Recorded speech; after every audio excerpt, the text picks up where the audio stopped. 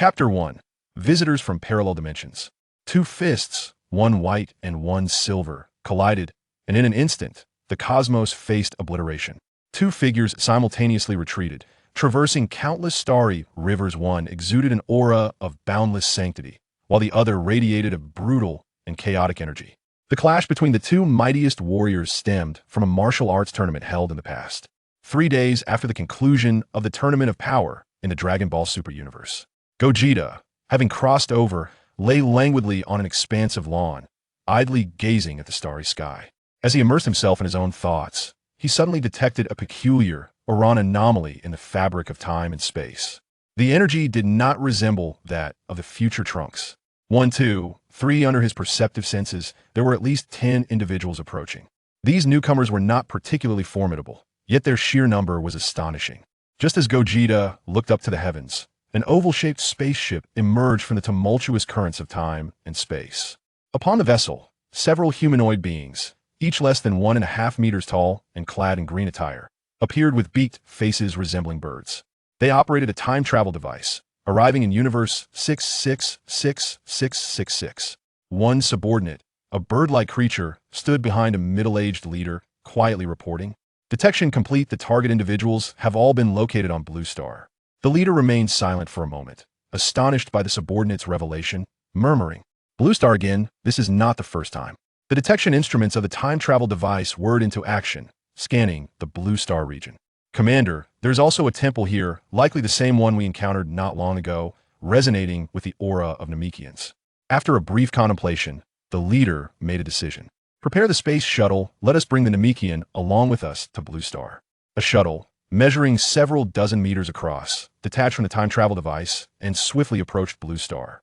Meanwhile, Goku and Vegeta, engaged in training, sensed an approaching presence near Blue Star. Exchanging glances, they powered up and ascended towards the floating temple.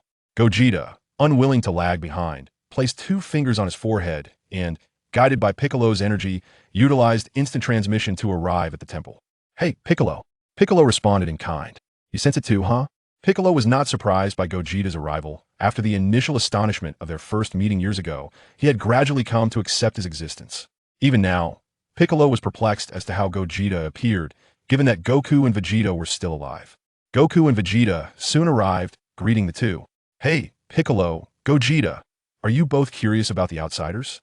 Vegeta snorted disdainfully, maintaining his usual pride. "I sense little hostility from them, rather. I'm more interested in when you, Gogeta, will spar with me again."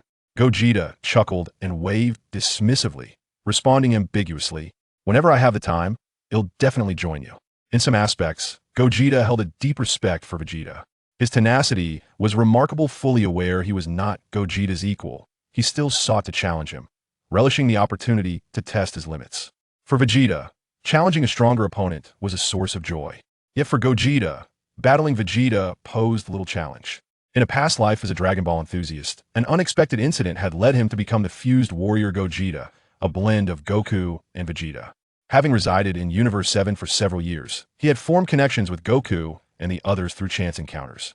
Black Goku, hit, the Tournament of Power, had participated in the unfolding of these storylines and had pushed his own strength to its current peak. For years, he awaited an opportunity and occasion to witness Super Saiyan 4, or even 5. In essence, he yearned to explore the seemingly ordinary yet bizarre world of GT. He sought to uncover answers to a perplexing question that had haunted him for some time. In the Dragon Ball Super Universe, such opportunities were rare. These sudden extraterrestrial visitors might offer him new surprises. Boo and Tien also emerged, with Boo, wholly black, displaying confusion at the arrival of the spaceship. Why is the ship not being repelled? What is happening? Based on Boo's understanding of the temple, any being not recognized by the deity would be repelled by the temple itself.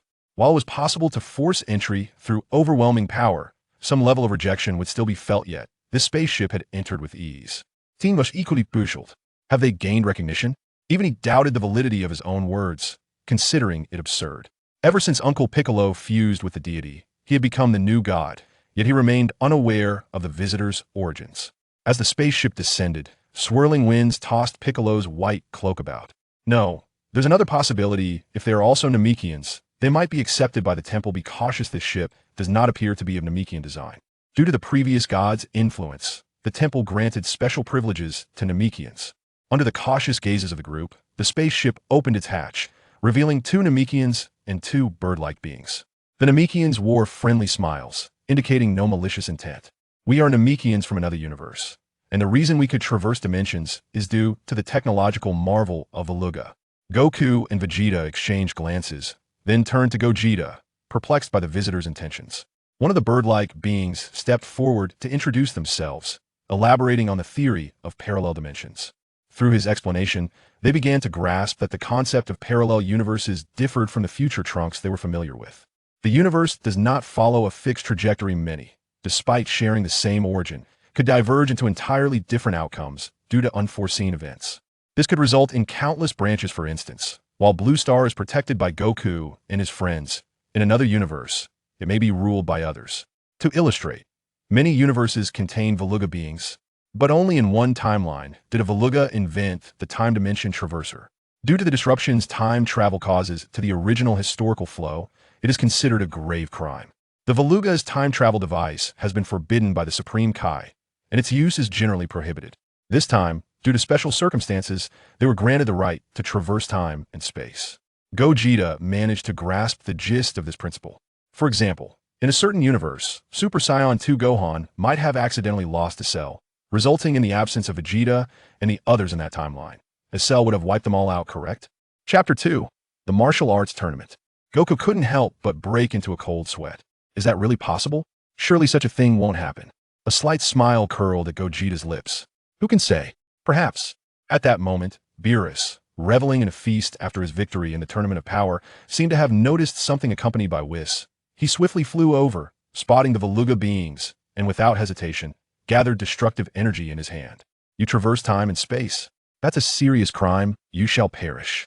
Upon seeing the god of destruction approach, the leader of the Veluga remained unperturbed, calmly explaining, "Lord Beerus, my name is Vaga. We obtained the consent of our universe's Supreme Kai for this time travel. It was not done recklessly." Beerus dismissed their reasoning coldly. "Oh, and what does that matter to me? A mere Supreme Kai from another universe has no authority here. Don't confuse a feather with a command." Vaga maintained his composure, walking closer to Beerus, and the two engaged in a hushed conversation. Beerus' expression shifted from purple to black, then back to pale, as if he had consumed something foul. "Are you telling the truth?" Vaga nodded. Beerus signaled to Whis, and they departed, returning to their meal on the ground. "Do as you wish. I won't interfere. Just don't come to me if something goes wrong." Before leaving, Whis shared a knowing smile with Gogeta. Gogeta rubbed his nose. Observing Beerus' demeanor, Whis had subtly reminded him that this situation might prove quite troublesome. That Vaga could persuade Beerus to depart was something no one had anticipated. Vaga then revealed their intentions. "We are preparing to host a grand martial arts tournament for the entire universe, inviting all beings from different parallel dimensions to participate. The reward will be the opportunity to make a wish with the Dragon Balls of Namek, along with the chance to meet a mysterious entity." Goku scratched the back of his head, feeling a surge of excitement. "A tournament for the entire universe? That sounds fascinating. I can't wait to battle with masters from other universes." Vegeta scoffed, dispelling Goku's enthusiasm with a dismissive smirk. "Kakarot, you can't possibly think you can defeat me as long as I am here. The championship is beyond your grasp." "Vegeta, I refuse to be defeated." In this martial arts tournament, he intended to teach Kakarot a lesson, making it clear that he, Vegeta, was the strongest in the universe. Gogeta smiled helplessly. These two had begun their rivalry again, each unwilling to yield to the other, ready to challenge anyone, but resolutely refusing to lose to one another. The Namekian extended his right hand, shaking hands with Gogeta. Powerful warriors are perpetually in search of battles that ignite their fervor. In truth, the rewards are of little consequence. For the sake of your combat experience, we have prepared the Dragon Balls in advance, allowing you to unleash your full potential without restrictions. Those who unfortunately perish in battle will be revived post-competition by the Dragon Balls. In other words, this is a risk-free contest, and I wonder if any of you wish to participate. As a battle enthusiast, Goku was naturally eager to join, and Vegeta would not allow him to seek glory alone. Under Piccolo's telepathic communication, soon Gohan, Krillin, and Android 18 arrived.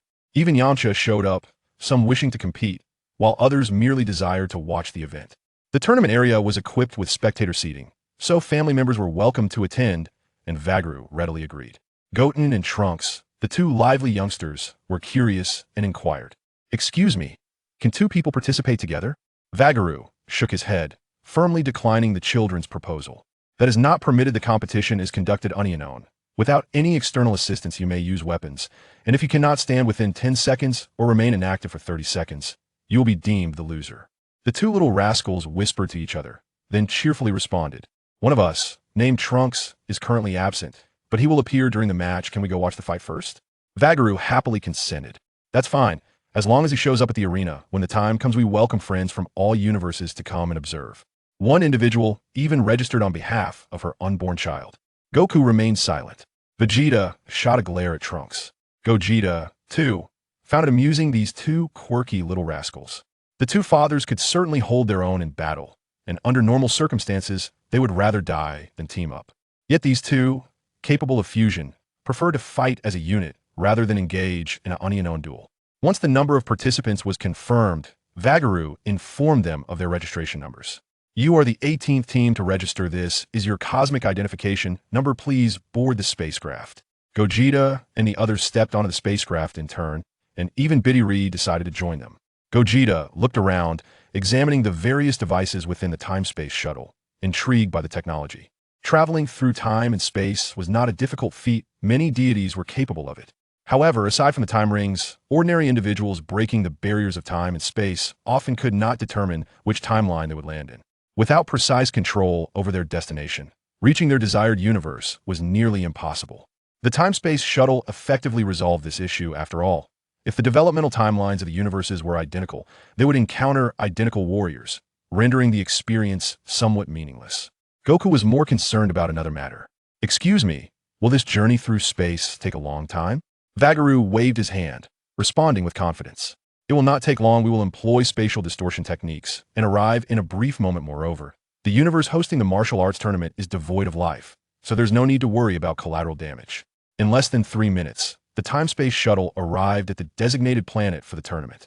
Vagaru made a point to remind everyone, this is the resting area for the 18th universe. Feel free to explore, but please refrain from any disputes with others. You may encounter some familiar faces, but they are beings from other universes, so there's no need for surprise. As a fusion being, Gogeta possessed an array of peculiar techniques.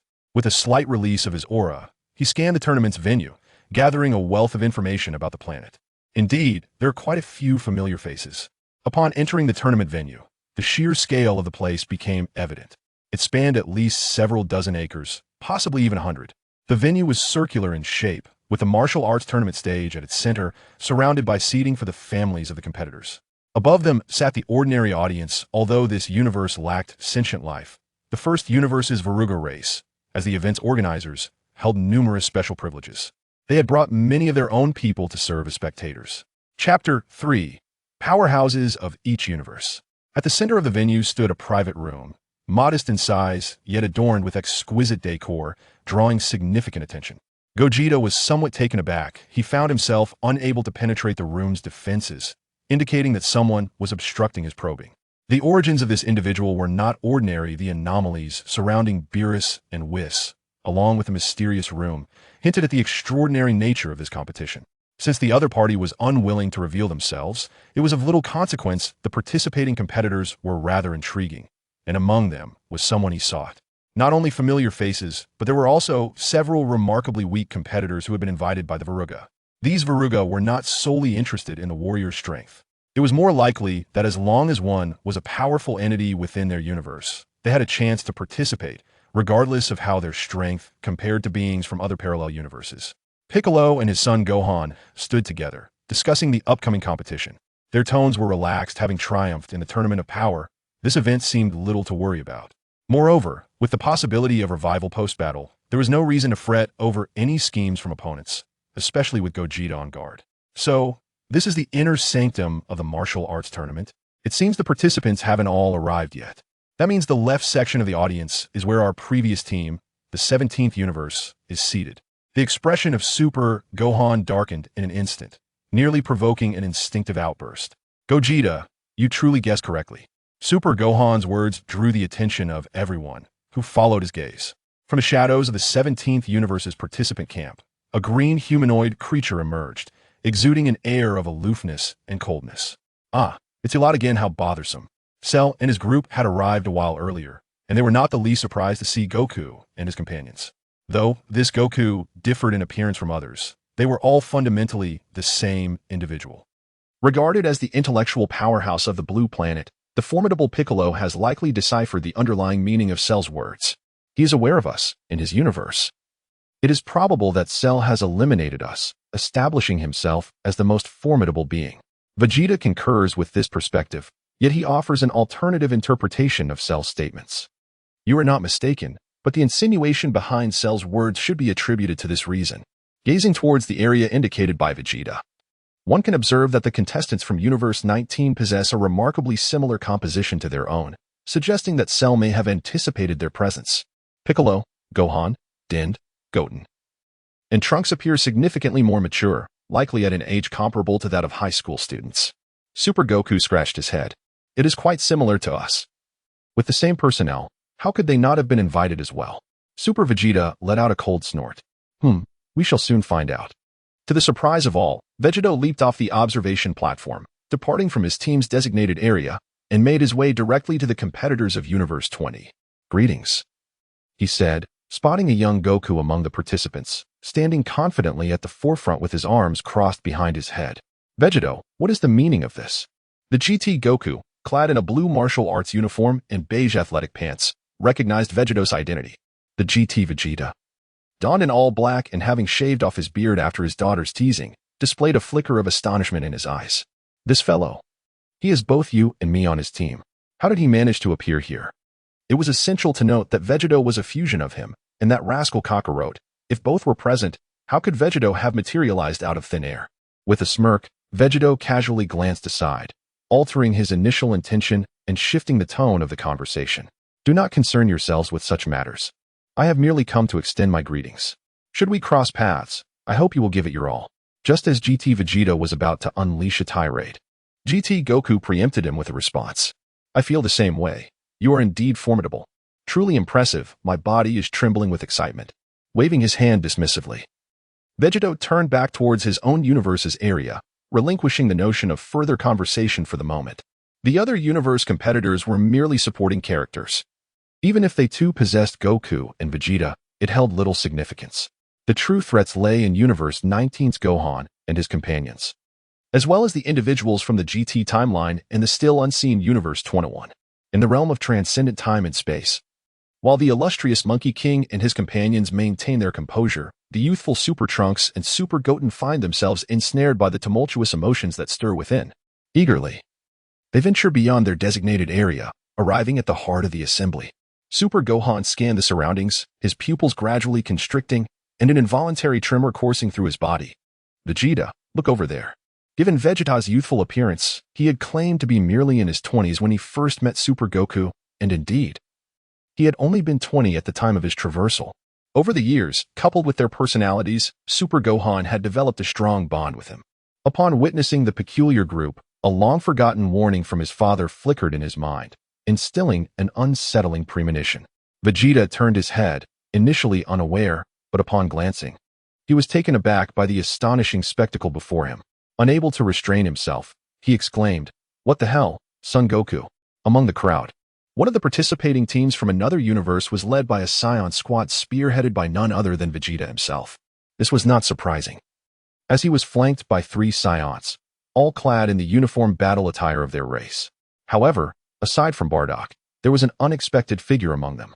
To his astonishment, Super Goku was also present in their ranks, a maniacal grin etched across his face, exuding an aura of malevolence. Super Gohan's voice dipped into a somber tone as he averted his gaze from Goku. Father once told me that he was exceedingly violent and unhinged in his youth. But after a severe head injury, his disposition changed. Vegeta comprehended the implication, yet, being from a different universe, he was not as sentimental as Super Gohan.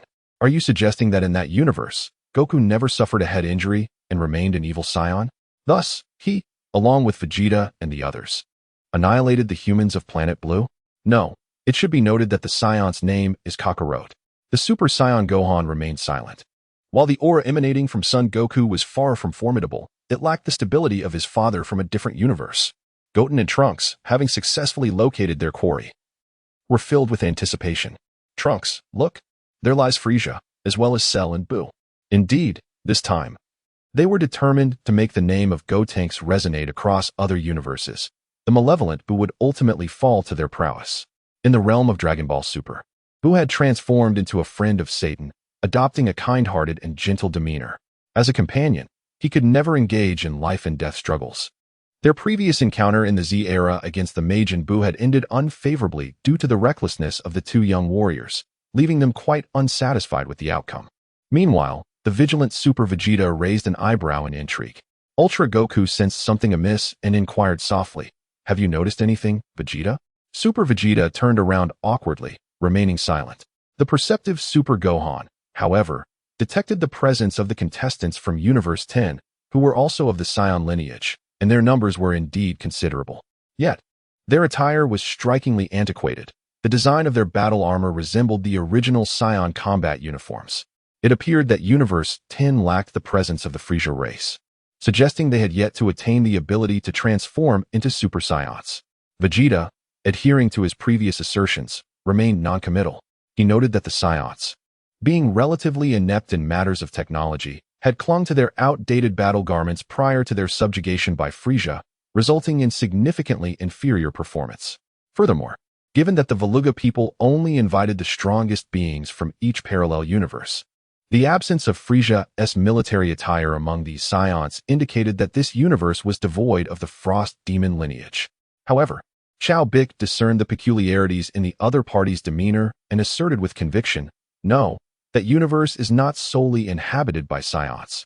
There exists a group of Namekians as well, albeit they are positioned behind the Saiyans." The two children, Goten and Trunks, also noticed the ancient Saiyans in their midst. Surely, they must belong to the generation of our forefathers. Shall we take a closer look? With that, they hurriedly made their way to the dwelling of the Saiyan clan in Universe 10. "Might there be any among you whose child is named Kakarot?" Goten inquired. In response, one of the Saiyans standing at the forefront slowly shook his head. "I have never heard of him. He does not ring a bell." However, from among the ranks of the Saiyan warriors, a man with a cross-shaped scar on his cheek spoke up. "I am Bardock. I once had a son named Kakarot, but he perished long ago." Chao Tian wore an expression of sheer excitement upon catching sight of the man's visage. He was certain that this individual was indeed the grandfather he had been seeking. Apart from the scar etched upon his face, Bardock resembled his son, Sun Wukong, to an uncanny degree. "Splendid. Might I inquire if your wife, my esteemed ancestor, is your wife present at the scene?" Bardock shook his head. "No. My wife passed away long ago." "Very well. May I take a photograph of you?" Under the guidance of Kiki, Chao Tian exhibits remarkable politeness, and Bardock did not decline. The ultra-specialized Trunks approached the cloaked King Vegeta, who, in this universe, was none other than Vegeta himself. "Pray tell, is your father still among the living?" Vegeta, however, was not as amenable as Bardock and, upon hearing such an audacious inquiry from a mere child, glared fiercely and admonished him with a stern voice. "My father stands behind me. He is the former king of Vegeta. What kind of inferior race and wretched man could have spawned such an insolent little brat? Were it not for the prohibition against private duels here, I would swiftly teach you that the majesty of the king is not to be trifled with." Super Trunks pouted angrily, suppressing the urge to strike back. "Bardock, you are no match for me. Even if you all teamed up, I could easily defeat you on my own. Indeed, the experiences one endures shape their strength, thus, even the same individual may possess vastly different capabilities. As for this Vegeta, he wouldn't stand a chance against the Super Universe-S Vegeta, let alone against Super Trunks." Upon hearing these words, Gogeta couldn't help but chuckle, nudging Super Vegeta playfully. "Vegeta, there's a scoundrel calling you an inferior being, and you can endure that?" Vegeta insults Vegeta, and the latter cannot bear it, leading to one Vegeta being thoroughly beaten while another emerges victorious. Vegeta, visibly irritated, muttered under his breath, his face reflecting his impatience. "Go away. I have no time to waste on such trash." Gogeta ceased his teasing, turning away with a raised eyebrow. "Goku, aren't you going to check on your father?" Even Super Wukong is uncertain about what to do. However, he is still reluctant to go, perpetually feeling that it would be quite awkward. He adjusted his belt, expressing his inner conflict. "I am not entirely sure either, to be precise. He is not really my father." Chao Bick, with a swift flourish of his cape, transcended the boundaries of the super universe and arrived at the location of the Namekians, who were allied with the Saiyans of the 10th universe. Chao-Bik has discovered an old friend, the Namekian Neru, who once fused with him during the battle against Frieza. Neru, you must be cautious of this Saiyan. In our universe, they are synonymous with destruction and malevolence, embodying danger itself. Chao-Bik is also a Namekian from the 10th universe, and there is no doubt regarding his words. Rest assured, they remain in their primordial state, devoid of any space technology. As for Frieza, he has long since perished, having been slain by the diminutive Supreme Kai in the first universe, who was responsible for the demise of the Frieza clan.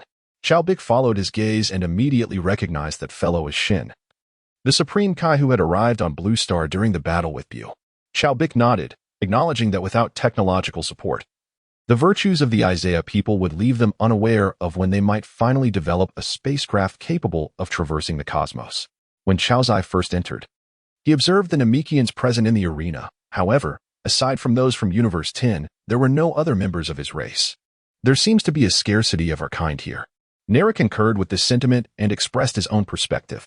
The Namekians, in truth, have minimal demands regarding their living environment, which enables us to inhabit various universes. However, we harbor a disinclination for conflict, resulting in a lack of formidable warriors among us. As Chaos was on the verge of reconciliation, in the next instant, Nelu abruptly shifted the topic. However, the 7th universe stands as an exception. The Namekians of that realm united all their kin to resist the invasion of Frieza. With a single strike, he vanquished Frieza, and subsequently embarked on a solitary journey through the cosmos, ultimately eliminating a green lizard and a pink demon. I firmly believe that the one who will triumph in this contest is, more likely than not, him. Super Bu also turned his gaze towards the 7th universe, where indeed a Namekian man radiated an astonishing aura. Chapter 4. Vegeta takes the stage. Does Nera believe he will emerge victorious? In the mind of Piccolo, the visage of Vegeta flashed involuntarily, prompting a regretful gesture of his hand. He would not prevail. I concede that his prowess is commendable, yet it remains confined to such a degree, significantly lacking when compared to the formidable beings of our universe. Piccolo has always found Vegeta's strength inscrutable, uncertain whether he has ever truly unleashed his full potential. In simple terms, it can be encapsulated in 4 words, the strongest across dimensions. The Saiyans are indeed monstrous. Diffused Saiyans are the epitome of monstrosity, possessing an unfathomable strength. Vegeta, caught off guard, sneezed, musing that it must be the scoundrel Frieza cursing him. Among the multitude of competitors from various universes, there exists solely one Frieza force, led by Frieza himself, alongside his father King Cold and his brother Cooler. Frieza's expression shifted as he surveyed the entire roster of participants, his tone as frigid as he conferred with Cooler. How vexing it is that we are the only representatives from our universe, with an abundance of Saiyans in the competition, while our race, the Frost Demons, is represented by just a handful. Cooler, in stark contrast to Frieza's sentiments, remained non-committal. No, this presents a splendid opportunity, does it not? We can seize dominance over the entire universe. Frieza comprehended the implications of Cooler's words. Upon entering the competition, they had learned of the Namekians and the Dragon Balls. Presumably, their universe possesses similar artifacts. Once they locate the Namekians, they could attain eternal life. Indeed, King Cold interjected, arms crossed and bearing an arrogant, disdainful countenance, looking down upon the warriors from other universes in the arena. Who among them could possibly challenge us? We are the true champions of the cosmos. Cooler and Frieza concurred with his assertion, and the trio erupted into laughter. However, before they could awaken from their delightful reverie, Vegeta's words shattered their dreams. What are you two fools laughing at? Is it enjoyable to be someone's subordinate? Vegeta ascended to a higher vantage point, beckoning to the others. Frieza, ready to strike, was halted by Cooler. Do not mind him. He is merely a Saiyan. As Gogeta observed the two individuals resembling dimwits, he cast a mere glance of disdain upon them, intending to reveal a significant truth to them in due course. Their father, King Kurd, appeared to be the sovereign of the Kurd realm. However, unbeknownst to many, the soul inhabiting his body was none other than Captain Jinyu. Indeed, the very captain of the elite special forces under Frieza's command. This peculiar aesthetic sense possessed by Gohan was, in fact, derived from them. Although the particulars of the events that transpired remained shrouded in mystery, it was evident that King Kurd's physical form had been usurped by Captain Jinyu's body-switching technique. It seemed Frieza was still oblivious to this revelation. It was amusing to hear him call out father with such relish. One could only imagine the spectacle of emotions that would adorn his face upon learning the truth. Suddenly, A change swept over Gogeta's countenance as he sensed an extraordinarily potent aura, one so formidable that it bordered on the absurd. Who could this individual be? And how could they possess such overwhelming energy? This entity was not a being from the super universe, and logically, their power should not be so outlandish. They were neither one of the yet-to-appear GT warriors nor from the 21st universe. The identity of this being remained elusive. Expanding his perception, Gogeta eventually located the source within a corridor. It was a person from the 22nd universe, and upon recognizing the familiar visage, Gogeta felt a sense of relief. This individual had evidently traversed a unique path, explaining their remarkable strength. Even their mere emanation of energy instilled a sense of threat within him. If this opponent were indeed Gogeta's adversary, such power was only to be expected. Anticipation welled within him, igniting the warrior spirit that coursed through his veins. He yearned for a confrontation with a formidable foe and was eager to witness the extent of this individual's prowess. Meanwhile, as conversations unfolded, a colossal block of ice was unearthed from the corridor not far from Super Saiyan Goku and his companions. Gogeta focused intently and recognized yet another familiar face, Broly. Where had they procured him from? After his own arrival in this realm, Gogeta discovered a remarkable truth. The Super Universe-esque Goku and his companions had endured all events, including those from the theatrical releases. This encompassed experiences with characters such as Broly from the classic films, as well as narratives partially familiar to them, alongside those they had yet to encounter. For instance, the event known as the extermination of the Saiyans was an occurrence that the denizens of the super universe had not lived through. Initially, Gogeta had presumed that the original cinematic productions by Toho were akin to parallel universes, and the inhabitants of the super universe may not have experienced them. Only characters authorized by the creators, such as those from Gods and God and the Tournament of Power featuring Broly, could be considered denizens of the main timeline. The Broly encased within this block of ice was, in fact, the Broly from the classic films, distinct from the one who dominated Super Saiyan Blue. The expression on Ultra Goku's face grew tense. Broly is a lunatic, utterly incapable of restraining his destructive power, presenting an abundance of unpredictable variables. How infuriating it is to have brought this individual here. It is exceedingly perilous. Ultra Goku truly relishes the battle with Broly and eagerly anticipates another clash with him.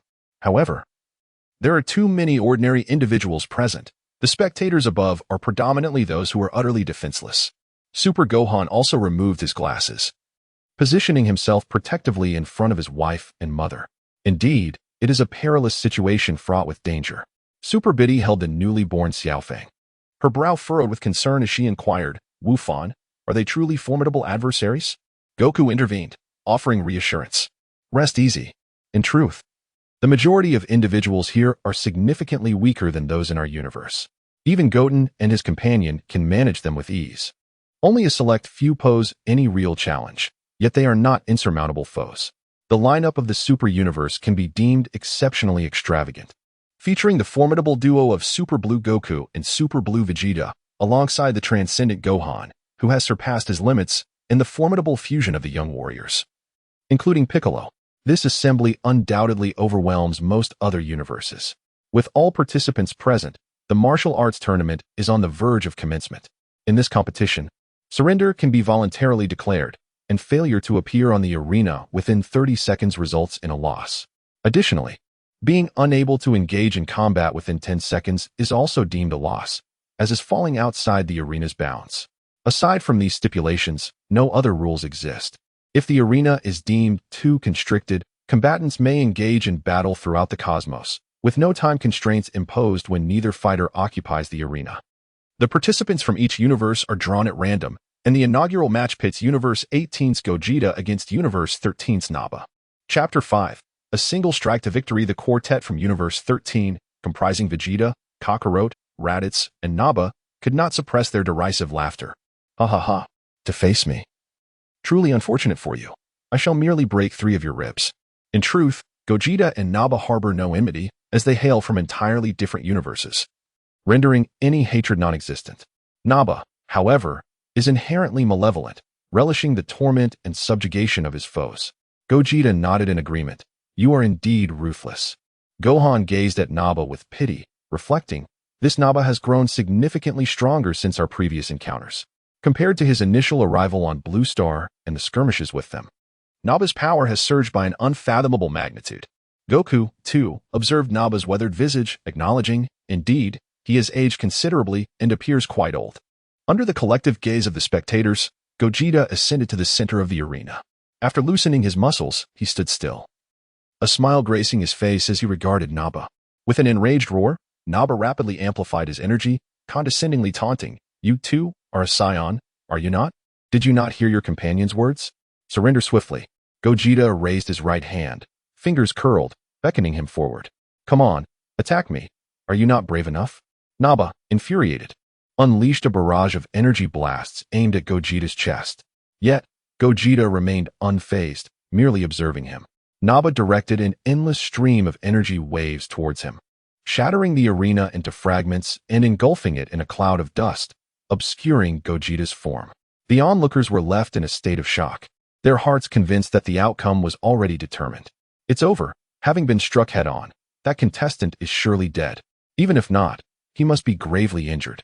Ironically, Naba shared this very sentiment. Serve you right for being so arrogant. A gentle breeze swept through, revealing the silhouette of Gogeta once more before the onlookers. Contrary to their expectations of a gruesome spectacle, Gogeta merely gazed upward at the sky. Subsequently, he turned partially, expressing a lingering sense of satisfaction. "Not bad at all," he remarked. "I feel a slight itch. This sensation is truly exquisite. Go ahead and strike my shoulder. I've been experiencing a bit of soreness lately." In the tradition of the Saiyans, regardless of their opponent's strength, they always endure a few blows. After all, what would it mean to be a Saiyan otherwise? The transcendent Bick found himself at a loss for words regarding his actions. Even though he was well aware of Gogeta's temperament, it remained somewhat difficult to accept. Once again, he had begun to indulge in recklessness. It was a recurring theme. However, despite this tendency, Gogeta had never succumbed to defeat in any match. Naba, initially astonished, quickly transformed his surprise into fury, bracing himself against Gogeta's energy wave, seemingly unscathed. Was this individual truly a monster? Gogeta gradually extended a single finger, declaring that to handle Naba, merely one finger would suffice. In an instant, Gogeta's form vanished and reappeared before Naba, whose expression froze, unable to perceive any movement from Gogeta. Naba's countenance shifted from red to black, ultimately paling as he expelled a copious amount of blood with a gasp. In a fleeting moment, Naba's body was propelled backward, flung off the stage, and coincidentally splattered against the face of their universe's Kakarot. Gogeta's prowess left the audience in stunned silence. The cacophony of the arena abruptly ceased, and everyone was left bewildered. What had transpired? How could Naba, who had just moments ago exuded arrogance, have lost in the blink of an eye? Only the inhabitants of the super universe were unfazed by this spectacle, regardless of Naba's combat prowess, even if it were multiplied several times over. He was still destined to be effortlessly vanquished by a single punch. In a playful mimicry, Kazuku imitated his movements, striking a pose alongside Goten. "Apologies, but this is the smallest finger I possess. I have no smaller one," he jested. Witnessing his antics, Goten erupted into hearty laughter. The referee, the first to regain composure, observed that Naba had collapsed off the stage, having fractured several ribs, and promptly declared Vegeta the victor. As Vegeta stepped down, Super Goku cast a peculiar glance his way. How strange. Initially perplexed by Goku's implication, Vegeta tilted his head to glance at Naba, finally grasping the situation. "Goodness, the version of you from that timeline is truly abnormal." Goku, Bulma, and Chi-Chi also took a couple of steps back, creating a bit of distance. There stood Kakarot from Universe 13, nonchalantly wiping the blood from his face and swallowing it. Smacking his lips, rather than assisting his teammate, he disdainfully kicked him aside. Naba, already gravely injured and on the brink of death, was sent flying once more by Kakarot's kick, clinging to life by a thread, with the possibility of succumbing at any moment. "Pathetic, to fall so easily. Your existence serves no purpose," Kakarot sneered, his gaze fixed on Vegeta with malevolence. For the first time, Vegeta felt a wave of aversion towards that face, a nauseating sensation washing over him. "Vegeta, should you encounter that Kakarot, make sure to beat him to a pulp." Vegeta crossed his arms over his chest, barely sparing a glance, as if it needed saying. "I would certainly deal him a painful blow first, being merely an imposter." Super Goku wore a face full of perplexity, wondering how he had become the target of scrutiny. Although he understood that the remarks were directed at Kakarot and not himself, Super Vegeta's glances towards him were laden with significance. In the upcoming match, members of Universe 8 Jisoo from the Ginyu Force would face off against Frieza from the same universe. Jisoo stood dumbfounded, bewildered by the situation. How could participants from the same universe be pitted against each other? The referee clarified that the matchups were entirely random, with no rules prohibiting teammates from battling one another. Upon learning that his opponent was Jisoo, Frieza turned slightly, a chilling smile gracing his lips. Jisoo, lacking the courage to confront Frieza, was left with no choice but to forfeit. It seemed that his participation in the tournament was rendered a mere formality. He had entered, but had not truly engaged. In the next match, Universe 18 Son Goku would challenge the Primal Saiyan Asuba from Universe 10. The crowd rallied behind Super Goku, cheering him on, while Super Vegeta stood aloof, finding the competition tedious and yearning for a more formidable adversary. Such opponents were hardly worthy of Kakarot's time, barely qualifying as a warm-up. Indeed, do not rush. This tournament is replete with formidable warriors, arguably more grand than the Tournament of Power, perhaps even surpassing it. Strong contenders would soon emerge, ensuring that boredom would not prevail. Gogeta, aware of Vegeta's disinterest, offered a subtle hint to reignite his excitement. Super Vegeta still wore that disgruntled expression, showing no inclination to engage in any debate. It is preferable this way, let it not lead to my profound disappointment. Super Vegeta had also sensed the powerful auras within the venue and was well aware of their presence. However, he did not believe that they could engage him in battle, at least not to the extent that would compel him to unleash his full strength. Goku understood his thoughts and refrained from providing further explanation. Super Vegeta possesses the pride to back it up, and it is needless to mention that confronting the majority merely requires the use of Super Saiyan. The Super Saiyan God and the Super Saiyan Blue exhibit an overwhelming dominance, rendering all beings equal before them. After all, the Super Saiyan Blue, a transformation derived from the Super Saiyan God, boasts an unparalleled strength that is nothing short of explosive. While it faced setbacks when confronting Jiren head-on, it has never yielded to any other opponent. In its fully powered state, the Super Saiyan Blue shows no fear, and within the original manga, its power was already astonishingly immense. The perceived balance in battles is merely a consequence of Goku's habitual reluctance to unleash his full potential, often showing mercy. Furthermore, their control over ki is exceptionally precise, ensuring that they do not exert unnecessary force. Upon arriving at the arena, Super Goku had yet to utter a greeting when he was met with derision from his opponent. The adversary's tail swayed behind him, his eyes indifferent, and an unmistakable arrogance was etched upon his countenance. A Saiyan without a tail is nothing short of a disgrace to our lineage, a source of shame indeed. The tail has long been emblematic of the Saiyan heritage, a truth that has persisted through the ages. Noticing Super Goku's lack of a tail, his opponent showed no inclination to engage in conversation. Super Wukong also abandoned the thought of communication, delving into contemplation. It would be wise not to engage too seriously with him, however, considering he is a Saiyan. It is prudent to approach the situation with a modicum of seriousness to prevent inadvertently delivering a fatal blow. Super Saiyan Goku executed a maneuver similar to that of Vegeta, extending his right hand and striking his opponent down solely with the force of his punch. Despite Asuba's desperate resistance, it proved futile, and he was swiftly vanquished. Faced with such an adversary, even the combative Super Saiyan Goku found little inclination to engage in a sparring match. The opponent's combat power was merely below 10,000 points, categorizing him as a standard mid-tier warrior, which hardly ignited any desire for battle within Goku. The prowess displayed by both Vegeta and Super Saiyan Goku astonished many onlookers. With such formidable beings emerging in the initial 3 matches, the strength of the subsequent competitors remained an enigma. The Namekians who had accompanied the original Saiyans from Universe 10 to participate in the tournament unanimously chose to forfeit. Their intention had merely been to broaden their horizons. Victory was never anticipated, and thus they opted to refrain from embarrassing themselves. Only the group from Universe 13, consisting of Vegeta and his companions, now reduced to 3 after Naba was severely injured by Kakarot and taken by the organizers for treatment, remained undeterred. 13 Vegeta exchanged pleasantries with Super Saiyan Goku, remarking on their peculiar attire. Your garments are quite unusual. However, you are among the closest to our own group. Save for one Namekian. I surmise that during your battles against Frieza and Namek, there were differences in our experiences. Regrettably, we are all Super Saiyans. The victor of this tournament shall undoubtedly be us.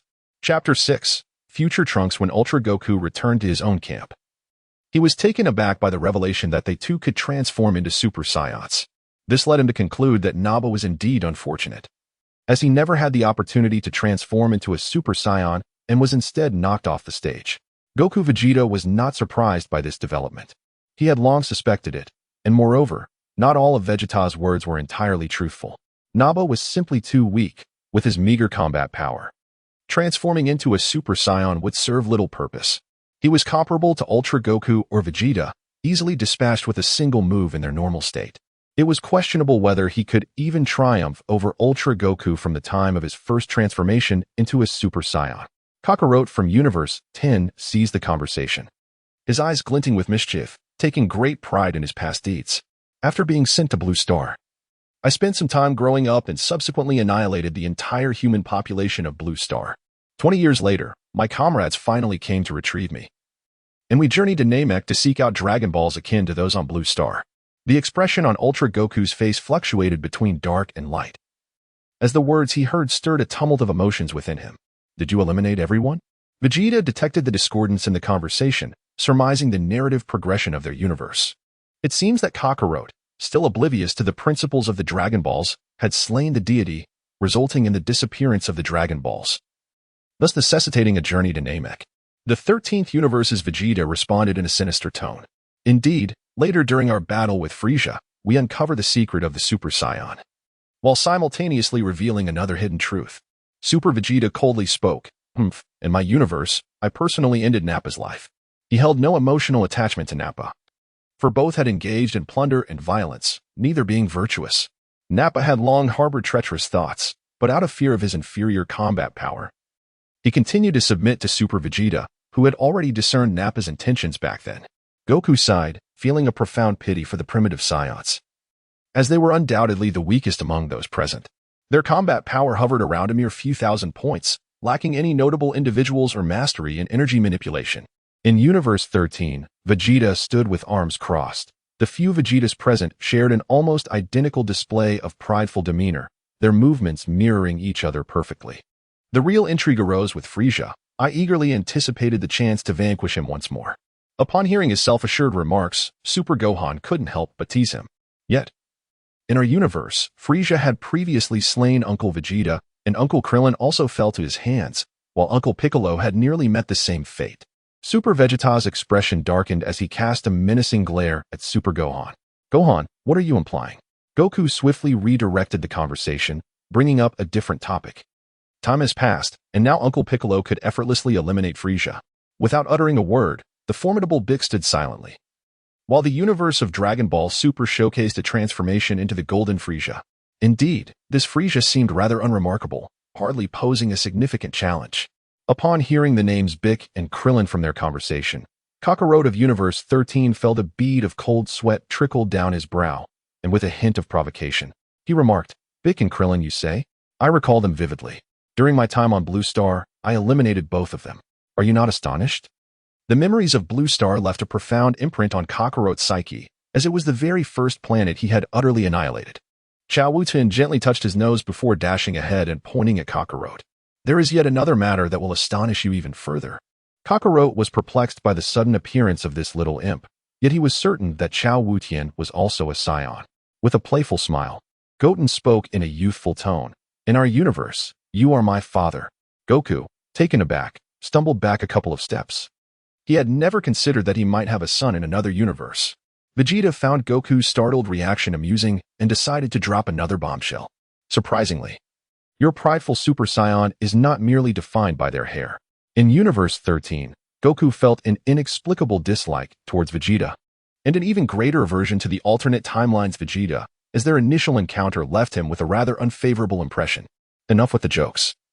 A Super Saiyan appears only once in a millennium, he began, but before he could finish, Goten echoed Vegeta's words, enveloped in a golden aura, his hair standing on end, exuding an astonishing energy.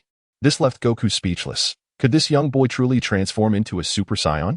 When did a once-in-a-thousand-years warrior become as common as cabbage? Vegeta from Universe 13 held a different perspective. The resemblance to Goku was unmistakable, confirming in his mind that this was indeed the son of Universe 18's Goku. Wait a moment, do I have a son in your universe? If Goku's son can transform into a Super Saiyan, then surely mine can too. The Super Vegeta exuded an unwavering and aloof demeanor, Even when faced with another version of himself from a different realm, he offered no semblance of cordiality. Naturally, he declared, how could the offspring of a Saiyan prince be deemed inferior to that of a mere lower-class warrior? Upon hearing Super Vegeta's response, the Vegeta from Universe 13 felt a wave of relief, content that his own child possessed the ability to transform. Otherwise, he would surely have been consumed by frustration. The thought of being outmatched by that monstrous Kakarot would have haunted him even in death. Meanwhile, at the heart of the venue, the control center of the tournament, organized by the First Universe, faced mounting concerns regarding the current situation. They too had competitors in the fray and, to avert unforeseen incidents, had dispatched numerous staff members to maintain order. The Namekians from the 10th universe, numbering fewer than 20, had caused significant disruption by their mass withdrawals. The Namekian representative from the First Universe reassured them that there was no need for haste. Such occurrences were to be expected, as it was indeed the prudent choice for the weaker participants to forfeit. When the time came for a true confrontation among the formidable, more would likely withdraw from the competition. The next match would feature Android 18 from Universe 18, pitted against Ikel from Universe 15. With a graceful flick of her hair, she leapt onto the stands, a captivating figure beyond the age of 18. Initially, Clint attended the competition solely to accompany his daughter on a delightful outing. Upon reaching the age of 18, one feels an irresistible urge to engage in battle. It would be a lamentable opportunity wasted otherwise. Who knows, victory might be within reach. Followed by a wish upon the Dragon Balls for a luxurious sports car. Standing firm in anticipation of her opponent's arrival, with one hand resting on her waist, her alluring figure captivates the audience. However, to their dismay, Ikel has yet to make her entrance. Instead, a large-bellied woman pleads with the referee for a bit more time, stating, Ikel is not yet born. Could you possibly grant me a few more hours? Their race is quite unique, as any child born can engage in combat. And at the moment of birth, they often possess their greatest fighting prowess. The referee, with a tone of regret, affirms that rules are rules and cannot be altered. Since Ikel cannot take the stage, she must be considered to have forfeited, with a victory achieved without conflict. The striking figure of number 18 displayed a subtle smile upon her cool visage as she returned to her team's stance. Krillin commended his wife's fortuitous luck, as she achieved victory without the necessity of battle, a truly splendid outcome. Marvelous, number 18, exclaimed Goku, who also raised his thumb in approval, impressed by such serendipity. Number 18's luck was indeed unparalleled. Krillin has certainly found a remarkable spouse, the strongest brother in the universe coupled with the fairest maiden of the blue planet. A quintessential victor in life. In the arena, Universe 20's Vegeta faced off against Bardock of Universe 8's Ginyu Force. Goku maintained an unruffled demeanor, while Super Saiyan Goku and Super Saiyan Vegeta exchanged wary glances. Unlike other universes, the presence of GT Goku and GT Vegeta exuded an extraordinary aura. Upon their arrival, Bart, brimming with confidence, faced his opponent, feeling quite familiar with Vegeta. Though hailing from different universes, he dismissed GT Vegeta's prowess, mockingly gesturing with his thumb. Vegeta, surely you recognize that my speed is unrivaled in the cosmos. I used to relish in bullying you, the fallen prince of the Saiyans. The corner of GT Vegeta's mouth curled into a smirk as he swiftly appeared behind Bart, his hand morphing into a claw that struck with blinding speed. The cocky expression on Bart's face vanished as his eyes widened in horror. A bloodied hand protruded from his chest. GT Vegeta retracted his hand with haste, leaving Bardock's strength seemingly drained, collapsing weakly to the ground, breathless from the lethal strike. GT Vegeta harbored no fondness for the Ginyu Force, delivering a deadly blow without a hint of restraint. The crimson-stained remnants of his hand instilled fear in many, exuding an undeniable charisma. Yet, upon returning to his universe, GT Vegeta was met with reprimand. Clad in a loose jacket, GT Bulma, with her alluring figure and flowing light green hair, lightly swayed with indignation. Father, how could you let it come to this? Did I not instruct you to avoid such messiness? You never listen. The once formidable GT Vegeta now appeared somewhat submissive, adopting the demeanor of a devoted father. Though he held his head high, embodying defiance, he offered no rebuttal to his daughter as chastisement. Super Saiyan Goku watched in astonishment. Playfully nudging Super Saiyan Vegeta's shoulder and teasingly inquired, Vegeta, with a daughter bearing your name, could you possibly end up like that? Ultra Gohan scratched the back of his head, a scene that nearly shattered his worldview. It was difficult to fathom that Vegeta would be reprimanded by someone and not retaliate. Could this truly be the proud Uncle Vegeta? Super Vegeta let out a cold snort, expressing his dissent. Gogeta believed that Super Saiyan Goku's words were somewhat inaccurate and offered him a correction. What is there is also a possibility mean? Vegeta would undoubtedly be firmly under the thumb of his daughter in the future. Super Gohan once again encountered an old acquaintance and with a firm grip. He soared to another universe's viewing platform alongside Goku and Vegeta. A striking young man with short, sky-blue hair and a long sword slung across his back stood resolutely in place, embodying the essence of a drawn sword. It was none other than future Trunks. The ever-friendly Trunks extended his right hand in a tentative inquiry. You are the Gohan I know, aren't you? In this realm of countless parallel universes, it was entirely possible that he was not the familiar Gohan, but rather a version from another universe. Trunks recognized him, an old acquaintance in an unfamiliar place, and a figure he deeply respected. A smile graced his traditionally stoic features. Gohan, it's me. And I owe you and Vegeta a debt of gratitude for your assistance back then. Vegeta waved his hand dismissively. It was nothing, just a small gesture. Due to Trunks' interdimensional journey, perhaps influenced by the butterfly effect or other unknown factors, he had escaped the dire circumstances of the Black Goku era, bringing future Bulma along with him, and thus avoiding the fate that befell them in the original storyline. Upon learning of his beloved wife's demise, Super Saiyan Goku was engulfed in fury, while Super Saiyan Vegeta beheld the battered visage of future Bulma. The two were consumed by wrath, determined to confront Black Goku and his cohorts in a climactic battle, not only to determine supremacy but also to settle matters of life and death. They implored Gogeta to refrain from intervening, asserting that this was their familial affair that they must resolve on their own. With their tempers ablaze, the two unleashed their full might, leaving Black Goku and Zamasu in a state of utter despair. In the remarkable transformation of Super Vegeta into his red and blue forms, Black Goku found himself questioning his very existence after being relentlessly beaten. As for Zamasu, his plight was even more dire. Goku, opting not to utilize Super Blue, managed to vanquish him dozens of times with mere Super Red. Faced with the bleak prospect of defeat, Black Goku and Zamasu merged through their earrings, their powers surging to rival the full force of Super Blue. Although initially unable to overcome the duo's combined strength, they managed to exhaust Super Goku, who lacked the energy to transform into Super Blue due to their near-immortal resilience. Fortunately, Vegeta intervened at the opportune moment, producing a prepared sealing jar and employing the Maphoba technique to seal the fused Zamasu, subsequently entrusting him to the time-traveling Beerus. The immortality granted by the Super Dragon is formidable. However, upon the fusion of the two beings, the effect of immortality is diminished. Can one still call it immortality when it is halved? In the future world of Trunks, a portion of humanity continues to survive, and Trunks harbors gratitude towards Vegeta. In Chapter 7, titled Vegeta, the three engaged in casual conversation for a brief moment when Trunks suddenly recalled something of significance and excitedly addressed them. Gohan, Vegeta, I have someone I wish to introduce to you. I am certain you will find him intriguing. Gohan appeared somewhat perplexed, questioning the expression on Trunks' face. Vegeta gestured for him to look behind. Emerging from the shadows of the contestant passage was a tall and imposing figure clad in specially designed green armor, his demeanor stern and unsmiling. Gohan could hardly believe his eyes upon encountering him in this setting, exclaiming, Android 16, how did you find him, Trunks? Gohan had always lamented the demise of the kind-hearted Android 16, who had been ruthlessly slain by Cell right before his eyes. In a fit of rage, he had transformed into Super Saiyan 2, ultimately vanquishing the fully formed Cell. Trunks and Android 16 shared a clear camaraderie, their interactions familiar and warm. Not long after defeating Zamasu, I discovered him in the abandoned laboratory of Dr. Gero. My mother repaired him, and he has contributed significantly to the rebuilding of humanity, Trunks explained. Vegeta waved. Greeting Android 16. Hello. I recall you are not particularly fond of combat. What brings you to participate in the martial arts tournament?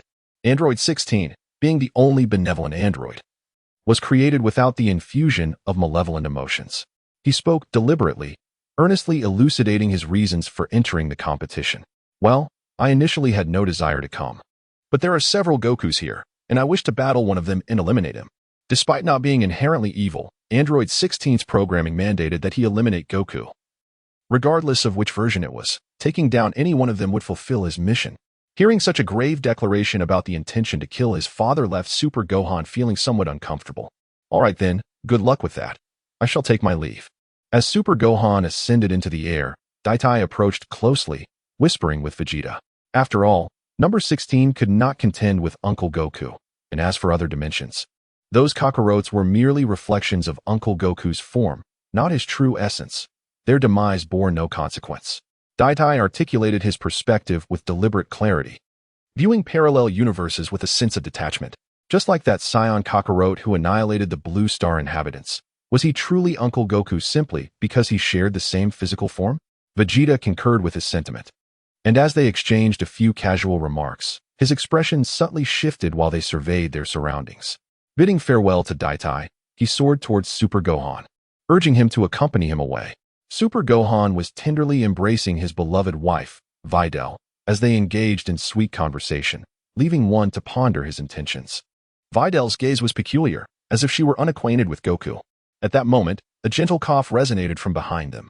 Turning around, they discovered yet another Gohan, both sporting identical attire, a tailored suit of the same color and style. Super Gohan finally realized what had happened and sheepishly scratched the back of his head. I sincerely apologize. I inadvertently wandered into the wrong cosmic location. In a rush, Super Gohan inadvertently found himself in the stands of Universe 19. Coincidentally, the assembly of Universe 18's super warriors bore a striking resemblance to that of Universe 19, leading him to mistakenly embrace the wife of Universe 19's Gohan. The latter, beads of cold sweat trickling down his forehead, replied ambiguously, "I suppose it should be all right." He could discern that Super Gohan's actions were unintentional. And considering that he had just embraced his counterpart's wife from another universe, Universe 19's Gohan was at a loss regarding his feelings. Meanwhile, Videl from Universe 19 blushed profusely, gracefully seated on a bench. The two Gohans were so alike that even she failed to notice any discrepancies. The only possible distinction was that Super Gohan was slightly younger. Yet as Saiyans do not exhibit signs of aging prominently, she did not perceive this difference in the brief moment. The personnel configurations of Universe 18, Super, and Universe 19 were nearly identical, akin to a mirrored reflection. However, Universe 19's fighters were somewhat older, and Vegeta's gaze remained fixed on the competitor's corridor of Universe 19. Super Goku posed a profound inquiry. "So, have Vegeta and I perished once more in your universe?" The absence of Gogeta in Universe 19 is to be expected. However, the non-existence of both myself and Vegeta is rather perplexing. A figure emerged from the shadows. It was evident that from the very moment of my inception, the history of our universe had diverged. The man donned an orange short-sleeve shirt paired with a deep blue turtle school martial arts uniform, bearing a striking resemblance to both Goku and Vegeta. A confident smile graced his lips, a testament to his unwavering faith in his own abilities. Super Saiyan God Goku and Super Saiyan God Vegeta were momentarily taken aback, recognizing the figure before them. In unison, they exclaimed, "Vegeta?" As their gazes intertwined, the air around them crackled with the fiery intent of battle. Vegeta, still perplexed by Super Saiyan God Goku's state, struggled to comprehend the unfolding events. "Did you not fuse into me? How then did you defeat Buu? And what about Gogeta? Isn't there a time limit to the fusion dance?" Gogeta elucidated his confusion. "I appeared later. I arrived in that universe a year after Buu was vanquished. It was Goku who ultimately defeated Buu with a spirit bomb." He grew curious about Vegeta's endurance. "What enabled you to maintain your form? If neither party is a Supreme Kai, doesn't the Potara fusion also have a time limit?" This was a point of confusion for Gogeta as well, for Dragon Ball Super had clarified that only a Supreme Kai wearing the earrings achieves a permanent fusion. Others would inevitably separate after a set duration. While this concept originated in Dragon Ball Super, it likely holds true across other universes as well. Vegeta, scratching his nose, felt somewhat innocent regarding the matter. The old Supreme Kai explained that my prolonged time within Buu caused the earrings to undergo a unique energy mutation, rendering me unable to separate. The remaining narrative unfolded similarly to Dragon Ball Z. After entering Buu's body, this Vegeta had refrained from removing his protective barrier for safety, thus maintaining his fused state, while taking some time to rescue Gohan and the others.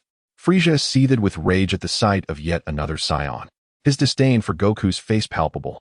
"A bunch of despicable lowly creatures. You all deserve to perish." Meanwhile, Vegeta and Gogeta continued their dialogue, displaying a remarkable camaraderie by disregarding Frieza entirely. "You're quite formidable, unexpectedly so. I anticipated this match would be rather dull. Yet it appears to be more intriguing than I imagined. You are impressive yourself, having trained to such a level alone." Vegeta exuded an unfathomable aura. suggesting that their fusion had not only amplified their combat prowess but also significantly enhanced their potential and innate abilities. This Vegeta was undeniably exceptional, ranking among the strongest three present. As for the raucous Frieza, he was met with indifference, not out of disdain, but sheer disregard. Super Goku and Super Vegeta were both intrigued. In the arena stood two of their fused forms, eagerly anticipating a demonstration of Vegeto's prowess. Now, they possessed the realm of divine power. Once invincible, Vegeta had undergone years of training. To what heights had he ascended? Piccolo was astonished, his face paling. His previous assessment of Gogeta, excluding divine considerations, had always regarded him as the strongest entity in the multiverse. Now, facing the unmatched Vegeta, what sparks would ignite between these two titans? The Vegeta from Universe 19 prepared to confront the cannon fodder from Universe 5. Without any visible motion, Vegeta suddenly appeared at the center of the ring.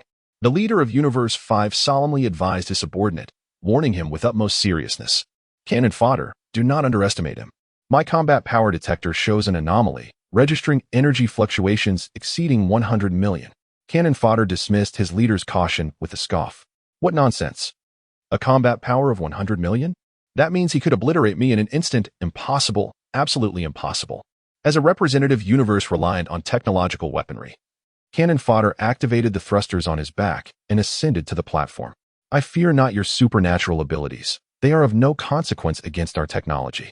Vegeta merely crossed his arms, surveying Cannon fodder with a discerning gaze.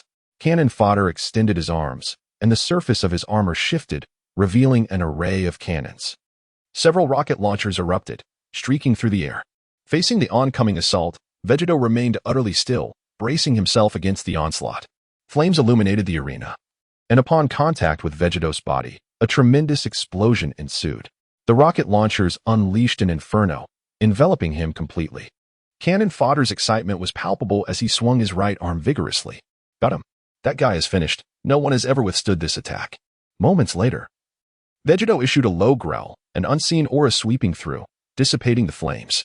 Not only was Vegeta unscathed, but even his hair remained perfectly in place, the two strands framing his forehead untouched. Interesting, he mused. It seems this is not an ordinary rocket launcher. Do you possess any other tricks? The expression on the face of Cannon fodder was exceedingly awkward, his mind frozen in a state of bewilderment.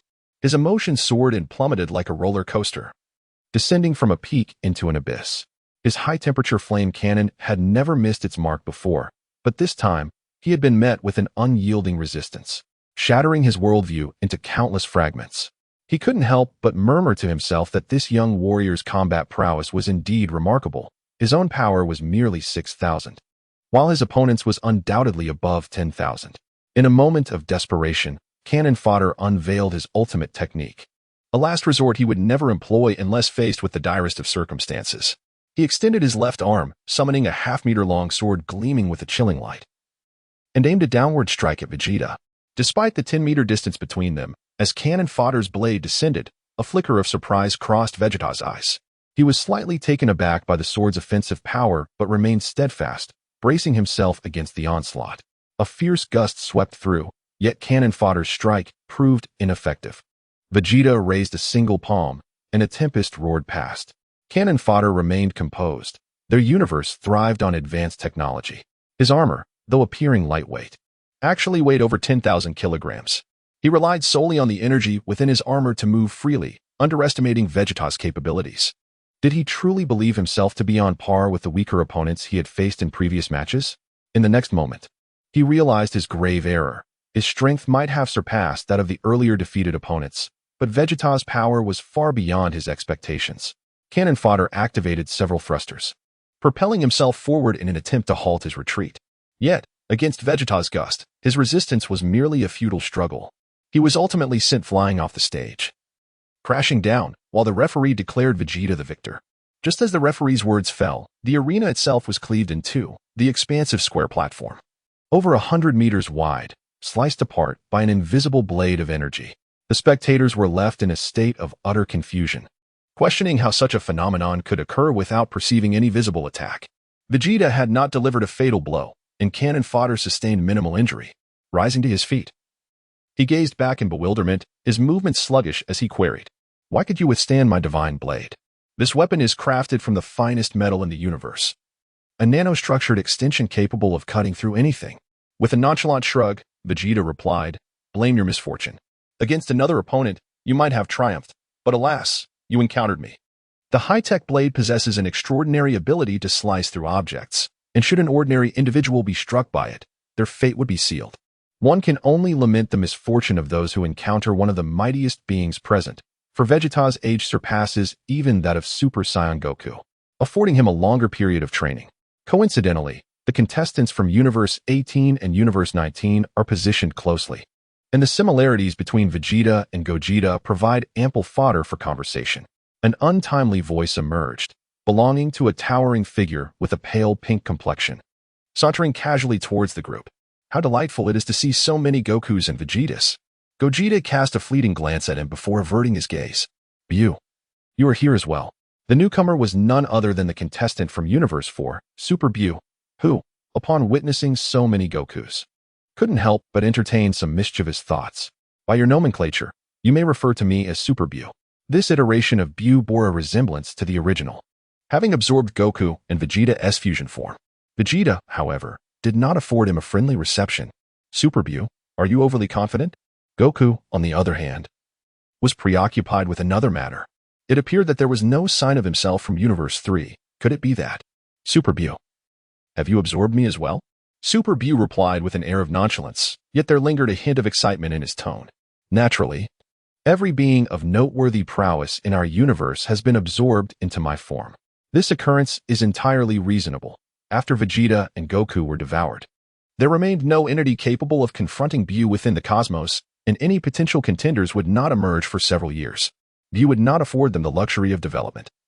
They would all be absorbed into his being, and that would be that." Gogeta and Vegeta were disinclined to engage with this entity, for the amplification of power derived from Bu's absorption merely equated to his own energy combined with that of the absorbed individual. They were incomparable to Gogeta. The fervent nature of Super Saiyan Goku would not incite him to wrath simply because he was bested by Bu from another universe. Only Super Vegeta smirked, internally resolving to redeem himself by obliterating this Super Bu with his Super Saiyan God form. After 2 minutes of anticipation, the judges of Universe 1 repaired the arena, which had been split in two, utilizing a fusion technique, and thus commenced the next battle. The Namekian Nero from Universe 10 faced off against the Super Krillin from Universe 18. Having witnessed the prowess of Gogeta and the others, the Namekians from Universe 10 collectively forfeited, with only Nero opting to engage in combat. Chao Kellen initially did not intend to enroll, but upon reflection, he realized that as a martial artist, such an opportunity was too precious to pass up. Thus, he ultimately decided to register. As Chao Kellen and Nailu ascended to the arena, the Namekian exhibited a spirit of benevolence, and Chao Kellen was not one to indiscriminately take lives. Their clash thus became the first contest characterized by mutual exchanges since the tournament commenced, with neither combatant succumbing to a single devastating blow. Kellen was acutely aware that the formidable Shalabu in the arena was far beyond his capabilities, not to mention the presence of several Gokus. It was conceivable that the upcoming match could very well turn out to be his last. Through years of rigorous training, Kellen had significantly surpassed Nailu in combat prowess. Yet he deliberately suppressed his strength to engage in an evenly matched bout. With the demise of Frieza from Universe 10, Nailu had also gained additional years for cultivation, elevating his power beyond a mere 42,000. The collision of fists and feet resonated as the two fighters executed their movements with impeccable precision, each strike imbued with lethal intensity. Observing from the sidelines, Super Gohan stood with his hands on his hips, perplexed. He recalled that during their confrontation with Frieza, this Namekian had not allied with them. Had he joined forces against the Ginyu Force, the battle would have been considerably more manageable. Super Vegeta remained noncommittal. "I, too, am curious about what Frieza was doing during his invasion of Namek." Unable to contain himself, Goku chuckled. "You should direct that question to Piccolo." During the time when Nail was en route to assist Super Gohan, he encountered Frieza halfway, facing off against the formidable boss and getting severely beaten. Later, he fused with Piccolo, completely unaware that another combat-oriented Namekian like Nail existed. With an innocent expression, Super Piccolo found himself unexpectedly sold out by Goku, drawing attention to himself. Through Super Piccolo's explanation, Gohan and the others finally comprehended the sequence of events, astonished by the revelation. After a few minutes of combat, Super Krillin, no longer concealing his strength, charged forward and unleashed a Kamehameha, swiftly concluding the battle. The next match featured Universe 12's Trunks pitted against Universe 8's cold-blooded demon, Cooler. Upon hearing the matchup, Goku couldn't help but reflect, marveling at the peculiar twist of fate. It seemed destiny was orchestrating a grand finale for the great Trunks. As both King Cold and Frieza had previously fallen to him, leaving only Cooler unencountered. Goku's musings were not as quiet as he thought, for Frieza and King Cold overheard him, pondering the truth of his words. As Trunks stepped onto the battlefield, he instantly transformed into a Super Saiyan, his golden aura soaring skyward. Cooler, eager to boast, was met with Trunks swinging his sword down decisively. Realizing the blade's sharpness, Cooler opted to evade rather than confront it directly, only to find Trunks fainting and landing a punch squarely on his chest, followed by a whip-like kick. Cooler staggered back, retaliating with a punch, but Trunks merely stepped back, the blow grazing his cheek. Breathless and in excruciating pain, Cooler felt as though his bones were fracturing. Kneeling in a signal for pause, his face pale, he protested defiantly, "You little brat, stealing the spotlight. You're merely relying on that sword. Otherwise, I wouldn't fear you. If that sword is so powerful, put it down." Goku dismissed Cooler's behavior with indifference, observing, like father, like son. Trunks accepted the challenge, effortlessly plunging his sword into the ground, the blade embedding several inches deep. "I merely seek amusement. Against you, I need not wield it." Cooler, realizing Trunks had fallen for his taunt, stood up from the ground, declaring, "Since you've acquiesced, I shall no longer hold back. Witness my true prowess." With a thunderous roar, Cooler transformed into his final form, a purple aura erupting around him. Trunks casually adjusted his bangs, seemingly unfazed by Cooler's surge in power. Is that all? Following the incident with Black Wukong, Dote's combat prowess experienced a significant enhancement, allowing him to confront Gula with ease and delight. When one possesses formidable strength, confidence naturally ensues. Gula, emboldened by his own belief in his capabilities, unleashed a barrage of energy blasts, reminiscent of the classic tactics employed by the prince. Dote, with a swift flick of his hand, retaliated with rapid-fire precision. Undeterred, Gula ascended to a higher altitude, launching continuous waves of light, yet Dote maintained his composure, effortlessly parrying Gula's onslaught with a single hand. The energy blasts that ricocheted towards the audience were intercepted by an invisible shield, dissipating harmlessly. Utilizing the light waves to obscure Dote's vision, Gula executed a high-speed descent, seizing a sword from the ground and aiming a strike at Dote from behind. Unfazed, Dote seemed to possess eyes on the back of his head, extending 2 fingers to catch the blade with bare hands. Such remarkable composure echoed the legacy of my own lineage, reminiscent of the style I exhibited when vanquishing Kurd. Despite Gula's utmost effort, the sword did not yield an inch, vividly illustrating the disparity in their strengths. Dote, uninterested in prolonging the confrontation, delivered a powerful punch to Gula's abdomen, sending him crashing into the ground and shattering the arena beneath him.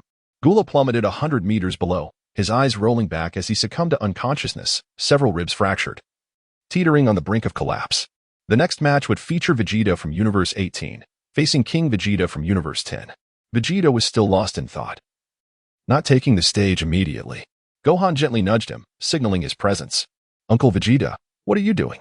Do you not wish to battle yourself?" Vegeta, without so much as a glance, leapt onto the arena. "I found such trivial matters unworthy of contemplation. My thoughts were solely occupied with devising strategies to confront Kakarot, Gogeta, and Vegeta."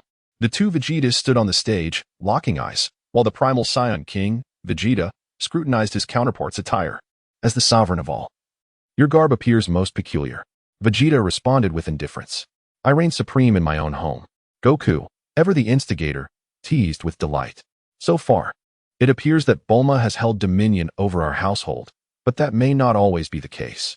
Ultra Bulma is undoubtedly the most formidable force on Blue Star, with Son Wukong not daring to raise a hand in her presence, even fending off Beerus.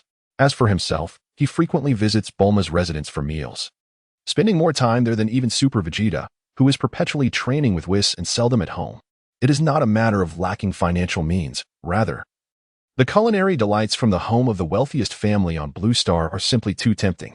Occasionally, he also dines at Chi-Chi's house, always bringing along thoughtful gifts. As a member of the subservient husbands, Krillin subtly comprehended the implications of Vegeta's words. With the growth of Vegeta's daughter, it was anticipated that another ruler would emerge. Unlike Goku and Vegeta, Krillin genuinely found himself unable to contend with Android 18. It is quite rare for Ultra Instinct Goku to engage in conversations beyond the realm of battle. I recall Vegeta mentioning that Saiyans are inherently drawn to formidable women, which is why our wives embody such strength. As Super Gohan gazed at the delicate and graceful Bidalai, he pondered whether it was due to his exceptional nature or the fact that he was not of pure lineage.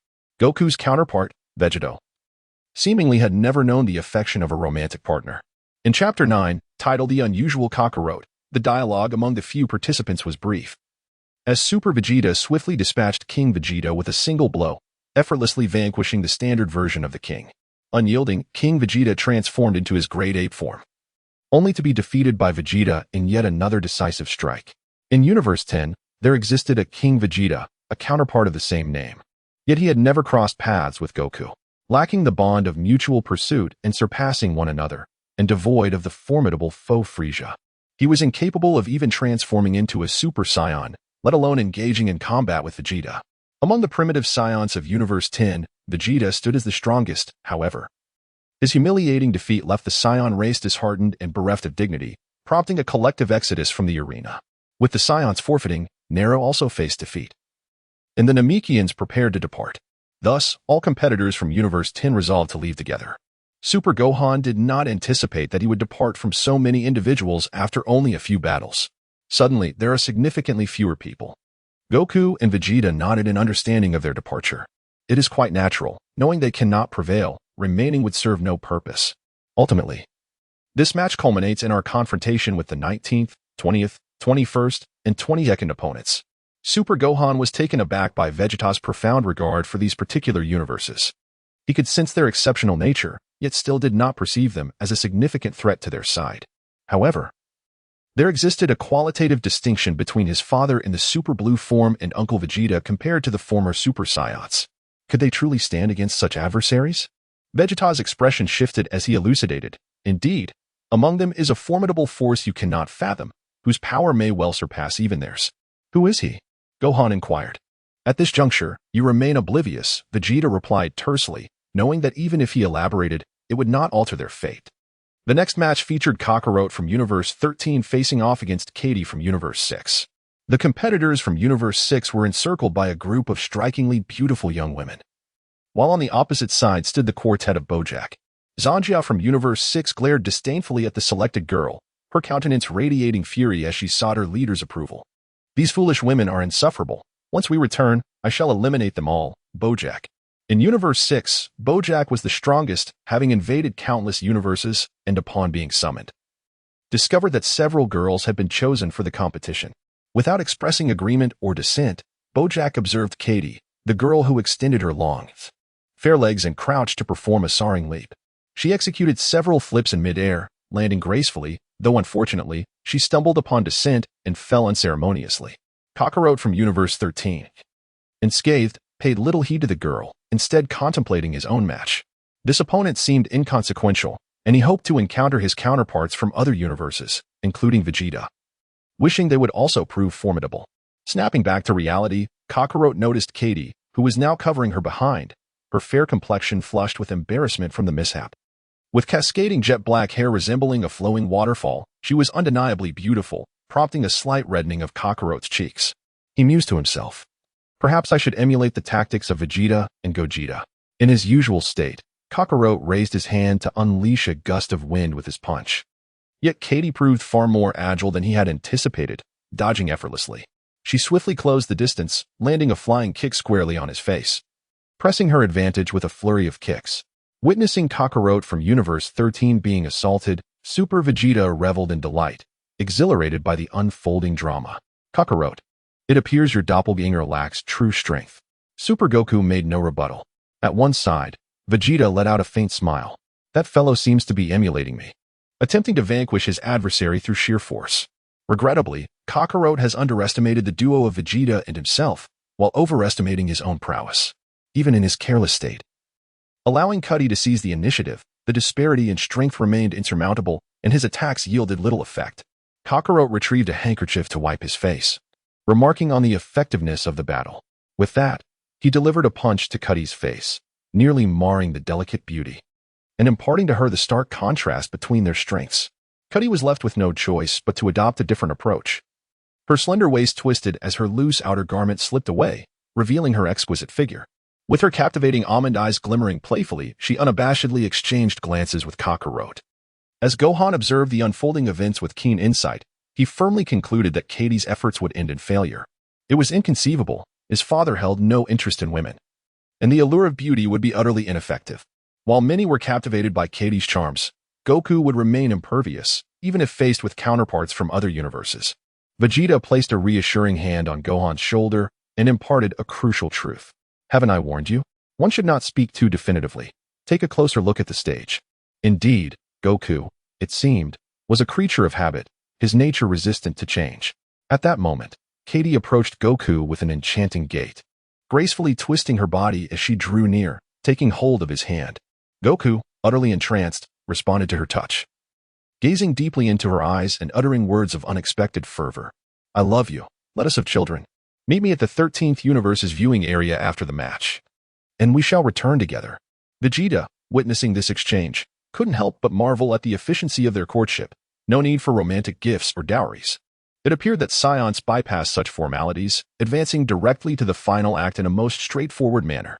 This maneuver was undeniably impressive, as the fate of their universe's beleaguered Saiyan lineage now rested upon the whims of the fickle-hearted Goku. Katie, resolute in her strategy, sought to coax him into surrender. Very well, but only if you concede first will I accompany you. Goku's once tender expression swiftly morphed into one of irritation, and with a swift motion, he struck her across the face, sending her sprawling to the ground. Enough of your nonsense, foolish woman. You shall do as I command. Katie was left in shock. This was a quintessential display of ruthless disregard. One moment, they were enveloped in romantic sentiment, and the next, he was striking her. Are you truly a madman? Goku believed that with his declaration of love, she was bound to him, obligated to obey his every whim. He unleashed several more blows, leaving Katie gasping in distress. Had he not restrained himself, she would have surely met her demise. Terrified, Katie quickly conceded. The referee declared Goku the victor, yet he remained relentless, pressuring Katie to return with him to the 13th universe. Just as Goku's fist was about to descend, a figure emerged beside him, halting his advance.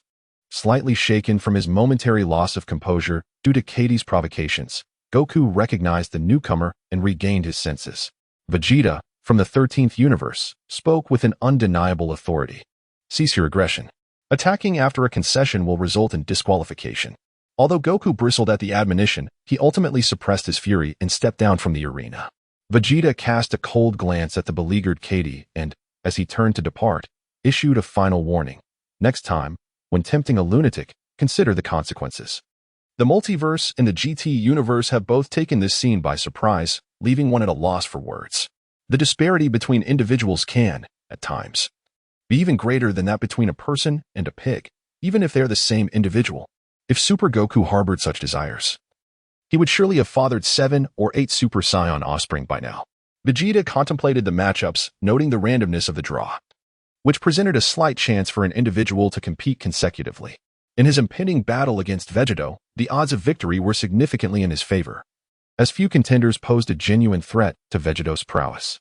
The next match would feature the synthetic being Cell from Universe 17, facing off against the Demon King Dabura from Universe 11.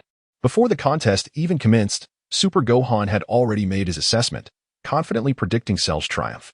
Cell would emerge victorious.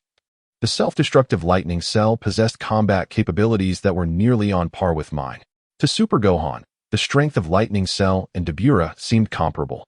Yet Cell's innate talent undoubtedly surpassed that of Dabura. Super Goten prodded his brother's thigh, voicing his dissent. But brother, wasn't Dabura suppressing you years later when you had grown up? In the mind of a child, Saiyans only grow stronger with age. He, along with Trunks and their father, Uncle Vegeta, exemplified this notion. The opponents who could contend with his brother during childhood surely surpassed those who could only momentarily subdue the adult version of him. Vegeta let out a cold huff, harboring a mix of disappointment and frustration. He had always believed that the remarkably gifted Gohan was making an utterly foolish decision by neglecting his martial prowess. Goku gently ruffled Super Goten's little head. Generally, this was true. However, Gohan's battle power had not only stagnated since childhood, but had actually diminished slightly, compounded by the formidable talent of someone named Cell. Goku still afforded Gohan a semblance of dignity, as speaking the harsh truth would have been too humiliating. After all, One could hardly reveal to Goten that his brother was once affectionately nicknamed God Gohan in his youth, only to later be referred to as Goku's Gohan. Truly, education transforms destiny. Super Saiyan Goku seemed to grasp the situation only partially, blinking his large eyes and nodding repeatedly. Vegeta's assessment that Cell would emerge victorious was in line with that of Gohan, albeit with a slightly more informed perspective. Dabra had been the king of the demon realm for quite some time, his age far surpassing that of Goku and his companions. Yet he still found himself evenly matched with Super Saiyan Gohan. Cell, after all, possessed cells from Frieza, Goku, Piccolo, and all their kin. The amalgamated talents within him might not exceed those of his original form, but surpassing Dabra in training speed was not a significant challenge. The battle between Cell and Dabra quickly escalated, commencing with close-quarters combat before evolving into a barrage of energy blasts. Their combat prowess appeared evenly matched. Chapter 10, 19 Xiaofeng. Death after several minutes of deadlock, Dabra seized an opportunity and spat a thick gob of phlegm onto Cell's chest. This was his signature move. Any object struck would be petrified. Cell's chest began to harden into stone, leaving only his head unaffected. Just when the onlookers believed Cell would be defeated, he executed a shocking maneuver. Grasping his own neck with both hands, he forcefully tore his head from his body, blood gushing forth like a fountain, leaving everyone astounded. What was this? Did he resort to suicide upon realizing he couldn't win? The anticipated scene imagined by others did not unfold. Instead, Cell's head floated in midair, quickly regenerating.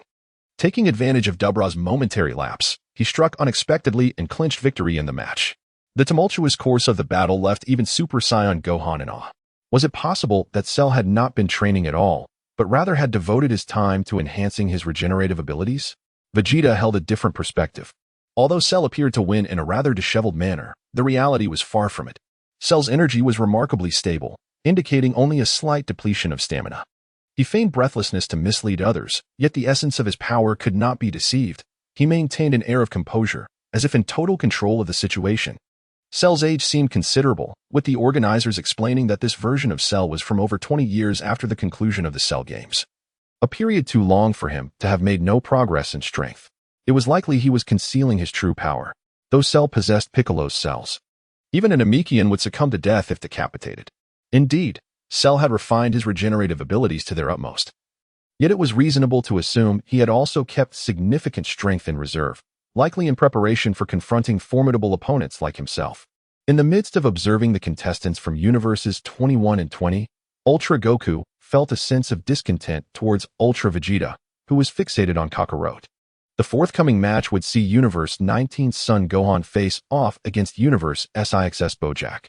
Upon hearing the identity of her opponent, Gohan and Vegeta's expressions darkened. They were acutely aware of who Bojack was. Although he might seem weaker in comparison, he remained a formidable adversary for the young Gohan.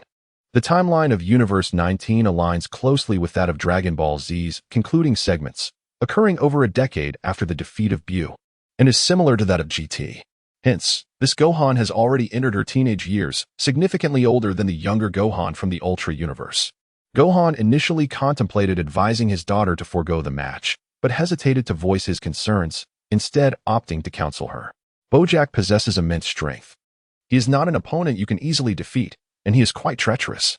With a serious demeanor, Gohan's daughter firmly retorted, "No, I will not concede. Father." Gohan offered a gentle smile in response. "I am not suggesting you give up, Gohan. Just be cautious and do not overexert yourself." Acknowledging her father's words, Gohan leaped into the arena, locking eyes with Bojack from a distance. Noting that his opponent was merely a child, Bojack smirked with malice. "I shall dispose of you swiftly." Vegeta shook his head, deeply concerned about the plight of Xiaofeng. He held a fondness for both her and Bulma's children. Ultimately, as his relationship with Goku and the others grew closer, he often visited their home, taking care of the two young girls. Witnessing Xiaofeng confront Bojack, he felt a surge of apprehension. Bojack surged forward, and Xiaofeng narrowly evaded his punch, which struck the ground with such force that it created a 10-meter-wide pit in the sturdy arena. Xiaofeng understood her father's words. Bojack was not a foe to be taken lightly. With a fierce roar, she transformed into a Super Saiyan. In her teenage years, she inherited Gohan's formidable prowess, prompting Bojack to smirk coldly.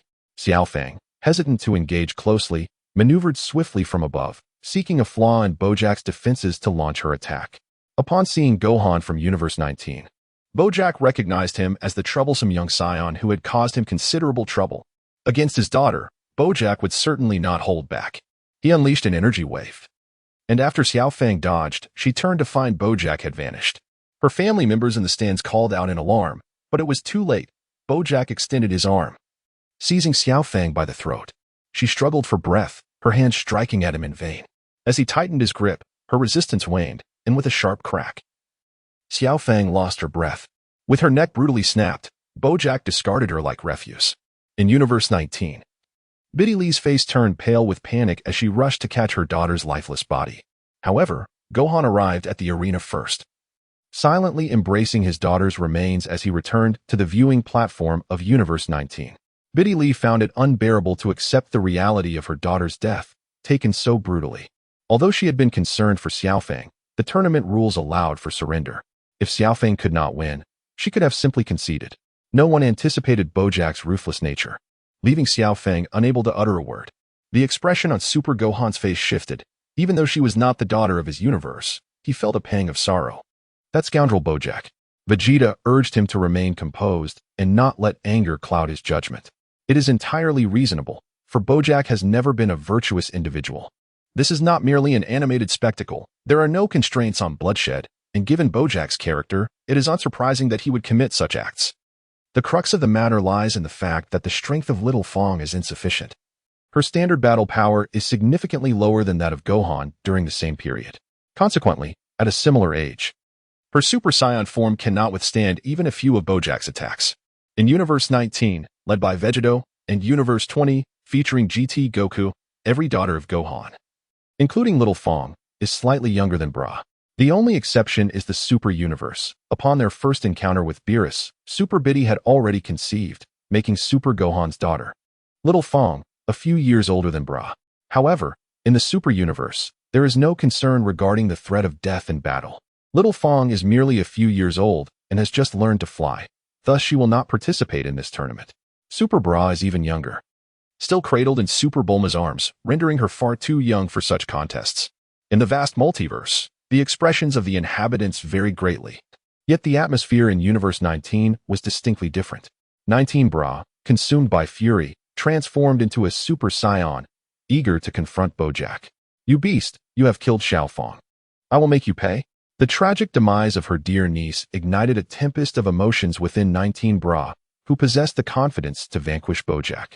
Her power vastly surpassed that of 19 Xiao Fang. In her Super Saiyan form, she needed only to unleash her strength to exact vengeance. However, 19 Piccolo hurriedly intervened to halt her reckless intentions. "Stop. The rules of the tournament prohibit any unauthorized battles." Unfazed, 19 Bra was singularly focused on one thought: to eliminate Bojack and ensure he did not survive. A pair of strong hands grasped her shoulders, rendering her unable to resist. As Vegeta's voice echoed from behind, "Piccolo is correct. Killing Bojack in this manner is futile. He would simply be resurrected, and the tournament forbids outside conflicts." Vegeta, too, yearned for revenge for 19 Xiao Fang, yet a significant dilemma loomed. Their universe's dragon had the power to resurrect the deceased, but it remained uncertain whether the dragon could perform such feats across different universes. With Xiao Fang's death occurring in another realm, the efficacy of their native dragon was dubious, and they were unwilling to take that risk. Vegeta's persuasive words slightly swayed 19 Bra, though her overwhelming desire for vengeance remained unbridled, her body trembling uncontrollably. In an effort to calm her, Vegeta reminded her of 19 Gohan. As we all know, when your brother Gohan becomes enraged, the consequences are dire. He has managed to restrain himself, and you must learn to do the same. Among her brothers, it was only 19 Gohan who had earned 19 Bra's favor, even though 19 Goku and 19 Trunks were her older siblings. 19 Bra had always looked down on the two, dismissing them as inadequate due to their lack of training. 19 Piccolo fashioned a vessel to hold the body, and 19 Gohan expressed his gratitude before placing Xiao Fang's lifeless form within. Gohan's expression was somber, and despite being the elder brother she respected, his lack of intent to avenge Xiao Fang only served to raise 19 Bra's ire. "Elder brother, Bojack must die. I will personally eliminate him." 19 Gohan turned away, exercising restraint. "Do not utter the word must." Bojack fought according to the rules. Xiao Fang did not concede. "We cannot act recklessly." 19 Bra persisted, her frustration evident as she recalled the injustice she had suffered, the enemy standing before her while vengeance remained unfulfilled. So, elder brother, do you plan to do nothing? Do you not wish to avenge your daughter? As the fury of Gohan reached its zenith, he removed his glasses and handed them to his wife, who was still enveloped in the sorrow of their daughter's demise. A torrent of white energy surged around him, exuding a terrifying aura that shook the very heavens. The asteroid hosting the tournament trembled under the weight of his formidable presence, leaving all present in awe. The earth was rent asunder, debris scattering in the wake of his unleashed power. No longer concealing his brilliance, Gohan transformed once more into a state of enigmatic strength. Reminiscent of his past, many competitors equipped with power detectors found their devices shattered by the overwhelming energy. The formidable Bu from Universe 4 maintained a semblance of composure, recognizing that Gohan's prowess remained undiminished. Bra, witnessing her father's wrath, wisely chose not to provoke him further. It was only then that Gohan reigned in his formidable energy, allowing his gaze to linger on Bojack for a brief moment. Chapter 11. Broly vs. Gogeta. Chow Biddy held the diminutive Chao Xiaofeng, a child, unable to bear the sight of the lifeless form of the neighboring Xiaofeng, although they did not inhabit the same universe. The sight of Xiaofeng's demise was still difficult for me to fathom. Vegeta offered a comforting smile, assuring me, "Do not worry, Bojack will also meet his end," accompanying Xiaofeng in her eternal rest. Vegeta is somewhat perplexed by his meaning. Indeed, Gohan from Universe 19 possesses the capability to vanquish Bojack.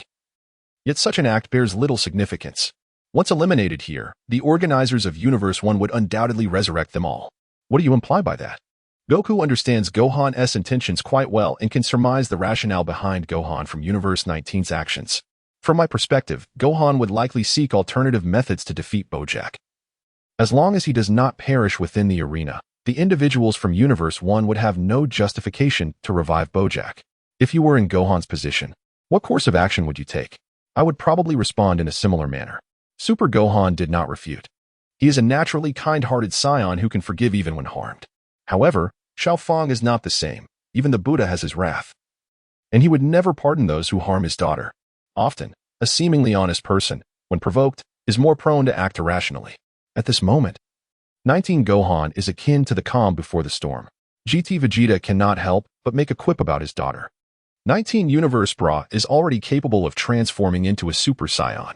GT Bra wears a displeased expression, paying little heed to her father's words. So what? He is not my father. GT Vegeta finds his daughter's personality quite exasperating. GT Bra has perfectly inherited Bulma's willfulness, if not exceeded it. Besides her penchant for shopping and complaining about her appearance, she never engages in training. If only she would practice a little, perhaps she could transform. GT Bra retorted immediately. I don't want to. Just look at those yellow-haired transformations. They aren't appealing at all. After transforming, they're all muscle and obviously lack intelligence. I refuse to be like that. You and Uncle Sun are perfect examples. In GT Bra's mind, beauty outweighs strength. She has no desire to fight, unlike 19 Bra. GT Vegeta was quite furious, merely snorting in annoyance before turning away, casting a glance at GT Trunks with ill intent. GT Trunks wore an innocent expression, wondering if this was not tormenting an honest person. Your daughter insults you, and you strike her? I haven't provoked you at all. The next match features Krillin from the 9th universe against Frieza from the 8th universe. Frieza is a familiar name, being one of Frieza's subordinates. While Krillin's name surprises everyone, Gogeta squints as he observes, seeing a version of the turtle hermit in the aged Krillin, who ascends to the arena.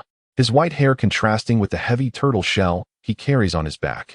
To the astonishment of Ultra Goku, he encountered other Krillins in this place, igniting his interest in the ongoing competition. As the battle commenced, the 9 Krillin's turtle shells, of an unknown material, effortlessly deflected the relentless strikes of Frieza. In a fit of desperation, Frieza concentrated his energy into a blade, clashing it against Krillin's Kamehameha, resulting in his swift demise as he was cleaved in twain, blood spilling profusely upon the ground. After several more contests, the time for a lunch break arrived, bringing together competitors from various universes. Majin Buu, with an insatiable fondness for sweets, found a table laden with an array of confections, while the Super Namekian Gaskak's table overflowed with juices. As Namekians have no need for conventional meals. Standing at his designated podium, Cell was accompanied by 2 miniature versions of himself, choosing not to partake in the local fare. The trio of Universe 13, comprised of Vegeta, Kakarot, and others, maintained their well-known reputation as gluttons. Similarly, the representatives from universes 18, 19, and 20 mirrored this behavior, with all eyes fixed on the voracious appetites of Vegeta and Goku. Notably, Universe 18 featured a fusion of Goku and Vegeta, while Universe 19 showcased a combination of Vegeta and Goku. Chao-Bik could not help but inquire, Vegeta, who do you believe will secure a place among the top 4 in this competition? Chao-Bik did not inquire about who might ultimately triumph, deeming the question rather foolish, for Goku's victory was a foregone conclusion. While it could be argued that Vegeta appears formidable, Chao-Bik remained unconvinced that he could surpass Goku. The reasoning was straightforward. It was highly likely that Vegeta had yet to encounter a god of destruction, thus lacking the transformation into Super Saiyan God. This singular fact led Chao-Bik to doubt Vegeta's capabilities. As Goku stuffed his mouth with food, he mumbled a reply. I still have Vegeta, Super Saiyan Goku, and Vegeta from GT, along with the 2 individuals from Universe 21 who have yet to make an appearance. And that fellow from Universe 22. Gohan cast a wary glance at Super Buu, sensing the formidable energy emanating from him. What about Super Buu? Goku sipped his drink, adjusted his food, and shrugged. Not particularly impressive. He possesses some strength, but if we had not entered the competition, perhaps he would have had a chance. Super Saiyan Goku, engrossed in his meal, does not forget to express his opinions. Broly is indeed a formidable opponent, though it remains a mystery how long he has been in slumber. Super Saiyan Goku did not grow complacent merely because he had triumphed over Broly over a decade ago. Broly himself was unaware of how long he had been sealed away, nor how formidable he had become in that time. The original characterization of Broly inherently suggested that his combat prowess would continue to ascend with the passage of time. While the existence of a limit remains uncertain, it is undeniable that he possesses the potential to attain an extraordinarily high level of strength. Super Vegeta harbors an air of arrogance regarding his own prowess. Humph, before me, no matter who he is, he faces only the path of defeat. Goku, on the other hand, contemplates matters more deeply. It matters not that lunatic Broly will attack the spectators, and in due course, he will be dispatched back to his own universe, rendering any confrontation unnecessary. The initiators of the martial arts tournament, the Veluga from Universe 1 and the Kais, have devised an atomic separation machine. This invention is intended to prevent disobedient participants from causing chaos, should such a situation arise. They can be transformed into atoms and subsequently returned to their respective universes, only to be restored thereafter. Curious, Chao Tian tugged at Vegeta's sleeve. Brother Vegeta, are you not confident in your ability to win? Without raising his head, Vegeta replied, of course I can. But that is only if I have the chance to encounter him. The probability of that is exceedingly low, if he happens to face someone else first. There is nothing I can do. Similarly, in the 19th universe, Piccolo inquired of Vegeta who would emerge victorious. Without a moment's hesitation, Vegeta confidently thumped his chest and declared, it will undoubtedly be me. There is no question about it. Piccolo, with some trepidation, glanced at Vegeta, suspecting that the outcome would not be so straightforward as to simply allow their side to prevail. However, with Vegeta also in the mix, he asked, do you have confidence in defeating him? Vegeta waved his hand dismissively. He is formidable, but I will not be defeated by him. The victor shall be me. As Super Goku indulged in his meal, he noticed the char siu beside Super Vegeta and casually tossed it into his mouth. Vegeta, aren't you going to eat? He inquired. You bastard, dare you consume my char siu?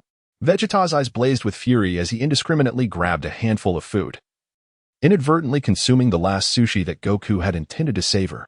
Enraged, Goku stood up in indignation. Vegeta, that was meant to be my final treat. Super Vegeta stands unwavering, rising to suppress the imposing aura of Super Goku. That is the char siu I intend to savor slowly. Do you wish to engage in battle? Super Saiyan Gogeta's aura once again overshadowed Vegeta. We are comrades, are we not? This and that are 2 distinct matters. The lunch hour swiftly passed, and unexpectedly, the next matchup was indeed a coincidence. The forthcoming battle featured Universe 18's Gogeta against Universe 16's Broly. Gogeta tapped his forehead, bemused. It was rather peculiar how such a flag-like occurrence could be so precise. He had truly encountered Broly, albeit the older version, who seemed to have been frozen in absolute zero for an extensive duration. After a prolonged slumber, his combat prowess was undoubtedly extraordinary. The tournament organizers displayed a commendable sense of humanity by inviting Chi-Chi and Bulma, 2 non-combatant women, to accompany their children to the upper viewing area.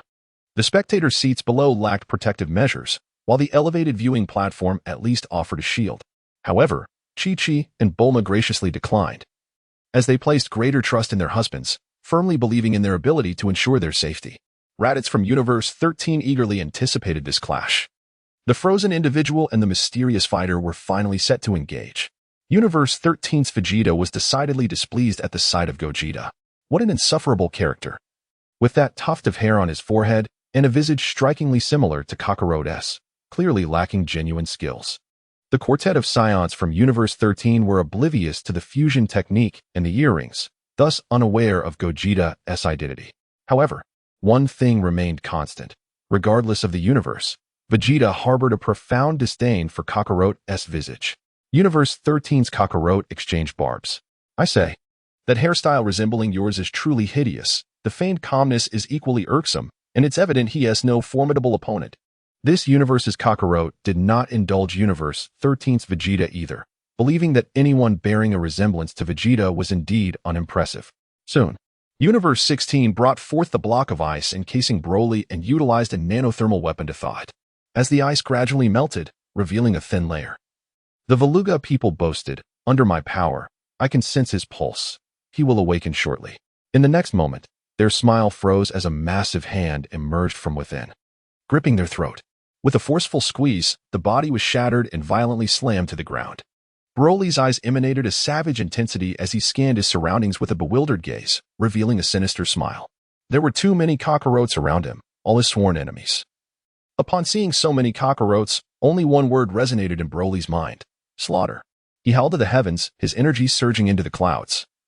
The green aura engulfing the entire arena as he waved his right hand, unleashing countless energy blasts. Super Gohan boldly took the lead, enveloping the people of his universe within a protective shield. GT Goku also unfurled his barrier, effortlessly deflecting attacks from both Cell and his offspring from Universe 17, as well as Bojack, who attempted to strike with an outstretched arm. Gaskak, with his eyes closed in a meditative state, embodied the ultimate Namekian, having fused all the Namekians of their universe. With a mere gesture, he intercepted the incoming energy blasts. Dietz swiftly drew his sword, executing a decisive slash that cleaved the energy blasts in twain. Vegeta stood resolutely before Universe 19, raising a single finger to effortlessly repel all assaults. In the control room, the Veluga people of Universe 1, observing the tumultuous arena, were taken aback by Broly's frenzied actions. "This man is a lunatic. I must send him back to his universe immediately," one exclaimed. Yet, upon pressing the controller, they realized their instruments had inexplicably malfunctioned. In a flurry of panic, they summoned maintenance personnel, urging them to investigate urgently, lest Broly wreak havoc upon countless lives. Beneath the arena, the formidable Superbu from Universe 4, with his antennae shimmering in pink luminescence, fixated intently on the battleground. "Little birds, you shall not disrupt this enthralling contest," he mused. Chapter 12. A fierce confrontation with a sudden pivot. Broly found himself momentarily uncertain of whom to target first, his gaze ultimately locking onto Super Saiyan Goku. The latter, embodying the essence of a martial arts enthusiast, eagerly welcomed the challenge. Transforming into Super Saiyan 2, he resolved to gauge Broly's strength. Just as the two were poised for a head-on clash, a brilliant golden lightsaber materialized between them. Broly's vacant eyes followed the blade to its source, Gogeta, who had just arrived on the arena. Gogeta casually tilted his neck and beckoned. "Hey, kid, your opponent is me. Come and face me." The face, reminiscent of Kakarot, successfully captured Broly's attention. Without hesitation, he charged forward with wild ferocity. Goku Vegeta soared into the air, seizing the initiative, delivering a swift kick to Broly's chin. This, however, had little effect and instead ignited Broly's primal fury. With a raised fist, he struck down, but Goku Vegeta adeptly ducked and sidestepped, causing half of the arena to shatter upon impact. Goku Vegeta retaliated with a powerful kick, forcing Broly to stagger back 2 steps, only to receive a punch in return. Goku Vegeta attempted another blow, but his fist was caught, while Broly's other hand intercepted his strike. A knee strike landed on Goku Vegeta's abdomen, and Broly, seizing the moment, clasped his hands together to deliver a devastating blow aimed at Goku Vegeta's head. Anticipating this, Goku Vegeta swiftly kicked Broly in the chest, yet Broly's resilience exceeded expectations. As he absorbed the hit and retaliated, one ascended while the other descended. As Goku Vegeta landed, his body rolled heavily against the ground, shattering the arena's stones under the immense force. Broly charged once more, his fists as large as sandbags descending upon him. Vegeta skillfully pivoted, evading the strike while executing a beautifully executed spinning kick. Faced with Broly's formidable prowess, Vegeta remained unfazed, fully aware of the challenge he faced. Broly resembled an ancient beast, his fighting style wild and domineering, commanding the attention of competitors from other universes.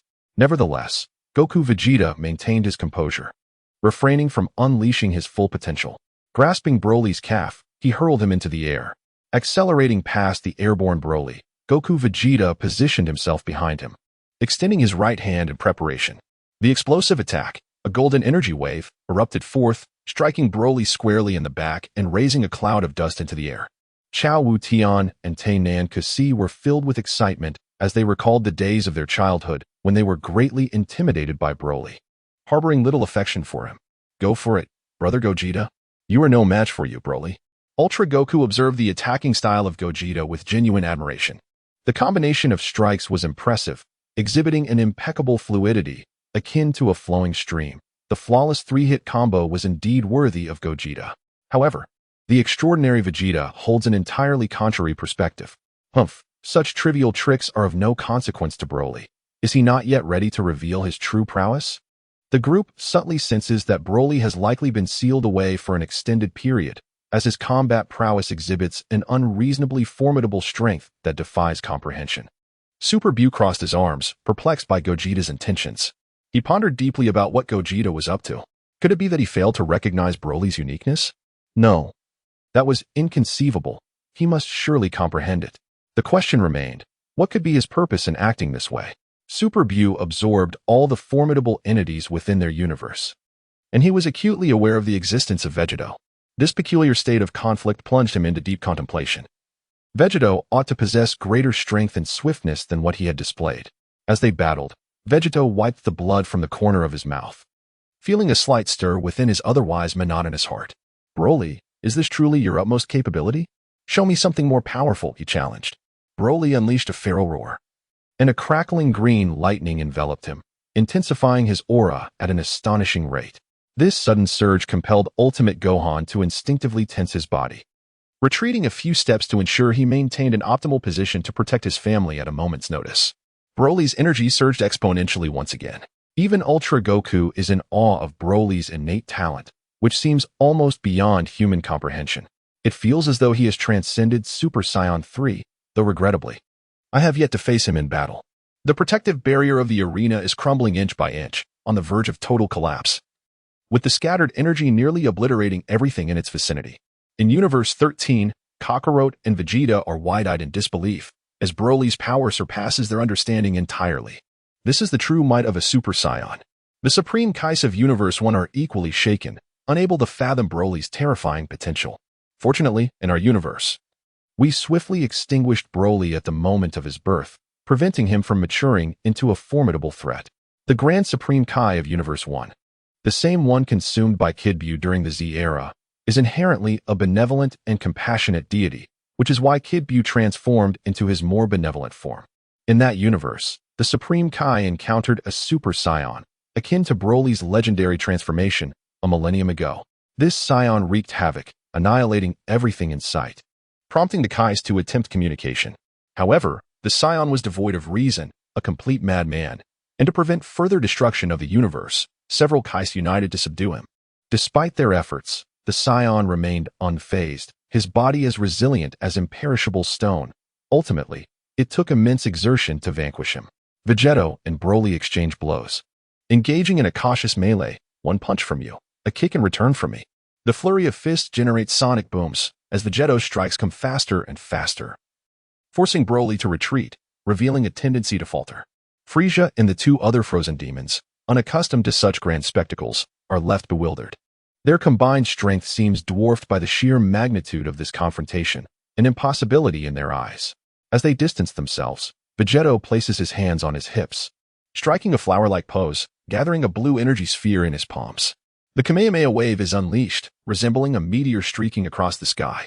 Broly, undeterred, conjures a pair of green energy orbs in each hand, pressing them together until they morph into a singular, ultra-dense energy tree. The two engage in a fierce battle, their immense energies causing the very planet to tremble. Vegeta and Kakarot of Universe 13 immediately transform into Super Saiyans. The energy is so colossal that even the residual waves pose a threat to them. The collision of energies produces a blinding illumination, and as the brilliance fades, the protective barrier of the observation platform shatters under the strain. Fortunately, Ultra Goku and GT Goku intervene just in time to shield the spectators, though the residual energy still gravely injures nearly 100 individuals. Cell remains relatively unscathed, while the smaller Cell, unable to match his prowess, is sent crashing into the wall. The Super Namekian effortlessly deflected the shockwave, leaving Frieza and his companions in a state of disarray. In the 13th universe's contestant area, Vegeta and Kakarot utilized their Super Saiyan prowess to shield themselves from the explosive force. The power exhibited was formidable. In his normal state, Raditz was sent flying, crashing into the wall with an impact that left him unable to recover promptly, blood trickling from the corner of his mouth as he struggled to extricate himself. Vegeta of the 13th universe wore a grim expression. Despite his inferior strength, he bore no fear, believing there would eventually be opportunities to surpass them. However, one particular matter tormented him profoundly: Kakarot's superiority. He noticed that in both the 18th and 19th universes, a Gohan had emerged to protect each universe's fighters. Was Kakarot's offspring truly that formidable? Where was his own son? Why was Kakarot's descendant so powerful while his own child fell short? This reality was unbearable for Vegeta, a truth he found impossible to accept. He would rather perish than be overshadowed by Kakarot. Meanwhile, in the control room, the Veluga had identified the cause of the machine malfunction. A set of micro-instruments had been damaged. They hastened to procure replacement parts, striving to repair the equipment in the shortest time possible. On the arena, Gogeta dusted off his attire, thoroughly impressed by Broly's battle prowess. This individual possessed combat strength akin to that of a Super Saiyan god, and it was unclear how long he had been frozen. As his power had escalated to astonishing levels, Broly was sent hurtling thousands of kilometers away by a single blow, breaching the atmosphere and colliding with meteors in space. Upon arriving in the Dragon Ball Super Universe, Gogeta realized that Saiyans could indeed survive in the cosmos. At least in this realm he had traversed to. Saiyans were capable of engaging in battle, albeit briefly, in the void of space, although the established lore suggested that Saiyans could not thrive in space. A certain artist known for depicting Super Saiyan 3 with long hair had often disregarded such conventions. Broly's body oozed blood from various wounds, his form enveloped in smoke. Yet he felt no pain, his mind consumed solely by hatred for Kakarot. Kakarot had long regarded Gogeta as Kakarot himself, unleashing an even more potent aura as he surged back towards the battlefield at an incomprehensible speed. Super Bu smirked with malevolence. "Vegeta, have you been holding back to enjoy this battle a little longer? It seems you have expended quite a bit of energy yourself. If you possess no stronger form, then this is where your journey ends. You are utterly powerless. If, by some chance, you manage to defeat Broly once again, then it shall be my pleasure to terminate you myself." Having been a passive observer, Super Bu suddenly sensed a gaze upon him, and following that instinct, he discovered it was none other than Vegeta. Deep within Super Bu, a sense of unease settled as he pondered how his whispered mutterings had reached the ears of his opponent. In the midst of such an intense battle, how could one possibly find the time to observe others? Fortunately, Vegeta merely cast a fleeting glance in his direction before disregarding him entirely, allowing the immense weight pressing down on Super Bu's heart to finally lift. Chapter 13. The Dimension's Mightiest Vegeta. It seemed that Vegeta's brief glance was merely a product of Super Bu's overactive imagination. With a smile, Vegeta acknowledged Broly as a formidable adversary. Had the timing been more favorable, he might have granted Broly a moment to enhance his power. However, with too many distractions in play, Broly's fury made it exceedingly difficult to safeguard them. Thus, Vegeta resolved to conclude the fight with a decisive move. Extending his arms wide, Vegeta summoned an overwhelming surge of energy from within, his golden aura erupting forth with an indomitable force. The sky grew dark with ominous clouds, unleashing torrents of blue lightning that illuminated the arena, compelling all to shield their eyes against the brilliance of a now serious Vegeta. Vegeta and Goku, transformed into Super Saiyans, found themselves retreating step by step, utterly incapable of withstanding the onslaught of Vegeta's overwhelming presence. As Vegeta ascended into his Super Saiyan form, the spectators staggered, the very gravity of the planet seemingly losing its grip on them. Drawn toward Vegeta's immense energy, The audience clung desperately to the railing of the viewing platform, fearing they might be swept away. With his hands gradually positioned at his chest, Vegeta conjured a golden energy sphere, crackling with electric brilliance. A cataclysmic shockwave erupted, ultimately breaking through the boundaries of the arena and striking Broly, who was returning from a distant flight. In a desperate attempt to resist, Broly unleashed his full power, encased in a protective green energy shield. The clash of golden light against the emerald aura held for but a fleeting moment before the shield shattered, and the ferocity of the energy engulfed Broly. Rather than advancing, he was thrust backward into the void of space, transforming into a shooting star as his body collided violently with numerous meteors, propelled to distant corners of the cosmos. Broly, utterly defeated and unconscious, bore the scars of battle upon his body. After 30 seconds without his return to the arena, the referee declared Vegeta the victor. Vegeta's gaze swept across the arena, exuding an air of arrogance and confidence born from undeniable strength. Vegeta, Goku, and even Frieza and Cooler were left speechless, grappling with the staggering reality of Vegeta's might. How could one possess such strength? It was as if they existed on entirely different planes of power. The disparity was unfathomable. It defied all logic. Was Vegeta truly a Super Saiyan? His transformation appeared to eclipse their own vastly. Cell from Universe 17, 2, wore a grave expression, adopting a defensive stance. Concealing his own strength served no purpose. This individual was beyond him, yet surrender was not an option. He was Cell. Within Charlotte, the blood of the Saiyan races boiled. Although he was not a pure Saiyan, his combative nature surged forth. He could be vanquished, but would never concede defeat, for resurrection awaited him. The gods of the first universe marveled at the unparalleled prowess of Gogeta, believing him to be the strongest contender in the arena. Had they possessed such formidable strength, they would not find themselves ensnared in so many troubles. They were unable to perceive the entirety of Gogeta's latent energy, the magnitude of which remained a mystery to them. Many fighters, who relied solely on their own abilities, felt a twinge of trepidation upon sensing Gogeta's might, contemplating retreat in the face of such overwhelming power. Convinced they stood no chance against him, after sustaining grave injuries, the warrior Naba from the 13th universe returned to the spectator platform, only to be greeted by the daunting scene before him, leading him to promptly concede defeat. We should depart. There is no place for us here. We are powerless against these monsters.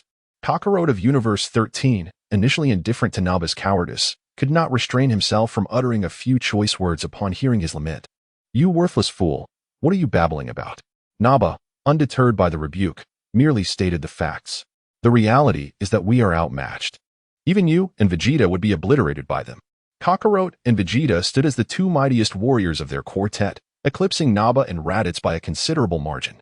Naba recognized their capabilities, yet against Gogeta, victory seemed utterly unattainable. Vegeta, too, acknowledged this harsh truth, but his pride remained unyielding regardless of the universe. He refused to accept a cowardly retreat akin to that of a beaten dog, firmly believing in his potential for growth. He quelled the rising discord among them, asserting, "Enough of this talk. They can achieve greatness. There is no reason I, the Prince of Science, cannot do the same. I shall grow stronger in this tournament." Meanwhile, in the 12th universe, Android 16 inquired about Dada's intentions. "Are you considering forfeiting? Surely you are not his equal." Dada replied with a casual tone, unwilling to concede defeat so easily. "From the outset, I knew victory was beyond my grasp. I came here solely for the thrill of battle. It bears no impact on me." Dada was well aware of Goku and Vegeta's Super Saiyan Blue forms and had deeply felt their immense strength. He entered the fray merely as a martial artist, indifferent to the outcome, never believing he could emerge victorious, having comprehended Gogeta's might during the Black Goku incident. Android 16 was discovered thereafter, which explained his unfamiliarity with Gogeta and his companions. In the 11th universe, Babidi expressed unwavering confidence in his Majin Buu. Turning to smile as he remarked, "This battle is truly exhilarating. It has taken me by surprise. My Majin Buu is stronger than they are. Isn't Majin Buu." With a naive gesture, pointed to himself, a rare bead of sweat trickling down his forehead as he spoke hesitantly. The Frieza from Universe 8 was already rendered speechless by fear. The shockwave nearly sent him flying. Having never encountered a formidable adversary, his strength had seen little improvement since the beginning, leaving him on the brink of terror. "Father, I fear we may not stand a chance," he murmured. To which Cooler readily concurred. Indeed, the opportunity to triumph has slipped away. Frieza's expression shifted rapidly, moments before displaying a sinister grin as he leaned closer to King Cold's ear. Fortunately, Our objective is not to win. It is merely to acquire the 7 Dragon Balls. The Super Namekian from Universe 7, casting aside his cape, marveled at Gogeta's might while calculating his own potential. No matter how immense the power, even if it were infinite, it serves no purpose. All I desire is a wish. In Universe 6, Bojack, observing the clash between the two, crossed his arms, resolved to continue the fight. I must remain. I cannot flee so easily. A few subordinates whispered among themselves, their abilities inferior to Frieza's trio, with the only female, Zangya, deeming his actions a path to self-destruction. Very well, I shall take my leave. When they dismantle you, I shall return to collect your remains. The Kais of Universe 1 felt a wave of apprehension. Fortunately, there was someone to maintain order, yet a decision had to be made. After the martial arts tournament concluded, they would immediately seal the cosmic passages to prevent anyone from wandering aimlessly. Although Gogeta was powerful, his calm demeanor was a contrast to the bloodthirsty nature of Broly. If Broly were to venture into another universe without Gogeta, the consequences would be dire. The Grand Kai sighed deeply, feeling a profound sense of guilt over their helplessness. We are too weak. We cannot safeguard life. As long as that esteemed individual is present, Broly will not cause much upheaval, the Grand Kai countered, revealing a harsh truth.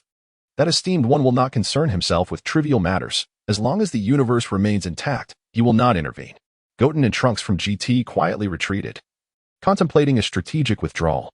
Faced with their father's fusion, Gogeta, their prideful fusion, Gotenks, would prove to be no match. It was best to leave promptly.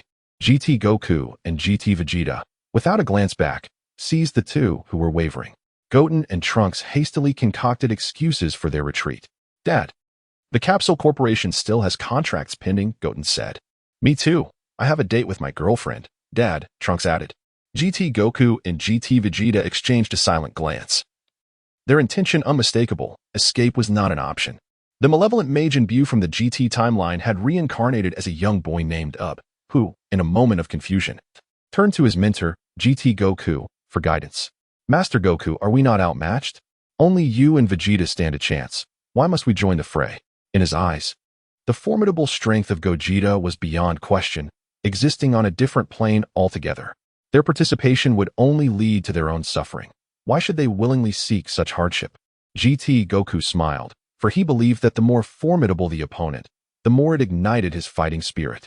Indeed, that is the essence of battle. Before the final showdown, let us strive to transcend our limits and trust in our potential. With a deep breath, Gogeta relinquished his Super Saiyan form, returning to the realm of Universe 18. Meanwhile, Super Gohan extended a thumb with genuine admiration, exclaiming, "You truly are remarkable." Ultra Vegeta was well aware of his own strength and felt no surprise. Humph. It is the fusion of myself and Kakarot. Such power is to be expected, is it not? The first universe, which convened the martial arts tournament, included not only the Varga but also the Namekians, as it was they who provided the Dragon Balls. They arrived to inquire whether Vegeta required any medical attention. Equipped with healing Namekians, Vegeta chuckled and assured them that it was unnecessary, as he had merely engaged in a bit of playful sparring and had not exerted himself significantly. They did not press the matter further and proceeded to tend to the spectators who had been affected, striving to save as many as possible. In the fourth universe, Super Buu laughed joyfully like a child, turning his gaze toward the starry sky, completely unfazed by Vegeto's might. Well done, Vegeto. You truly are remarkable, exceeding all my expectations. However, with that said, I can afford to take a slight break now. While conversing with friends from the Super Universe, Vegeto noticed Super Buu's absence.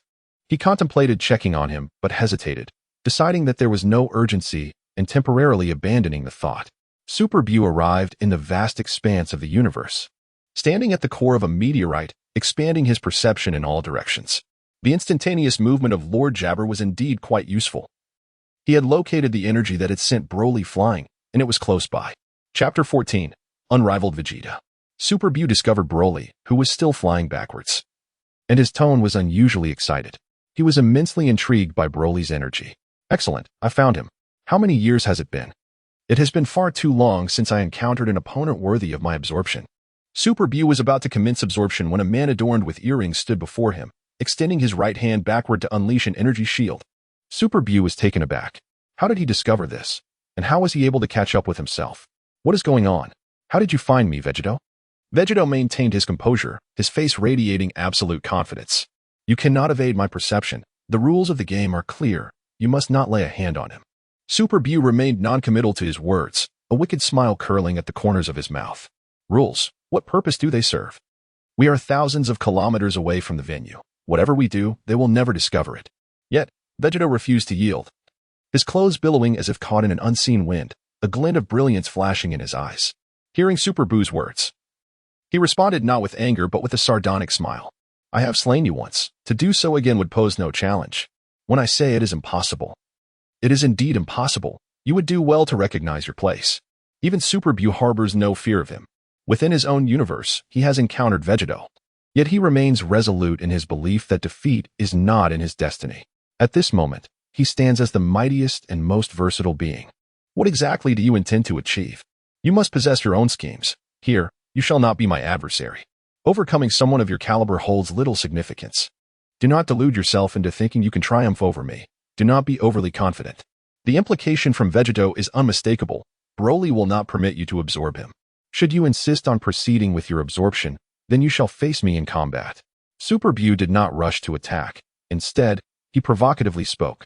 Why don't we engage in a proper battle? You cannot even begin to fathom the extent of my strength at this moment.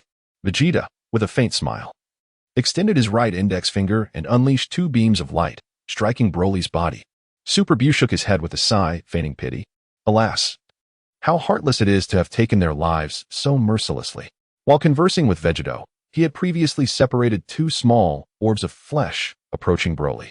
However, as soon as they arrived near Broly, they were promptly detected by Vegeta. Now, can you still manage this? I am curious to see how many clones you are capable of vanquishing. The formidable Super Bu's form fragmented, yielding countless diminutive Bu, each scarcely a centimeter in height, inundating the surroundings as they surged toward Broly. Yet, your understanding remains elusive, Bu. Vegeta merely shook his head in disbelief. His body revolving in place as waves of radiant energy cascaded forth, meticulously annihilating every last one of the Bu duplicates. A chill ran through Super Bu's heart as he pondered the situation. Vegeta's prowess exceeded his expectations. In his estimation, his strength far surpassed that of Vegeta.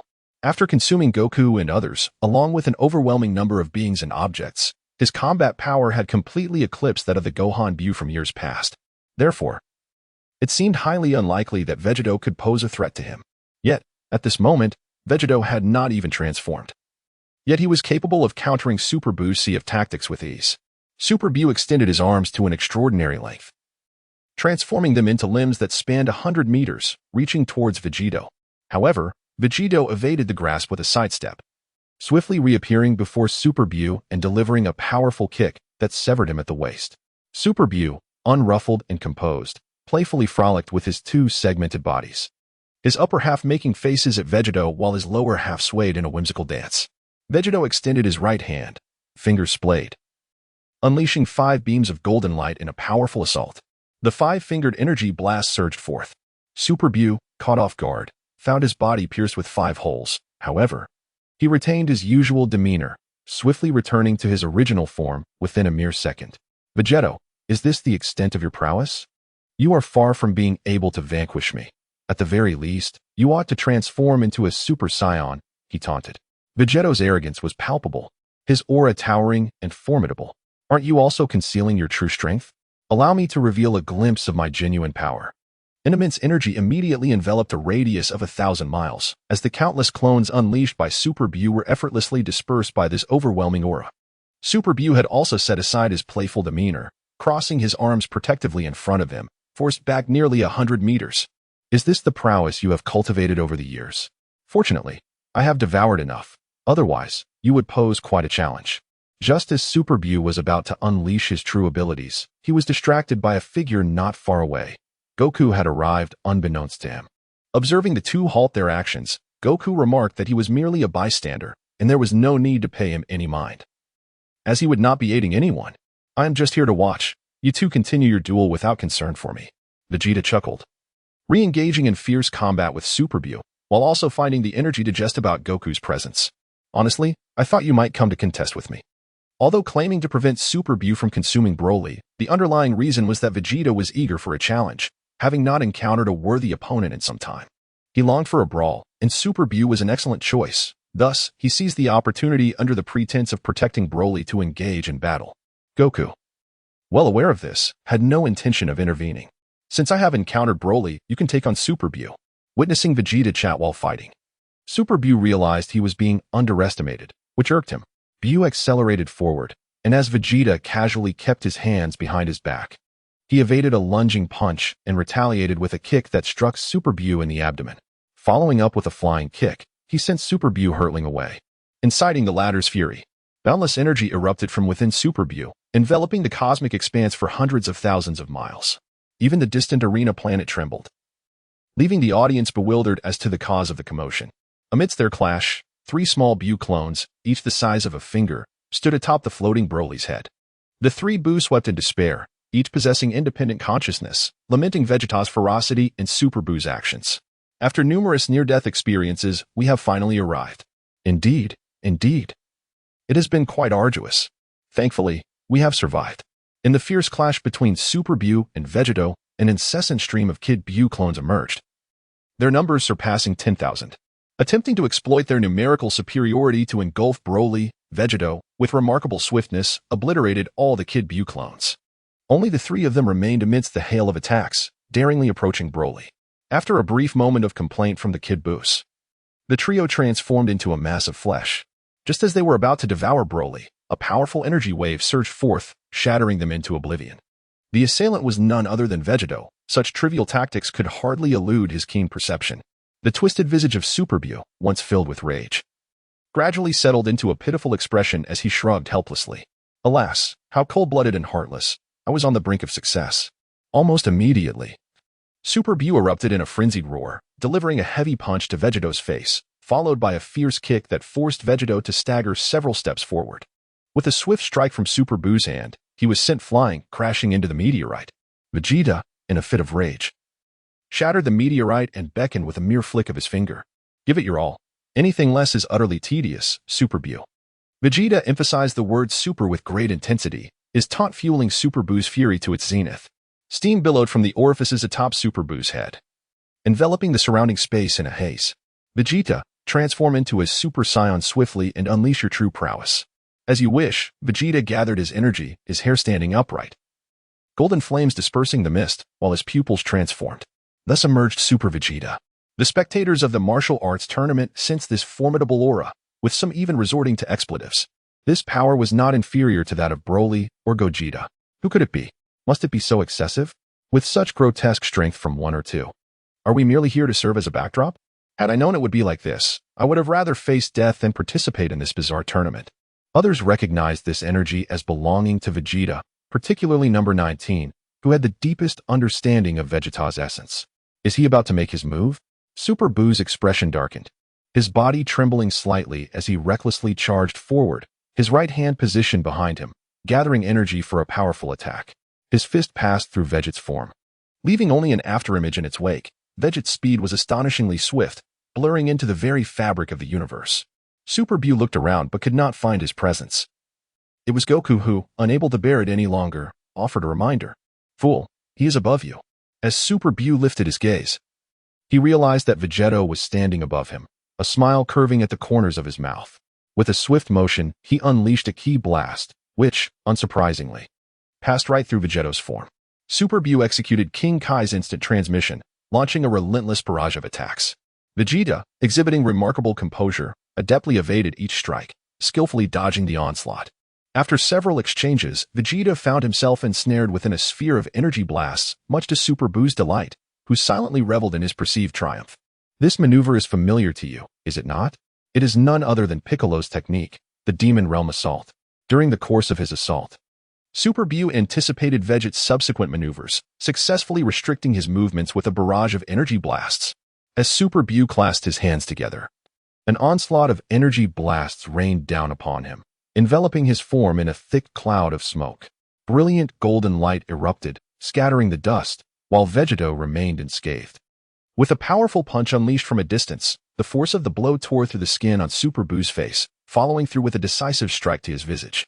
Super Buu's features were hilariously compressed into his face, creating an absurd appearance. Vegeta, without offering him a moment's respite, unleashed a flurry of punches. With his right hand pressed against his face, he executed a powerful energy wave that obliterated Super Buu's head. In a swift motion, he drew his hand through the air, slicing Super Buu into chunks of meat.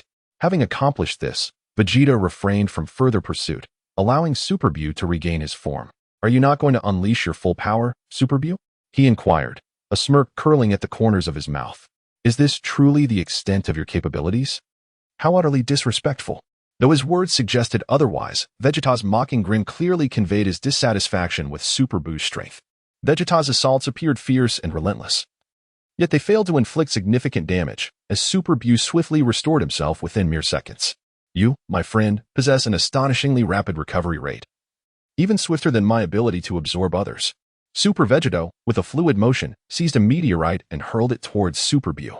Upon impact, the energy wave shattered it into fragments.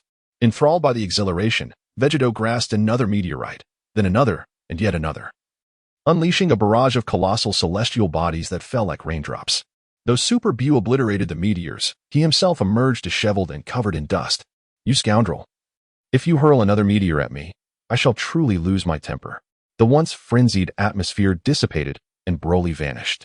Gogeta did not glance back, for it seemed the organizers of Universe 1 successfully repaired the instruments damaged by Super Buu. Subsequently, Broly was dispatched back to his own universe, and Super Buu along with Vegeta ceased their actions. Upon witnessing Broly's teleportation, Super Buu halted, and the anticipated scene of fury did not unfold. Without lingering, he instantly utilized instant transmission to escape. "I enjoyed our encounter, but it is time for me to depart." Gogeta and Vegeta exchanged glances, both instinctively suppressing their auras and dismissing the notion of further combat. Vegeta found Super Buu's behavior perplexing, prompting a discussion with Gogeta. "This Buu seems unlike the one we know. Does he truly intend to absorb Broly?" Gogeta shook his head, uncertain of Super Buu's true intentions, yet confident that it was not to absorb Broly. "No, it appears he seeks to engage you in battle. Perhaps he, like you, has grown weary and craves excitement." Aside from its initial assault, Super Buu ceased attempts to absorb Broly, with its every movement seeming to be solely for the purpose of combat. Vegeta dusted off his attire, lamenting Buu's hasty retreat. He had yet to fully enjoy the fight. "Ah, how swiftly it escapes. If only we could have battled a while longer." Both Vegeta and Gogeta were acutely aware that Super Buu had not unleashed its full potential. On the surface, it appeared that Vegeta held the upper hand. Super Buu found himself in a state of profound distress, yet his aura remained largely unchanged, and his remarkable regenerative abilities showed no signs of waning. In the 15th chapter, titled Mary Sue, Gogeta discerned another truth. Vegeta had concealed his full power, revealing only a fraction of his strength, even in his Super Saiyan form. Upon their return, Gogeta and Vegeta discovered that yet another match in the arena had concluded. The referee, breaking from tradition, refrained from announcing the next battle and instead took the initiative to introduce a particular universe. Next to grace the stage were two warriors from Universe 2, an entity of exceptional rarity. Rather than simply being our kind who had found their way to this universe, it felt more as though they were bound by fate, destined to participate in this martial arts tournament. Their universe was starkly different from the others. The referee had never before introduced a universe, piquing Gogeta's curiosity, especially since he had not previously noted any formidable fighters from Universe 2. To his astonishment, he beheld Aral, the beloved character from the works of Akira Toriyama, who seemed to have made an unexpected appearance. Dubbed the daughter of Toriyama by fans, rumors suggested that she was inspired by the artist's own daughter, though the veracity of such claims remains uncertain. Adorned with a purple cap, she sported vibrant purple hair and striking blue eyes, standing at approximately 1.4 meters tall. Gogeta's demeanor caught the attention of those around him. He had never exhibited overt expressions, even in the presence of Vegeta, yet this petite girl managed to astonish him. When questioned by onlookers, Gogeta offered no substantial explanation, merely deflecting their inquiries. Be it from the GT universe or Universe 21, even Vegeta showed no signs of surprise. All of these fighters were capable of engaging in normal combat, but Aral was different. One could never predict the formidable attributes of a character born from a comedic manga. The referee proceeded to announce Aral's name and then emphasized another contestant, a tall, curvaceous beauty named Mary Sue, fluent in all languages. She was a paragon of both intellect and physical prowess, hailing from Saiyan royal blood and sharing a kinship with the Namekians, having once fused with her future self. She was also Bulma's sister, boasting an astonishing IQ of 250, and everlasting life, and the extraordinary ability to communicate with animals, as well as to delve into the dreams of others. Moreover, the referee presented an even more far-fetched lineage. Mary Sue is the daughter of Bardock and King Vegeta. Gogeta seemed to have heard of this woman, who appears to be a creation from fan works, a fictional paragon of perfection, yet possessing the bloodlines of two men. How is that even conceivable?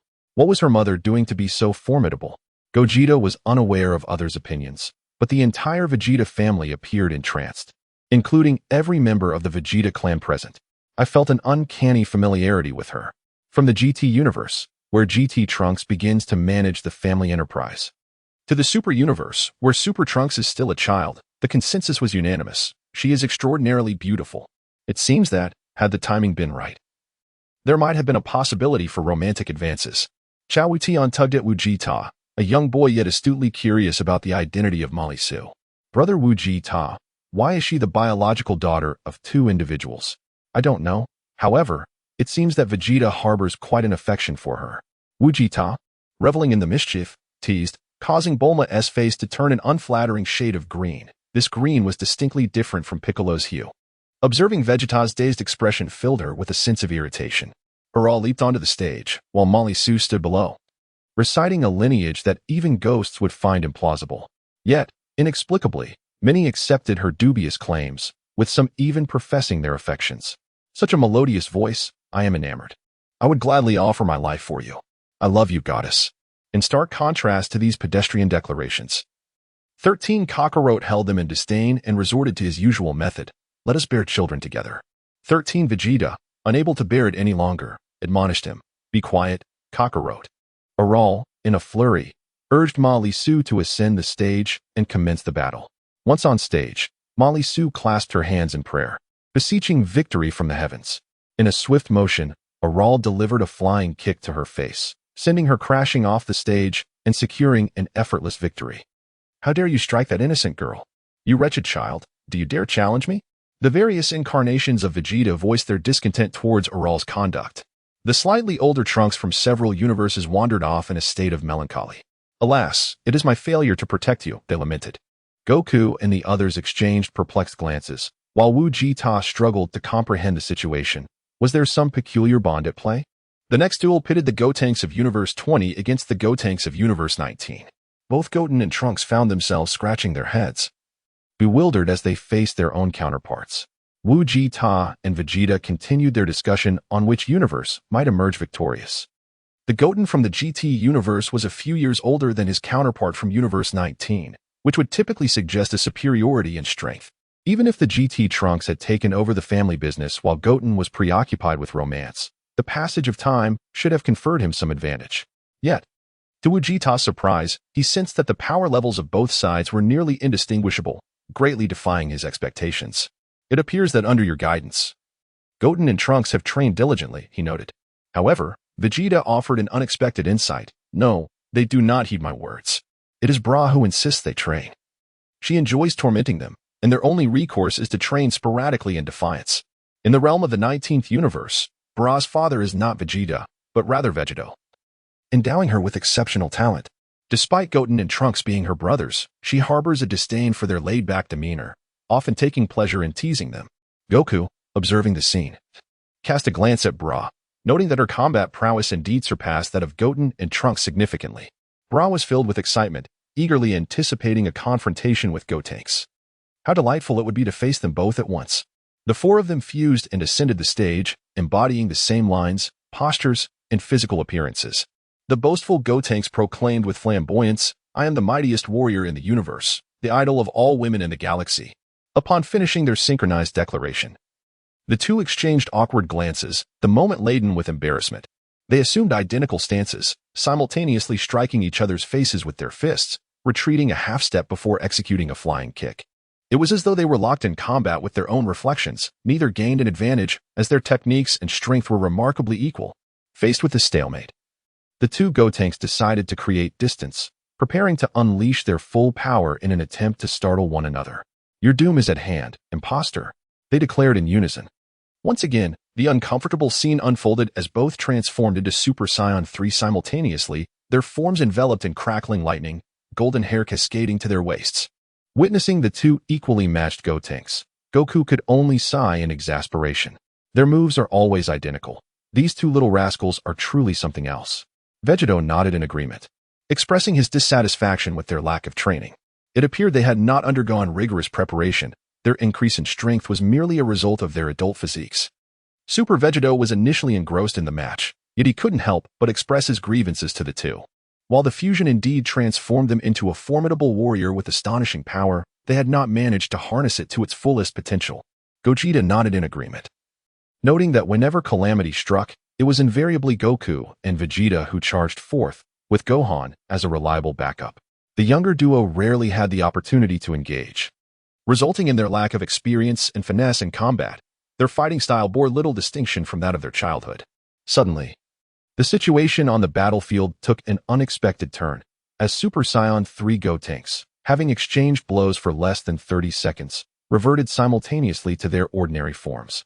Unable to sustain the Super Saiyan 3 transformation, the Super Trunks pondered the passage of time, bewildered as he inquired, "What is happening? It has barely been a minute, and I can no longer sustain Super Saiyan 3. It is worth noting that during the Z era, when he and Super Goten battled against the formidable Majin Buu, they had managed to maintain the form for a significantly longer duration." Vegeta articulated a harsh truth. This is a brutal reality. Unlike other forms, the Super Saiyan 3 transformation, when not fully mastered, leads to a rapid depletion of energy. As one matures, their power indeed grows, but so too does the consumption of energy. The Super Saiyan 3 form is primarily a drain on physical stamina, with a crucial factor being the inherent weakness of Goten and Trunks. Both individuals possess only the full power of a Super Saiyan 1, yet upon merging, they can transcend 2 stages and transform into Super Saiyan 3. Their energy is utterly insufficient to sustain such a transformation. Had Gotenks assumed the form of a Super Saiyan 1, their energy levels would have allowed them to maintain it until the point of dissolution without difficulty. In Chapter 16, titled Limitless Armor, the two Gotenks remain unperturbed. As their situations are identical, they have reverted to their ordinary forms. The two Gotenks engage in a fierce struggle for half an hour. Just as they prepare to clash once more and have not yet taken 2 steps, they dissolve before the astonished gazes of the onlookers, resulting in the emergence of 2 Goten and 2 Trunks on the battlefield. Vegeta, filled with frustration, gazed at the competitors and couldn't help but think of his own son, fearing he might not amount to much as he grew older.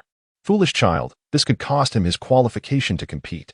However, the referee did not halt the match. To him, it appeared that Gotenks had employed a duplication technique, transforming himself into 2 entities. Such a tactic was unexpected, as it had not crossed the minds of those aware of the true situation.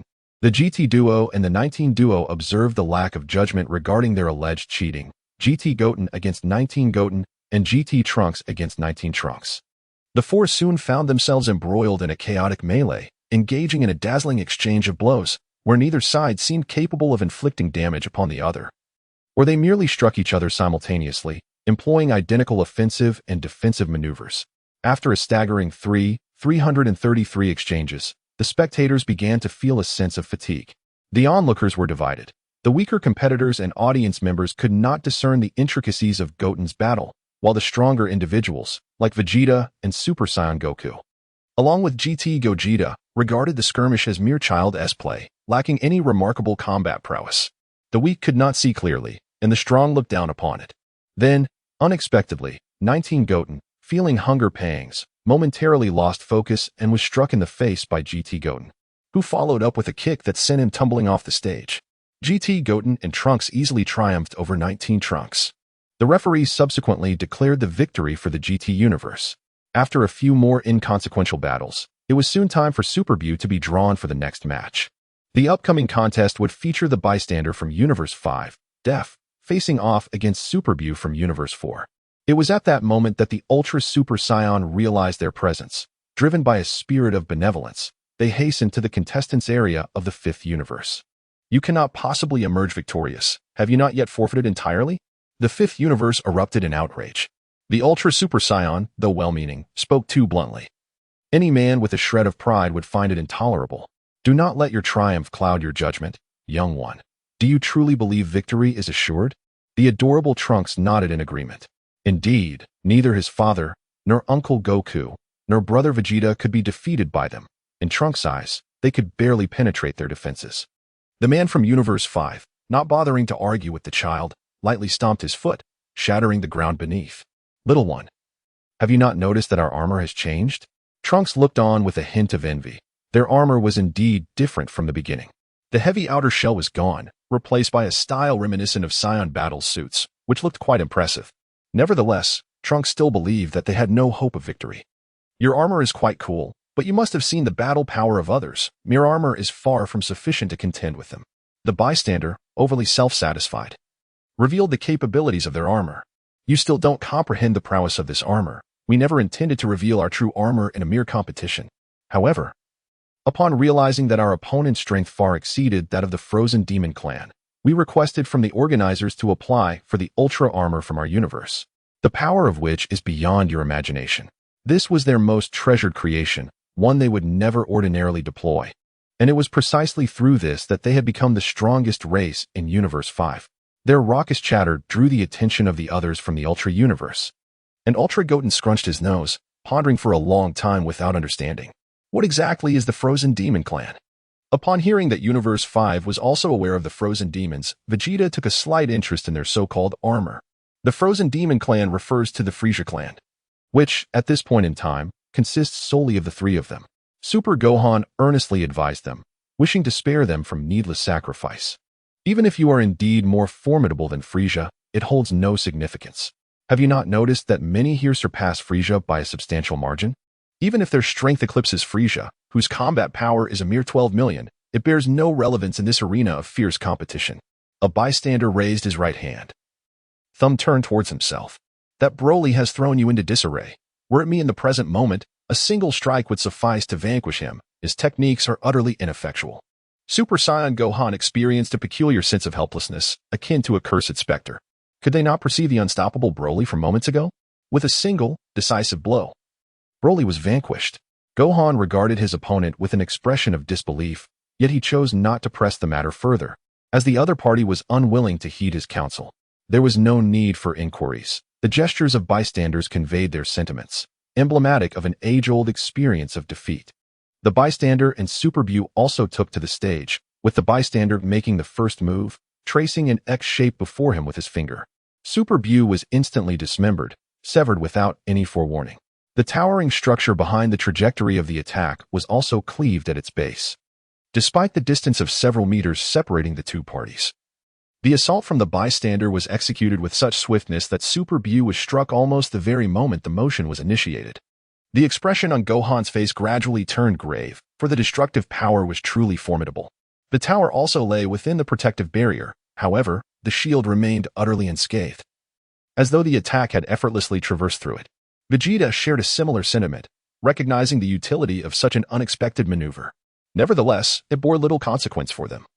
To put it simply, they would not underestimate their adversary, and thus would not be caught off guard by such an assault.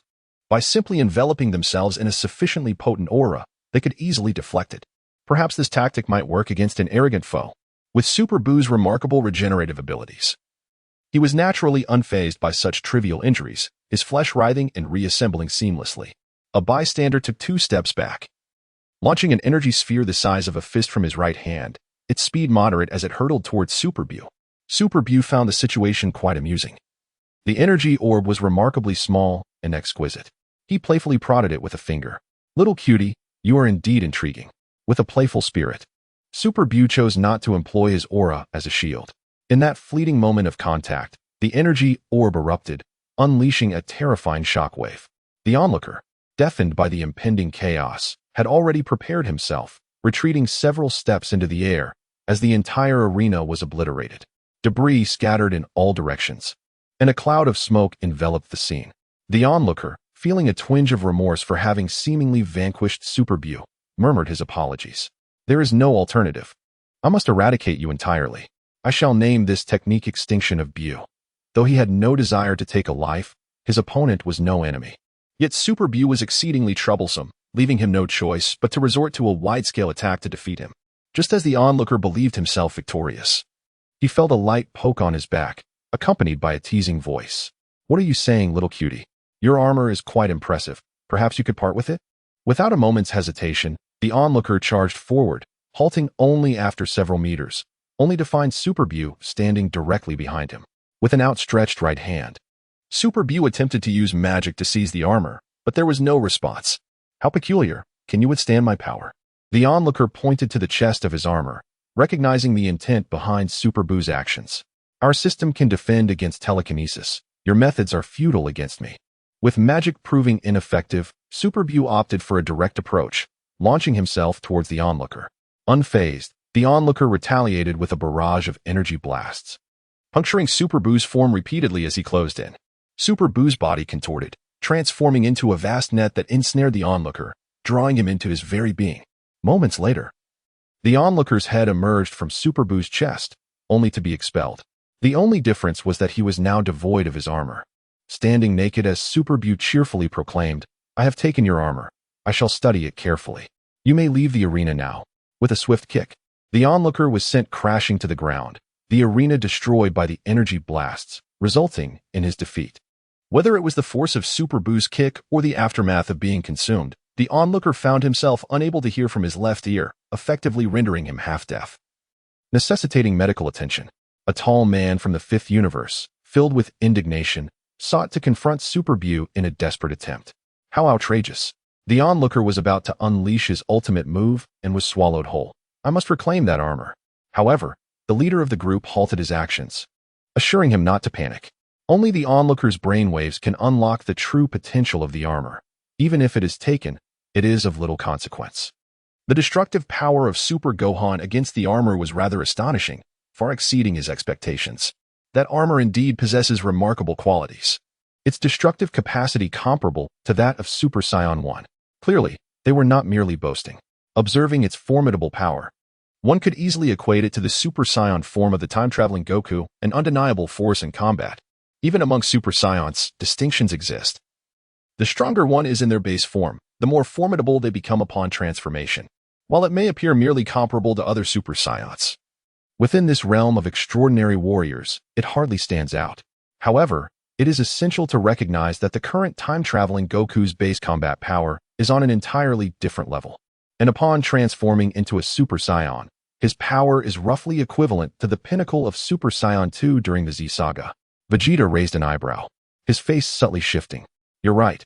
We do not possess the regenerative abilities of Super Bu, so it is prudent not to underestimate them. Gogeta concurred, cautioning the other participants from his universe. They are quite capable, merely unfortunate to have crossed paths with Bu.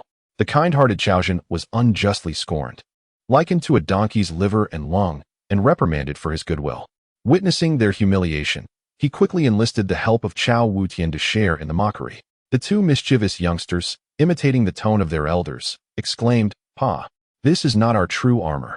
Indeed, they asserted that once they donned the magnificent, universe-defying, and splendidly powerful armor, they would effortlessly vanquish foes like Broly and Bu with a single strike.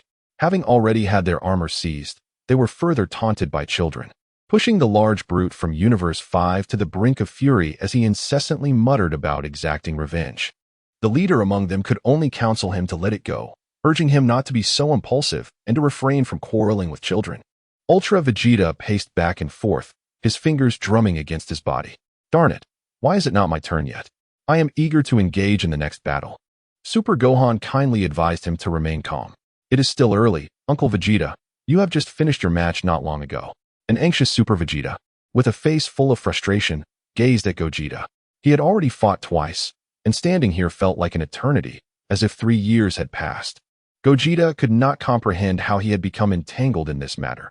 He was simply engaging in a pleasant conversation with Vegeta and found himself caught in the crossfire. If you were not selected to compete, take it up with the organizers. It has nothing to do with me. Am I the protagonist here? Will I be favored with opportunities to fight? Chapter 17. Bojack's Victory in the Universe. The next match features Zenkai from Universe 6 against Sunbra from Universe 19. Super Goku was perplexed by this. Had Gohan truly been defeated by this adversary in that universe? Logically, it seemed implausible, for Bojack was not particularly formidable. Had Gohan awakened to Super Saiyan 2, he could have effortlessly vanquished him. Super Vegeta, in a moment of self-deprecation, mused, have I, in that universe, also succumbed to this scoundrel? What is the meaning of this? With a sudden glint in his eyes, Gogeta employed his telepathic abilities to delve into Bojack's mind, uncovering the events that transpired in Universe 6. Allow me to elucidate the matter for you. Super Bu discerned his intentions. Have you employed mind-reading techniques? The fused warrior inherently possesses a myriad of extraordinary abilities. However, Gogeta is often disinclined to resort to such tricks, seldom employing them proactively. Gogeta recounted the events transpiring in that universe.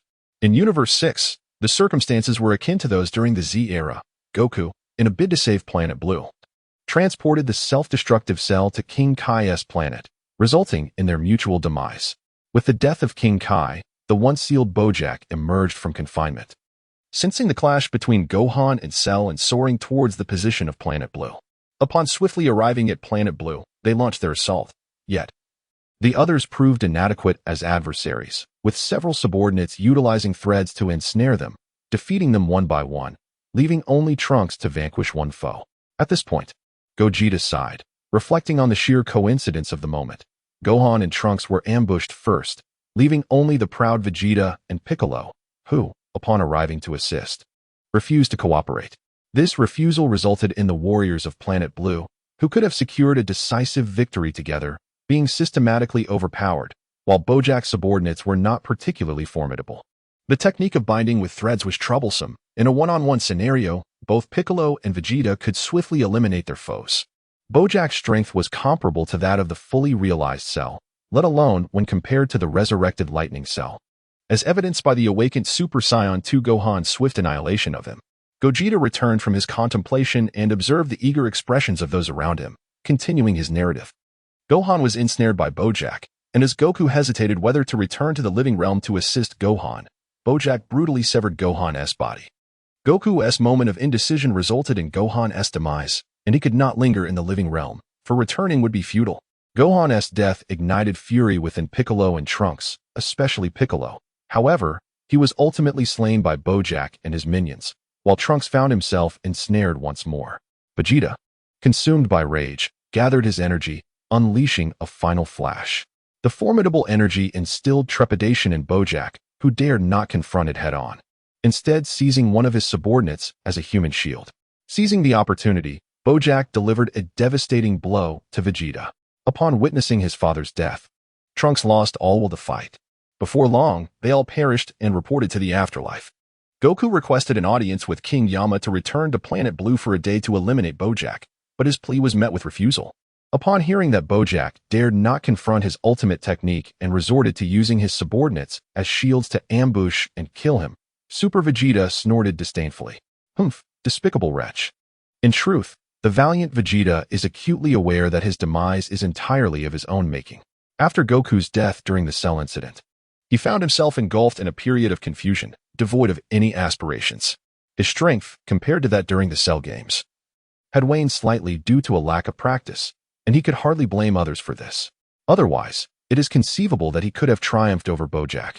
Alas, there are no what-ifs. In their universe, the young Gohan had forgotten the sensation of achieving Super Saiyan 2, and as Bojack prepared to strike him down, Goku, utilizing instant transmission, arrived from the afterlife to deliver a powerful blow to Bojack. Goku's admonition spurred Gohan to once again awaken his Super Saiyan 2 form, leading to Bojack's swift defeat. Super Goku scratched his face, perplexed by the fact that Bojack was still alive. Logically, King Yama would not refuse. So could it be that we failed to slay Bojack upon our return to the realm of the living? King Yama had a close relationship with him. During the period of Bu, he had secured a pass to return to Blue Star for a day through the fortune-telling old lady. Vegeta understood his implication and shook his head in deep regret. No, King Yama expressed his sincere apologies and denied their request, as deceased beings. Their desire to return to the living realm for revenge was unfeasible. Such a return could only be permitted if the entire universe faced a crisis. However, Bojack was not the type to seek the annihilation of the universe. He merely reveled in conquest, not in exterminating every soul within it. Vegeta could sense King Yama's despair. He was not the true arbiter, as there were higher powers above him. Goku, in his naive honesty, had made their intentions clear, stating their desire to return for vengeance, leaving King Yama no room to turn a blind eye or to obfuscate the matter. With Goku and his companions unable to return, Krillin, Tien, and Yamcha had already perished. Bulma and Chi-Chi, along with Master Roshi, were also killed by Bojack's minions while searching for Dragon Balls to resurrect Gohan. The other inhabitants of Blue Star remained oblivious to the existence of Dragon Balls, leaving Goku and his friends with no means of revival. Subsequently, Bojack constructed an exceedingly opulent palace on Blue Star, with Satan appointed as the head of their servants. After enjoying a period of indulgence, Bojack, accompanied by his subordinates, set off to conquer other planets, swiftly usurping Frieza's dominion over the cosmos. In the vast expanse of the multiverse, individuals gaze upon one another, uncertain of whom to voice their grievances. As the vast multiverse lingered in memories, a chilling and cruel female voice resonated from the 19th universe. At last, I have encountered this wretch. I shall make that vile woman wish she were never born. Following the sound, it was none other than Bra from the 19th universe, her malevolent and frenzied grin rendering her otherwise beautiful visage eerily unsettling. The death of Xiao Feng in the 19th universe ignited an uncontrollable fury within the hot-tempered Bra, who was incensed to discover that her opponent was associated with Bojack. Bra's anger surged, providing her with a much-needed outlet. Trunks of the 19th universe momentarily paused upon hearing the competitor's name. Bra, why did you register under the name Sun Bra? He inquired. Bra had always carried Bulma's surname. When had she switched to Sun? Goten from the 19th universe smugly interjected, it's not just you. I also consider myself Bra's brother. She specifically requested to change her name to Sun Bra for the competition. After all, Sun Bra is the daughter of Vegeta and possesses half of Goku's blood, so adopting the Sun surname is quite reasonable. Vegeta exchanged a brief greeting with the referee, seeking a moment's grace. Referee, could you grant me 2 minutes? After a moment's hesitation, the referee acquiesced, recognizing that a mere 2 minutes would not disrupt the flow of the tournament. Vegeta grasped Sun Bra's attire, preventing her from taking the stage just yet, gently urging her to rein in her emotions. You may kill her, but do not torment her. I understand your anguish regarding Xiao Feng's death, yet you must maintain your composure. Bra of the 19th universe reacted with disdain to her father's words, struggling to accept them. But she killed Xiao Feng. Why should I not take revenge on Bojack's people? Tormenting that woman is justified. You know she is no innocent, right? Bojack and his companions were certainly no paragons of virtue, committing heinous acts akin to a twisted version of Frieza. Why should she not eliminate the root of the problem? Vegeta did not deny this truth, which was precisely why he permitted Bra to pursue vengeance. However, he remained deeply concerned for his daughter. Bra, you are too reckless. You cannot guarantee that you won't harm innocents while unleashing your full power. That is your greatest weakness. Moreover, you have lost control more than once. If this continues, it will lead to your ruin. Above all, you must exercise restraint. If you cannot achieve this, I will have no choice but to revoke your eligibility from the competition. As Bra's father, it is evident that her extraordinary talents and formidable abilities are unparalleled. However, her temperament is exceedingly volatile. Once she succumbs to rage, she is incapable of restraining the extent of her destruction, and a mere flick of her hand could obliterate a small planet. In contrast, should Vegeta and the others engage in combat, they would skillfully contain their energy, sparing any innocent lives from harm. Upon transforming into Super Saiyan 2, Bra succumbs to a berserk state, losing control over her own body. Vegeta harbors deep concerns about this. While he can still manage to suppress her, the consequences would be dire in his absence. Reluctantly, Bra concedes, assuring him that she would not deliberately torment her opponents, thus earning her father's permission to enter the arena. In the 16th chapter, Zanja, a competitor from Universe 6, gazes at her name on the list and finds herself unwilling to take the stage. The shadow cast by Gogeta looms large over her. The reverberations from her battle with Broly nearly claimed her life, instilling in her a profound fear of combat. I shall not compete. I forfeit, she declares resolutely. However, Bojack dismisses her decision with indifference, firmly instructing her to take the stage. Get up there. Our galaxy has no room for cowards. The chilling gaze of Bojack shifts from indifference to menace, instilling in Zanja a sense of trepidation as she hesitates before finally ascending the platform, albeit reluctantly. Upon realizing her opponent is merely a teenage girl, Zanja's lips curl into a sinister smile as she approaches Bra with a feline grace. Fortunately, it's just a girl. She should be easy to handle. Are you ready to meet the same fate as your sister? Zanja's initial reluctance to compete stemmed from the fear of formidable opponents, but facing someone like Bra, whom she perceives as weak, ignites a cruel eagerness to bring Bra to her demise. Just as Vegeta begins to feel a sense of relief, Zanja's mention of the deceased Xiao Fang causes his expression to darken, sensing that a dreadful turn of events is imminent, leaving no one to save her. Vegeta discerned the simmering wrath within Vegeta, a fleeting emotion that, although imperceptible to the ordinary eye, was nevertheless captured by his keen observation. It was evident that the repeated mention of his deceased granddaughter, the young Xiaofang, ignited a torrent of suppressed fury within Vegeta, who feared that a moment of uncontrolled anger could lead him to annihilate the entire sixth universe. In this assembly, the potential for violence was palpable.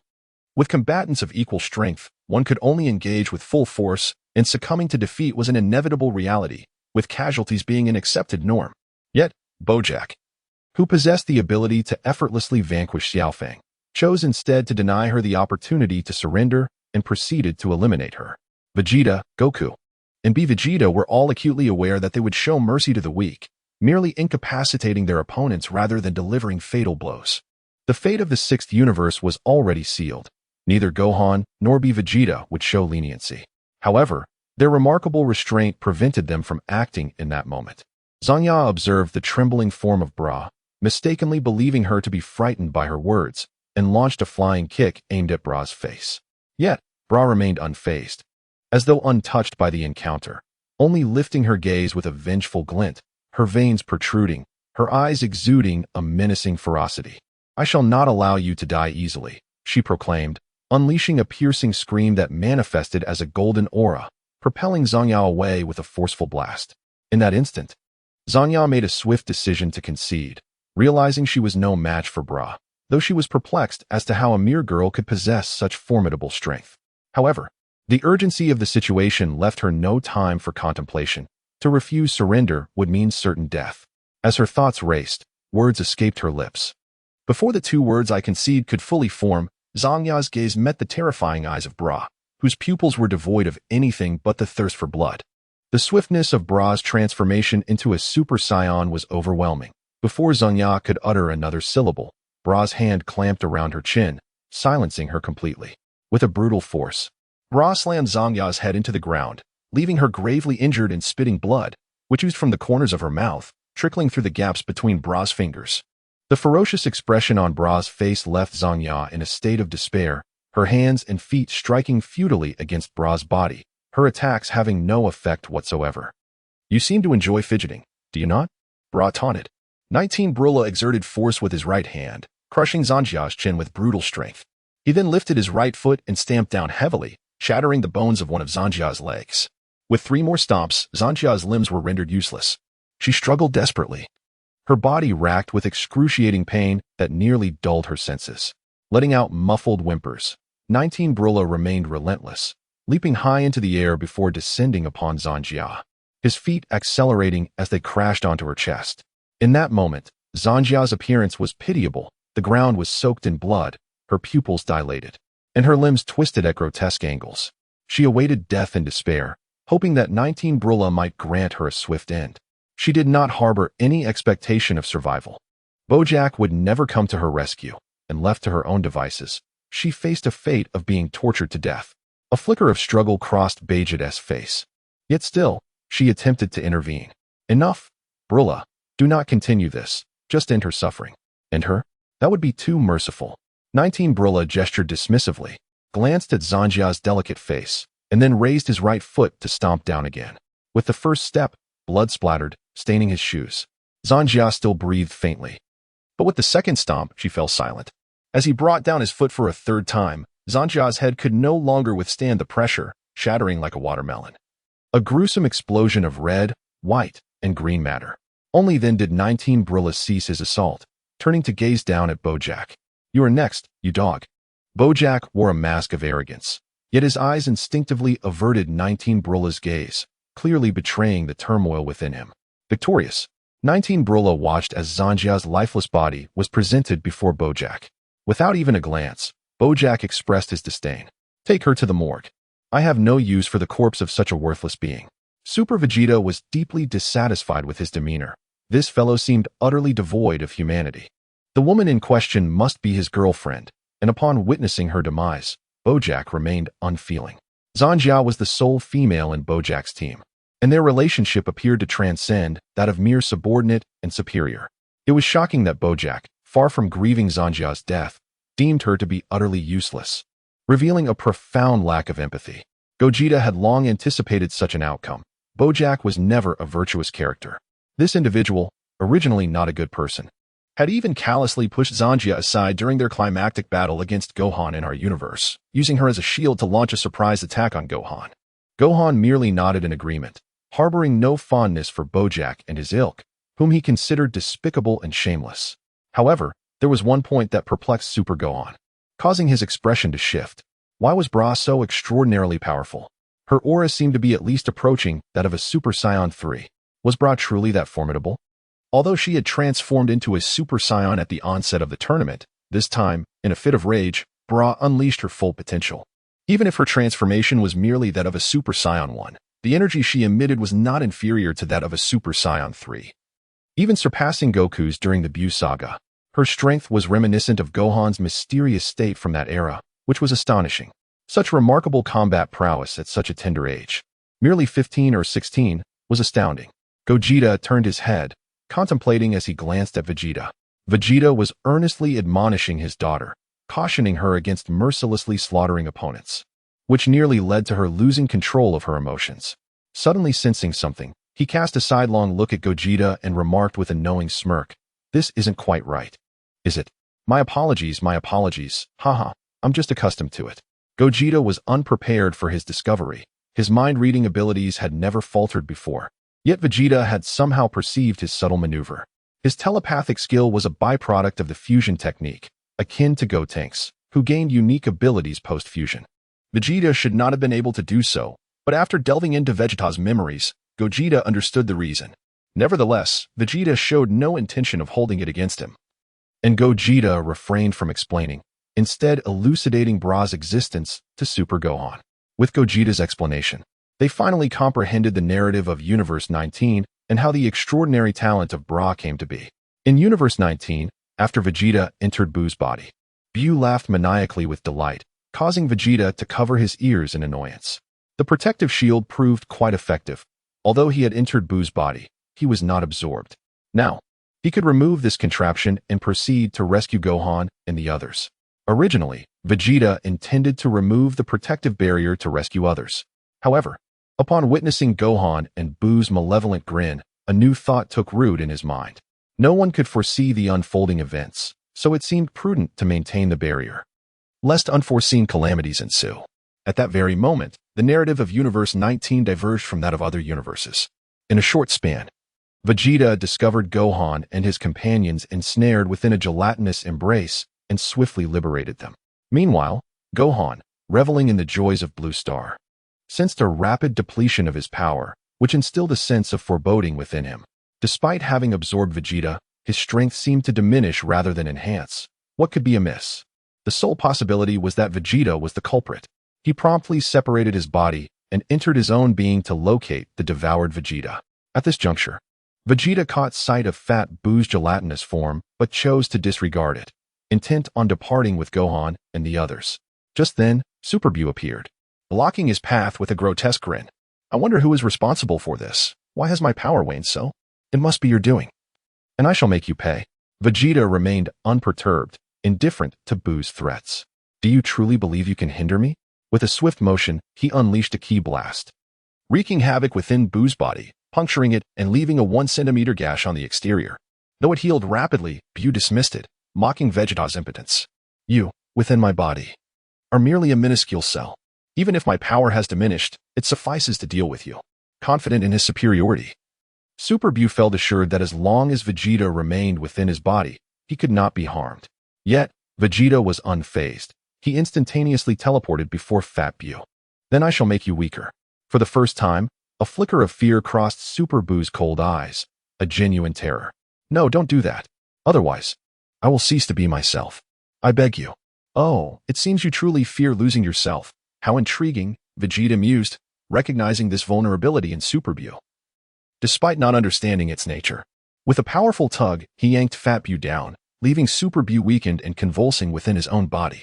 Seizing the opportunity, Vegeta guided the others to find an escape route from Buu's interior and fled. They sought refuge in a concealed location, observing Buu's transformation. Bu's form oscillated between muscular bulk and a slender, violent presence. His power appeared to have intensified, surpassing his initial strength, yet still falling short of the might he possessed when he absorbed Gohan. What had happened to him? At that moment, Vegeta was unaware of the existence of Bu, and he found himself perplexed, unable to comprehend the situation. In mere seconds, the form of Fat Bu transformed once more, reverting to that of a small, malevolent creature, Evil Kid Bu. This left Vegeta utterly bewildered, his aura fluctuating erratically as he pondered the implications of this change. Nevertheless, the fact that his energy diminished slightly was ultimately a fortuitous development, suggesting a reduced level of threat. Chapter 19. The birth of Vegeta. Evil Kid Bu howled at the heavens, emitting a feral scream, and pounded his chest with both hands. In the blink of an eye, with no warning, he unleashed a ki blast from his right hand. This caught Vegeta off guard. Bu was deviating from the expected course of action, instantly teleporting below. He deflected the attack with a swift palm strike. Fool, if you wish to obliterate Earth, you must first overcome me. Vegeta recognized the erratic behavior of this incarnation of Bu, who, much like a lunatic, was intent on annihilating Earth without so much as a word of warning. Had his own power not far surpassed that of Kid Bu, allowing him to counter the assault, Earth might have already faced destruction.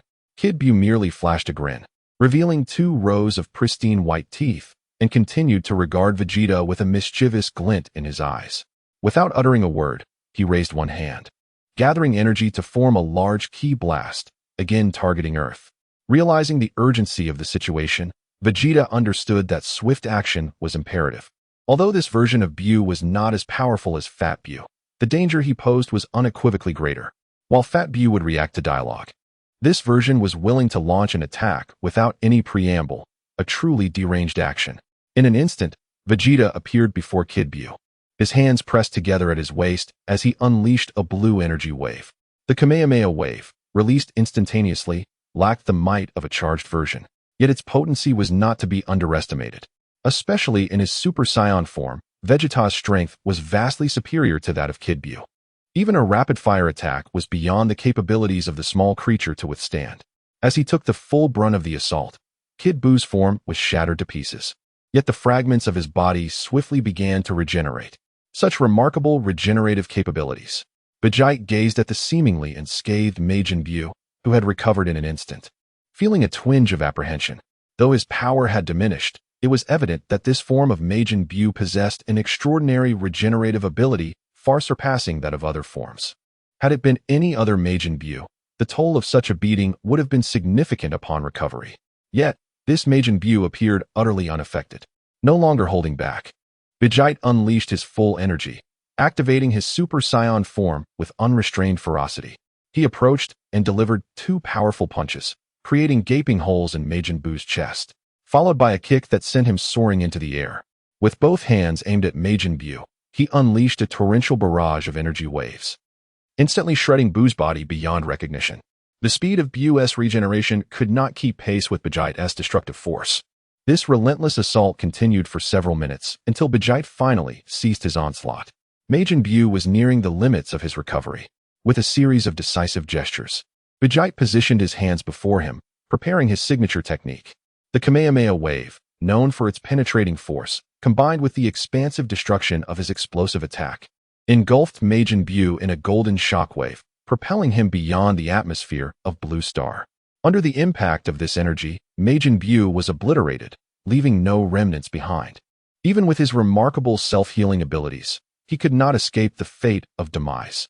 In a comparative analysis of raw strength, it was clear that Majin Bu was vastly inferior to Gohan Bu. Vegeta, in his normal state, could overpower Gohan Bu, and upon transforming into a Super Saiyan, his power surged 50-fold. With such a staggering disparity in combat prowess, even Majin Bu's formidable regenerative capabilities could not alter the outcome of the battle. As Majin Bu fell, Vegeta exhaled a sigh of relief and reverted to his normal state. While the old Kai and others celebrated their victory, they were reminded of another matter. They summoned Vegeta to share a significant piece of news. Vegeta, there is something I neglected to clarify with Goku earlier. The fusion achieved by the Patera earrings is permanent only for Kaioshins. For mortals, the fusion lasts a maximum of 1 hour before separating. Upon hearing this, Vegeta exhibited no surprise, but rather a sense of relief. Is that so? If that is the case, I will soon be able to separate into Vegeta and Kakarot. However, as the moments passed in a shared gaze among the group, the hours swiftly elapsed, yet Vegeta remained fused, his form unchanged. What is happening, old Kai? Wasn't it said that I would separate? The old Kai, equally perplexed, recalled that mortals indeed should separate and could not provide an immediate explanation. To seek clarity, he delved into countless ancient texts, ultimately offering an ambiguous response.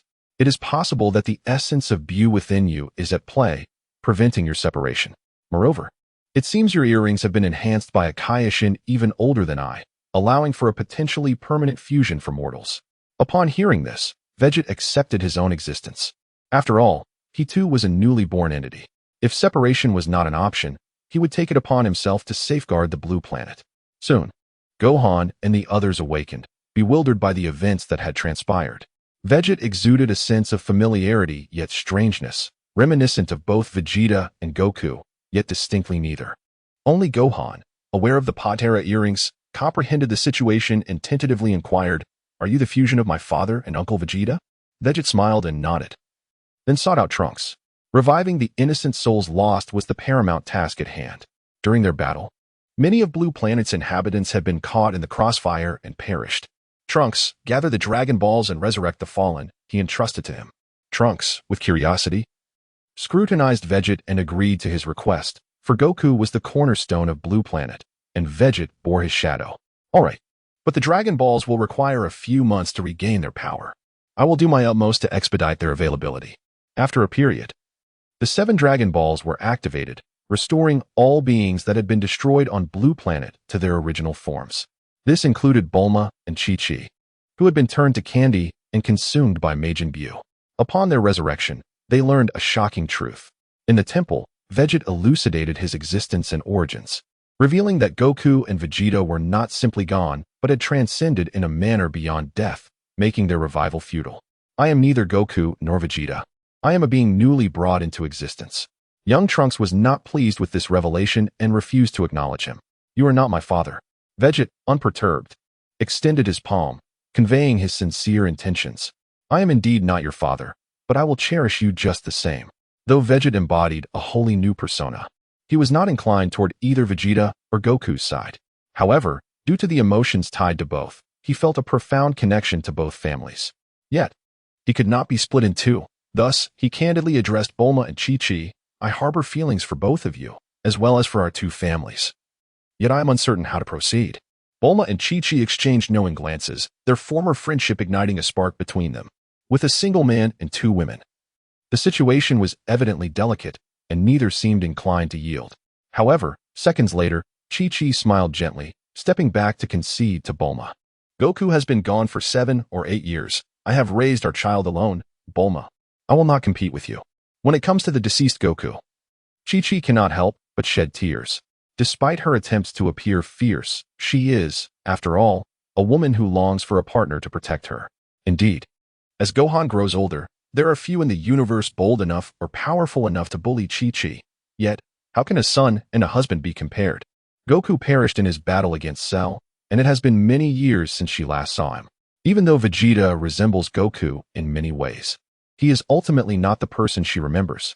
Furthermore, Goten was born without ever having met his father, and they had only just reunited at the World Martial Arts Tournament. The thought of such a swift separation fills her with sorrow. Wiping her tears, Chi-Chi embraces Goten and makes a heartfelt request. If you have time, would you come to my home for a visit? And could you perhaps be a father to Goten? Vegeta readily agrees, for he believes that Goten is indeed his son, sharing half of his blood. Even without Chi-Chi's prompting, he would have embraced Goten as his own. Thus, Vegeta frequently employs instant transmission, traversing between Bulma's and Chi-Chi's homes. Shortly thereafter, the Supreme Kai summoned him to assist in handling various dangerous individuals and entities throughout the universe. Vegeta, driven by his benevolent nature, did not refuse their request, as his unmatched strength made him the ideal candidate. Soon, he found himself moving across the cosmos, vanquishing one villain after another, his deeds reported widely, and his renown grew immensely. Eventually, he was celebrated by many civilizations across the universe as a hero, a savior. A small faction even revered him as a supreme deity. Powerful, enigmatic, and invincible. In Chapter 20, titled Individual Combat Talent, while Vegeta dealt with cosmic disputes. He was often accompanied by two young girls, Gohan's daughter Pan and Bulma's daughter Bra. Due to the disappearance of Vegeta, Bra, who was meant to be born after the Buu saga, still came into the world, her father having transformed from Vegeta to Vegeta. Upon seeing his daughter for the first time, Vegeta was filled with excitement, lifting her high into the air. "Ah, my daughter. What should I name her?" Bulma, lying weakly in bed, responded, "I've thought of a name. Let us call her Bra." Vegeta recalled the name Trunks and thought Bra sounded delightful, fitting well with Bulma's surname. As Saiyans do not have fixed last names, he then pondered another thought. "I seem to have never seen Trunks' tail. Could we perhaps keep Bra's tail?" Vegeta gently caressed Bra's tail, finding great affection for the fluffy little creature, and earnestly requested Bulma's permission. Upon envisioning the scenario, Bulma firmly declined Vegeta's request. What if she were to transform into a giant ape? What kind of girl would keep a tail? This was precisely how Bulma had reasoned when she had decided to remove Trunks' tail. After all, boys do not possess tails, and she was even less inclined to allow her daughter to have one. After her declaration, a chilling vision flashed through Vegeta's mind.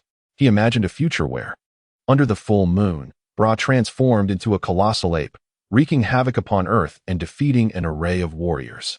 Piccolo, supported by Gohan, urged him to safeguard this planet. Gohan, bewildered, gazed at Bra in her monstrous form, unable to muster the will to act against her, especially since, in a sense, she was akin to his sister. Shaking his head to dispel such unrealistic fantasies, Vegeta resolved to heed Bulma's words and inquired with concern, "You should be able to get out of bed now, shouldn't you?" Initially taken aback, Bulma pointed her right index finger accusingly at Vegeta, her eyes blazing with anger. Taking several deep breaths, she managed to suppress her fury. "You fool, do you take me for a Saiyan? I do not possess such absurd recuperative abilities. I shall require an extended period of rest before I can move. How could I possibly get out of bed today after giving birth?" Vegeta chuckled awkwardly. "It's my first time. I have no experience. It will be better in the future." He did not dwell on the thought, having forgotten that Bulma was an ordinary human. Unlike the female Saiyans who could give birth in the morning and train by afternoon without issue.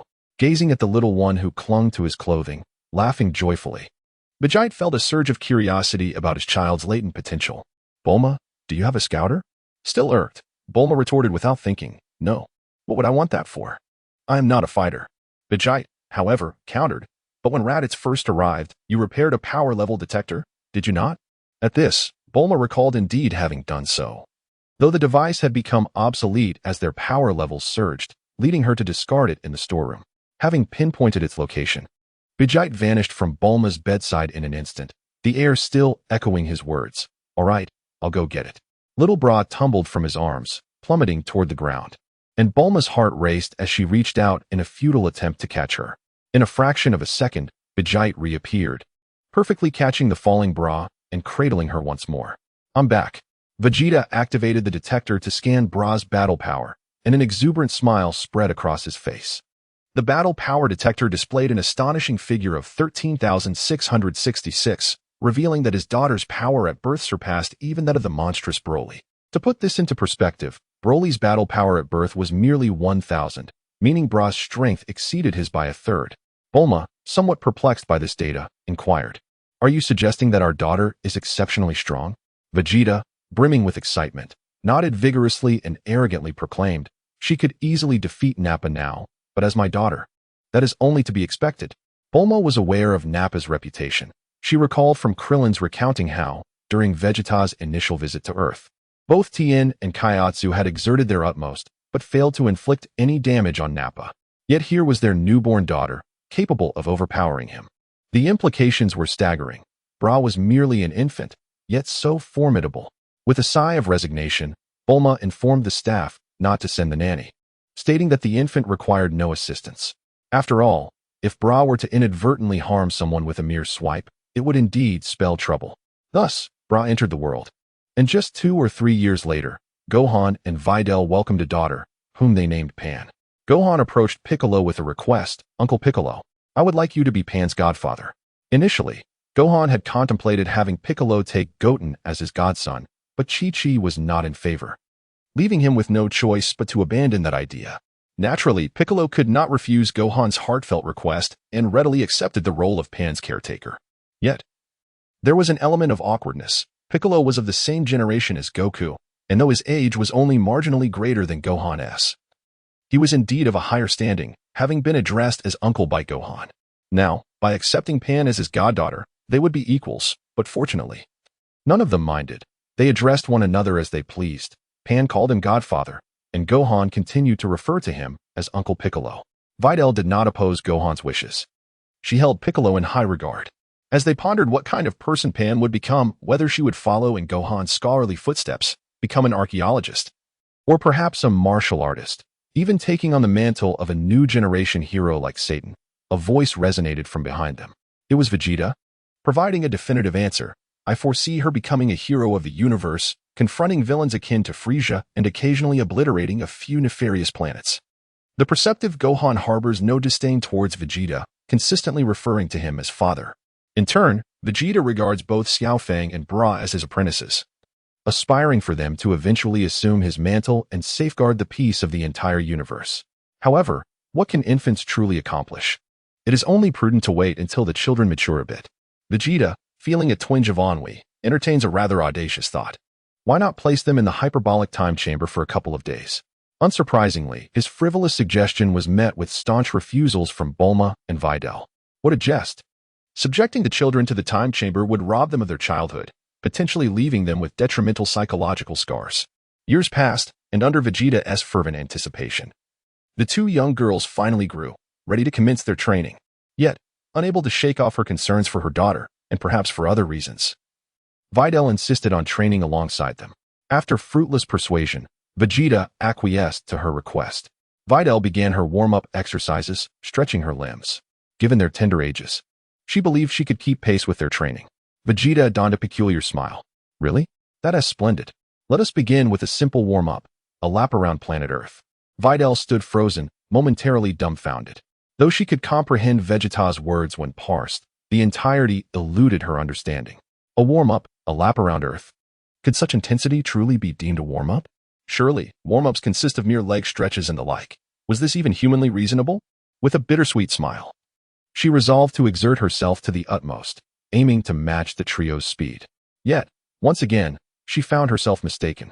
Setting aside Vegeta and Bra, Xiaofang, being Gohan's daughter, had inherited his prodigious talent. In an instant, the three transformed into a streak of vibrant light, vanishing from Videl's sight. Just as she initiated her flight, their shadows had already eluded her grasp. What was the point of pursuing them? They existed in a realm beyond her reach.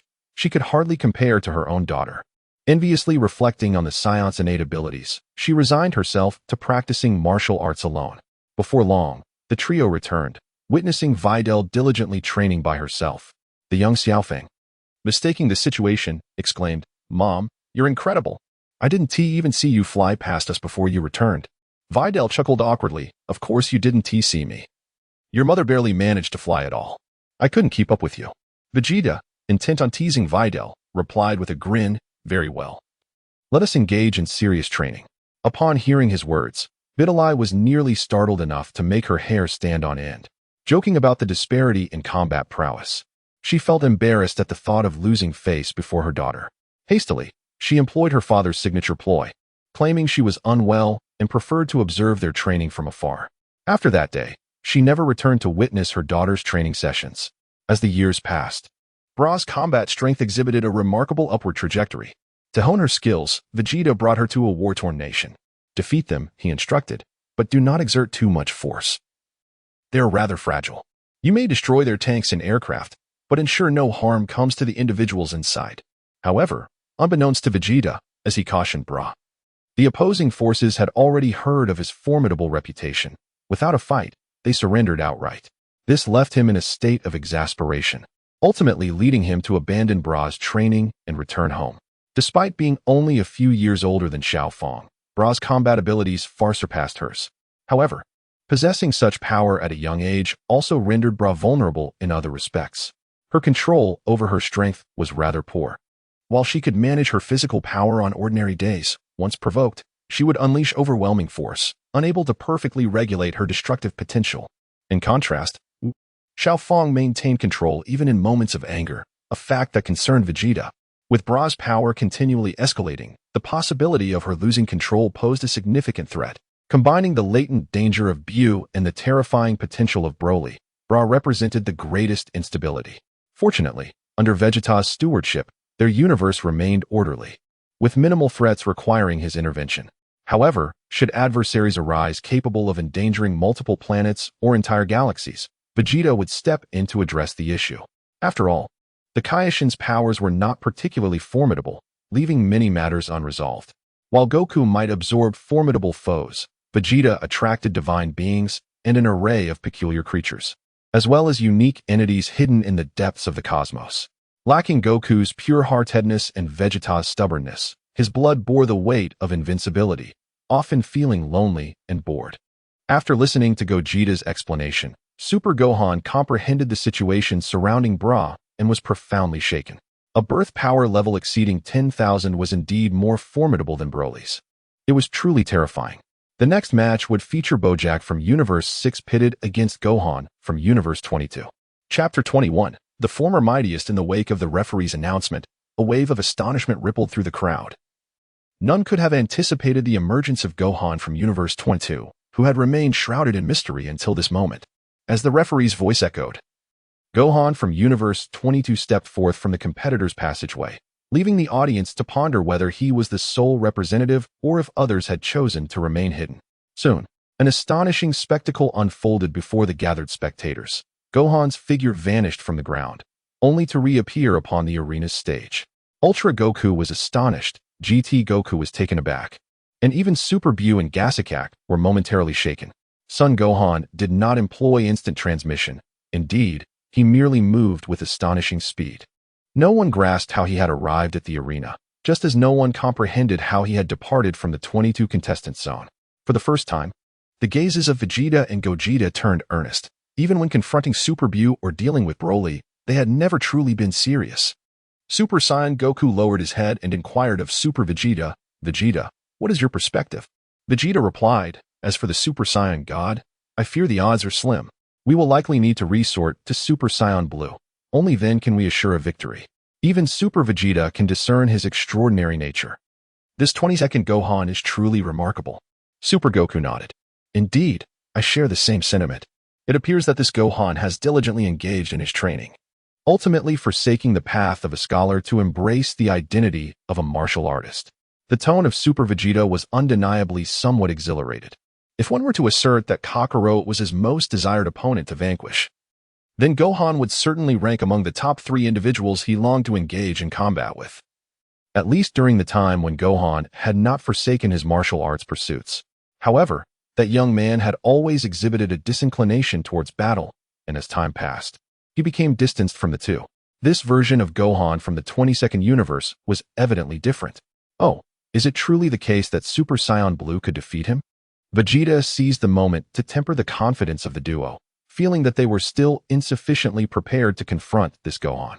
Super Vegeta is brimming with confidence in his Super Saiyan Blue form, believing he can effortlessly defeat everyone on the field, save for Goku and Vegeta. Undoubtedly, the Super Saiyan God transformation is powerful enough to triumph over Gohan, even if he dedicates himself to rigorous training. Vegeta approaches to engage in a discussion with others regarding the prowess of Gohan, the 22nd. Although I am unfamiliar with the specifics of the Super Saiyan God transformation, I suspect that your confidence may be somewhat misplaced. Super Goku and Super Vegeta found themselves somewhat shaken by the relentless words of Gogeta and Vegeta.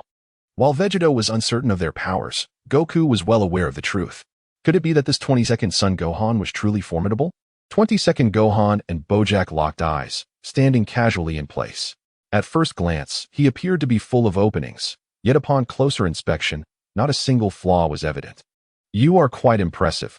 Your strength is formidable," Bojack remarked as he approached the 22nd Son Gohan, forcefully unleashing his own energy, a smirk gracing his lips. "You must be the father of that little girl I killed, just a mere fish." Upon hearing Bojack mention the deceased Xiaofang once more, 19 Gohan and 19 Bra struggled to rein in their emotions, resisting the urge to take his life. Suddenly, the 22nd Son Gohan vanished. But an arm emerged from behind Bojack, striking through his chest. Blood gushed forth, mingling with a green liquid, as the expressionless 22nd Son Gohan stood before him. Bojack stared at him in disbelief, staggering back a few steps, unable to comprehend the unfolding events. How had the 22nd Son Gohan gotten so close? And how had he attacked? He had seen nothing. Yet, in the next moment, excruciating pain surged through him, a heart-wrenching agony that rendered him desperate for relief. The 22nd Son Gohan slightly turned his body, aiming his right hand at Bojack as blue energy gathered, unleashing a Kamehameha wave that struck Bojack's body.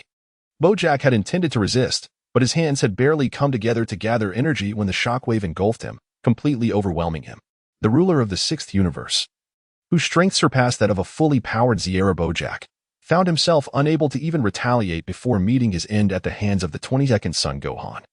Throughout the encounter, he had uttered but a single harsh word, which inadvertently provoked the 22nd Son Gohan. In light of their power disparity, the battle concluded in a mere 3 seconds. No waste at all. Gogeta could not help but marvel. Is this truly Son Gohan, who has devoted himself to training without respite? He has unleashed his potential and talent to the utmost. The once strongest youth has returned. This Gohan was decisive in his actions, far more ruthless than you, Gohan. Chao Wufan scratched his head, offering an apologetic smile. Super Saiyan Goku cast a glance at him, quietly comparing the two. Although due to the Tournament of Power, Super Saiyan Gohan had rediscovered his martial spirit in the final moments, achieving a realm surpassing that of the enigmatic Gohan. He paled in comparison to the formidable 22 Gohan.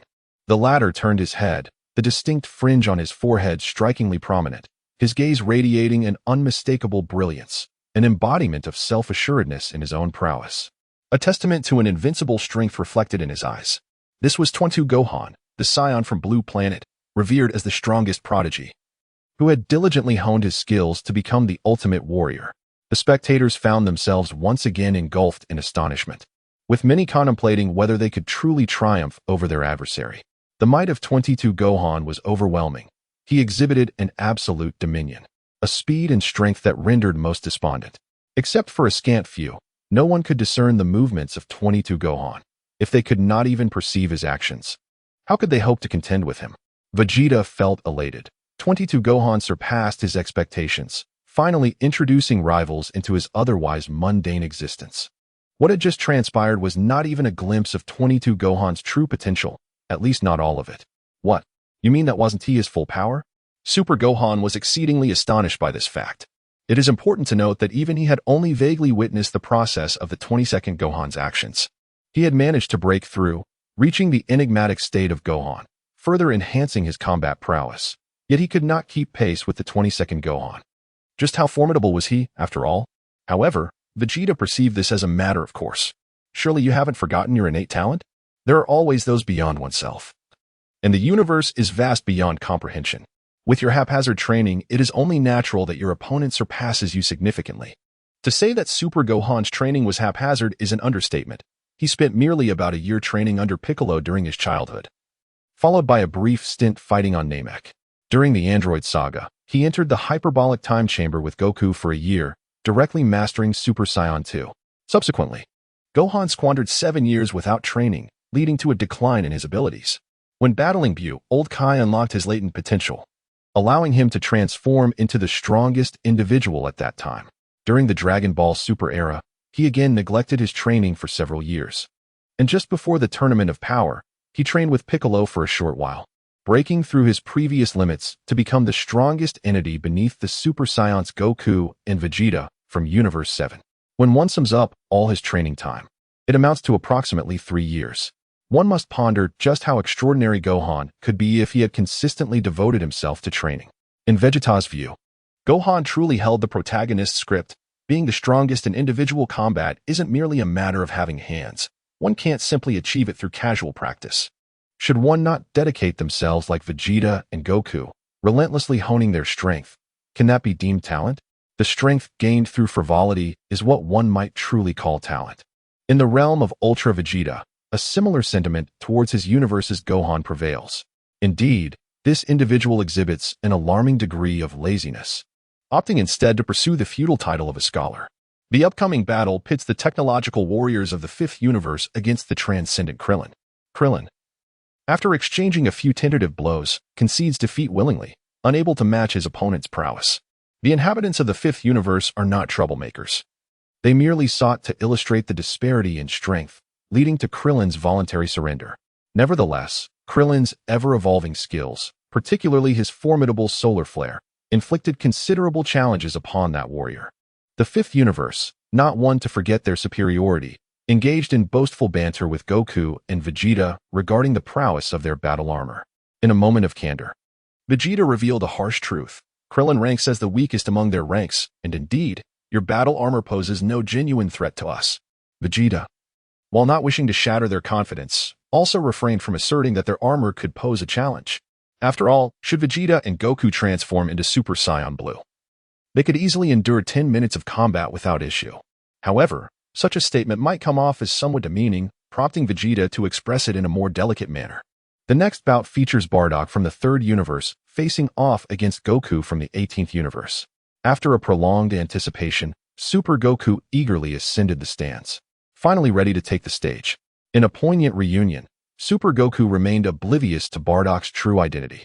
Bardock gazed at Super Goku with a sense of nostalgia, remarking, "It seems you have triumphed over Frieza and safeguarded your planet." Ultra Goku cast a glance at him, and the visage that mirrored his own compelled him to ponder deeply. How do you know? They hail from disparate universes. How could Bardock be so certain of his victory over Frieza? Bardock's words were astonishing and unwavering. "I am your father." What? Super Saiyan Goku was truly astounded. However, mere seconds later, he chose to accept this reality.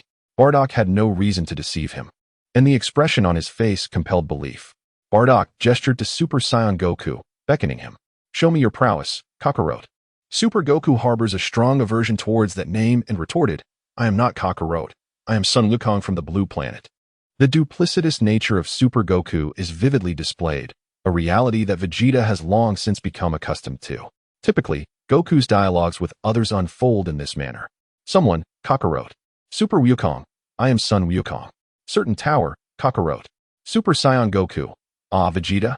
From start to finish, only Vegeta refers to him as Kakarot. And it is only then that Super Saiyan Goku responds. Others do not receive the same courtesy. Bardock, however, remains unfazed, channeling all his energy to transform into a Super Saiyan. Indeed, this Bardock possesses the ability to transform into a Super Saiyan. With a serious and earnest expression, he explains, "I possess an unstable ability to foresee the future. Since then, I have undergone significant changes and have come to recognize the savagery of the Saiyans and the wrongs I have committed. In the past, I was indeed a scoundrel. But now I am different, Kakarot. Let us settle this as Super Saiyans." Vegeta strokes his chin, pondering the nature of this Bardock. Could he be the character from the movies? Otherwise, how could he transform into a Super Saiyan and possess an unstable foresight? The only explanation is that he is akin to the Bardock from the old films, the one who traversed time. As for probing Bardock's mind with telepathy, Vegeta has no intention of doing so. He finds it a tedious endeavor. After all, this individual does not possess remarkable strength. Whatever abilities he may have will not alter the outcome of his defeat at Vegeta's hands. They are merely supplementary. Without hesitation, Super Goku radiated golden light and transformed into a Super Saiyan. The two exchanged a glance before simultaneously launching themselves forward. Having finally earned his turn on the battlefield, Goku was determined not to defeat Bardock instantly. He wished to engage in a proper fight. He restrained his own power, choosing not to unleash his full strength. For he knew that as fellow Super Saiyans, Bardock would be unable to withstand even 3 of his blows. Bardock, aware of the need to not underestimate his son, swiftly moved to stand before Super Goku and, gathering his energy, unleashed a powerful punch. His fist passed through Super Goku's form, only to strike outwards. And to Bardock's astonishment, he realized it was merely an illusion. Chapter 22. Bardock's past Super Saiyan Goku executed a swift spinning kick towards Bardock, who deftly lowered his head to evade the strike. Goku landed gracefully behind him, a subtle smirk gracing his lips. In an instant, Bardock pivoted, unleashing a knife hand strike with his right hand, only for Goku to nimbly reposition himself back in front of him. The two engaged in a fervent exchange of blows, neither willing to yield an inch. To the untrained eye, their limbs became mere blurs, a testament to their incredible speed. Despite their unchanged stances, they unleashed a rapid barrage of attacks, each strike meticulously countered by the other. In terms of power, Goku found himself at a temporary disadvantage. Bardock, having emerged victorious from countless life-or-death battles, possessed combat experience that rivaled Goku's own.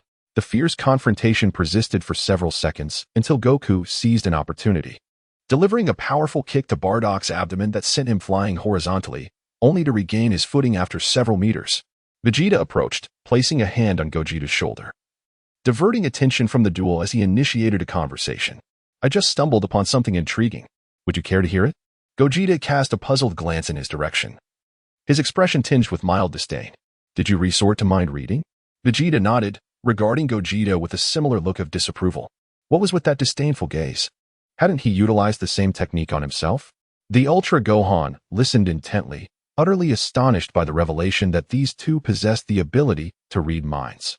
He recalled that Ultra Goku had once remarked that Vegeta, formed during the Z era, could not read minds. Aren't you incapable of mind reading? Gohan inquired. Vegeta offered a rather unconvincing explanation. He had encountered too many individuals and, upon encountering intriguing abilities or magic, had casually learned a bit for amusement. In his universe, Vegeta was overwhelmingly powerful, especially as his strength continued to escalate. To alleviate the monotony of his existence, he felt compelled to acquire new abilities. How lonely it is to be invincible. What have you disowned? Vegeta gestured towards the battling Bardock. I have uncovered everything that transpired in their universe, including the demise of Frieza. The interest in Super Gohan and Vegeta was scant. However, Super Goten and Super Trunks, the two young lads, were clearly captivated, persistently urging Vegeta to elucidate the events transpiring in Universe 3. I want to hear. I want to hear. They clamored. Vegeta, acquiescing to their enthusiasm, proceeded to recount the happenings of Universe 3. Yet, the revelations that followed diverged significantly from Vegeta's initial conjectures, even to the extent of contradicting the theatrical portrayal entirely.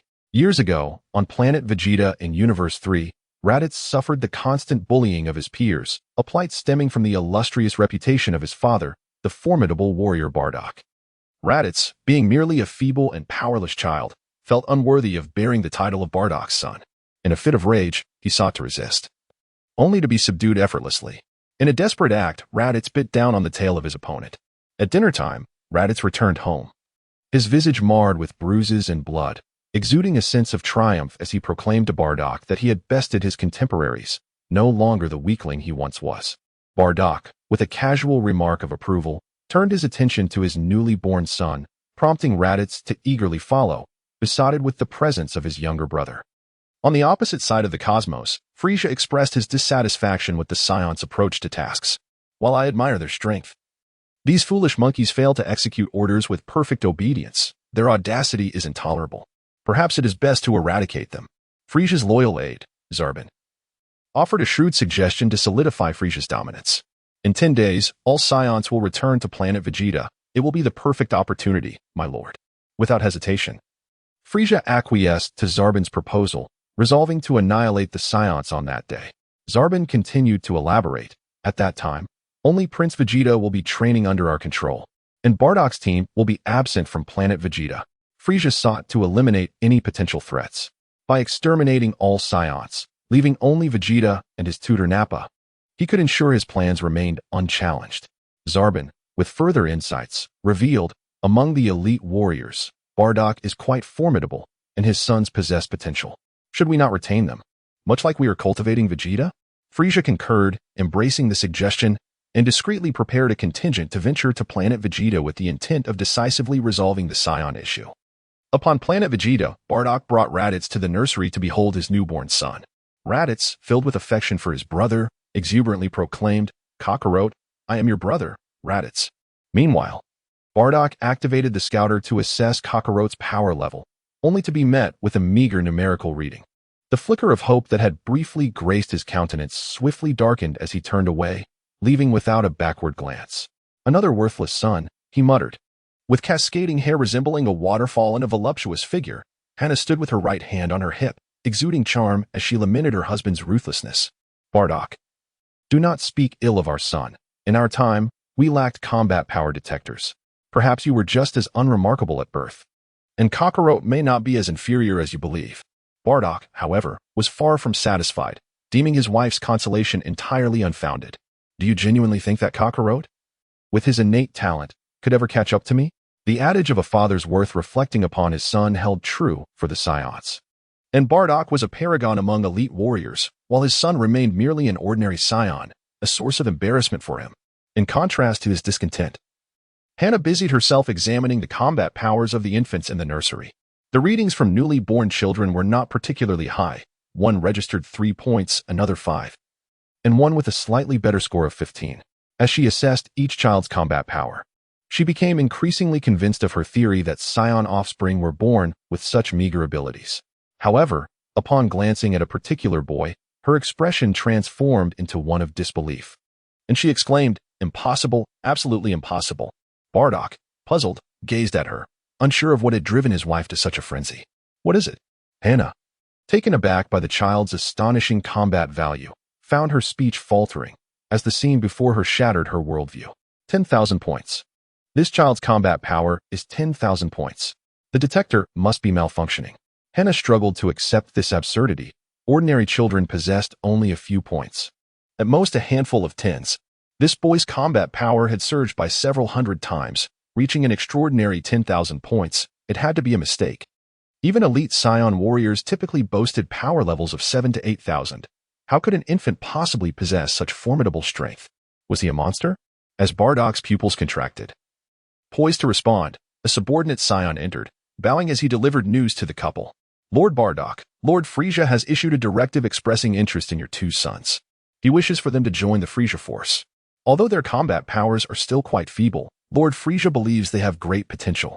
Kakarot may embark on an assault on a minor planet, while Raditz is to continue his training. The Saiyans are indeed categorized by ranks. Bardock, through countless battles of life and death, has continually enhanced his strength, now holding a position among the Saiyans that is only slightly inferior to that of King Vegeta, thus enjoying a considerable status.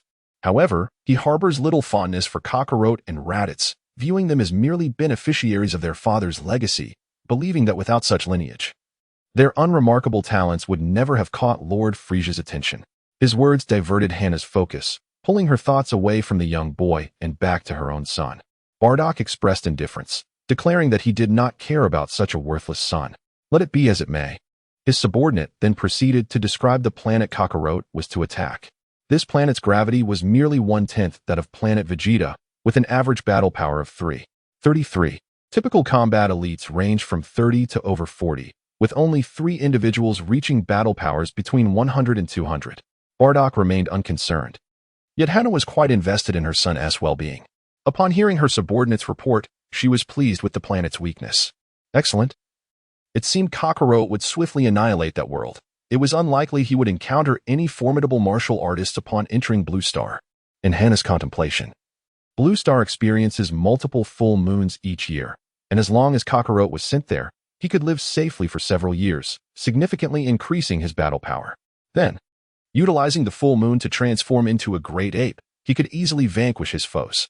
Unless Kakarot had yet to mature, retaining a battle power in the single digits, and encountered a master on that planet, even transforming into a great ape would not suffice to amplify his strength tenfold.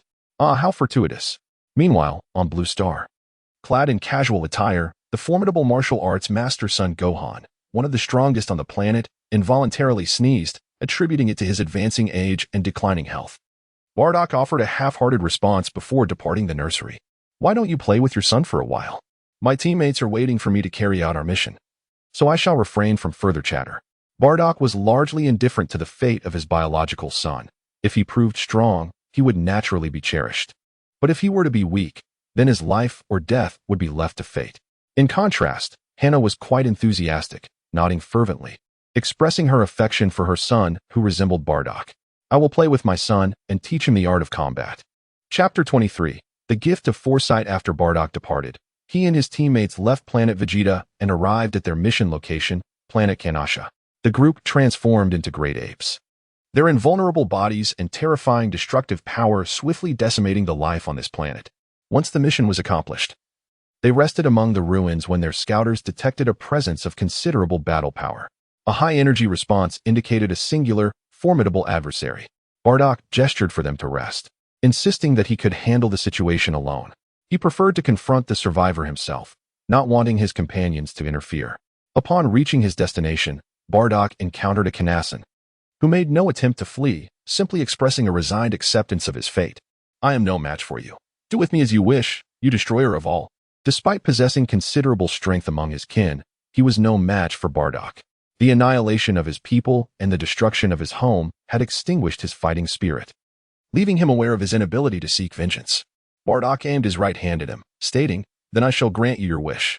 In his final moments, the Kanassan reconsidered and thought of the adage that an enemy's enemy is a friend, pondering whether he might employ a roundabout approach. "I wish to speak with you.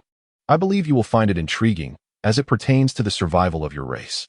At that instant, a historic divergence occurred between the third universe and others. For in most other universes, Bardock would have unceremoniously slain his opponent. Yet, Bardock of the third universe chose to allow the Kanassan a few final words. The Kanassan foretold the future he had witnessed. "Your Saiyan race will face annihilation. Your king is named Vegeta, characterized by his spiky hair, and the ruler is Frieza, a purple demon resembling a lizard." To convince Bardock of his veracity, the Kanassan began to describe Frieza and King Vegeta's existence. Bardock's pupils dilated in shock, as the Kanassan's words left him utterly astounded. The reasoning was simple. The Kanassan lacked the technological prowess for space travel and could not possibly know Frieza and King Vegeta. How had he acquired such knowledge? In response to Bardock's inquiries, the Kanassan offered an explanation. "I possess the gift of foresight, a rarity among my kind. Only I am endowed with this ability. Just days ago, I sensed your arrival, yet my kin dismissed my warnings as mere folly." He continued, "If you can unite, there remains a glimmer of hope to defeat that purple demon. You must act swiftly, or it will be too late." Bardock remained skeptical. The sudden emergence of an adversary claiming to possess prophetic abilities was difficult to accept. "Why would you share this with me, your enemy?" The Kanassan smiled ruefully, his expression a blend of bitterness, helplessness, and a profound anger directed at Frieza. "I am powerless to avenge my kin, nor can I defeat you. Moreover, you are merely following orders. The true architect of this calamity is Frieza. I seek to utilize your strength to eliminate that fiend. In doing so, I would find some semblance of retribution for my people." This reasoning was direct, and while Bardock found it somewhat acceptable, it was still insufficient to fully persuade him. "I am sorry, but I cannot completely trust your words." The Kanasha alien had long foreseen this predicament and devised the worst yet only plan. "I understand that mere words may hardly convince you, yet the future is already predetermined. I implore you for one thing. Do not take my life from a distance. Instead, approach me and pierce my heart with your fist." Bardock hesitated momentarily but ultimately acquiesced. "Very well, as you wish." In his eyes, the opponent was no match for him. Even in close combat, any attempt at retaliation would prove futile. There were no unforeseen circumstances. Bardock's fist penetrated the alien's heart. The Kanasha being did not succumb immediately. Gripping Bardock's shoulders with both hands while spitting blood and uttering, "Embrace my power and accept my strength." Bardock felt no malice. The alien's body radiated a brilliant white light that enveloped him. In an instant, a myriad of images flashed through his mind. He seemed to stand before his comrades, discussing the cleansing of this planet and the whereabouts of any remaining Kanasha. What had transpired? Bardock shook his head and returned from the reverie, rejoining his squad. Upon observing the conversations among his teammates, Bardock was frozen in place. The scenes unfolding before him mirrored precisely those fleeting images that had just flashed through his mind, down to the very words spoken. Deep within, Bardock found himself believing the Kanasha alien's words a little more. He truly possessed that kind of power. His teammates, bewildered by his incoherent mutterings, wondered what had befallen their captain. "Bardock, what are you saying?" Bardock, preoccupied with thoughts, paid them no mind. If the Kanasha alien's assertions were indeed accurate, then what he mentioned about Frieza. Without further contemplation, he inquired of his team, "When is Frieza's next visit to Vegeta?" The team, startled by the sudden shift in his demeanor, quickly replied, "Perhaps a year from now, or maybe two." As Bardock pondered the ample passage of time, an excruciating pain surged through his mind, compelling him to clutch his head in agony. Visions of the future flickered in the depths of his consciousness, revealing King Vegeta incessantly lamenting. He expressed his discontent with Frieza's increasingly brazen behavior. Noting the tyrant's arrival on planet Vegeta without prior notice, and how swiftly he had come, the scene unfolded with King Vegeta attempting to explain to Frieza that his visit was too abrupt and unannounced. In a cruel twist, Frieza unleashed a deadly energy beam, piercing the king's chest and extinguishing his life, while his two attendants fell victim to Frieza's elite guards, Zarbon and Dodoria, who ambushed them with lethal precision. Frieza then declared his true intentions, to obliterate planet Vegeta and eradicate all Saiyans. At this juncture, Bardock jolted awake. immediately commanding his team to return to planet Vegeta ahead of him. While his comrades were filled with curiosity, in the world of the Saiyans, strength represented authority, and Bardock's formidable power ensured their obedience. Meanwhile, Frieza received word of Bardock's squad returning to the planet. Dodoria, the corpulent warrior, quickly deduced that the swift conquest of Kinesa was a sign of Frieza's escalating pace. He resolved to send Bardock and his team on a mission to Planet Meat, where he planned to eliminate them before rejoining Frieza. Unbeknownst to the Saiyans on planet Vegeta, they were engrossed in a different discussion altogether. A high-ranking Saiyan warrior spoke of the infant Broly, whose battle power at birth was an astonishing 10,000. Such an inhuman level of strength seemed unattainable for a Saiyan. And the legend of the Super Saiyan began to circulate. The last known Super Saiyan had emerged a millennium ago, causing catastrophic devastation. The veracity of this legend remained uncertain. But King Vegeta saw it as a pretext to eliminate Broly, fearing that the child's potential might one day threaten his reign. Broly's father, the Saiyan Paragus, fervently pleaded with King Vegeta, professing his loyalty and emphasizing that Broly was his finest son. Please, King Vegeta, I assure you he will be loyal to you when he matures. I beg you, do not harm him. However, King Vegeta dismissed these assurances, convinced that if Broly were allowed to grow, no one would be able to counterbalance his power. He preferred to extinguish any potential threat in its infancy. Just as Broly was on the brink of being slain, hurried footsteps echoed as Bardock arrived. King Vegeta, we face a grave situation. Bardock's stature as one of the top 3 warriors among the Saiyans commanded respect, allowing him to speak candidly. Without further ado, he declared, we must prepare.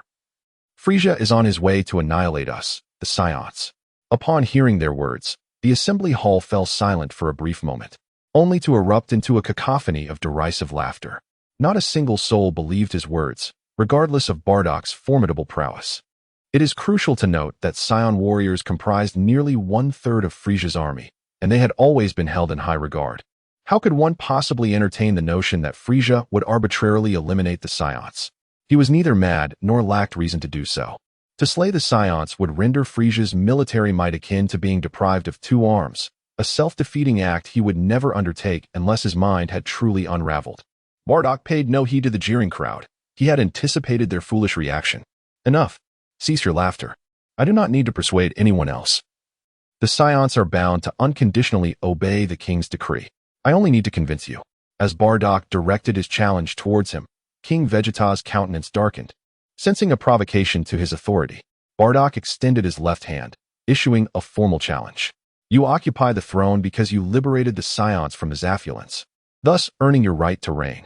Initially, the Zaphulans were the rulers of this planet, yet it was King Vegeta who led the Saiyans in overthrowing their dominion, renaming the planet Vegeta. Although King Vegeta was acknowledged as the sovereign, the Saiyans possessed a more primal method of selecting their king. According to Saiyan tradition, it is the strongest who ascends to the throne. I challenge you, and I shall claim your crown. This was Bardock's desperate strategy, as he had refrained from revealing his full combat potential due to King Vegeta's inherently suspicious nature. Should he discover that Bardock surpassed him in strength, he would undoubtedly resort to sending his subordinates to eliminate him. However, with Frieza's imminent threat, Bardock needed to command the allegiance of the other Saiyans to unite against Frieza. Relying solely on the authority of the king alone, he stood no chance against Frieza. Only with the collective might of the Saiyan race did he harbor a glimmer of hope for victory. Chapter 24. Bardock of the 3 Universes Provoked. King Vegeta could no longer suppress the fury simmering within. Very well, I refuse to believe that a mere lower-class warrior could best me. Although Bardock now stands as one of the mightiest Saiyan warriors, he initially held the status of a lowly warrior, the very essence of the lowest tier. Despite his remarkable ability to grow stronger through repeated near-fatal injuries, it was inconceivable that he could surpass his opponents. King Vegeta charged forth to engage Bardock. Yet before 5 exchanges could transpire, he sensed an ominous turn. Bardock had concealed his true power, in stark contrast to the king, who had long been idle upon his throne. Bardock's strength vastly exceeded his own. To his dismay, he found himself overmatched and swiftly subdued, ultimately succumbing to grievous injuries and losing consciousness. Bardock's victory over the reigning monarch naturally led him to ascend the throne as the next king. While some acknowledged Bardock's prowess, others remained skeptical, for King Vegeta had established considerable authority during his reign. Unperturbed by the murmurs of dissent and ridicule, Bardock asserted resolutely, I am aware that many of you doubt my capabilities. However, according to Saiyan custom, the new king is granted a week of respite. Should I prove to be in error, you may take my life. But for now, you are all to comply with my orders unconditionally, no matter how peculiar they may seem. The gathered crowd had no choice but to acquiesce, for he was indeed the newly appointed king of the Saiyans. Bardock then articulated his strategy: do not disclose my ascension to Frieza. We shall secretly ambush all of Frieza's subordinates, ensuring that our actions remain undisclosed. Our operations must be thoroughly sealed. The king's decree was not to be disobeyed, and even those who harbored dissent could only follow through.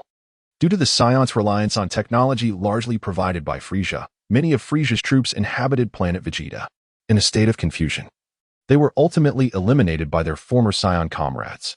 Utilizing new communication devices, Bardock conveyed his intentions to other Saiyans, declaring his intention to betray Frieza. King Vegeta, unwilling to accept his defeat at Bardock's hands and the loss of his throne, was even more averse to the thought of death. Fully aware of Frieza's ruthless nature, he ultimately resolved to collaborate with Bardock to ensure the plan's viability. Failure would result in the annihilation of their race. Initially, Bardock's entreaties garnered little support, but with King Vegeta applying pressure, gradually the majority acquiesced.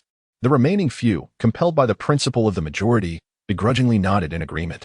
Time swiftly approached the fateful day Bardock had foreseen, the very moment of Frieza's arrival, and all Saiyans prepared themselves in earnest. Bardock's wife, Jine, remained skeptical of his prophecy, rebuking his seemingly mad schemes. Bardock, if Frieza does not arrive today, I shall be the first to eliminate you. Bardock remained silent, trusting in his own judgment. Paragus expressed his gratitude, as Bardock, upon ascending to a position of power, utilized his royal status to spare Broly's life. Bardock offered little explanation. He had foreseen the destructive potential of Broly in the future, a cataclysmic force indispensable to the Saiyan race. Under the anxious gaze of all the Saiyans, the reconnaissance team informed Bardock that Frieza's spaceship had arrived in the outer space of planet Vegeta. Many began to further believe Bardock's prophecy, yet Hannah, with a hint of arrogance, retorted that even if Frieza had indeed come secretly, what did it signify? There was no evidence to confirm that he intended to kill them. Bardock, unwilling to engage in an argument with her, simply conveyed his intentions. He could not allow Frieza to escape. Hannah, could you halt Frieza's spaceship? To nurture a tiger is to invite calamity. It is not the improbable that one fears, but the potential for disaster. If Frieza were to escape, the consequences could be dire. Hannah dismissed his words with disdain, responding coldly, "Are you implying that you do not trust me?" Following the meticulously crafted plan, several elite warriors ascended into the skies, unleashing energy orbs reminiscent of the moon to provide the transformative bull's light, enabling everyone to metamorphose into colossal apes. They instructed a few individuals to conceal themselves, for the destruction of a singular lunar device by Frieza's forces would necessitate the immediate deployment of another. This transformation into giant apes represented their sole opportunity for victory. Failure to achieve this would result in inevitable demise. The designated concealment group expressed considerable dissatisfaction with Bardock's strategy, deeming it cowardly. In stark contrast, King Vegeta held a differing perspective, believing Bardock's scheme to be astutely devised, compelling the others to adhere strictly to the plan. Under the influence of the lunar device, the entire Saiyan race underwent transformation into gigantic apes, roaring as they soared into the cosmos to launch an assault on Frieza's spacecraft. Hannah, having embarked ahead, found her energy blasts ineffectual against Frieza's well-fortified flagship. With insufficient oxygen in the void of space, she resorted to a desperate measure, using her body to breach the ship's defenses, gaining a fleeting moment to breathe. Frieza, witnessing the Saiyans' immediate counterattack upon his arrival, felt no fear despite his uncertainty as to how they had anticipated his strategy, promptly commanding his forces to assault and annihilate the Saiyans. However, the fully transformed Saiyans experienced a tenfold enhancement in combat prowess, rendering them far beyond the capabilities of Frieza's subordinates. Within mere moments, they decimated Frieza's minions, and Hannah, having transformed into a colossal ape within the ship, further compromised its defenses. At Bardock's command, a multitude of giant apes unleashed devastating energy blasts towards Frieza's vessel. Panic-stricken, Frieza attempted to transform, striving to elevate his power to the second or even third stage for a counterattack. Yet it was too late. He was afforded no time to gather his strength. As he began to transform, the onslaught of energy blasts overwhelmed him, engulfing him in an infinite cascade of power. It is important to note that combat strength does not simply equate to the sum of two warriors with a power level of 100,000 equating to a single warrior with a power level of 200,000. Often, the stronger warrior could be dispatched in but a few blows. Yet, the sheer number of adversaries made it insurmountable, with all transformed into giant apes. Their combat strength multiplied tenfold, and in the vastness of space, tens of thousands of warriors, each exceeding a power level of 10,000, unleashed their fury, compelling Frieza. With his 530,000, to meet his end. To blame would only be to chastise his overconfidence, as he had consistently operated in his weakest form. Upon witnessing Frieza's energy dissipate, the remaining Saiyans erupted in jubilant cheers, chanting Bardock's name in reverence. Only Bardock and King Vegeta harbored a sense of foreboding. The aura Frieza exuded during his transformation far exceeded their expectations. Fortunately, the proud Frieza had underestimated them, failing to transform from the outset. Prior to this, Frieza had exhibited a combat strength of merely 530,000, yet in that fleeting moment of transformation, his aura escalated to at least several million. Had he succeeded in transforming even a moment sooner, the consequences for Bardock and his companions would have been dire. Thus, Frieza, constrained to a mere 530,000 combat strength, fell victim to the overwhelming onslaught, succumbing beneath a radiant deluge. As Frieza perished, Hannah inquired whether Bardock intended to send his youngest son to Blue Star, to which Bardock declined, asserting that such training methods were antiquated. From that moment forth, the Saiyans reigned supreme over a considerable expanse of the universe, coinciding with their triumph over Frieza. Meanwhile, another member of the Frost Demon clan, Cooler, observed the battle from afar, showing no concern for his brother's demise. Instead, he deemed Frieza's fate justifiable and exhibited no inclination to intervene against the Saiyans, feigning ignorance as he departed the scene. After all, this region of the galaxy did not fall under his dominion when their father learned of this incident. It was highly probable that he would allocate this territory to Cooler, allowing him to expand his rule. In that eventuality, he would ascend to govern a far greater domain. Finding greater satisfaction in this outcome than in his brother's death, Vegeta gradually elucidated to several individuals how the Saiyans triumphed over Frieza. Goku was somewhat able to comprehend his explanation. It bore resemblance to the narrative of Bardock from the earlier film adaptations, with similar character design and comparable strength, merely employing a different strategy to vanquish Frieza. The sole significant distinction was that before Goku's time travel, the wife of Bardock, as depicted in the anime, was a short-haired, less formidable warrior named Jine, who possessed a kind and gentle disposition. Conversely, in the third universe, Bardock's spouse transformed into a remarkably powerful female Saiyan named Hannah. While the two combatants on the arena continued their fierce engagement, Vegeta's tale, though lengthy, transpired within mere minutes. Bardock keenly recognized the immense power of Super Saiyan Goku. It was indeed remarkable. If the counterpart of you from our universe could wield such strength, we would undoubtedly prevail against Dr. Lucky, and the Saiyans would not face annihilation. Bardock soared into the air, unleashing a ki blast, which Super Saiyan Goku deflected, preparing to retaliate with a swift kick directed at Bardock's back. Chapter 25, Super Saiyan God. Suddenly, Bardock clasped his head, writhing in agony, as his precognitive abilities manifested at a most inopportune moment. No, not now. Unfortunately, his foresight did not heed his pleas. Each vision was capricious, flooding his mind with countless images. An infinite aura permeated the cosmos, shattering the void with overwhelming energy. Two Saiyans transformed into forms he had never witnessed before, clashed amidst the stellar backdrop, while a dark-haired man observed silently. One star system after another erupted in cataclysmic explosions, and under the weight of their battle, the universe rapidly succumbed to ashes. Then came the second and third instances. He had never beheld such a magnificent confrontation in his lifetime. The sheer potency of their energy instilled a profound terror within him, causing his heart to race and his mind to fracture. Somewhere, an unknown Kakarot from another universe, along with Vegeta, clustered with other despondent contestants, murmuring in despair. It was over. They were all doomed, with no one capable of halting them. They were the strongest. No one could defeat them. Perhaps Lord Beerus or Whis might possess a solution. Not only here, but all parallel universes would be affected. If they were not stopped, boundless dimensions would be engulfed. Bardock, in a frenzy, shook his head, disregarding the fates of others. At least during the combat, his foresight proved utterly futile. Fortunately, Super Saiyan Goku exhibited commendable martial ethics, refraining from taking advantage of his weakened state to eliminate him, instead allowing Bardock time to recuperate. Once Bardock regained his composure, he expressed his gratitude for not being ambushed, then launched a counteroffensive.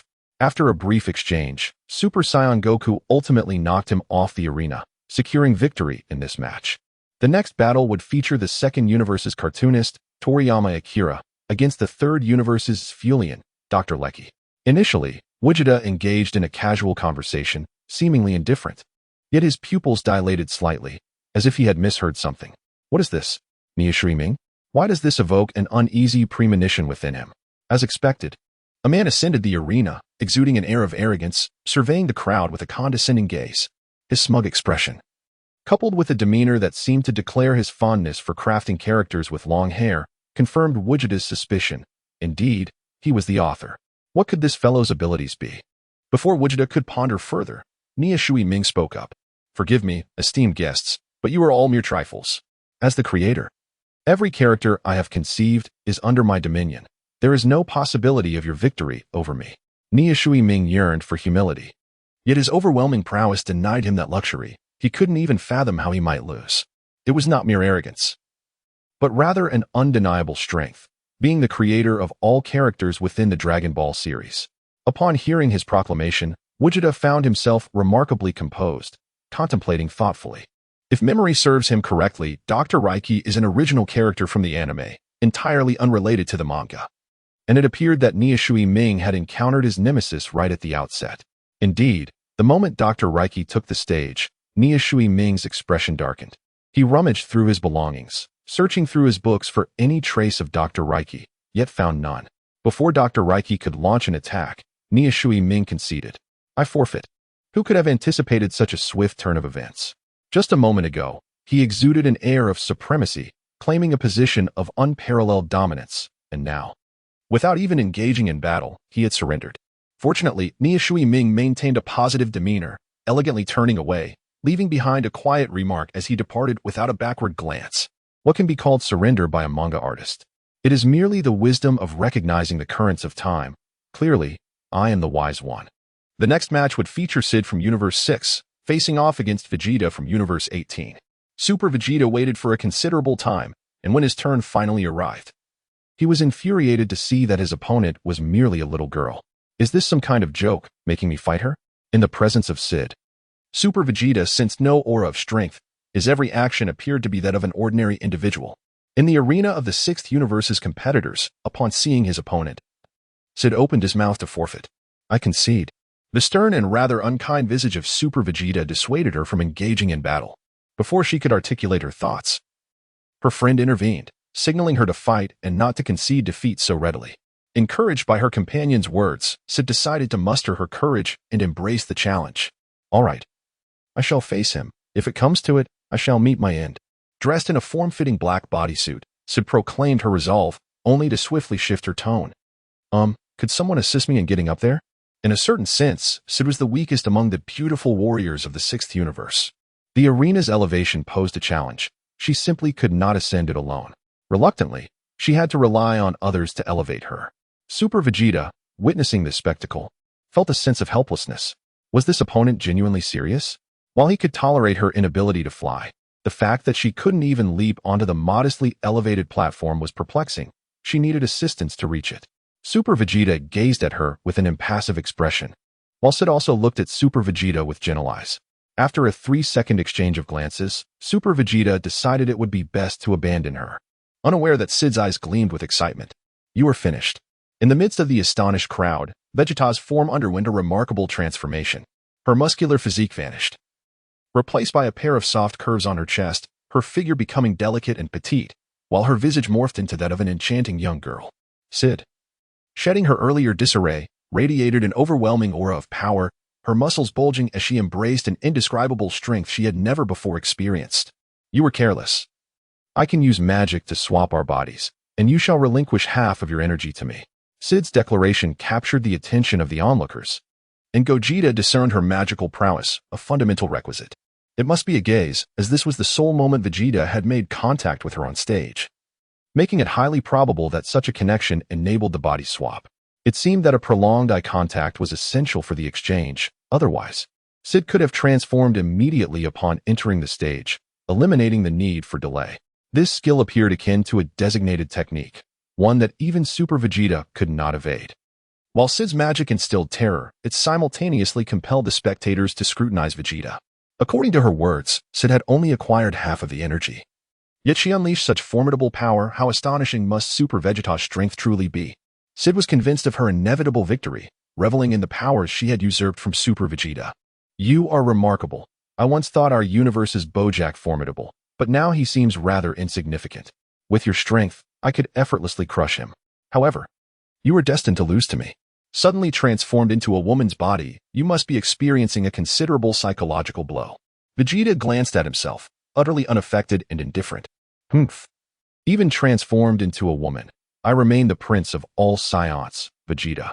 Super Vegeta teleported before Sid, delivering a powerful punch that sent her staggering backward. He then instantaneously appeared behind her, landing a decisive kick squarely on her back. Sid, having rarely engaged in combat before, and having previously exchanged powers only with the weak, was experiencing such immense strength for the first time and was utterly incapable of wielding it effectively. Unable to withstand even 2 blows, she was felled to the ground by Super Vegeta. Just as everyone believed the outcome was inevitable, Super Vegeta released his hold on Sid. You claim to possess half of my total power? Sid, perplexed by his words, simply nodded. Indeed. Only you can break this enchantment? Correct. As long as I choose not to lift it, your strength will remain dormant for quite some time. Super Vegeta let out a chilling smile, then slowly ascended into the air. Without uttering a single word, a crimson radiance emanated from within, enveloping his form, transforming his hair and eyebrows to a vibrant red. There were no earth-shattering pressures, nor were there any violent fluctuations of energy unleashed upon the arena. He simply completed his transformation. After transforming, Super Vegeta's appearance reverts to his original form. This is the essence of a Super Saiyan god. Your petty tricks are utterly ineffective. Indeed, Sid's magic is commendable. Yet everything is bound by limitations, including sorcery. It is inconceivable to assume that Sid could decipher the powers of a god of destruction or an angel, let alone distribute their strength evenly. One must ponder the magnitude of the disparity in power that could render one immune to magic. While Super Vegeta may not comprehend the extent of this difference, he is certain that such methods hold no sway over divine energy. Super Gohan pressed his forehead, feeling exasperated by the underutilization of Super Vegeta. Truly, Uncle Vegeta remains as flamboyant as ever. Gogeta, however, was more intrigued by how the Kakarots and Vegetas from other universes would perceive the Super Saiyan God transformation. Vegeta's transformation had indeed brought a fresh wave of astonishment to those present, although it seemed less potent compared to the aura of Gogeta or the 22nd son Gohan. What astonished them even more was the absence of Vegeta's aura. Perhaps it was due to their insufficient strength, or perhaps mere mortals were incapable of sensing divine energy.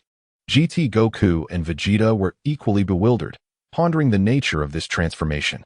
Super Saiyan 3 was supposed to precede Super Saiyan 4. So what was the situation with this red-haired form? Gogeta, a Super Namekian from Universe 7, furrowed his brow. Initially, he had assumed he was the strongest here.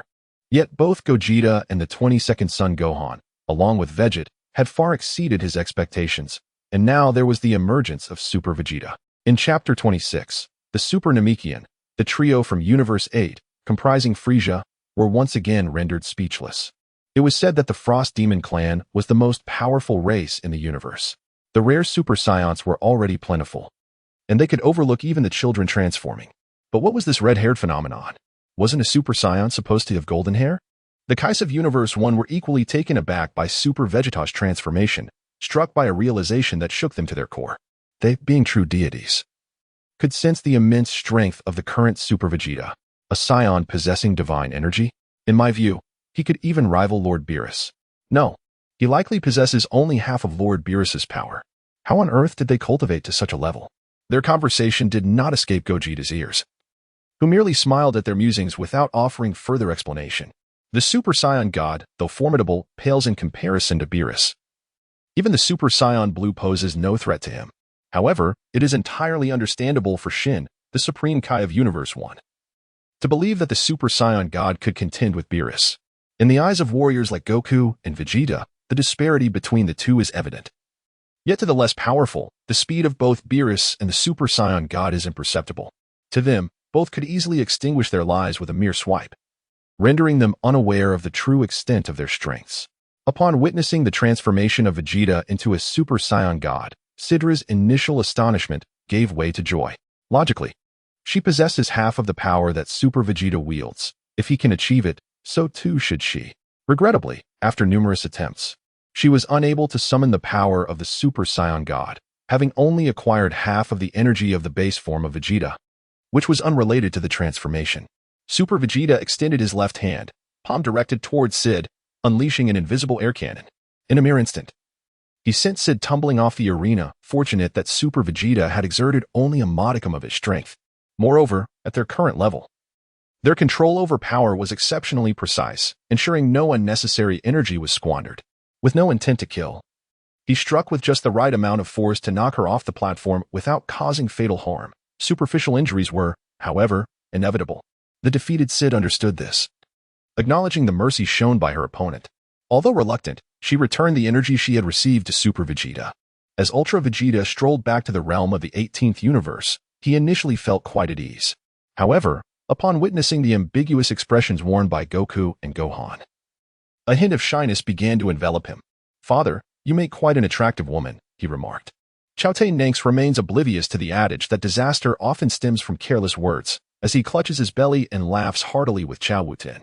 The expression on Super Vegeta's face suddenly darkened, only to be replaced by a gentle smile. "It seems you two have not trained in a while. Upon returning, I shall accompany you in your training. One cannot always indulge in laziness." Despite Super Vegeta's amiable and approachable demeanor, the two children instantly ceased their smiles. One retreated behind Bulma, while the other hid behind Super Goku. Training with others might require a monetary exchange, but training with Vegeta felt like risking one's life. Observing his joyful expression, one could surmise that after training with him, the least one would endure would be a bruised visage. The next match will feature Gogeta from Universe 7 against the android Cell from Universe 17.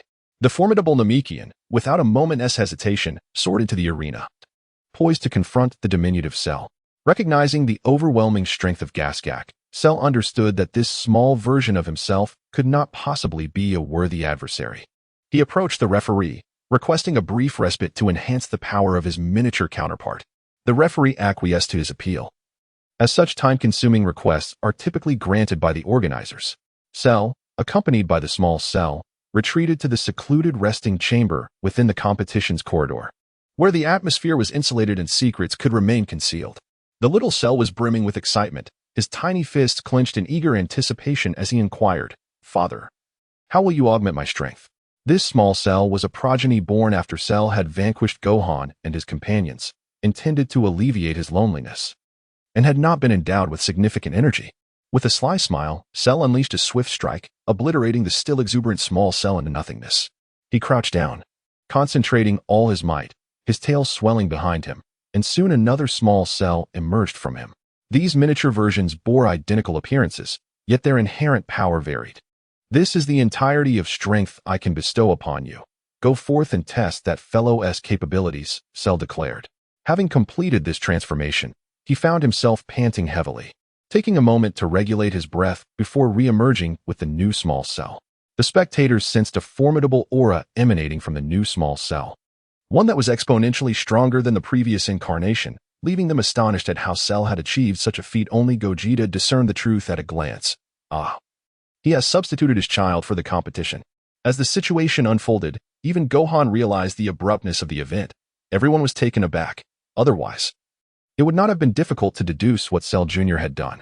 Indeed, it appeared that the organizers were oblivious, thus failing to revoke Cell Jr.'s eligibility to compete.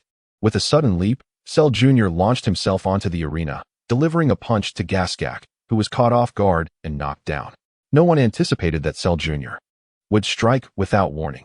Even the organizers were taken by surprise, prompting the referee to immediately declare Cell Jr. in violation of the rules, disqualifying him from the match. Without even having set foot on the stage, Cell Jr. initiated an attack, resulting in the cancellation of his participation, thereby granting victory to Gogeta. According to the competition's regulations, one must first step onto the arena, with both feet or body touching the stage, for the match to commence. Cell Jr. had soared into the air, delivering a punch to Gogeta mid-flight, an unprovoked ambush. Cell felt a wave of nausea wash over him, akin to having ingested something foul. It was over. In his eagerness to exert his strength, he had seemingly neglected the intellect required for strategy. He had not even gauged his opponent's strength before facing defeat. Dejected, Cell Jr. returned, aware of his misstep. The referee's decision incited considerable discontent among the spectators, who vociferously called for a rematch. It was preposterous to suggest that they should not fight after such a long wait. The audience's dissatisfaction placed the organizers in a difficult position. As the continuation of the event was not solely within their control, they could not simply declare the situation untenable and abandon the proceedings. Especially with that esteemed figure observing from above, the Supreme Kai of the First Universe glanced toward the elevated chamber. Noticing that the esteemed figure remained silent, he refrained from intervening further. Gaskak, having been struck without cause, possibly out of indignation or other motives, expressed his own opinion. Let him come up. I agree to face him again. Thus, Cell Jr. ascended to the stage, and the two commenced a new round of competition. Both unleashed their energies, with Gaskak's aura soaring to the heavens. Even Ultra Goku was taken aback. This individual is truly remarkable, even surpassing Piccolo in strength. Goku and Vegeta exchanged glances at the battlefield, yet their interest remained rather lukewarm. Super Vegeta remained composed, entirely unaffected by the energy unleashed by Gaskak. Super Goku embodies the archetype of a martial arts enthusiast, always acknowledging the strength of his opponents. This perception, however, does not prevent him from swiftly vanquishing foes, such as when he transforms into Super Blue and effortlessly annihilates adversaries.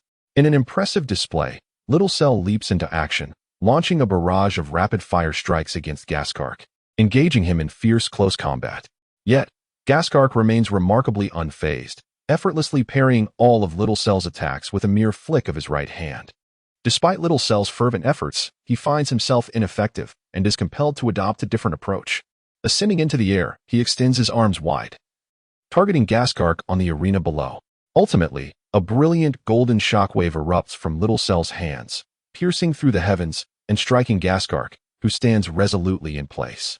The arena is engulfed in a tremendous explosion, billowing clouds of smoke, yet Gaskark remains unyielding, his upper garments obliterated. His exposed torso reveals no signs of harm, further illustrating his superiority over Little Cell's power. With a flicker in his right eye, Gaskark perceives the intricate structure of Little Cell's body, and a laser beam surges forth from his gaze, penetrating Little Cell's forehead and striking his core, thus securing victory in the match. Vegeta, ever the provocateur, seizes the moment to jest at Cell's expense. No worries, you'll be revived anyway. Death is merely a minor setback, though it doesn't rule out the possibility of you spawning a multitude of offspring. After a brief pause, Vegeta regards him with a peculiar expression. You truly have given birth to a whole brood. Your reproductive prowess is impressive. Cell, rendered speechless, chooses to ignore Vegeta's gleeful mockery. What do you mean by a brood? That term is typically reserved for pigs. If only he could best Vegeta, he would unleash a barrage of blows upon him daily. But alas, he finds himself outmatched. Although his regeneration abilities far surpass those of the Namekians, he cannot prevail against Vegeta. The formidable skills he possesses, derived from the Blue Star Warriors, are undeniably destructive. Yet they fall short against Vegeta's might. After defeating Gohan from his own universe, Cell has undergone years of training, acquiring power that far exceeds his former self. Yet he still cannot overcome Vegeta. As for Little Cell's demise, it was anticipated. Despite his utmost efforts to enhance Little Cell's power, he remains inferior to his former peak.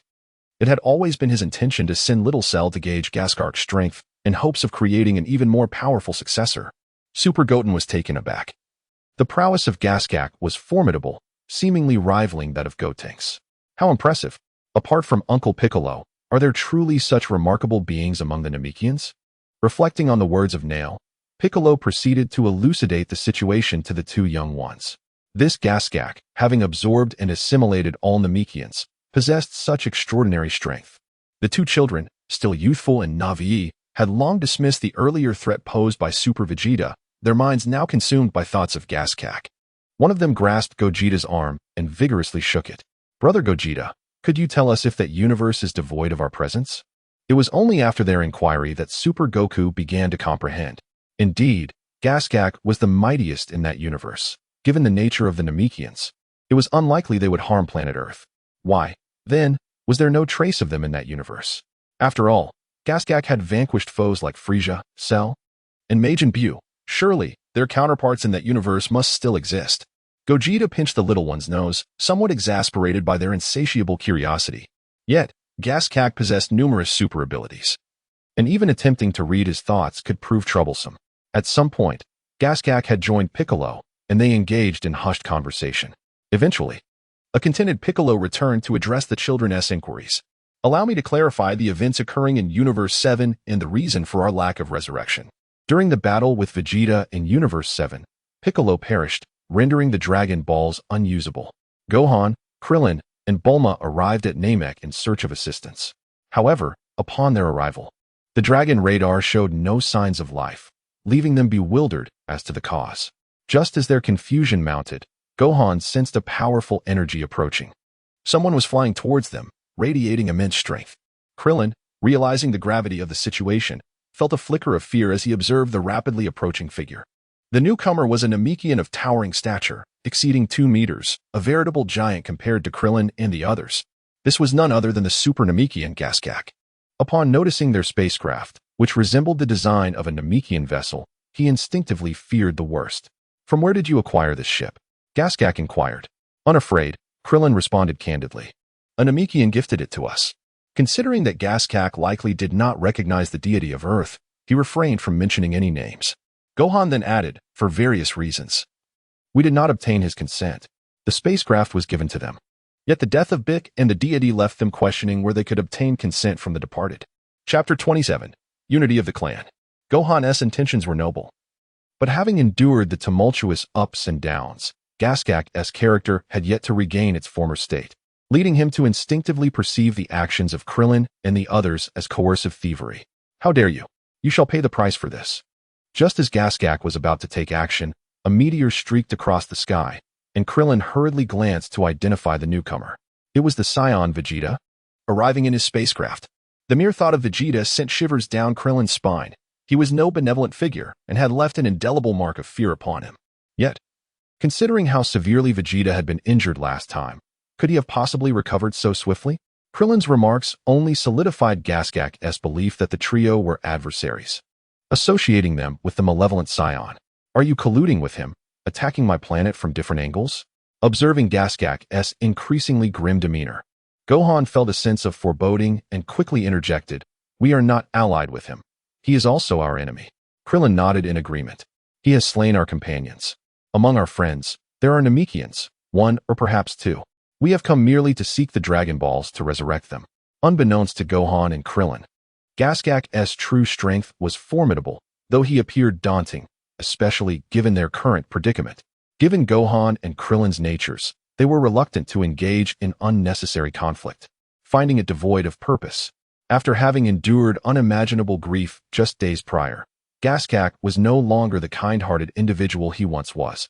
Although he retained a semblance of his benevolent nature, despite not viewing them as virtuous, he refrained from resorting to violence and instead opted to employ a unique ability.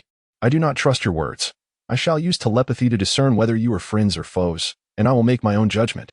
As Vegeta emerged from his ship, he activated his power level detector, scanning the surroundings. The device revealed a terrifying reading. 400,000 power level? What a jest! Was Frieza truly alone on Namek?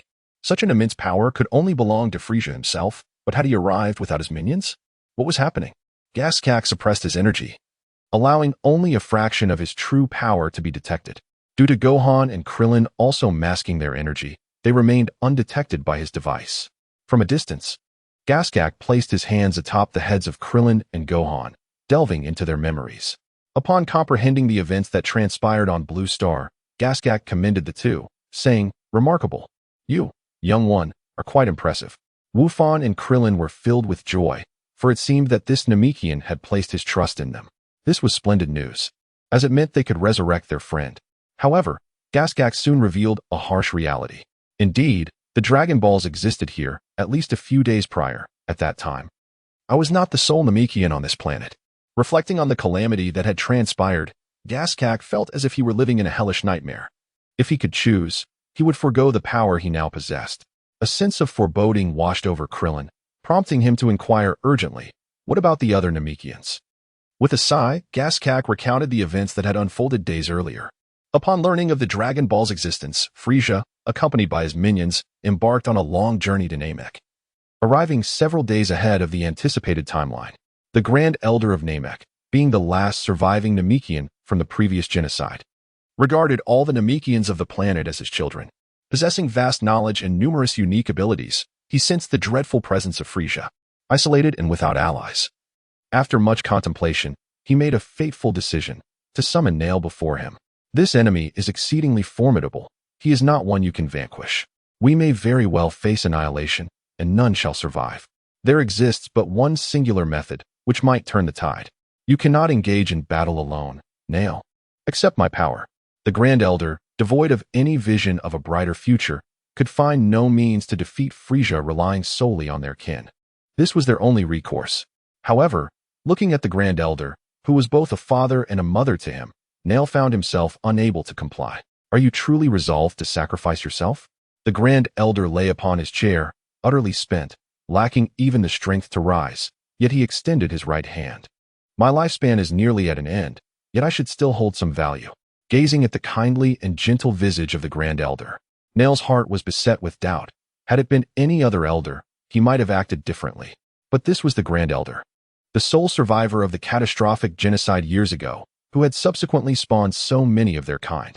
Grand Elder, even without your transformation, I can defeat the enemy. You must not do this. Observing Nail's anguished expression, the Grand Elder's demeanor remained remarkably serene, as if offering up his life were merely a trivial act. Why must it not be so? Accept my power, and you may save many more of our kin. You cannot hope to vanquish that monster. He is far beyond your solitary strength. Do as I say. My mind is made up, Nail. In the depths of sorrow reflected in Nilu's eyes, the Great Elder's form gradually faded away, merging into Nilu's very being. An inexhaustible surge of power flowed through Nilu, yet rather than reveling in his newfound strength, he was engulfed by the grief of the Elder's demise, collapsing to the ground in anguish. He lamented his own weakness, blaming himself for the Elder's death and his inability to safeguard his family. With the Elder's assimilation, the Dragon Balls of Namek lost their potency, transforming into mere stones. This bewildered Sabo, who had just gathered 5 Dragon Balls, as he gazed in confusion at the inert stones. What could have happened? Why had they changed so? In pursuit of a wish, Frieza had captured a Namekian. Upon witnessing the transformation of the Dragon Balls, the Namekian immediately grasped the reason. They were rendered useless by the Elder's death. The Elder held a unique status in the hearts of all Namekians. Upon receiving this news, the Namekian's eyes dulled, the flame of hope within him wavering, leading him to contemplate despair. Frieza, having traveled great distances, found his ambitions thwarted at the last moment. Incensed and humiliated, he commanded his subordinates to exterminate all Namekians, convinced that their annihilation would somehow restore the Dragon Balls. As Frieza's minions unleashed a massacre, Nilu, now imbued with the Elder's abilities, sensed the cruel slaughter of innocent children. Consumed by rage, he soared to the battlefield, striking like lightning, delivering a single devastating kick to Dodoria's chest, instantly obliterating him. This left Sabo in utter astonishment. Could a Namekian possess such strength? He appeared nearly as formidable as Captain Jinyu. Rather than feeling anger upon witnessing Nilu's might, Frieza's thoughts shifted towards recruitment, intrigued by the potential of this powerful warrior. Truly impressive. Would you care to join my ranks as an elite soldier?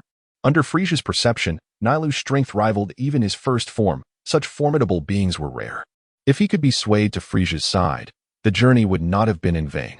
However, Nilu would never consider aligning with a thief without a moment's hesitation. He leaped forward, delivering a kick that sent Frieza hurtling away. Humiliated before his subordinates, Frieza abandoned any notion of reconciliation and swiftly transformed into his second form.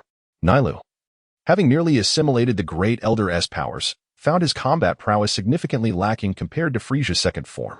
Within mere exchanges, he suffered grievous injury, and Frieza, believing Nilu to be doomed, chose not to investigate further, instead instructing his subordinates. Go and kill. As long as the Dragon Balls remain unrepaired, blow this planet to smithereens. Flung away, Neru shattered against the mountains. Initially, Frieza anticipated that Neru would perish, leaving him with but a breath, destined to await his demise. Yet, within a mere minute, a miracle occurred. Neru rose, bewildered, gazing at his own body. Was it the Elder's power that significantly enhanced my regenerative abilities? As a combat-oriented Namekian, Neru's capacity for regeneration was commendable, yet certainly not to such an extraordinary extent. The lower half of his body, once obliterated, had astonishingly restored itself in such a brief span. A Namekian elder, leading a village in hiding, fortuitously encountered the recovering Neru and brought him to the cave where he and others sought refuge. Neru felt deep remorse for his defeat. "I am sorry, my children. I had believed that through my fusion with Neru, we could resist the invading foes and protect you. However, the enemy's strength far exceeded my expectations. After our fusion, we were still no match for Frieza's second form. If this continues, our annihilation is inevitable." The elder cast a tender glance at the Namekian children in the cave. "Along with the other adults, you have fused with Neru. We are prepared. Since death is certain, let us bestow all our strength upon Neru, merging as one. Together, we shall vanquish this demon. Even if the Namekian race faces extinction, we can eliminate a menace from the cosmos." As radiant beams of light illuminated the cave, the Frieza army, soon to unleash slaughter, was astonished to discover the Namekians had vanished without a trace, as if they had never existed. Frieza, originally detecting the presence of Namekians, found himself in a state of frenzy, searching the vicinity for any sign of life, yet finding none. Enraged, he resolved to unleash an energy blast to obliterate the planet. Destruction is all you comprehend. Even if you raise Namek, as long as any Namekian survives, we shall not be defeated. Rather, it is you who will meet your end upon this world. A voice tinged with disdain, coldness, and mockery echoed through the air as Frieza scanned his surroundings in search of its source. At last, he spotted Neru, towering over 2 meters and 80 centimeters, seated atop a high mountain, gazing down upon him and his subordinates. In this moment, Neru's demeanor and appearance had undergone subtle changes since their last encounter. While he remained unmistakably Neru, his entire aura had transformed. Without any extraneous movements, he cast an energy sphere into the air, which then erupted in a dazzling display, unleashing countless energy shockwaves that struck Frieza and all his followers. Zebo and the others were annihilated, leaving Frieza to hastily conjure 2 shields and summon all his strength just to withstand the onslaught. Yet he found himself half-kneeling, grievously injured, his fury manifesting as he pounded the ground with his fists. "How dare you treat me this way? I will unleash my full power and make you endure torment beyond death." Frieza, who had never been so thoroughly bested, could not tolerate this humiliation. Skipping his third form, he immediately released all his might, transforming into his final form. He charged at Neru with blinding speed, his body flickering in midair. Neru extended his right hand, transforming it into a massive appendage that ensnared Frieza before smashing him against the rocks. Neru felt no fear before Frieza's drastically augmented combat power. Instead, he regarded it with indifference. "Futile. Is transformation all you are capable of? No matter how many times you change, it will be of no consequence to me." The rocks crumbled, burying Frieza, but in the next instant, debris erupted as Neru's index finger coalesced a colossal energy sphere, soaring into the sky. "I shall obliterate you along with this planet." Witnessing Frieza's frantic actions, Neru sat cross-legged upon the ground, an invisible energy permeating the air. In the blink of an eye, Frieza's body became immobile, suspended in the air, unable even to twitch a finger. This was a power he had never encountered before, one that shackled his movements from a distance, instilling a flicker of fear within him. "What is this? Release me, you wretch. Die." Neru's right hand unleashed a devastating energy wave that struck the defenseless Frieza, reducing him to nothingness. Bulma, Krillin, and Gohan, having heard Neru's declaration, grasped the unfolding situation. Krillin could sense Neru's formidable strength. Although he had never encountered Frieza and was unaware of his true power, it was evident that his Vegeta's superior. Neru was far beyond him. If Frieza is no match, then surely Vegeta stands no chance against this Namekian, Krillin thought. Incredible. With such power, we need not fear Vegeta's wrath against you, Bulma remarked, her curiosity piqued. As a fellow Namekian, can you also create Dragon Balls? Neru shook his head apologetically, expressing his inability to fulfill such a request. "I sincerely regret that I cannot meet your desires. Your journey here has been in vain. I am a warrior-type Namekian, incapable of creating Dragon Balls or bearing offspring. I am the last of my kind." While Neru inherited all the abilities of the Grand Elder, the unique skill of Dragon Ball creation eluded him. As a warrior-type Namekian, he was also unable to produce descendants of other types, signifying that there was no possibility of birthing a kin capable of crafting Dragon Balls. This was beyond Neru's power. Upon hearing this, Bulma felt a deep sense of disappointment. Yet she accepted reality, relieved that Frieza had met his demise. "In that case, let us return to Planet Blue," she suggested. Before departing, Gohan looked at Naru with a sense of familiarity, exclaiming, "You resemble Uncle Piccolo quite a bit. Should you ever require my assistance, do not hesitate to ask. I shall be there to help." Naru, fond of Gohan, gently touched his forehead. "Thank you, but I will no longer be known as Naru. My name from now on shall be Gaskark." After bidding them farewell, Gaskark sought out Vegeta, and with a flick of his finger, he pierced Vegeta's body with a beam of light, then turned his gaze upon the remaining soldier. "You are the sole survivor of Frieza's army, kept alive for future convenience. You should understand why I have spared your life. Pilot your spacecraft, and take me across the cosmos." Gaskark, unfamiliar with navigating a spaceship, relied on Frieza's soldier to traverse the universe in search of a way to resurrect his people.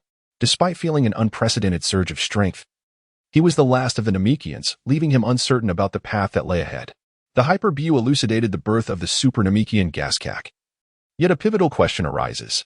The Super Saiyan Goku, who had previously interacted with Buu, found himself perplexed by Gaskak's inability to lay eggs. However, considering that Piccolo is also a warrior-type Namekian, why then is he capable of reproduction? Chao Bik's forehead flashed with 3 dark lines, expressing his discontent with the words. "What do you mean by laying eggs?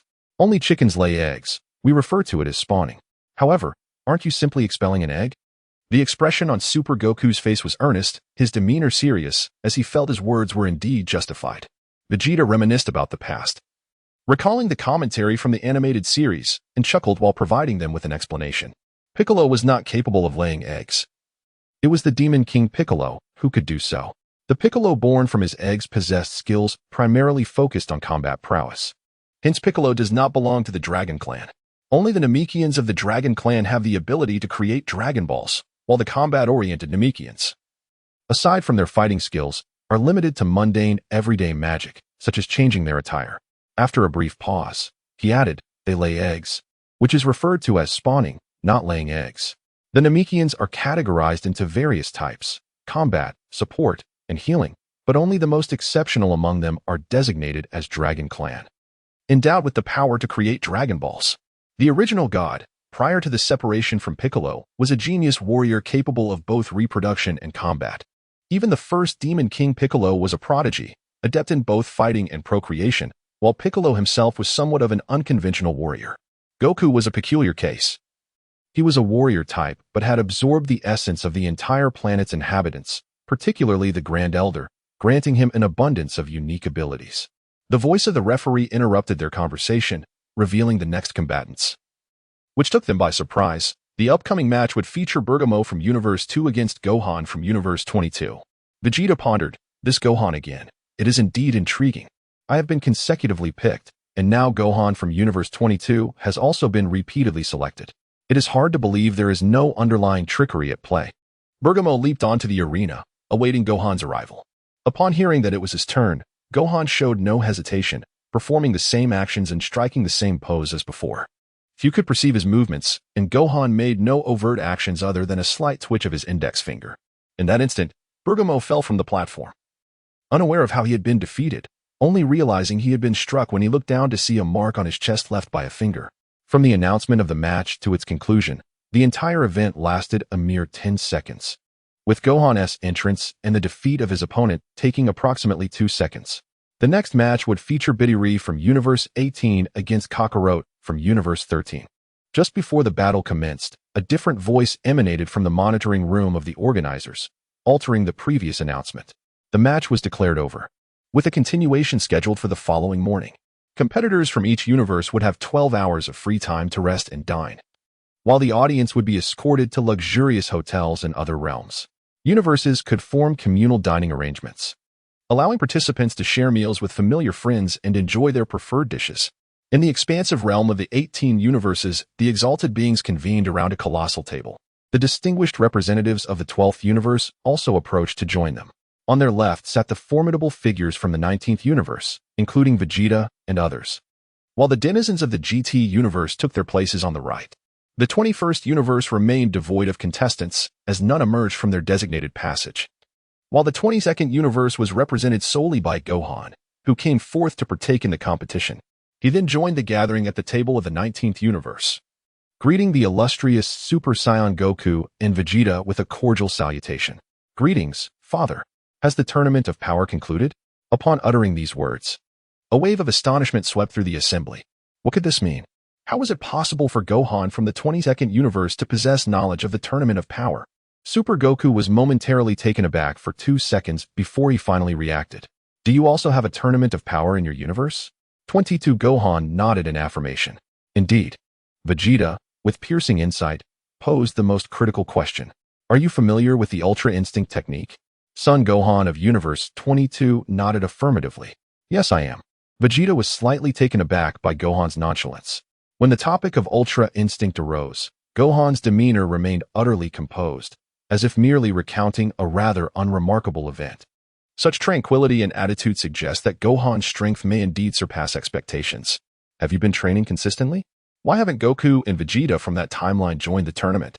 Based on Gohan's words, it is highly probable that Goku from Universe 22 is capable of achieving the Super Saiyan Blue transformation as well. Given the similarities in their universes, it seems unlikely that, with their martial enthusiasm, they would forego participation in such a grand event. When the mention of his father arose, Gohan was candid, stating, Dad has yet to master Ultra Instinct, and Uncle Vegeta is unwilling to be surpassed. Both are training diligently. I am the only one who has come to compete. The narrative progression of Universe 22 indeed aligns with Vegeta's expectations, resembling that of the Dragon Ball Super Universe. The sole exception lies in the significant differences in mindset and strength between Gohan of Universe 22 and his counterpart from the Super Universe. Gohan had once contemplated relinquishing his training. However, the love of his family and friends compelled him to grow stronger. Only through possessing sufficient power can one safeguard those they cherish, for without strength, all aspirations are mere illusions. Chapter 29, Arm Wrestling Dinner was swiftly concluded, and participants from various universes returned to their respective lounges. Chow Bick, feeling somewhat unaccustomed to sharing a bed, proactively suggested meditating in the contestant area adjacent to the arena. The notion held by the Supreme Kai of the South is quite similar, feeling rather uncomfortable about cohabitation. I have no intention of living with you all. During a moment of respite, the Supreme Kai of the South noticed a furtive figure stealthily investigating the surroundings, seemingly in search of something. He promptly admonished the individual, a soldier of the Frieza force, who nervously defended himself, claiming, I'm merely looking for the restroom and got lost. The Supreme Kai of the South, well aware of Frieza's character, given the presence of this individual in their universe, could easily discern their sneaky behavior as a sign of ulterior motives. I warn you once more, do not entertain thoughts of stealing the Dragon Balls. Should you be discovered, the entirety of the 8th universe will be deemed forfeit and sent back to your universe. After delivering this reprimand, the Supreme Kai of the South returned to his resting chamber. Within the lounge of the 8th universe, a soldier of Frieza was reporting the results of their search. Lord Frieza, we have scoured every location and found no traces of the Dragon Balls. The only area left unsearched is the command center of the 1st universe. But it is guarded by the Namekians, preventing our entry. Upon hearing this, Bart stepped forward, boasting of his abilities. Allow me to go, Lord Frieza.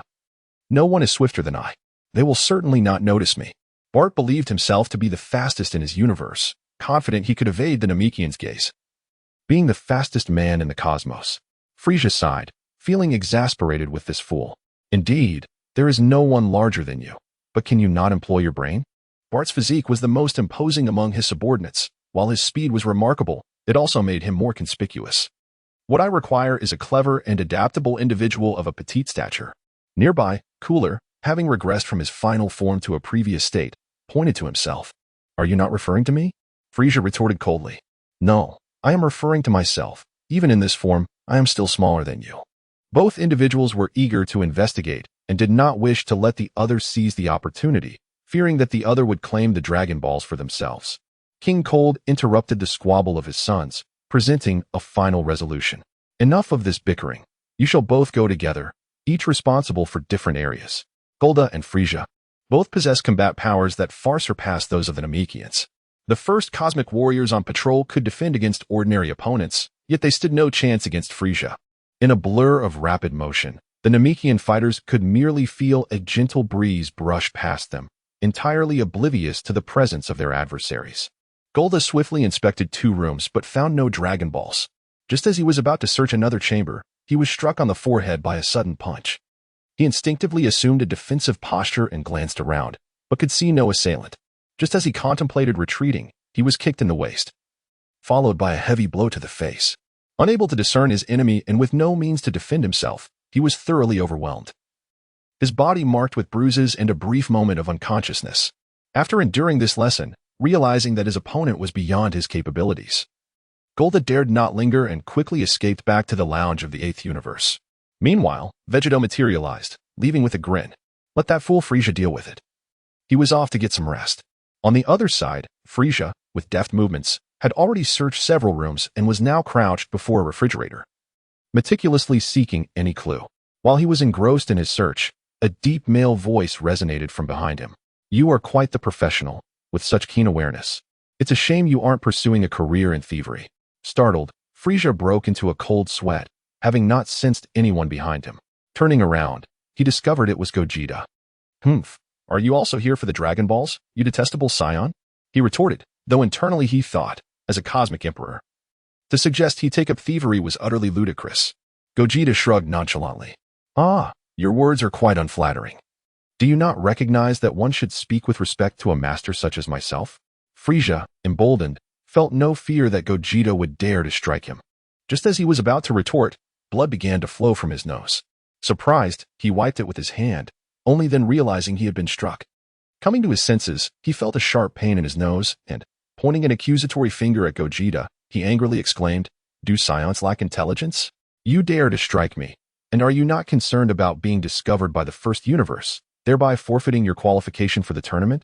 Frieza's confidence stemmed from the fact that dueling outside the arena was strictly prohibited during the tournament. Otherwise, all involved would be deemed disqualified, which made him question Gogeta's audacity to attack him. Gogeta innocently shook his head. Would you believe me if I said it wasn't me who struck you? Frieza remained silent. Yet his furious gaze spoke volumes.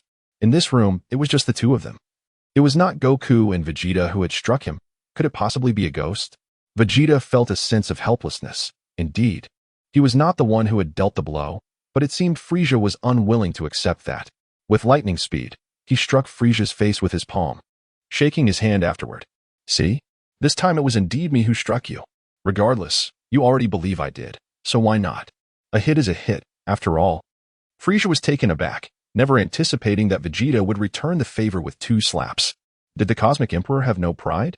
Suppressing his inner resentment, he restrained himself from retaliating against Vegeta. He realized that should he engage, it would lead only to his demise. If you are seeking the Dragon Balls, I can assist you, Vegeta offered, pulling up a chair and seating himself beside Frieza, exasperated by his lack of insight. Why would you think the Dragon Balls are here? Knowing full well this place is a den of chaos, the 1st universe would never place the Dragon Balls in such a location. They would certainly be safeguarded in another universe. Frieza smacked his forehead in realization. How had he forgotten such a simple fact? Vegeta then revealed a secret he knew to Frieza. Your subordinate, Captain Ginyu, has exchanged bodies with someone from your universe, and their bodies and souls have yet to fully synchronize.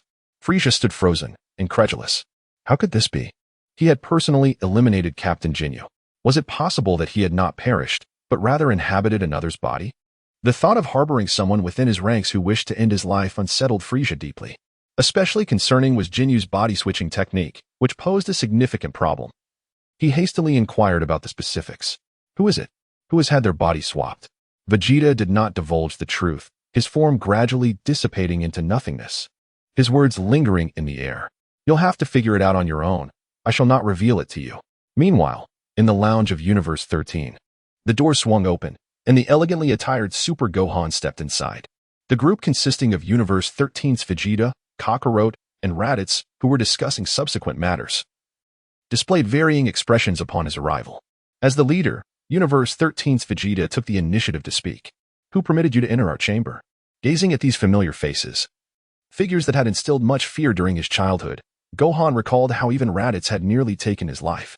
However, he had since matured into adulthood and was now stronger than any of them. Super Gohan adjusted his glasses and fixed his gaze upon the 13th Kakarot behind him. I wish to discuss a matter with you, Kakarot. The 13th Kakarot regarded him with displeasure, harboring no fondness for Super Gohan. I have no desire to engage in conversation with you. Ultimate Gohan remained unhurried, merely offering a suggestion. I possess something that I believe will pique your interest, and I am certain you would be eager to learn more.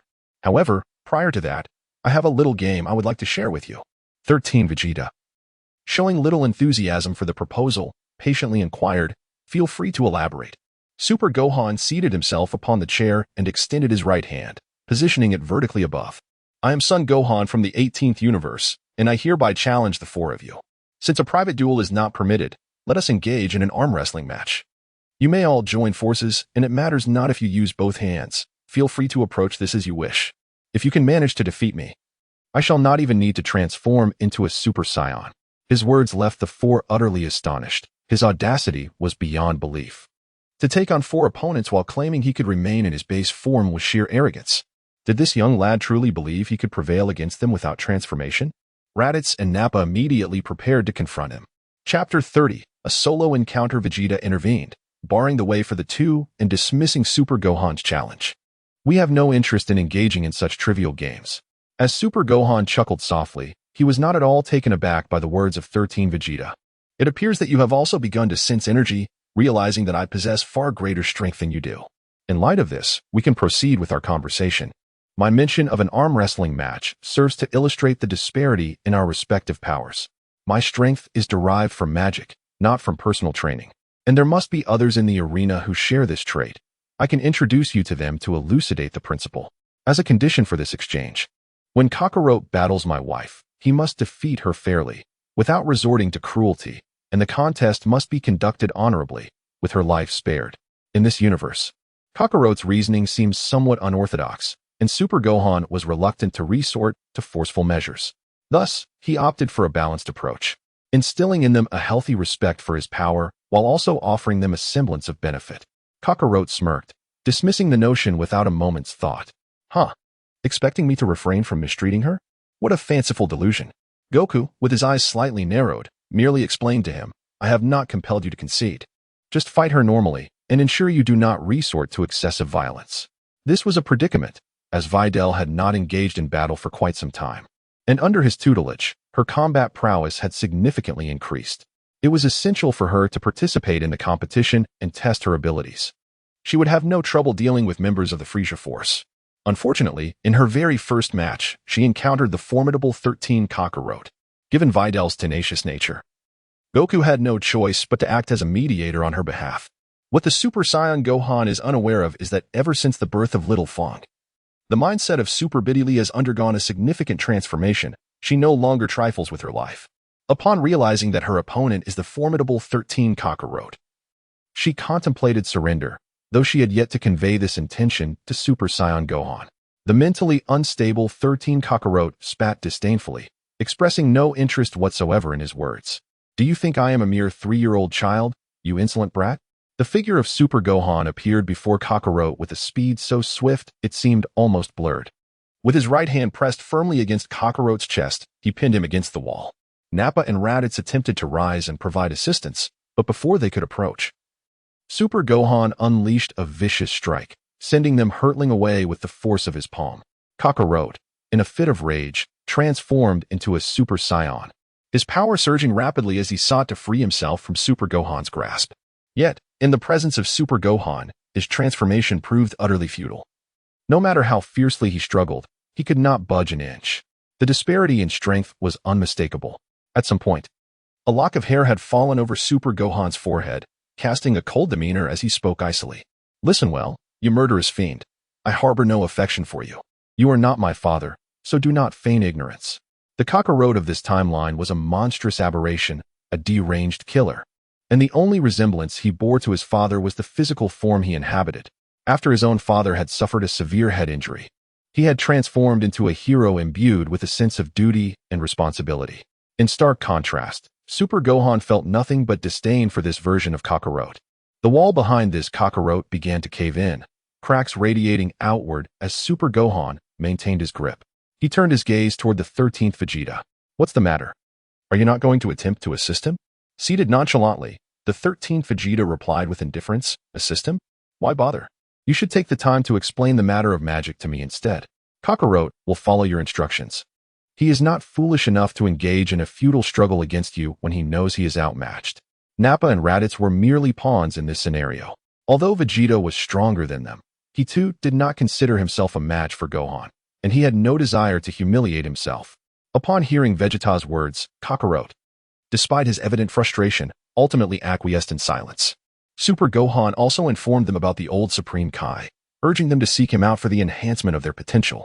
As for whether the old Supreme Kai would assist them, Super Gohan was unconcerned, as this was a course of action he had long contemplated. Given the old Supreme Kai's disposition, it was improbable that he would aid those he deemed unworthy in augmenting their strength, even if their power were to be enhanced. It would not be of substantial assistance, as human potential varies greatly. For instance, when Super Gohan's battle power was merely 100 million, the old Supreme Kai could potentially elevate his potential, allowing him to reach a battle power of 1 billion in a single leap. In contrast, for individuals like Bardock and his companions, with a battle power of 100 million, the enhancement might only result in a modest increase to a few hundred million. This does not imply that their potential is at a definitive limit, much like Super Gohan's eventual transcendence beyond the enigmatic Gohan, reaching new realms of strength. At different stages of power, an individual's potential and talent can differ significantly. The old Supreme Kai merely unlocks the current limits of their potential. As long as one is capable of surpassing these limits, there remains new potential to be discovered. It is important to note that this does not imply an unlimited capacity for enhancement, should an individual's power be excessively strong. The old Supreme Kai would be unable to effect any improvements, akin to the powers of angels and destroyers. Furthermore, not everyone possesses the ability to transcend their potential limits. Like Gohan, who, after years of neglect, was able to break through in a relatively short period of training. Such occurrences are exceedingly rare, given his extraordinary talent. After the explanation from Super Gohan, one individual departed, leaving Nappa and Raditz to question Vegeta's decision. Why should we heed that guy? They argued. We already know how to enhance our strength. Tomorrow, let Kakarot take revenge on his wife. The tournament forbids killing, and they fear not for their lives. We cannot allow Super Gohan to be so arrogant. Vegeta cast a cold glance at them, suppressing his irritation, and responded with patience. He could easily overpower us with a single hand. You have witnessed the disparity in our strengths. It is simply not within our capacity to triumph. Yet we can seek the Elder Supreme Kai. After enhancing our powers, we would surely be able to defeat him. Vegeta took several deep breaths, reminding himself that these were his chosen subordinates, and despite their pig-headedness, he could not bring himself to eliminate them. After all, he was Prince Vegeta. Firstly, the Elder Supreme Kai may not assist us. Secondly, even with enhanced strength, it does not guarantee victory. He merely provided a method. Do not be overly confident. Vegeta was perceptive enough to discern Super Gohan's subtle intentions and his nonchalance. Super Gohan likely felt assured that even if the four of them increased their strength, they would still not match him. When the enemy's strength exceeds yours by a slight margin, you will devise ways to surpass and defeat them. However, when the opponent's power is overwhelmingly superior, one's spirit may falter. This was precisely Vegeta's situation, although he had not entirely lost his fighting spirit. He was indeed reluctant to confront Super Gohan. To illustrate, imagine playing a game. Upon reaching level 10, encountering an opponent at level 20 may seem manageable. Once you also advance to level 20 and face a 30-level adversary, you might still feel capable of surpassing them. Incremental strength improvements might lead you to level 90, where you face a level 100 foe without fear. Yet, if at level 10, you encounter a level 100 opponent, the psychological burden is immense. Among the four, Vegeta, being the strongest, was acutely aware of the vast gulf in their strengths. In Universe 8's resting area, Cooler returned alone, covering his face with his hands. He found King Cold seated, engaged in strategizing. Cooler felt despondent. He had failed to locate the Dragon Balls and had endured a beating without even seeing the enemy's true appearance. A whole night had passed with no results. As for seeking vengeance, Cooler harbored no such thoughts. He could not even catch a glimpse of the enemy's shadow. How could he possibly retaliate? He was not foolish enough to invite further punishment. King Cold, arms crossed, inquired, "Where did your brother go?" Cooler replied without lifting his gaze. He informed me that he was returning to his resting area. Upon Frieza's return, he found himself alone in a room, his mind racing with fleeting silhouettes.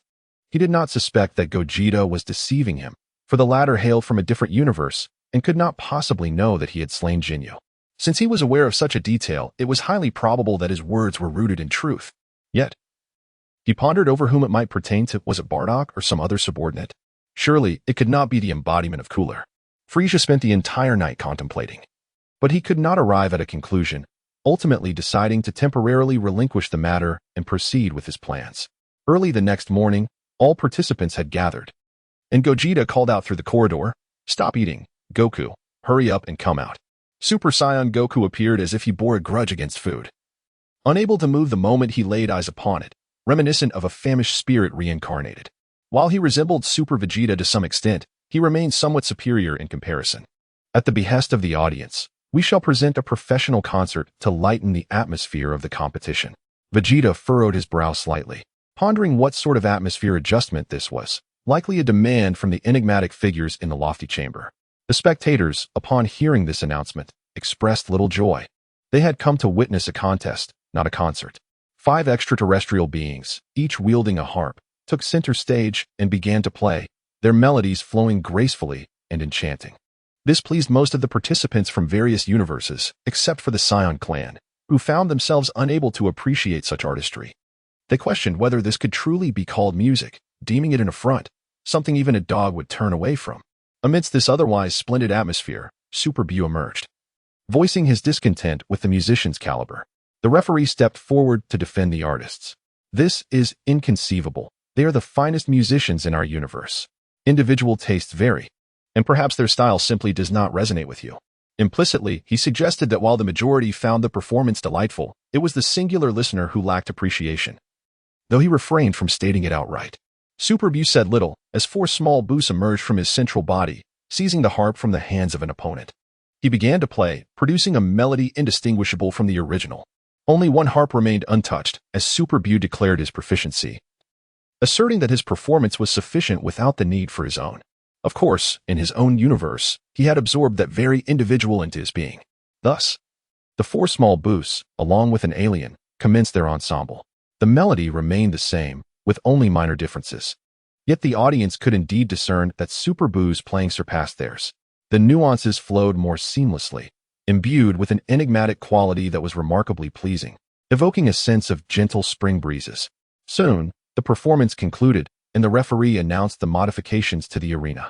Due to the destructive capabilities of the contestants, the arena underwent comprehensive reinforcement, now featuring a gravity 100 times that of normal and an enhanced resilience also increased by 100-fold. In yesterday's battles, nearly every match had obliterated the arena, making repairs a cumbersome task. Thus, a complete fortification was deemed necessary. The announcement then shifted to the unfinished battle from the previous day, the 13th Kakarot against the transcendent Bidiri. Super Bidiri did not take the stage and conceded defeat directly. The burden of 100-fold gravity was indeed substantial for her, rendering the act of self-humiliation unnecessary. 13 Kakarot and Raditz jested about Nappa. 100-fold gravity could likely crush Nappa, that incompetent fool. Enough with the jesting. I am far stronger than you can imagine. Such trivial gravity cannot possibly hinder me. Nappa, visibly displeased, could only silently endure Kakarot's taunts, as he knew he was no match for him. In the next match, Raditz from Universe 13 was set to face Frieza from Universe 8. Chapter 31, The Kaioshin's Sword. Raditz, seemingly lost in thought, requested a 2-minute delay for the match, which was readily granted. Frieza was conversing with Cooler, seeking to ascertain whether he had been possessed by Jinyu, when he heard someone calling his name. "Hey, you bald-headed dumpling." Frieza immediately turned his head and found Raditz, who was grinning with delight at Frieza's attention. "Oh, look at you, turning around as soon as I call. Such an obedient little dumpling." Frieza's pupils contracted as he glared at him. "Do you dare speak to me in that manner?" Cooler, adopting a nonchalant attitude, hid behind Frieza, chuckling quietly, despite his own bald form not being spared from Raditz's ridicule. Raditz continued his mockery. "In this vast array of universes, only your group of frozen demons exists, while there are countless Saiyans. How embarrassing." Frieza, now sweating with anger, was incensed that a mere Raditz dared to provoke him. "You insolent wretch." Raditz waved dismissively at him. A smirk plastered on his face. "I merely came to pay my respects to my former boss, you little winter melon, shorty, bald-headed buffoon. By the way, I forgot to mention that in our universe, you were obliterated by Vegeta, your remains scattered, and your ashes blown away." Frieza was both furious and incensed, wondering if Raditz had taken those 2 minutes solely to insult him. "I have exterminated all the Saiyans in our universe, you lowly monkeys." Raditz responded with a smile. "Is that so, little shorty? I only needed 1 move to annihilate planet Vegeta. Is that so, little shorty? I also killed Vegeta. Is that so, shorty? Are you even 6 feet tall, or are you merely 5'9"? The relentless taunts began to fray Frieza's composure, especially the jibes about his height. What could he do about it? He was simply that height. I will kill you in an instant. Raditz spat disdainfully. Pa, you couldn't even manage to touch me. 2 fleeting minutes passed swiftly, and under the relentless humiliation from Raditz, Frieza was seething with rage, wishing fervently to devour Raditz whole. Just before stepping onto the stage, Raditz could not resist adding a final taunt. You little wretch, look around. There are several here shorter than you. How utterly embarrassing. Your brother and father stand so tall. Could it be that you are not their biological offspring? Frieza had long endured Raditz's provocations and could hardly contain himself as he rushed onto the arena. Raditz, having already taken the stage, wasted not a moment and shouted, I concede. As Frieza stepped onto the platform, he furiously lunged forward, yet it was too late. Raditz had preempted him, offering no opportunity for retaliation. Upon witnessing Frieza's expression, akin to one who had just swallowed a fly, Raditz felt a surge of satisfaction and smirked.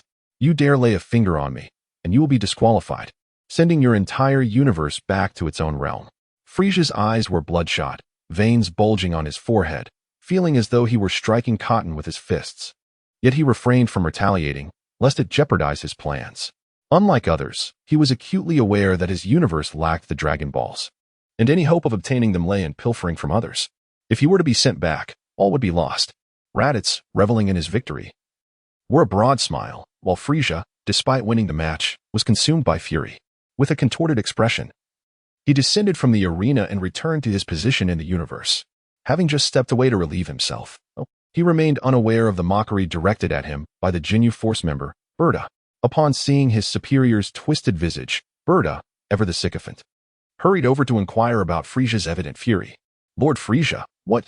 Before he could finish, Frieza waved his hand dismissively and obliterated Bardock's head with a single punch. The memory of Bardock's towering stature replayed in Raditz's mind with each taunt he had uttered. With his anger now vented, Frieza brushed aside the referee's attempts to address the situation, stating that their universe's affairs were of no concern to others, and thus, no rules had been violated. The next match featured Universe 14's Android 17 against Universe 18's Vegeta. After what felt like a century, Super Vegeta awaited his turn, leaping onto the stage with exuberance. The benevolent smile gracing his lips underscored the amiable nature of Super Vegeta. Gogeta stroked his chin thoughtfully, declaring with certainty, it seems Android 17's fate is sealed. Vegeta appears to harbor no fondness for him. As they ascended the platform, Android 17 stood with arms crossed, casting a disdainful gaze at Super Vegeta. Vegeta, I never anticipated I would have the chance to eliminate you a second time. How delightful. I hope to encounter Goku as well, and put an end to him too. Super Vegeta let out a cold smile, and, in an instant, appeared before number 17. This ghostly speed left number 17 utterly astonished. Without granting him a chance to speak, Super Vegeta delivered a powerful punch to his chest, sending Android 17 hurtling through the air, crashing directly into the wall of the audience stands. In a single blow, Android 17 was rendered incapable of fighting, his body sustaining multiple injuries as he fell heavily to the ground. The victory of Super Vegeta came as no surprise. His performance was commendable. However, he found himself deeply dissatisfied with the prowess of Android 17. In the next match, the Supreme Kai of Universe 1 will face off against Gogeta from Universe 18. As Super Vegeta encountered Gogeta on stage, he expressed his displeasure with a scathing remark. Once again, you take the stage. The opponent's strength far surpasses that of my previous foe. After all, the South Supreme Kai is a being who can barely contend with Bu. In their initial confrontation, the malevolent Kid Bu fought the South Supreme Kai to a standstill, taking some time to ultimately overcome him before absorbing the not-so-peak Fat Supreme Kai. Do not idolize me, I am merely a legend. As Gogeta stepped onto the arena, a silent understanding passed between him and the South Supreme Kai, each harboring their own thoughts. The South Supreme Kai, despite recognizing the disparity in their strengths, refused to concede. To him, Gogeta embodied the spirit of a warrior, not a mindless killer, and thus merited an honorable contest. Seizing the initiative, the South Supreme Kai lunged forward, throwing a punch at Gogeta. Just as it was about to connect, he vanished, reappearing behind Gogeta. With a swift, elevated kick, he aimed for Gogeta's form. However, the robust strike met only the emptiness of air. Gogeta's towering physique executed a backflip, leaving behind only an afterimage. Yet, as the South Supreme Kai scanned the area, he was astonished to see the very Gogeta he believed he had struck turning around. Confusion washed over him. He was certain he hadn't landed a hit. Yet this fleeting shadow of rapid movement could still perform actions. Apologies, but I am not your match. Nevertheless, I do not wish to surrender just yet. Allow me to see if you can withstand my next move. The South Supreme Kai positioned his hands before his chest, fingers interlaced to concentrate energy, forming an exceptionally dense energy blast aimed squarely at Gogeta's standing position. The formidable nature of this technique elicited admiration from Gogeta, for among the Kais, the South Supreme Kai was indeed unparalleled in such prowess. Impressive, he remarked, to condense energy so effectively with such penetrating force. It bears a striking resemblance to Piccolo's special beam cannon. Come forth, I shall not evade. The blue energy wave surged forth, surrounded by a multitude of shimmering light points. Gogeta extended his right hand, effortlessly grasping the energy blast with a single hand. The wave and the myriad of lights intertwined, erupting with several times the power of before. Yet, the chasm between their strengths was simply too vast. Even this desperate assault failed to budge Gogeta, who stood resolute, negating the attack entirely. With a bittersweet smile, the South Supreme Kai trembled slightly, having exerted every ounce of his power in that strike. Under Gogeta's overwhelming presence, he had performed beyond his usual limits. Yet, despite this effort, it had yielded no effect, and he saw no reason to further humiliate himself. I concede, but may I pose a question? Speak. How did you evade my kick? Was it some form of magic? I am unaccustomed to such things. I merely shifted above you. And after your whip-like leg struck through my body, I returned to my original position. The tone of Gogeta was serene, unfazed. However, the Supreme Kai of the South was engulfed in tumultuous waves of astonishment. He had once pondered the possibility of such a feat, yet the degree of difficulty was insurmountable. He could hardly fathom the astonishing speed of his opponent, which created the illusion of motionlessness. Gohan's gaze was captivated by a distant celestial phenomenon, leaving him in a trance-like state. This left his companion, Chi-Chi, quite displeased. What are you staring at, Gohan? Ultra Gohan's eyes widened in astonishment as he replied, Indeed. That is you. From the ninth universe emerged a strikingly graceful Videl, appearing even more formidable than her counterpart from the time-warped realm. The upcoming match would pit Videl of the ninth universe against Gotenks of the 18th universe. In a dazzling display of unity, Goten and Trunks, two young warriors, merged to become Gotenks and leaped onto the arena. From the ninth universe, Ribrian clutched a divine sword in her hands, its blade shimmering with a cold brilliance as she struggled to ascend the stage. Under a hundredfold gravity, wielding the weighty god of destruction's sword proved to be a formidable challenge for Ribrian. She gazed up at Gotenks, laboriously spreading her arms, as crimson flames erupted from within her. Empowered by the akin technique, her body regained fluidity and control. The Kaioshians from the first universe looked on in astonishment. Could a mere mortal possess the ability to draw the legendary god of destruction's sword? Such a feat was truly remarkable. Meanwhile, Gotenks on the stage found himself on the defensive, relentlessly evading Ribrian's attacks without countering. In the realm of the multiverse, Goten and Trunks have always regarded Gohan as an elder brother.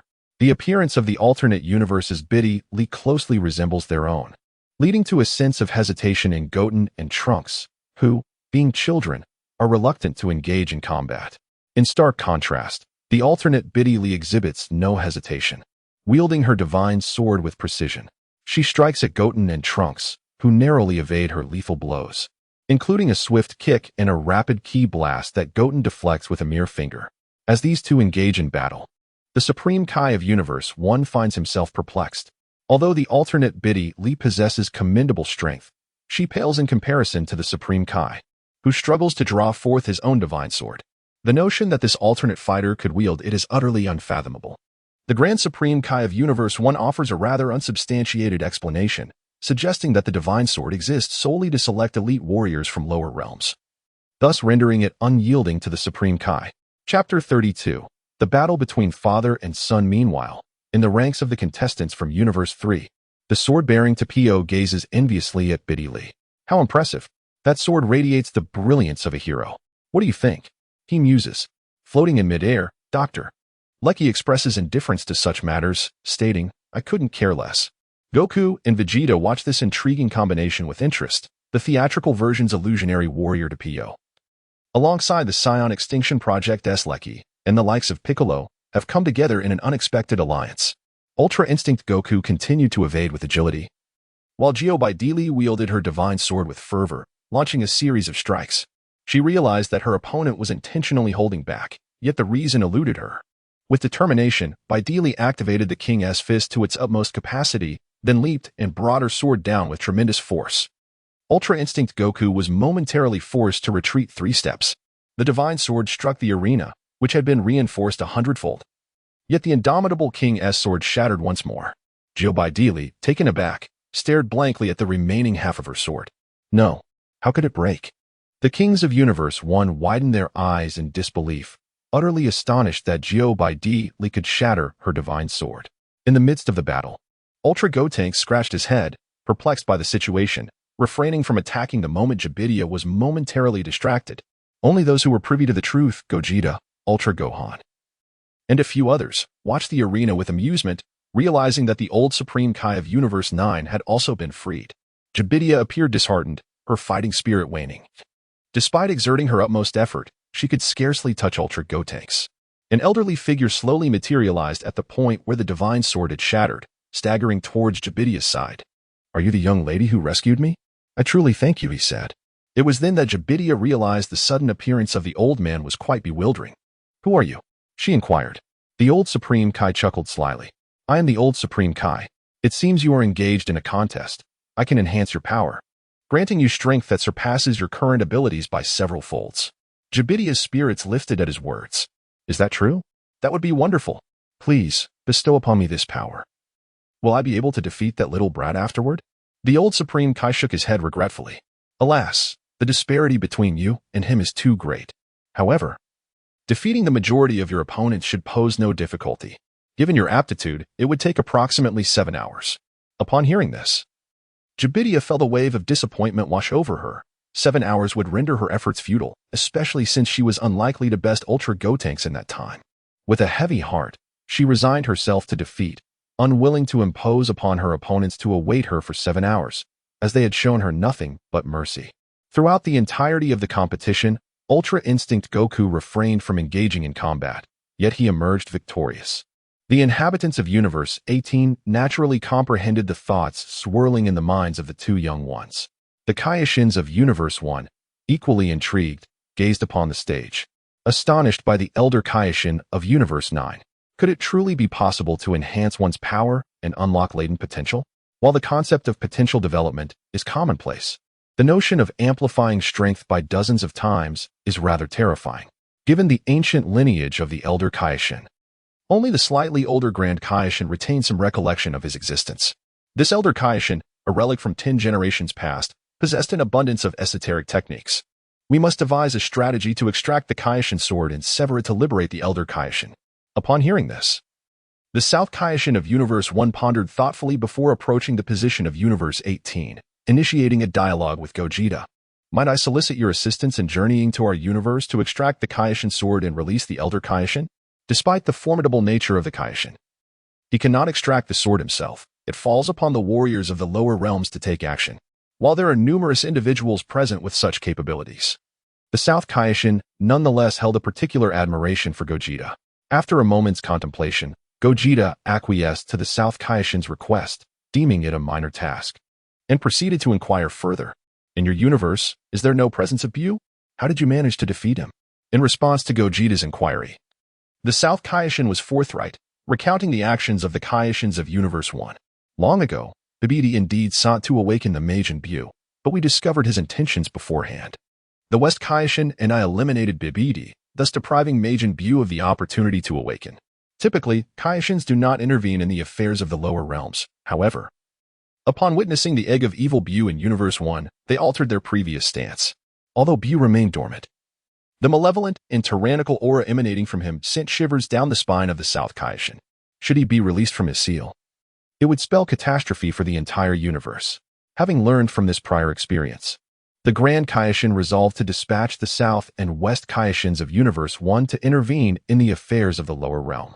They could not permit the emergence of an abundance of monstrous entities. It was imperative to take precautions against potential threats. Many malevolent cults and various monsters were eradicated in the process. A millennium ago, they vanquished the legendary Super Saiyan at a time when he had just reached adulthood and had yet to attain his peak strength, preemptively collaborating to eliminate him. Subsequently, they dealt with the Bojack clan and the Frieza clan, both notorious for their malevolence, who also met their demise. Under the intervention of the Kaishins, Universe 1 successfully averted any significant calamities. The next match will feature Trunks from Universe 12 facing off against Vegeta from Universe 18. Amidst the envious gazes of several onlookers, Super Vegeta ascended the stage, provoking a sense of irritation in Super Goku. Super Vegeta gazed at Trunks, who was stepping onto the stage, and inquired with a hint of annoyance, "There is no need for you to bring a sword to fight me, is there? Given the recent efforts to reconstruct the future world, I trust you have not neglected your training, Trunks." Was Trunks truly intending to wield his sword against his own father? What a rebellious son he had become. Trunks responded with a smile, "Indeed, my mother and I have been occupied with restoring the human world, leaving us with little time for training. Nevertheless, I have made some progress, father." Vegeta crossed his arms, fully aware of the disparity between their strengths. "Any improvement is welcome. I do not mind easing up a bit to indulge you in a little sparring." The future Trunks' power, however, brought a sense of satisfaction to Super Vegeta, allowing him the opportunity to engage in a playful contest. The mighty Super Vegeta remained silent, a radiant golden light emanating from his body, surrounded by blue lightnings. As he made his entrance in the form of Super Saiyan 2, Date, too, transformed into Super Saiyan 2, charging forward with fervor and delivering a powerful punch.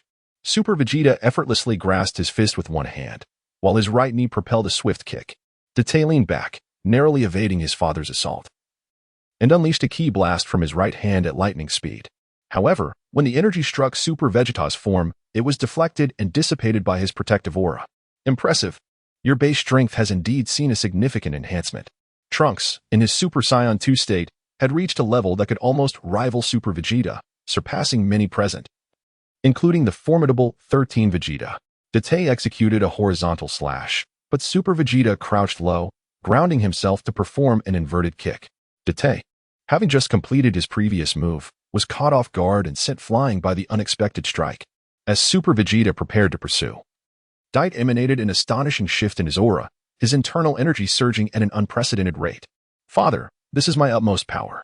Date roared to the heavens, his energy roaring and exploding within him, the surrounding blue lightning intensifying to the point of nearly obscuring his form. Goku Vegeta recognized Date's transformation. Although it differed from the figures etched in his memory, it was undeniably that same transformation, a mutated Super Saiyan 2. During Beerus's initial visit to Earth, he had struck Bulma, an act that sent Super Vegeta into a frenzy, leading to this very form. Though it could be classified as a Super Saiyan 2, this state, born of extreme rage, surpassed even that of a Super Saiyan 3. Beerus had never anticipated that after striking Bulma, he would ultimately find himself relegated to the role of a caretaker in her household. Initially, Beerus had no desire to assume such a role as a deity of destruction. He would never stoop to babysitting, even if faced with annihilation. Yet, the offerings from Bulma were simply too generous, but that is another matter altogether. Date's aura firmly suppressed Super Vegeta's energy, transforming into a feral intensity, reminiscent of the madness exhibited by Broly. Super Vegeta was astonished by Date's strength. Yet he quickly regained his composure. "Quite impressive. It appears there has indeed been progress, but it is still insufficient to match me." Having witnessed the Super Blue form firsthand, Date is acutely aware of the disparity. He only wishes to engage in battle with his father. "Father, come defeat me. This is my most formidable transformation, one that you have yet to master." "You underestimate your father too much," replied Vegeta. There was a time when Bulma was attacked, and Vegeta tapped into this form. Goku's words doused Date with cold reality. Seeing his beloved, with whom he has shared countless moments, being struck before him, Vegeta lost all rationality in that instant. His mind was consumed with a singular thought: to annihilate the assailant. The proud and taciturn Vegeta had never uttered the words "I love you" to Bulma. Yet that did not diminish his affection for her. On the contrary, the more stoic he was, the more he cherished those who stood by him once his cold demeanor transformed into one of loyalty and warmth. In that fleeting moment, not even the Destroyer, nor an angel, could deter Super Vegeta from unleashing his fists in a quest for retribution for his beloved. Whether or not he could prevail was secondary. The need to strike was paramount.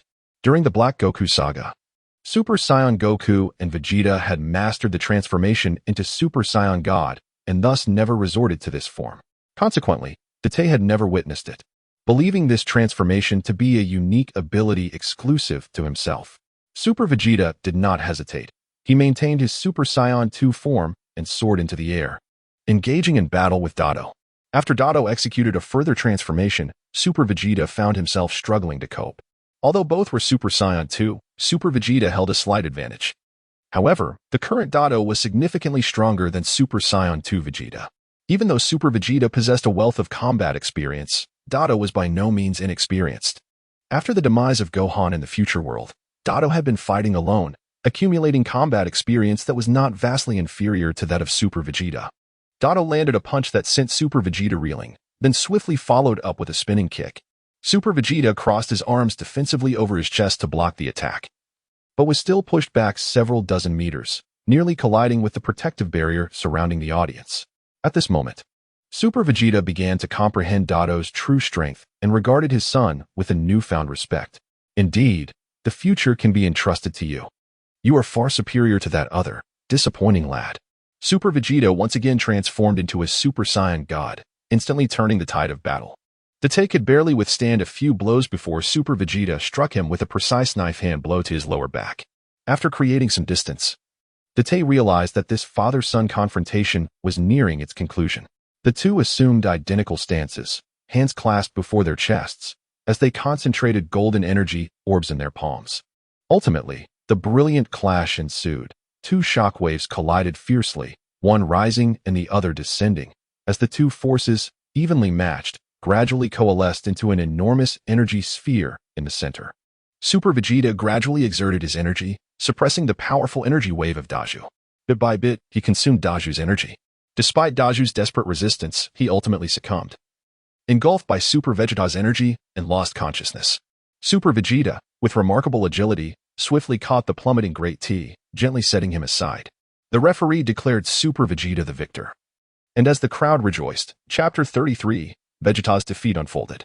Cell approached, patting Gohan's shoulder. Hey, Gohan, let's find a time to spar a little further away. Gohan, disregarding his words, promptly declined his request, expressing a lack of interest in engaging in a battle for no reason. I am not inclined to fight with you, he stated firmly. Cell, unfazed, leisurely replied, It matters not. I shall seek an opportunity to engage in a proper battle with you.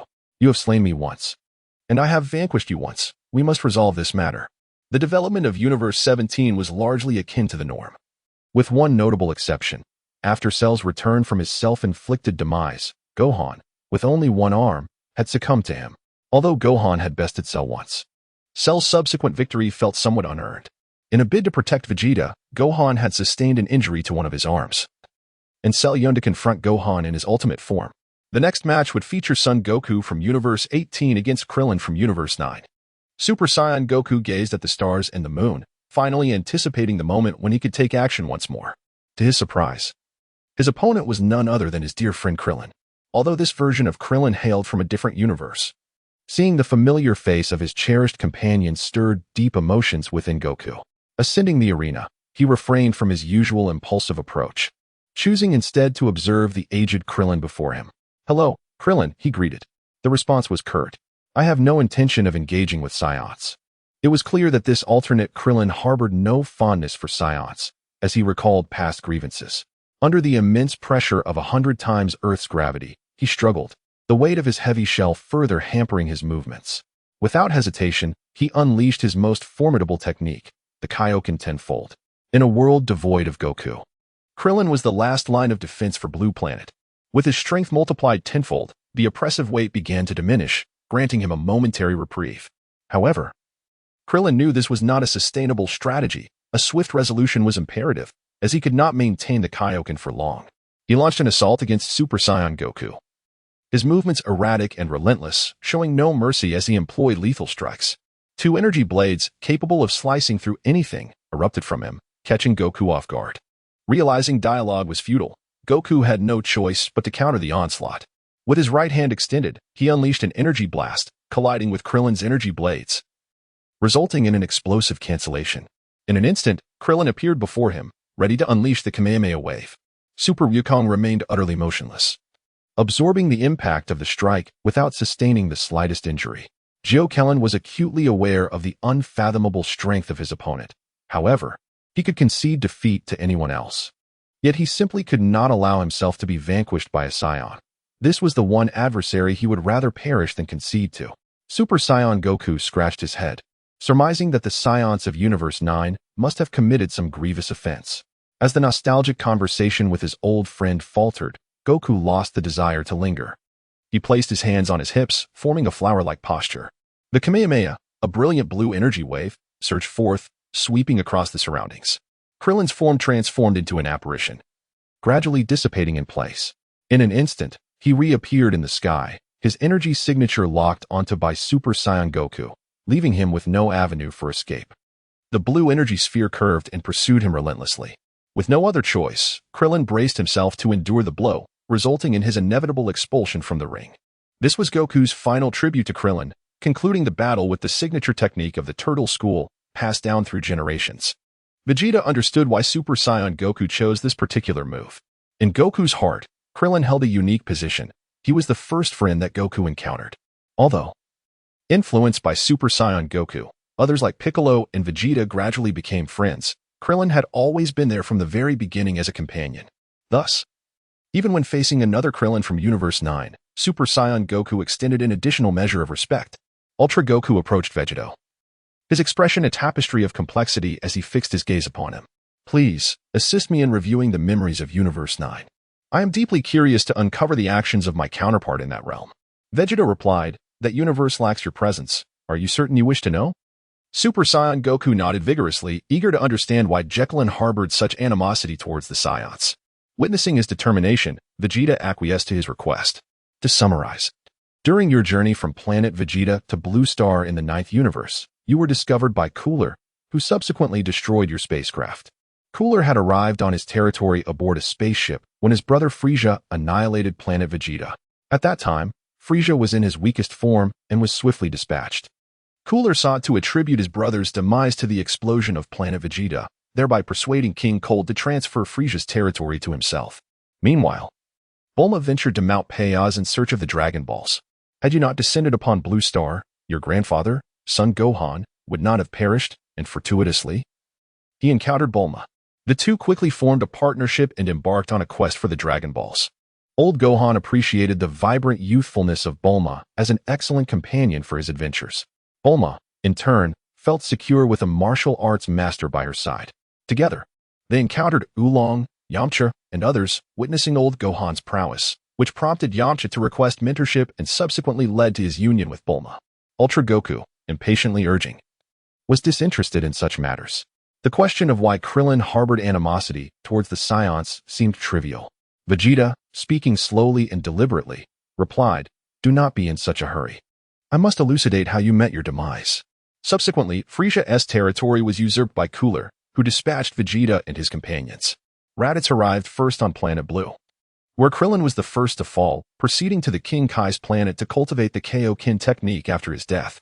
He was later resurrected to defeat Raditz, and together with others, they vanquished both Vegeta and Nappa. It is worth mentioning that under Raditz's rampage, 2/3 of Planet Blue's population was slaughtered. And since you bear a striking resemblance to Raditz, it is no wonder that Krillin harbors such disdain towards you.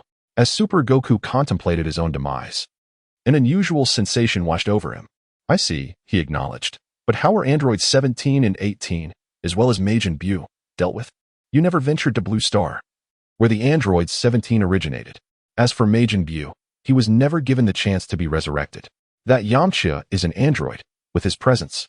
Overcoming Dubra is not beyond the realm of possibility. Vegeta revealed a little-known secret. Even Ultra Goku could not have anticipated that in another universe, Yamcha would transform into an android. But what compels such a transformation? Is it not in pursuit of greater strength? When one acquires something, it is often at the expense of something else. To safeguard Planet Blue, power becomes indispensable. In the 9th universe, Yamcha embodies responsibility and courage, unafraid of formidable foes. He is undeniably a valiant warrior of justice. Ultra Goku cast a deep glance at Krillin, opting for silence. However, as he withdrew his gaze, he was astonished to witness a remarkable scene. Kakarot from the 13th universe was also gazing at Krillin, his expression mirroring that of Goku. Attention all competitors. The lunch hour has commenced. Please feel free to select your preferred delicacies. As noon arrived, the organizers presented an abundance of exquisite cuisine, and Ultra Goku showcased his prowess as a connoisseur of fine food. I would like a serving of roasted beef, sushi, barbecue, pudding, takoyaki, and 5 bowls of rice, along with several portions of lamb, beef, and lion meat. Vegeta reclined with his legs crossed, demanding twice the servings of whatever he desired. As the prince of the Saiyans, he refused to be outdone by Kakarot, even in a simple meal. Gogeta had sought out the Grand Kai of Universe 1, the organizer of the tournament, who possessed the authority to utilize the Dragon Balls. The Grand Kai announced his intention to employ the Dragon Balls in advance, resurrecting the fallen competitors from the earlier matches. After all, equipped with a time-space transport device, they could locate numerous Dragon Balls, far beyond a single set, in the competitors' area of Universe 8, Ginyu forces G's. While being served dishes by the Valuegans of Universe 1, playfully slapped one of the Valuegans on the head. "Thanks, little one." This was also Frieza's command. As G's made contact with the Valuegan, he discreetly implanted a miniature camera. Frieza believed that among the Valuegans, there must be someone who would come into contact with the Dragon Balls. By installing surveillance on everyone, they could potentially trace the location of the Dragon Balls through their interactions. Frieza had considered whether G's could be Captain Ginyu, but dismissed the notion, reasoning that others would certainly notice G's peculiar behavior unless he conspired with someone else to conceal it. Upon further reflection, Frieza concluded that his subordinates lacked the audacity to deceive him. Since learning that Ginyu was still alive, Frieza had become increasingly obsessed with him, nearly bordering on paranoia. Convinced that anyone around him could be Ginyu in disguise. Lunchtime swiftly passed, leading to the first match of the afternoon. The upcoming bout featured Vegeta from Universe 19 against Kosi from Universe 15. Kosi, cloaked in a black robe that concealed his white hair, stood at the edge of the arena, murmuring incantations, his body enveloped in a cloud of smoke as he ascended to the stage. Vegeta frowned. This was precisely the type of opponent he detested, one adept in magic. He aimed for a swift victory, needing to eliminate Kosi with a single blow to avoid the complications of any trickery. Kosi did not immediately step onto the arena, but continued his incantations at the edge until concluding his spell, at which point he finally set foot on the stage. In an instant, Vegeta vanished before he could launch an attack, finding himself transported to a dark, alternate dimension. The majority of the spectators were baffled by Kosi's actions, having merely witnessed Vegeto's abrupt disappearance. 30 seconds elapsed swiftly, yet Vegeta still had not returned to the arena, prompting the referee to declare Kosi the victor. The unexpected outcome left everyone in stunned silence, particularly those who understood the immense power of Vegeta. Bra, from Universe 19, gaped in disbelief at the stage. "Dad, where are you?" Super Goku and Super Vegeta remained rooted in place. The atmosphere was charged with tension. Where had Vegeta gone? Gogeta discerned Kasi's approach at a glance, feeling both admiration for Kasi's wisdom and disapproval of his methods. The rules stipulated that the match commenced only when a body touched the arena. Kasi cleverly exploited this loophole, quietly reciting a magical incantation while outside the arena. The moment he stepped onto the stage, he unleashed the spell. Kasi recognized Vegeta's formidable strength and understood that once he took action, it would be difficult to manage, thus preemptively teleporting Vegeta away. 19 Bra and 19 Gohan arrived at the contestant area of Universe 15, blocking Kasi's path. "What have you done to my father?" they demanded. Kasi, shrouded in mystery, was unfamiliar to both 19 Gohan and 19 Bra, who had never encountered him in their own universe nor even heard of him. With his hands tucked within the flowing sleeves of his long robe, Kasi offered an explanation. "Do not worry, after the tournament concludes, the organizers will use the Dragon Balls to bring him back." At some point, the formidable Super Buu from Universe 4 approached, reassuring 19 Gohan and his companions. "There is no need for concern, my old friend. I am fully aware of the means he employed." 19 Gohan, however, held no fondness for him and coldly retorted, "This does not concern you, Buu." Super Buu felt a sense of helplessness towards their indifference. "Alas, I stand with you. I have sensed a tear in the fabric of time and space. That fiend underestimates Vegeta, believing he can truly confine him. It is likely that he will return soon. You merely need to wait a little while longer." Upon hearing Super Buu's words, Gohan and Bra both breathed a sigh of relief. They did not believe anyone could triumph over Vegeta in a direct confrontation, yet the nature of magic remains uncertain. Super Buu clasped his hands around his chest, expressing his viewpoint. "It is undeniably unfair, and surely you share this sentiment. Upon Vegeta's return, we shall request a rematch." Naturally, 19 Bra responded with a cold glare. How could she accept her father's chaotic defeat? Only 19 Gohan broke into a cold sweat, realizing that these two were overly presumptuous. How could the referee possibly agree to a rematch simply based on their words? That would lead to utter chaos. The two little spirits from a timeless realm, upon witnessing Vegeta's defeat, could not help but feel a glimmer of hope within their hearts. Perhaps Kosher could also transport Gogeta away, leading to his loss in the competition. In such a scenario, they would be granted a chance at victory. Super Wukong let out a sigh, feeling disheartened by Vegeta's defeat. Alas, he lost just like that. I was looking forward to engaging in a match with him. Vegeta emitted a cold snort, harboring similar thoughts, believing he could triumph over Vegeta.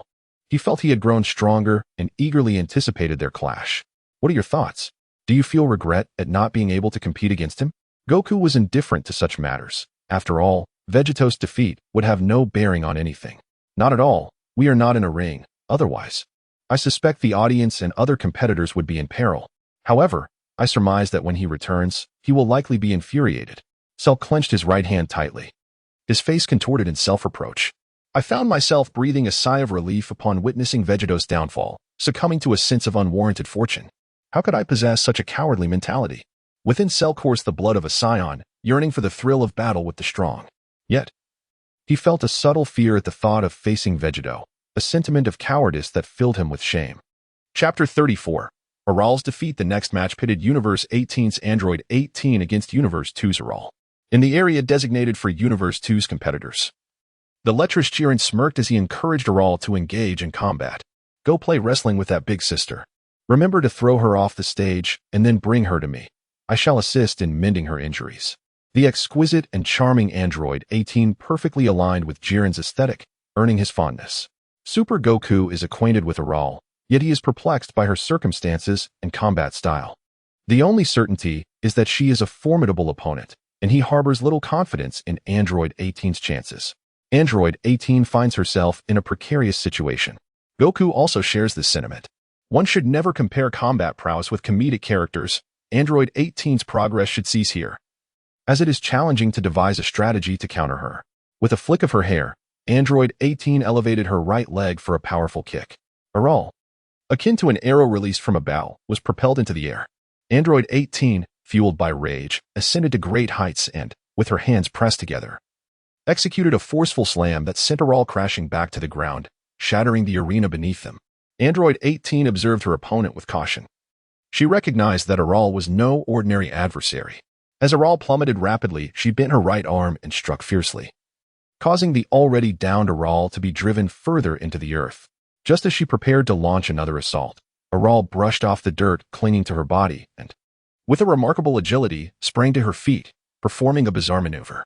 She supported herself on the ground and inverted her position, leaving Android 18 momentarily bewildered as to her intentions. With a sudden exertion of strength, Aral lifted the arena itself, defying the laws of physics, and hurled it towards Android 18. Even Majin Buu, who has absorbed countless beings, was momentarily stunned, realizing that Aral surpassed his expectations in her eccentricity. It was utterly astounding. She twisted reality into a comic form, far exceeding the realm of magic, engaging in such outlandish feats as if merely playing. Goku, however, was unfazed. This was merely standard procedure. Even Newton's theories could not contain this phenomenon, yet it seemed to fall under his brother's domain, where the extraordinary was indeed the norm. The second universe lacked any semblance of normalcy, rife with derivative creators, their daughters, and other forms of comics. Android 18 unleashed a ki blast, shattering a hole in the airborne arena, and propelled herself through it, executing a flying kick that struck Aral squarely in the face. The sound of machinery breaking echoed as Aral's head was dislodged, rolling across the ground. With deftness, Aral's hands reached toward the empty space above her, and she skillfully reattached her head. In this moment, even Android 18's usual poised demeanor faltered, leaving her stunned as Aral nonchalantly reaffixed her own head. From her attire, Aral produced an adorable baby bottle, biting the nipple and sipping heartily. Big sister, I'm out of energy. I need to replenish. In a rather astonishing turn of events, Alale, holding an empty bottle, began to speak, despite its lack of any milk. Nevertheless, she clutched the bottle and continued to drink. Android 18 gradually approached her, lightly tapping her. In an instant, Alale toppled over, remaining motionless until the referee declared her defeat. Qianbing was exasperated, questioning how Alalay's bottle could be devoid of milk. The robot behind them, however, exclaimed that the milk was delightful, leading Qianbing to realize that the robot had stolen Alalay's milk. Reluctantly, he had to accept the reality of his defeat, as the robot belonged to him, and no one else was to blame. Android 18, riding a wave of good fortune, secured yet another victory, prompting even Goku to regard her with newfound respect for her ability to triumph over Alalay, a feat that spoke volumes of her luck. During the era of Dragon Ball Super, the Super Vegeta, who had briefly encountered Alalay, found her defeat quite satisfying. Her power was astonishing, posing a significant threat even to them. Unfortunately, her luck seemed to elude her. Had she been born a few years earlier, she might have been able to handle Cell and Majin Buu herself. Super Vegeta viewed Alalay as extraordinarily formidable, yet lamented that, judging by her youthful appearance, she had likely only recently come into existence, having been born after the era of Buu. The psychological transformation of Ultra Vegeta is crystal clear to Goku, as Vegeta has previously faced defeat at the hands of Aral. In a single statement, Super Wukong shattered Super Vegeta's conjecture. No, in fact, I encountered her during my childhood. What? Are you implying that she is around our age, or perhaps even older than us? Vegeta was genuinely taken aback. Goku had encountered this little girl in his youth, and thus it could be surmised that she was at least in her 30s or 40s. One must acknowledge that even Super Goku has reached the age of a grandfather, whereas Aral remains so young. It is said that robots are not prone to aging, which is quite reasonable. In the upcoming match, the valiant Gotenks from Universe 18 will face the Cat Demon from Universe 2. Vegeta nudged Super Goten, signaling him that it was time for him to take the stage. What are you waiting for? Hurry up. Super Goten, merely 11 or 12 years old, touched his youthful face and gazed at Trunks in the audience, feeling quite speechless at his friend's antics. There was little he could do, as Trunks had gone off to seek out a young lady. Upon turning around, Vegeta couldn't help but notice that despite his youth, Trunks had already discerned the essence of manhood, chatting animatedly with a little girl in the audience. The girl, nearly the same age as Super Gotenks, was captivated, her eyes sparkling as she fixated on the young Trunks. She inched closer, clearly filled with admiration yet lacking the courage to express it, causing Trunks to blush profusely. In the next moment, her words struck like a frigid winter breeze, extinguishing the flames of his youthful affection. I adore the way you wield your sword and your muscular form. The one who will compete next is your brother. Isn't? Young Trunks quickly grasped that she was referring to the future version of himself, not to him, as he neither wielded a sword nor possessed the muscular form of Super Saiyan. Defeated, he scurried back to merge with Goten, transforming into Super Gotenks and boasting as usual. Dong dong dong. Here comes the magnificent Gotenks. I am the unrivaled warrior, Gotenks. Vegeta, observing the protruding veins on his forehead, was nearly driven to the brink of exasperation by his foolish son. Goku, do you happen to know where the mental hospital is? Hurry and take them there. I can no longer endure this. Goku, however, could not be bothered by the complaints. If these two little rascals were sent to a mental institution, they would either demolish it or terrify the director and doctors into madness.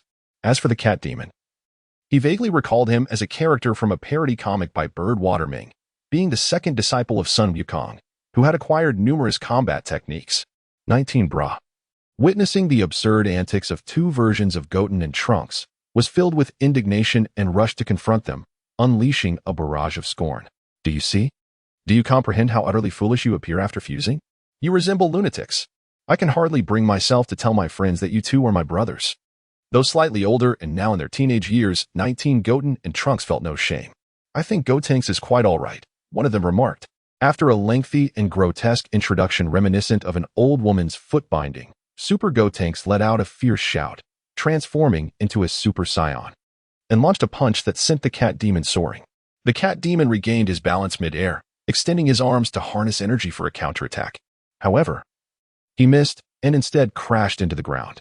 Buried beneath the rubble of the arena, a cat paw soon emerged, and the Cat Demon stood up. His eyes narrowed into slits. With a triumphant gesture, he pointed his thumb at himself, declaring, "You are formidable, but I have already devised a plan to defeat you." Ultra Instinct Goku appeared perplexed by the actions unfolding before him, while Cat Demon Man positioned himself to the left, striking a pose indicative of fusion technique. Gradually, he advanced towards the center. Ultra Instinct Goku raked his fingers through his hair, visibly struggling to comprehend the intent behind his counterpart's actions. Hey, you're on your own. What are you trying to achieve? Fusion with the air? As Ultra Goku was amused to the point of laughter, that joy was swiftly extinguished. The cat demon executed the final fusion maneuver, and an explosion of radiant, blinding light erupted around him. Once the brilliance dissipated, the cat demon had completed his fusion, or rather, half of it. What on earth is this? Are they jesting with me? Vegeta could not help but exclaim in disbelief. The once corpulent cat demon now emanated a golden aura accompanied by the blue lightning that symbolizes Super Saiyan 2. This was, in essence, the essence of fusion, however. The cat demon was left with only half of his physique. Indeed, you read that correctly, only half. The left leg, left foot, left hand, and left chest remained intact. While the entire right half had vanished into thin air, he had effectively fused with the atmosphere. Piccolo was so startled that his complexion turned an eerie shade of green. The cat demon stroked his remaining body with his left hand and chuckled gleefully. Incredible! The power of this half of my body has surged immensely. Prepare for my technique. Cat-style energy wave. He assumed a stance to unleash his ultimate skill, only to halt mid-action, uttering a statement that left everyone astounded. Oh no, I'm right-handed. I can't execute the cat-style energy wave with my left hand. Unable to perform his signature move, the fusion seemed futile. Reluctantly, the cat demon reverted to his original form. Ultra Goku, baffled by their antics, had little desire to engage in prolonged combat with a feline foe, so he unleashed a barrage of over 10 phantoms.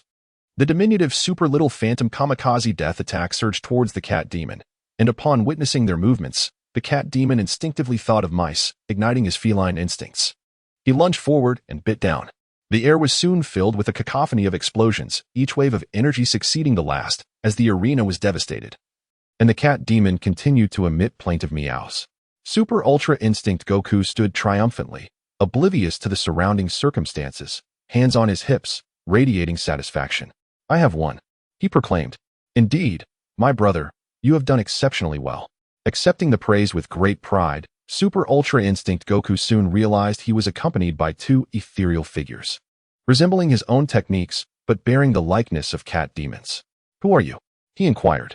The specters of the cat demon introduced themselves. We are the Super Cat God Wind Phantom Death Attack. The transcendent Goku clearly began to exhibit signs of folly once more, still oblivious to the peculiarities surrounding him. He retorted, Isn't this my own technique? Merely altered with a couple of words. By the way, why haven't you exploded? His words jolted the two feline demons from their stupor, and they finally comprehended the situation. Indeed, amidst the excitement of watching his own form explode, he had momentarily forgotten. With a resounding boom, two mighty explosions erupted, casting clouds of dust into the air. As the haze cleared, transcendent Goku found himself unceremoniously toppled. His upper body entombed in the debris, leaving only his lower half exposed. The feline demon, grinning mischievously, appeared to have suffered no harm whatsoever. Goku's assault had proven futile against him. In the arena of the second universe, a child was orchestrating a betting scheme, inviting everyone to wager on whether the feline demon or Goku would emerge victorious. The composed and unflappable feline demon garnered the unwavering support of all from the second universe, even prompting Kaiatsu to approach and place a substantial bet in favor of the feline demon. As the feline demon stood in the arena, he discreetly observed the crowd below. Noting that the second universe participants had completed their wagers, he inquired of the child, Have they all placed their bets? The child nodded affirmatively, signaling with an okay gesture. Upon witnessing this, the feline demon bellowed to the referee, I concede, I surrender.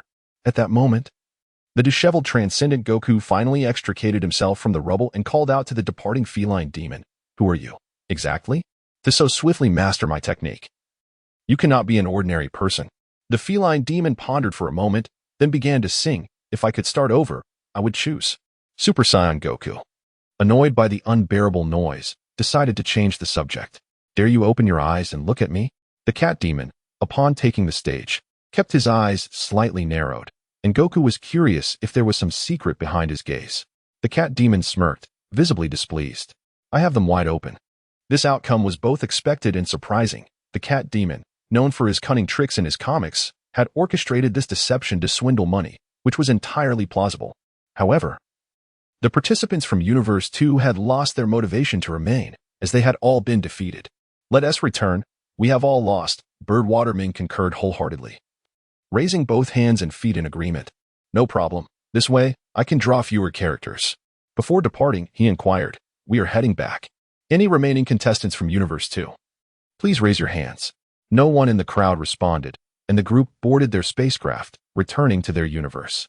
After their departure, Mary Sue emerged from the contestant passage of Universe 2, having overslept and missed joining the others.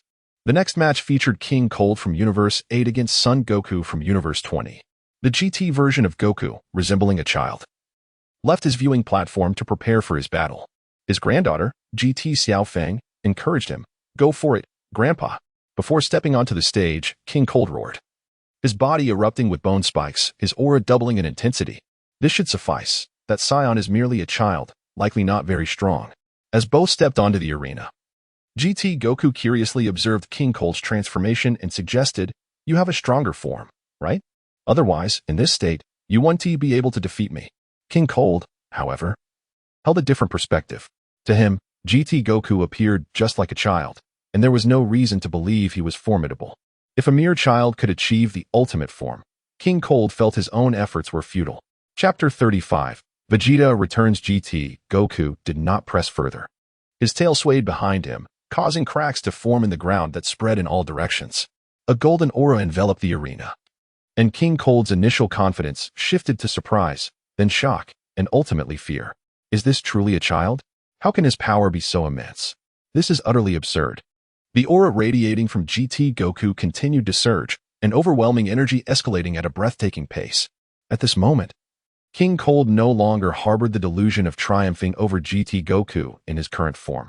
Rather, he contemplated how many blows he could withstand from Goku.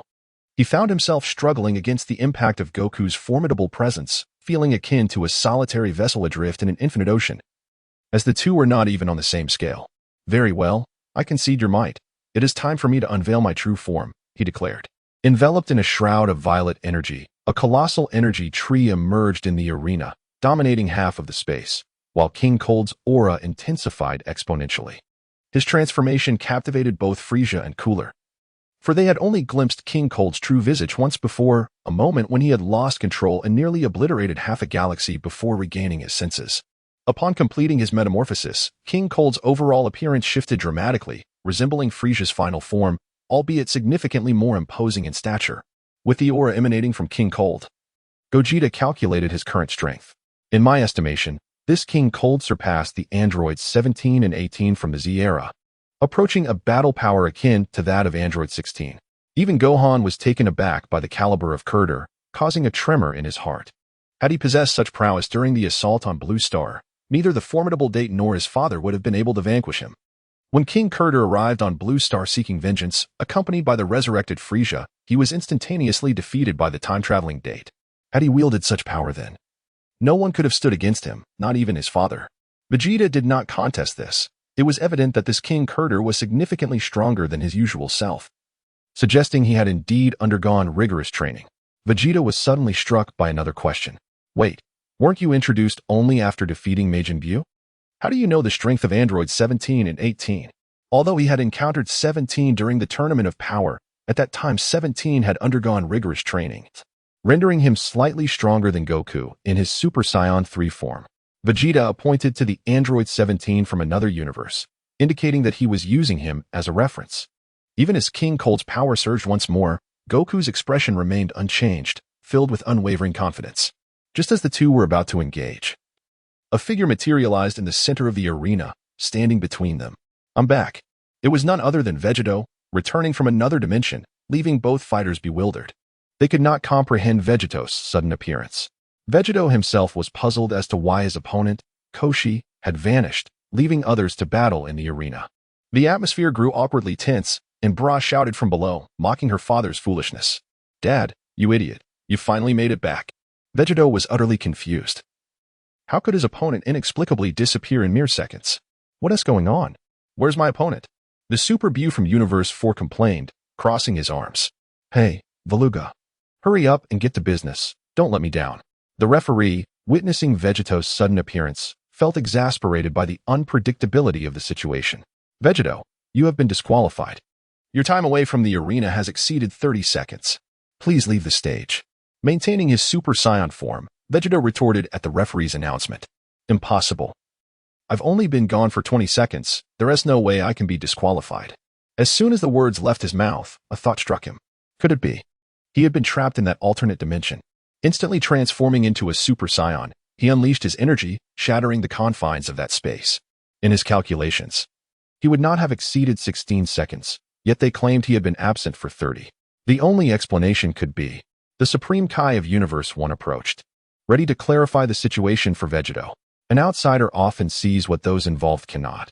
Being a deity, she discerned the magic Koshi had employed. Koshi trapped you in a dimension where the flow of time differs. While mere seconds passed for you, over an hour has elapsed here. Vegeta could not afford to disregard her words. The man's overwhelming strength was well known, and no one wished to provoke him. The Supreme Kai's words confirmed Vegeta's suspicions. He hadn't anticipated being outsmarted in such a manner. That alternate dimension was akin to the hyperbolic time chamber, while everyone else's attention was fixed on the arena. Only Vegeta noticed the position of Universe 3, where Bardock was desperately struggling, clutching his head in anguish.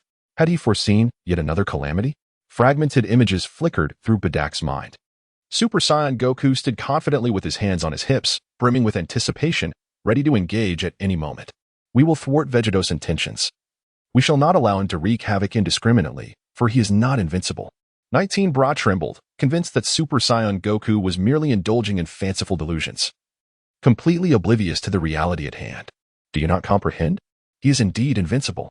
My father has encountered countless beings and deities, and the pace at which his power has escalated is beyond my comprehension, having multiplied exponentially since the initial fusion. Super Gohan held a shattered Dragon Ball, a faint smile gracing his lips. It matters not, for as long as we possess this, we shall not succumb to defeat. Moreover, Gogeta is here. He will confront Vegeta. Bardock's foresight reached its limit. With merely this fragment of a vision, he could not grasp the events that were to unfold, nor understand why Vegeta appeared to be in a frenzy. On the arena, Vegeta, upon realizing the reality of his loss, was consumed by fury. How despicable! This is utterly insidious. In a true battle, I could vanquish him with a single hand. The rules of the martial arts tournament are exceedingly biased in his favor. Vegeta felt a profound sense of shame at being bested in such a manner. He had never known defeat since his inception. Kazi's actions were exceedingly vile. Hovering outside the ring, deliberately avoiding entry, knowing full well that Vegeta was bound by the rules and could not retaliate. By the time he entered the arena, Kazi had already completed his incantation, and the magic took effect simultaneously. Had it been a direct confrontation, Vegeta was confident he could have thwarted Kazi before he even uttered a word of the spell, easily defeating him. 19 Gohan, witnessing Vegeta's unmoving stance in the arena, soared into the air to offer his counsel. This is the nature of the rules. We have no choice, father. If we start anew, you will still face defeat unless you can engage directly. Vegeta was not oblivious. He understood that if he were ambushed while fighting, he could be teleported away. An hour's time was ample for the enemy to annihilate his beloved homeworld, Blue Star, countless times. Yet, when had the invincible Vegeta ever endured such indignity? Even in his weakest moments, when he could barely shatter a planet with a casual blow, he had never faced true defeat. To lose now, after having once encountered that foe without being genuinely vanquished, marked his first authentic loss since his creation. Enough, Gohan. I refuse to abandon the tournament. Vegeta's declaration caused 19 Gohan's expression to harden, as he admonished him sternly. I will not permit you to act recklessly. If you cause a disturbance here and our universe's Dragon Balls fail to transcend the cosmos to revive Xiao Fang, she shall remain forever in eternal slumber. You should know that I will not allow such a fate to befall her. Or do you not care for Xiao Fang? Upon hearing 19 Gohan mention his granddaughter, the innocent and beloved Xiao Fang, Vegeta sighed. Very well, I shall leave you be for a while. In an instant, Vegeta teleported away, his destination unknown. 19 Gohan could do nothing about his child's actions. Alas, he has gone off to sulk alone again. The juxtaposition of Gogeta and Vegeta's discontent is indeed comprehensible. A being who has never tasted defeat since his inception is suddenly subjected to an inexplicable loss. Who would find joy in such an absurdity? This predicament extends beyond the mere inability to combat others, robbing him of considerable enjoyment and shattering an invincible legacy. The formidable Superbu of Universe 4, witnessing Vegeta's silent departure, was incensed and summoned the nearby Universe 1 attendant, Veruga. Seek out Kosher and compel him to engage in a rematch with Vegeta, he commanded. Veruga, taken aback by the distorted visage of the irate Superbu, hastily complied. However, after several minutes of waiting, Super Boo's patience waned, leading him to bellow an inquiry. Have you even approached him? He demanded. As long as both competitors consent to a rematch, the previous battle could be rendered null and void. Veruga timidly replied. Kosher is not responding to me. Kosher, in the corridor, disregarded his words, jesting to himself that he had painstakingly orchestrated a victory over Vegeta once. To engage again would be tantamount to courting death. Veruga's comments ignited the fury within Super Bu. Are you jesting with me? Super Bu was intensely eager to measure his strength against Vegeta. How could he bear to witness his rival's defeat? This was a long-awaited adversary. His initial restraint stemmed from the belief that a rematch was possible, that Vegeta still had a chance. Little did he know that the ancient Koshi was gripped by fear, unwilling to allow a second bout. In a fit of rage, Super Bu unleashed a torrent of invective, cursing each universe in turn. I demand a rematch. I care not for his willingness. Are you still not tired of these charades of pretending to be experts? Everyone, get out of my way. What nonsense is this about the frozen demon clan? And what of the androids and technological weaponry? They are all utterly inferior. How dare you forfeit against a formidable opponent I have finally encountered? Super Bu held a profound disdain for the majority of individuals present, perceiving them as utterly inconsequential. To him, only the 18th to 22nd universes warranted any semblance of attention, barely piquing his interest in battle. Ultimately, it was only Gogeta and Vegeta who could ignite his fighting spirit. Thus, the notion of arbitrarily eliminating one from the fray was utterly unfathomable. Among the Supreme Kais of the first universe, the sole female Supreme Kai, Layla, tasked with mediating disputes, approached Super Bu. Sir, you cannot impose your will upon the decisions of the other contestants. Super Bu seemed to have heard the grandest of jokes, his arms outstretched as he laughed heartily. You say I cannot. How amusing. From the very beginning, I have held everything firmly in my grasp. Super Bu's powerful fist struck Layla's face without an ounce of mercy. The once exquisite beauty of Layla was sent flying, crashing through the wall. A metallic taste filled her throat as blood surged upward, but she forced it down, merely allowing a trickle of crimson to escape. Super Bu is utterly disinterested in delivering the final blow. He harbors no intention of specifically targeting anyone. His entire being becomes liquid, as he splits into countless doppelgangers to launch an assault on all. Chapter 36, 22. Son Gohan makes his move. Super Bu, in a state of frenzied rage, seemed utterly indifferent to all around him. In a low, chilling voice, he proclaimed, I am omnipresent. I am invincible. I possess your Dragon Balls, your technology, and all your capabilities. I am privy to your secrets and can manipulate your thoughts. I could have absorbed all of you long ago, determining the fate of each individual, yet I refrained. My sole desire was to have them compete again, but you lowly humans denied me. In the control room of Universe 1, the Veluga sensed impending doom and prepared to deploy the atomic separator to banish Super Bu back to his home planet. However, despite their frantic attempts to operate the remote, it proved ineffective. The controller had malfunctioned. They had promised that any troublemaker would be sent away, yet at this critical moment, everything fell apart. The control room was soon invaded by chunks of Super Bu, coalescing into a grotesque visage of his head, grinning maniacally. Fools, when will your pathetic device ever function? I have long since taken control of everything. It is only now that I choose to act openly. A bizarre scene unfolded in the arena as Super Bu continuously divided into more flesh chunks, soon spreading like an ocean, engulfing the entire competition venue. The masses of flesh writhed, consuming all in their path, leaving no refuge above or below. Dubra and Babidi from Universe 11 were not spared, ensnared like dumplings in the grotesque mass. Babidi attempted to chant a spell, but his mouth was sealed, rendering him voiceless. Only the obedient Fat Bu of Universe 11 remained free, clapping his hands in excitement. Brother, you too can be like me. If you desire, just return and absorb everyone. You will be as powerful as I am. Most of the universes fell victim to this calamity, including Universe 19, save for Gohan and Bra, who unleashed their full energy to disperse the flesh. They cursed under their breath. Damn it, what a time to strike. Taking advantage of Dad's absence to create such a disgusting mess. In Universe 13, Kakarot, Raditz, and Nappa found themselves ensnared by the flesh, leaving only Vegeta to struggle desperately. Revealing his trump card, he transformed into Super Saiyan 2, blue lightning crackling around him. In the contestant area of Universe 7, the Super Namekian Gaskak stood his ground.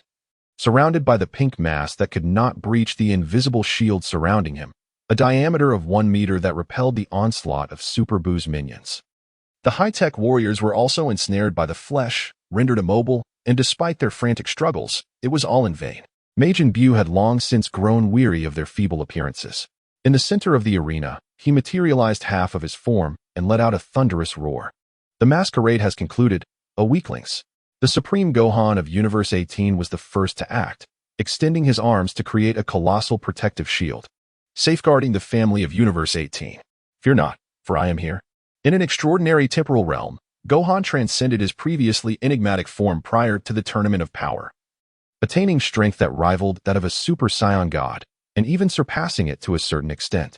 Although this formidable Super Buu consumed countless souls, Gohan was still capable of withstanding the onslaught of his flesh, yet he found himself unable to rescue more individuals in the process. The unparalleled Gohan, constrained by his duty to protect his family, found himself unable to confront the formidable Super Buu.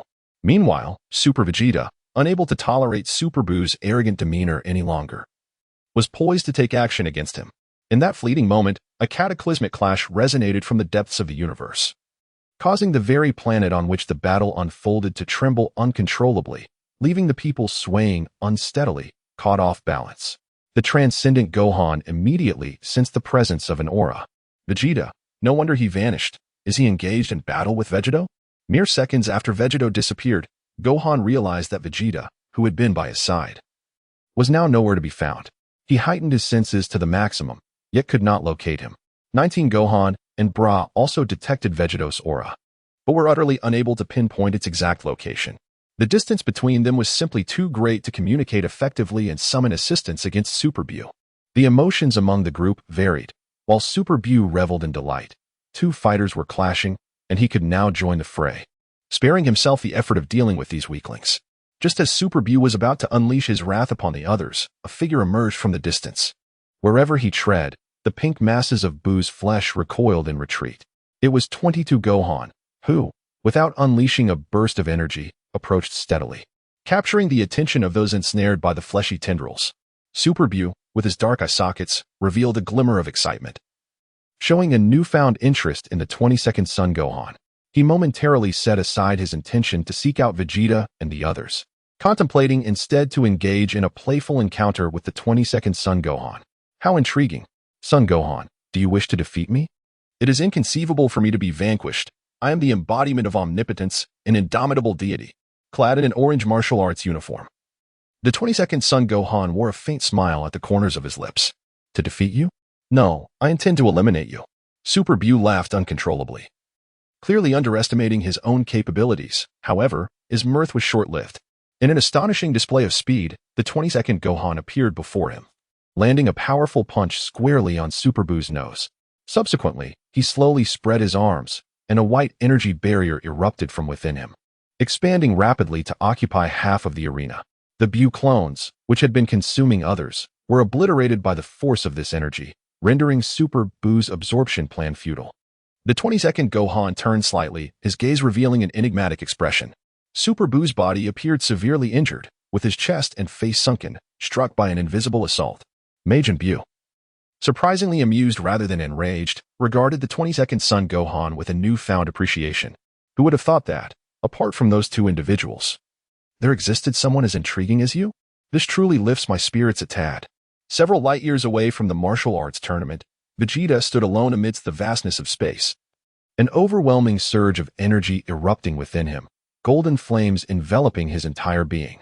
His unparalleled aura radiated outward in all directions, his fists clenched tightly, as the terrifying energy relentlessly battered everything in proximity. Vegeta felt a deep dissatisfaction regarding his defeat in the competition. Damn it, Gohan was right. I cannot disregard Bulma. Yet losing like this is utterly infuriating. The force of Vegeta's energy reverberated, causing surrounding asteroids to sway and tremble. Having vented his frustration, Vegeta regained his composure and began to ponder. A little release feels much better, but with Gohan's good rapport with the organizers, perhaps he could arrange for some battles outside the main event. Son Gohan, in his 19th incarnation, proactively approached the organizers of Universe 1, the Kais, elucidating the existence of Vegeta. He also conveyed the unique attributes of Buu and promised that Universe 1 could be in peril, offering his assistance. The Kais of Universe 1 were quite fond of the genteel son Gohan. Thus, they agreed to have Gohan advocate on their behalf, orchestrating a few battles among formidable fighters outside the main event, which Majin Buu would undoubtedly consent to, and there should be no objections from Gogeta either. In theory, there should be no significant issues for Ultra Goku and his companions, nor for the 22nd Son Gohan, whose participation alongside Vegeta remains uncertain, particularly since the 19th Son Gohan is not particularly fond of combat. Ultimately, losing the match holds little consequence, as engaging with them serves no meaningful purpose. Seated upon a floating meteorite, Gogeta, upon witnessing Vegeta's departure, felt compelled to gauge Vegeta's true strength and promptly pursued him, despite the vast distance. The formidable aura emanating from Vegeta allowed Gogeta to locate him with ease. Vegeta refrained from glancing back, fully aware of Gogeta's approach. "Thank you for your consolation. But it holds little value," he remarked. Gogeta shrugged nonchalantly, acknowledging that had he inexplicably lost, he would not have been overly elated either. Slowly turning to face each other, their gazes locked, and simultaneously, they unleashed a fierce roar, erupting with energy. Their hair stood on end, radiating a golden glow, as their auras clashed like jets of energy. In the wake of their unrestrained energy surge, countless meteorites and uninhabited asteroids within the vicinity were obliterated, transforming into cosmic fireworks that erased all traces of their existence. Ultimately, the energies of the two warriors coalesced into a colossal golden energy sphere, exuding a pulsating aura potent enough to annihilate multiple star systems. Their movements synchronized. They continually amplified their energy as if bound by no limits. The volume of the golden sphere continued to swell, each attempting to overpower the other's presence. Cracks appeared in the space surrounding them, as the infinite starry sky erupted and countless galaxies disintegrated, with the overwhelming flames surging across light years. Just as it seemed the very fabric of space would shatter, they instinctively ceased their actions, dismissing any thoughts of further testing one another's strength. Recognizing that today was not ideal for combat, a more opportune moment awaited. Vegeta's earlier discontent dissipated entirely. Gogeta's might was unlike anything he had ever encountered, an unparalleled force beyond his own experience. Meanwhile, on the planet hosting the martial arts tournament, the 22nd Gohan continued to mercilessly thrash Super Buu. The Super Namekian Gasgak could no longer bear the absurdity of the spectacle. "Stop," though the command was softly spoken. Those two simple words seemed to possess an enchanting power, instantly drawing all the fragments of Super Buu that had suffused the arena back towards him. The chunks that had been devouring both contestants and spectators alike were irresistibly pulled toward him. Gasgak extended his right palm, and the gathered masses formed an irregular sphere, revealing only Super Buu's form and his two large, dark eyes. Super Buu was engulfed in a sense of panic. What manner of ability is this? How is it possible? Gasgak raised his right hand, holding up Super Buu's flesh ball, which contained all of Super Buu's incarnations and his very essence, sealing them within. "Now, can you maintain your composure?" Gasgak's actions astonished everyone present, as no one had anticipated that he could manipulate Super Buu so effortlessly, subduing him with merely a single hand. At least on the surface, it appeared that Gasgak had sealed all of Super Buu's corporeal forms. Chapter 37. The farce comes to an end. Son Gohan, without uttering a word, quietly returned to his designated area. Gasgak's intervention was remarkably timely. Otherwise, in the interest of safeguarding others, he would have had no choice but to eliminate Super Buu himself. Super Vegeta let out a cold snort, feeling that fellow had stolen the limelight. Upon witnessing the 22nd Gohan in action, Super Vegeta initially intended to observe his prowess but hesitated for a moment, planning to strike later. However, Gas quickly dispatched Super Buu with a single move. Super Goku instead holds a deep admiration for Gaskark, recognizing his remarkable abilities. He possesses the power to seal Super Buu in an instant, a feat not to be underestimated for this Namekian. Furthermore, the Gohan from that universe is also quite formidable. Upon hearing Super Goku mention the 22nd Gohan, Super Vegeta fell into a contemplative silence. In the confrontation against Super Buu, the speed of the 22nd Son Gohan has doubled compared to his performance in the previous two battles. Observing his effortless demeanor, it is evident that he has yet to unleash his full potential. One can only wonder what further abilities he conceals. Vegeta returned at the opportune moment, witnessing Super Buu utterly helpless in Gaskark's grip. "Oh, has Super Buu truly been subdued by Gaskark?" Super Gohan nodded, his expression growing solemn. The unique abilities of Gogeta are numerous, and the formidable Super Bu is no trivial matter. This place is even more perilous than one might have envisioned. Resembling the intensity of the Tournament of Power, Vegeta tacitly acknowledged his words, noting that Gogeta's raw strength was not particularly formidable, merely a notch above the mysterious Gohan. The crux lies in his extraordinary abilities. The Grand Elder of Namek possesses countless superpowers, and upon merging with Gogeta, the potency of those abilities is exponentially amplified. Unlike Bu, who merely adds the strength of those he absorbs to his own, the assimilation of Namekians is distinct. Their battle power can multiply manifold, for instance, 2 Namekians, each with a power level of 10,000, would not simply combine to yield 20,000, but could soar to 50 or 60,000, or even exceed 100,000. This was evident when Piccolo, having trained on King Kai's planet, assimilated with the 42,000 power level Nairu, resulting in a staggering boost that surpassed 1 million. Vegeta returned just in time to confront the onlookers from Universe 19, who cast him reproachful glances. Unfazed, Vegeta was bewildered by their scrutiny. "What is the matter? Why are you all looking at me like that?" Universe 19's Gohan explained the chaos caused by Super Bu in the arena, culminating in Gogeta's swift defeat of him. Initially, Gohan assumed that Vegeta, having missed such an exhilarating battle, would feel a pang of regret. Yet, Vegeta responded with a calm acknowledgement, his demeanor betraying no hint of disturbance. That sounds quite impressive. Although he did not face those two adversaries, Vegeta engaged in a sparring match with Gogeta, even if it was merely a test of their auras. The encounter left Vegeta in high spirits. Super Bu, unconcerned by the likes of Gogeta, found himself ensnared by a singular attack. In the arena of Universe 11, the Demon King Dabura, observing the predicament of Super Bu, smiled and suggested to Babidi, "Master Babidi, given your capability to permanently seal Bu, why not seize this opportunity to completely confine Super Bu and forge a favorable alliance with the first universe of the organizers?"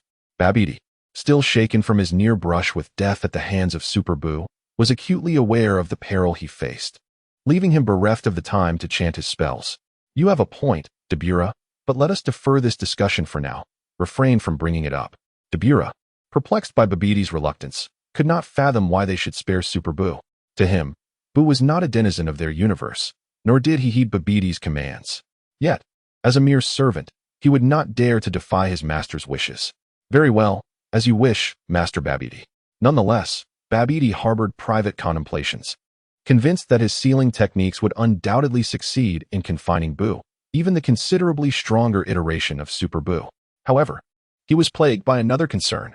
What if his sealing spell inadvertently ensnared his own Fat Bu? In Universe 11, Babidi relied solely on Dabura and Fat Bu as his capable subordinates. A miscalculation in his sealing technique that resulted in Fat Bu's confinement would spell disaster. Meanwhile, the now deflated Super Bu, rendered powerless, could only plead for mercy from Gogeta.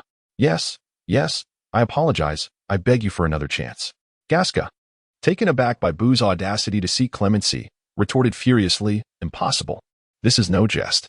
Look at the chaos you have wrought upon the venue."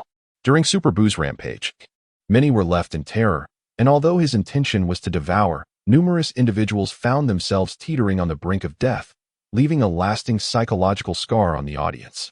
Super Bu, the embodiment of chaos, seeks to clarify his intentions, which have been misinterpreted. "I have absorbed countless beings, yet this is not my true desire. Within me resides a multitude of personalities, and I shall master the one that tends towards madness. Allow me to continue in the competition. I will repair all that has been broken and engage in battle with honor. If I falter, send me back to my own universe." The spectators hold varying opinions regarding Super Bu's right to compete. Let him stay. Perhaps he could emerge victorious. His abilities are indeed formidable, and I admire them.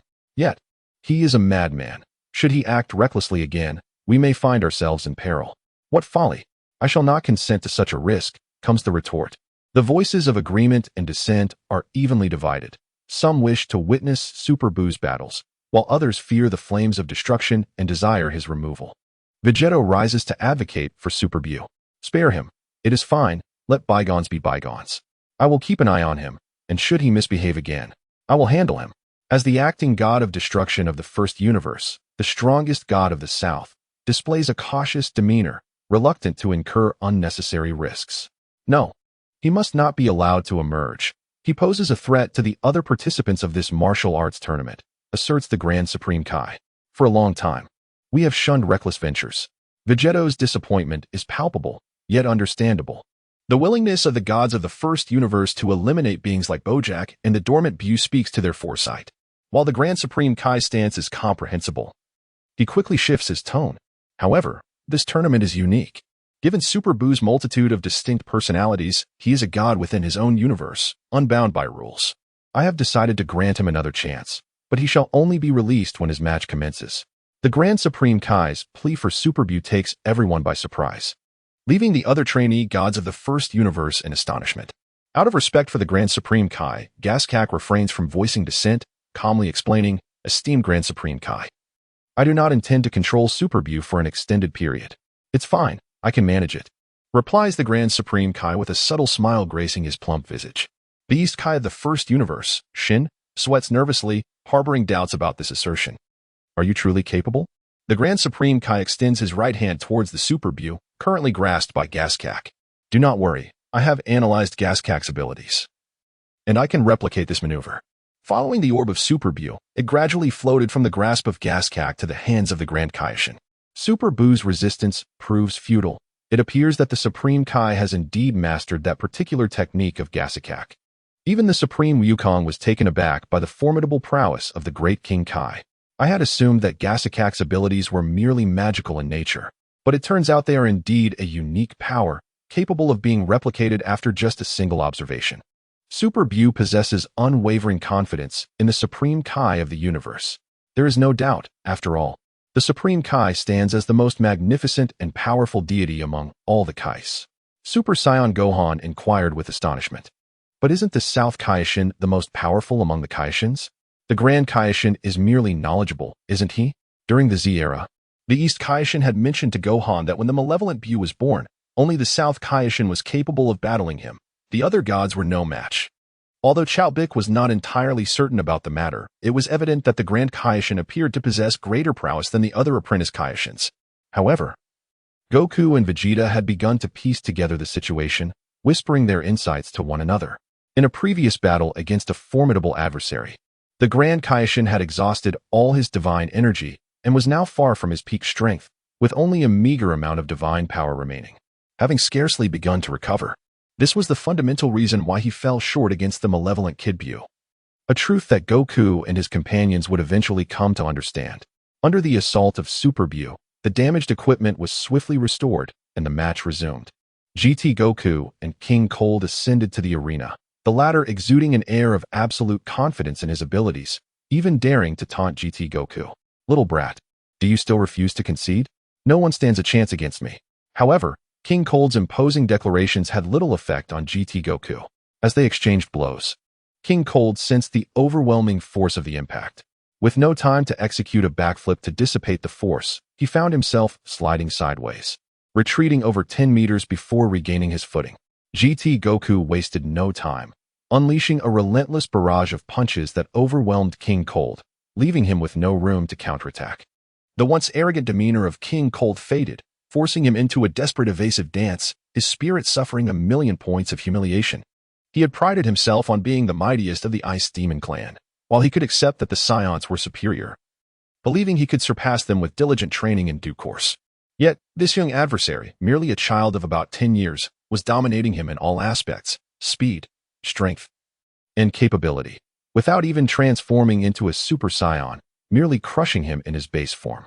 Unable to endure the disgrace, King Cold took 3 punches head-on, then retreated to create distance, roaring in a frenzy as his power surged, doubling in intensity. The fully powered King Cold, his muscles began to swell, and the boost in strength reignited his confidence. He raised his right thumb, pointing it towards himself. "This is Super King Cold." GT Goku exhibited a lack of interest, as the current King of Kurd was akin to a Super Saiyan at full power from the Z era. However, this posed little significance to him. In the GT timeline, Son Goku was 7 to 8 years older than his counterpart from the alternate timeline, possessing a base strength equivalent to that of a Super Saiyan 3 from the Z period. It is worth mentioning that the majority of the universe's timelines align closely with the GT timeline, which, when converted to the time frame of Dragon Ball Super, corresponds to approximately 4 to 5 years after the conclusion of the Tournament of Power. With a thunderous crash, the arena shattered beneath his feet as King Kurt ascended into the air, his right hand slicing through the air. Yet, before him, GT Goku was but a fleeting shadow. Realizing the ruse, King Kurt swiftly turned to strike behind him, only to encounter another apparition of GT Goku, whose hand strike passed harmlessly through his form once more. King Kurt, now cognizant of being deceived, hastily redirected his attention, but GT Goku's assault had already commenced. A flurry of strikes followed, 1 punch, 2 punches, 3 punches, resulting in a rapid succession of blows that connected with King Kurt's cheek. The instantaneous onslaught caused King Kurt to spew blood from his nose, ultimately sending him crashing to the ground. The disparity between the two was glaringly evident, with GT Goku undoubtedly claiming victory. Yet, King Kurt, filled with resentment, bellowed in frustration. "Curse it! These young people today lack respect for martial ethics. How dare they deceive and ambush an elder such as myself, who has lived for a century? This is not acceptable." Super Wution and Super Tainanks, upon witnessing the misfortune of King Kurt, were filled with delight. Although they were unfamiliar with King Kurt, they were well acquainted with Frieza. King Kurt exhibited remarkable prowess, boldly confronting GT Goku's punch with a swift, three-faced maneuver. Vegeta pondered whether King Kurt had any connection to him, as the iconic gesture of humiliation and the phrase Super Kurt inevitably drew parallels in his mind. Indeed, it was a swift defeat for Kurt. The next match featured Tien Shinhan from Universe 9, pitted against Super Bu from Universe 4. Chapter 38, The Final Hope. The Grand Kaishin honored his promise. When it was Super Bu's turn to take the stage, he released his initial restraints, allowing Super Bu to ascend to the arena. Super Bu broke free from the control of the Grand Kai and immediately restored his form, no longer existing as a mere blob. In the 9th universe, Tien Shinhan stepped onto the arena, accompanied by warriors from their universe, including Krillin, Yamcha, and Dent. Even after being swiftly defeated by Gas, Super Bu remained brimming with confidence, folding his arms and smiling at Tien Shinhan. "You are quite impressive, Tien. As a martial artist, I hold you in high regard. However, your chances of victory against me are virtually non-existent. I shall grant you 3 minutes to unleash your attacks upon me without retaliation. You may utilize your most formidable techniques." Such words were undeniably audacious, yet Tien Shinhan did not perceive this as humiliation. The prowess of Super Bu was well known, and he understood that in a direct confrontation, his odds of success were minimal.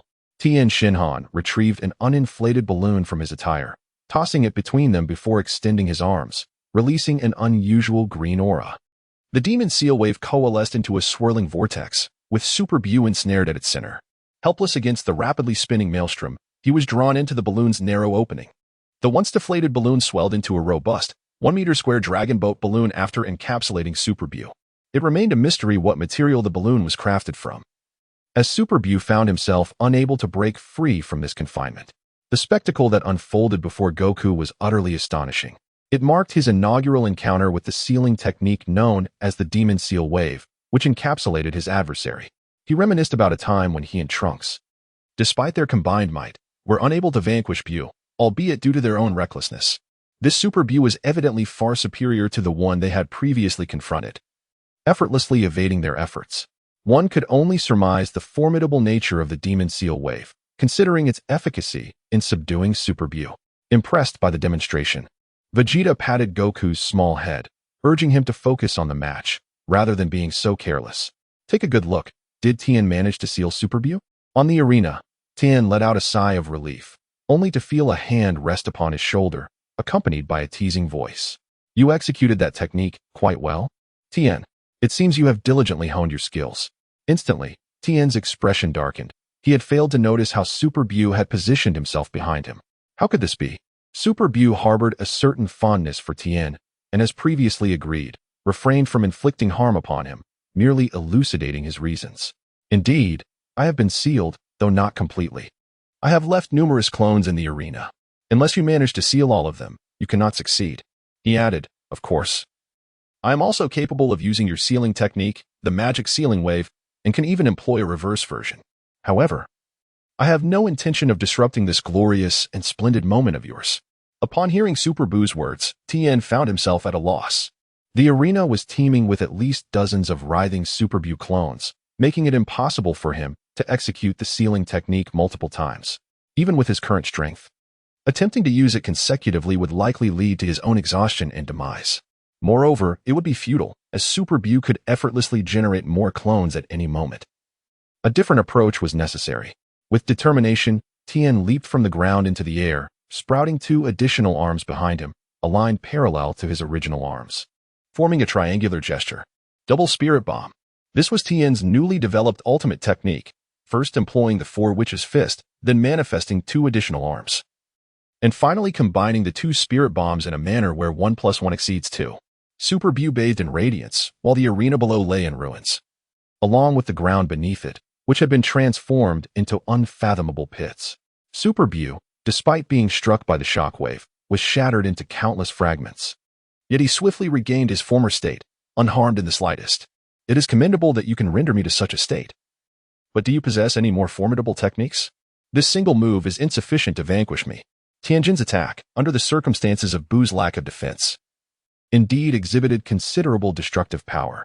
Observing that his ultimate technique bore little effect on Super Bu, Tianjin chose to concede and surrender without further contest.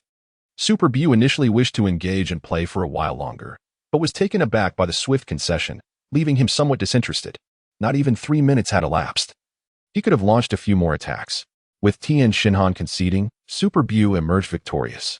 Before he could utter a few more words, the Kaishin of the West gestured with his right hand, and Super Bu transformed back into a spherical form, returning to his grasp. The next match featured Son Goku from Universe 18, pitted against the darkened version of Majin Bu from Universe 5. With a sly smile, Super Goku leaped onto the arena, completely unfazed by the 100-fold gravity that bore down upon him. In the contestant area of the 5th universe, the darkened version of Zamasu found himself buoyed by the encouragement of his companions. He was the sole remaining contender for the 5th universe, the last glimmer of hope. With a mindset that allowed for no possibility of defeat, Zamasu ascended to the arena, yet the immense pressure weighed heavily upon him. Swiftly, he activated the gravitational system of his armor to acclimate to the arena's gravity. Despite being a technologically advanced universe, their physical prowess was rather lacking. Without hesitation or a testing mindset, Zamasu raised his hand and unleashed an energy blast directed at Super Goku. Super Goku had previously encountered this technique and was well aware of its weaknesses. Although its destructive power was considerable, its speed was comparatively sluggish. As the energy blast approached him, he swiftly evaded the explosion with remarkable agility, closing in to unleash a barrage of heavy punches that fell like raindrops. The darkened M immediately activated his protective shield to deflect Super Goku's onslaught, then pointed his right hand towards Super Goku from a distance. Just as Super Goku was taken aback, wondering what he was about to do through the shield, an overwhelming force of gravity descended upon him, far exceeding thousands of times the normal gravitational pull. It felt as though a mountain were pressing down upon him, and even he stumbled momentarily. Though he quickly regained his footing and withstood the pressure, a flicker of barely perceptible surprise crossed the eyes of the darkened M. You can actually withstand this move? I have amplified the gravity countless times. Not only have you avoided being crushed, but you can still stand firm. Below, Super Vegeta dismissed this trivial maneuver with disdain, viewing it merely as a feeble display of skill. Humph, how tiresome. Even Ultra Goku found himself exerting considerable effort, no longer concealing his true prowess. The Super Saiyan 3 emerged, enveloped by an intense density of energy that radiated from his being, casting a golden glow across the entire arena. As the brilliance subsided, Ultra Goku's eyebrows vanished, and his brow bone protruded slightly, while his golden locks cascaded down to his waist. Such a technique bears no efficacy against me. Let it be my turn now. Super Saiyan Goku instantaneously ascended to a higher elevation, unleashing a barrage of energy blasts with both hands, fervently employing the prince's battle technique to bombard his foe. The protective shield of the darkened M was steadily retreating, on the verge of collapse, compelled by desperation. He had no choice but to engage Super Saiyan Goku in close combat. The divine blade capable of severing all was wielded in swift strikes. Yet Super Saiyan Goku deftly evaded each one. With a single hand, he released a powerful wave that forced the darkened M back onto the arena. Recognizing his own inadequacy against his opponent, a look of indecision flickered across darkened M's face, but he swiftly resolved to act. From his right hand, he launched a black orb the size of a marble. Super Saiyan Goku, with his right hand shielded by a fiery aura, retaliated with a punch directed at the black sphere. Contrary to his expectations, the anticipated explosion did not occur upon making contact with Super Saiyan Goku's body. The black orb transformed into a viscous substance. The originally deep blue wrist guards were tainted black, exhibiting a tendency to spread to other areas. Super Goku, reluctant to take risks, inadvertently dropped the energy-drawing wristbands, which landed upon the arena. The dark brown substance rapidly spread outward from the moment it touched the ground. Soon, the shattered arena, devastated by Super Goku's blows, transformed entirely into a shadowy hue. The darkened Mu's right hand unleashed an energy projectile, yet this time, its target was not Super Goku, but rather the arena floor. Upon contact, a tremendous explosion ensued as the dark brown substance triggered a chain reaction, rendering the entire arena into nothingness. It obliterated all matter, even causing subtle ripples in the fabric of space, leaving the onlookers in awe. Darkened Mu, undeterred, took the time to explain to Super Goku, "Your reflexes are commendable. This is our ultimate weapon, the microcarbon annihilation bomb. When its particles make contact with a solid, they will consume the target and replicate themselves. The target will inevitably be engulfed, transforming into a more destructive mobile bomb. The only way to counteract it is to detonate it before it expands beyond control." This was precisely why Darkened Mu opted to attack the arena. Any destructive impact would trigger the annihilation bomb to explode. In the competitor's area of the fifth universe, others shouted warnings to Darkened Mu. "No, Darkened Mu. Focus on your opponent and do not endanger the innocent." Even the Super Saiyan Goku cannot fathom these matters. They merely sound formidable. "Is that so? Then I suppose I just need to evade, correct?" The darkened figure spoke with a grave demeanor, his seriousness palpable. "No, I shall not grant you that opportunity. My apologies." With a swift motion, he aimed his right hand at Super Saiyan Goku, poised to unleash a microcarbon annihilation blast. If you manage to evade, the audience will be affected. And subsequently, this asteroid will transform into an even greater annihilation device. Should you disregard their fate, then by all means, attempt to evade.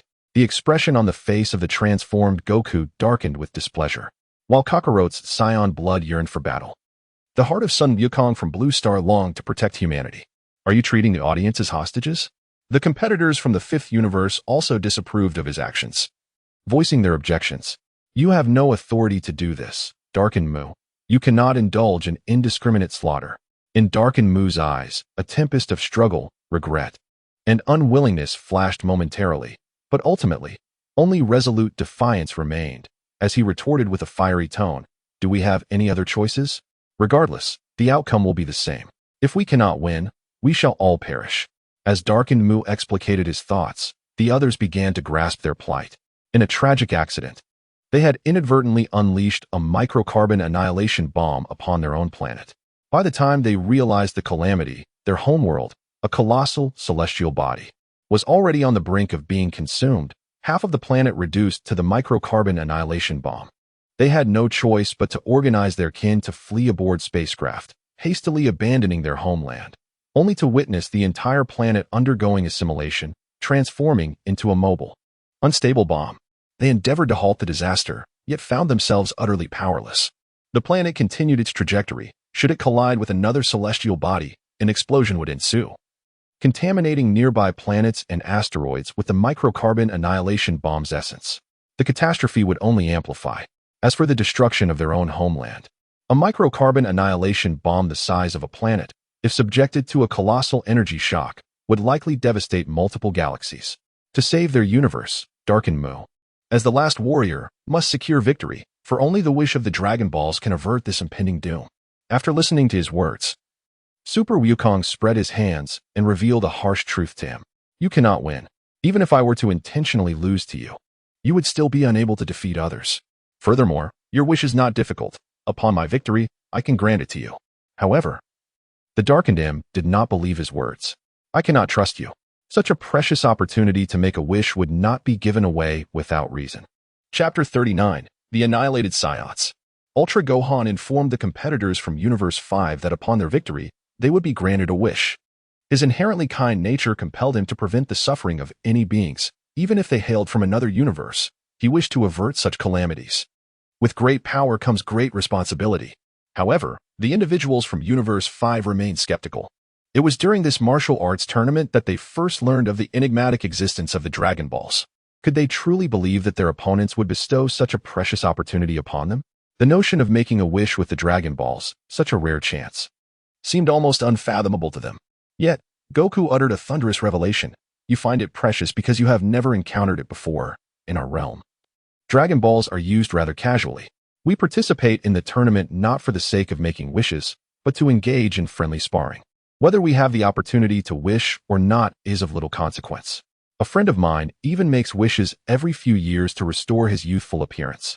Standing nearby, Ultra Vegeta sensed that this comment subtly alluded to his wife, Bulma, and he possessed evidence to support his suspicion. Stunned by this revelation, the competitors from Universe 5 did not counter it, but instead posed a curious question. Then why not wish for eternal youth, thereby eliminating the need to wish repeatedly? Because wishing for eternal youth would render one rather peculiar. Making a wish every few years allows others to perceive her as naturally beautiful, aging gracefully. Goku continued. Then there's the amusing case of someone wishing to grow 5 centimeters taller, only to be beaten for over an hour for that desire. As he spoke, Goku exchanged a knowing glance with Frieza from Universe 8, who appeared visibly unnerved by the implication. Was Goku alluding to individuals from their own universe? Frieza quickly dismissed that notion, firmly believing it could not possibly pertain to him, though he felt somewhat short. He did not think that wishing to grow 5 centimeters would warrant such a severe beating. What was his transgression? He merely desired to grow a little taller. Was that not a form of bullying against the innocent? In the arena above, witnessing the opponent's resistance, Ultra Goku did not hesitate. He approached them and unleashed a powerful knee strike, sending them soaring into the sky. The darkened figure transformed into a shooting star, swiftly piercing the atmosphere and descending into the cosmos.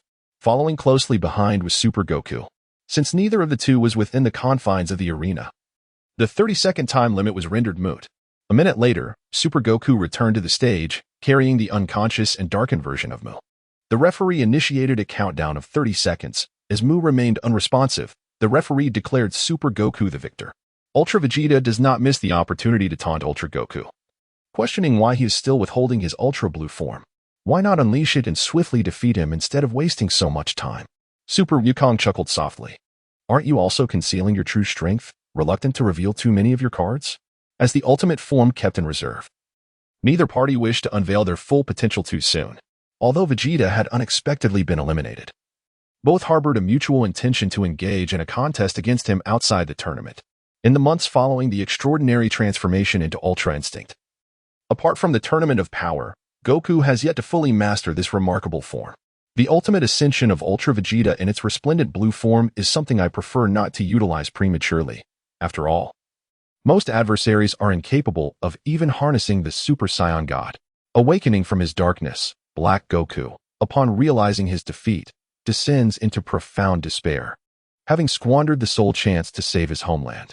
How lamentable it is that we must retreat in shame, awaiting the moment of our obliteration. Chao Wutian held his father in high esteem, assuring the darkened M that they need not worry upon his victory. His father would grant them the opportunity to save their homeland. No matter the time or place, his father, Sun Wukong, stood as a paragon of integrity and benevolence, having rescued his homeland countless times. In contrast, Chao Vegeta lacked the same sense of mission as Wukong. His battles were primarily for his family rather than a greater cause.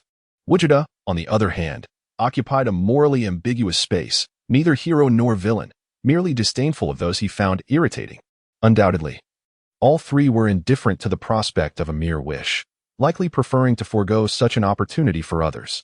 Upon overhearing their conversation, Darkened M began to trust them, contemplating that perhaps they were indeed worthy of confidence, especially since he had already been defeated, rendering their deceit unnecessary. The next match would pit Dr. Reiki from Universe 3 against Vegeta from Universe 13.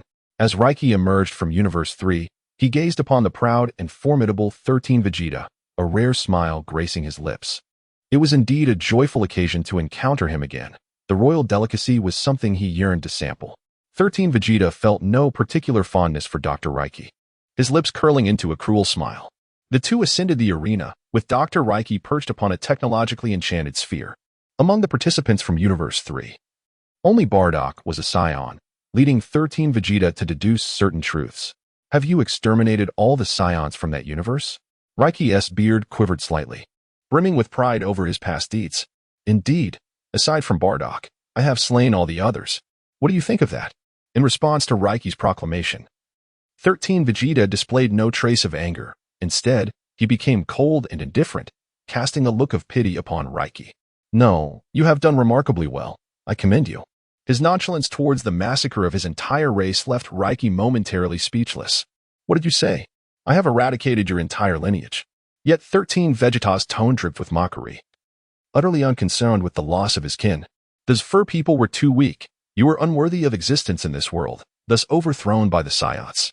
If you could annihilate an entire race of Saiyans, it merely indicates that the Saiyans of your universe are not formidable either. They are a feeble species, deserving of their demise. Quite the fortunate turn of events. 13 Vegeta's grim worldview incensed Dr. Raiki, reminding him of this fur people's downfall. This is precisely why the Saiyans must be eradicated. You are all demons. I have extinguished the Saiyans from that realm. And now it is time for the Saiyans of other universes to meet the same fate, starting with you. The multitude from across time and space shuddered upon hearing that Raiki had annihilated the Saiyan race. The Super Vegeta chuckled bitterly, murmuring to himself, "Once again, has my race been annihilated? It seems we cannot escape the fate of extinction, the Saiyans." He had once believed that in the third universe, under Bardock's leadership, the Saiyans had vanquished Frieza, allowing their lineage to live in peace. Little did he anticipate that history would repeat itself. This time at the hands of the Zenkai they had previously exterminated. Truly, retribution comes full circle. It is not that vengeance is denied, merely that the time has yet to arrive. Such is the way of things. After all, the Saiyans had committed unspeakable acts. Thus it is only fitting that they should face annihilation in turn. Do you wish to seek revenge on the Saiyans? Goku consoled Super Vegeta, then proceeded to inquire about his perspective. Super Vegeta clenched his fists. With his current strength, exacting revenge was an exceedingly trivial matter. That Raiki was hardly a worthy adversary. However, the opponent was not from his universe, and given the principle of retribution, after living on Blue Star for so many years, Super Vegeta was no longer the ruthless Saiyan prince he once was. What justification did he have to seek vengeance against Dr. Raiki? The Saiyans had long been harbingers of destruction, himself included, and he held no authority to impede others from pursuing their own revenge. As for vengeance, he thought it best to let it go, for it bore no relevance to him. Two young spirits were exceedingly intrigued by the annihilation of the Saiyan race, persistently pestering Vegeta for insights. Born on Earth, they had never set foot on the so-called planet Vegeta. As for the Saiyans, they had always identified themselves as Earthlings, being of mixed heritage rather than purebred Saiyans. The genocide of the Saiyan race seemed to bear no relevance to them. Vegeta initially intended to dismiss their inquiries, but Goku, in his Ultra form, turned his attention toward them. Having once clashed with Bardock from the third universe, he understood the depths of that man's power and found it hard to believe he could be extinguished. Unable to resist the persistent curiosity of the youngsters and harboring no particular aversion towards the scientist, Vegeta relented. After all, even mind reading could not penetrate the enigmatic Dr. Raiki. He merely observed the energy sphere of Hades-act that the scientist was seated upon. Subsequently, he recounted the tale of Bardock leading the Saiyans to victory over Frieza and the ensuing developments. Chapter 40, Dr. Raiki, the demise of Frieza. The tyrant of the third universe propelled the Saiyan warrior race to unprecedented heights of renown.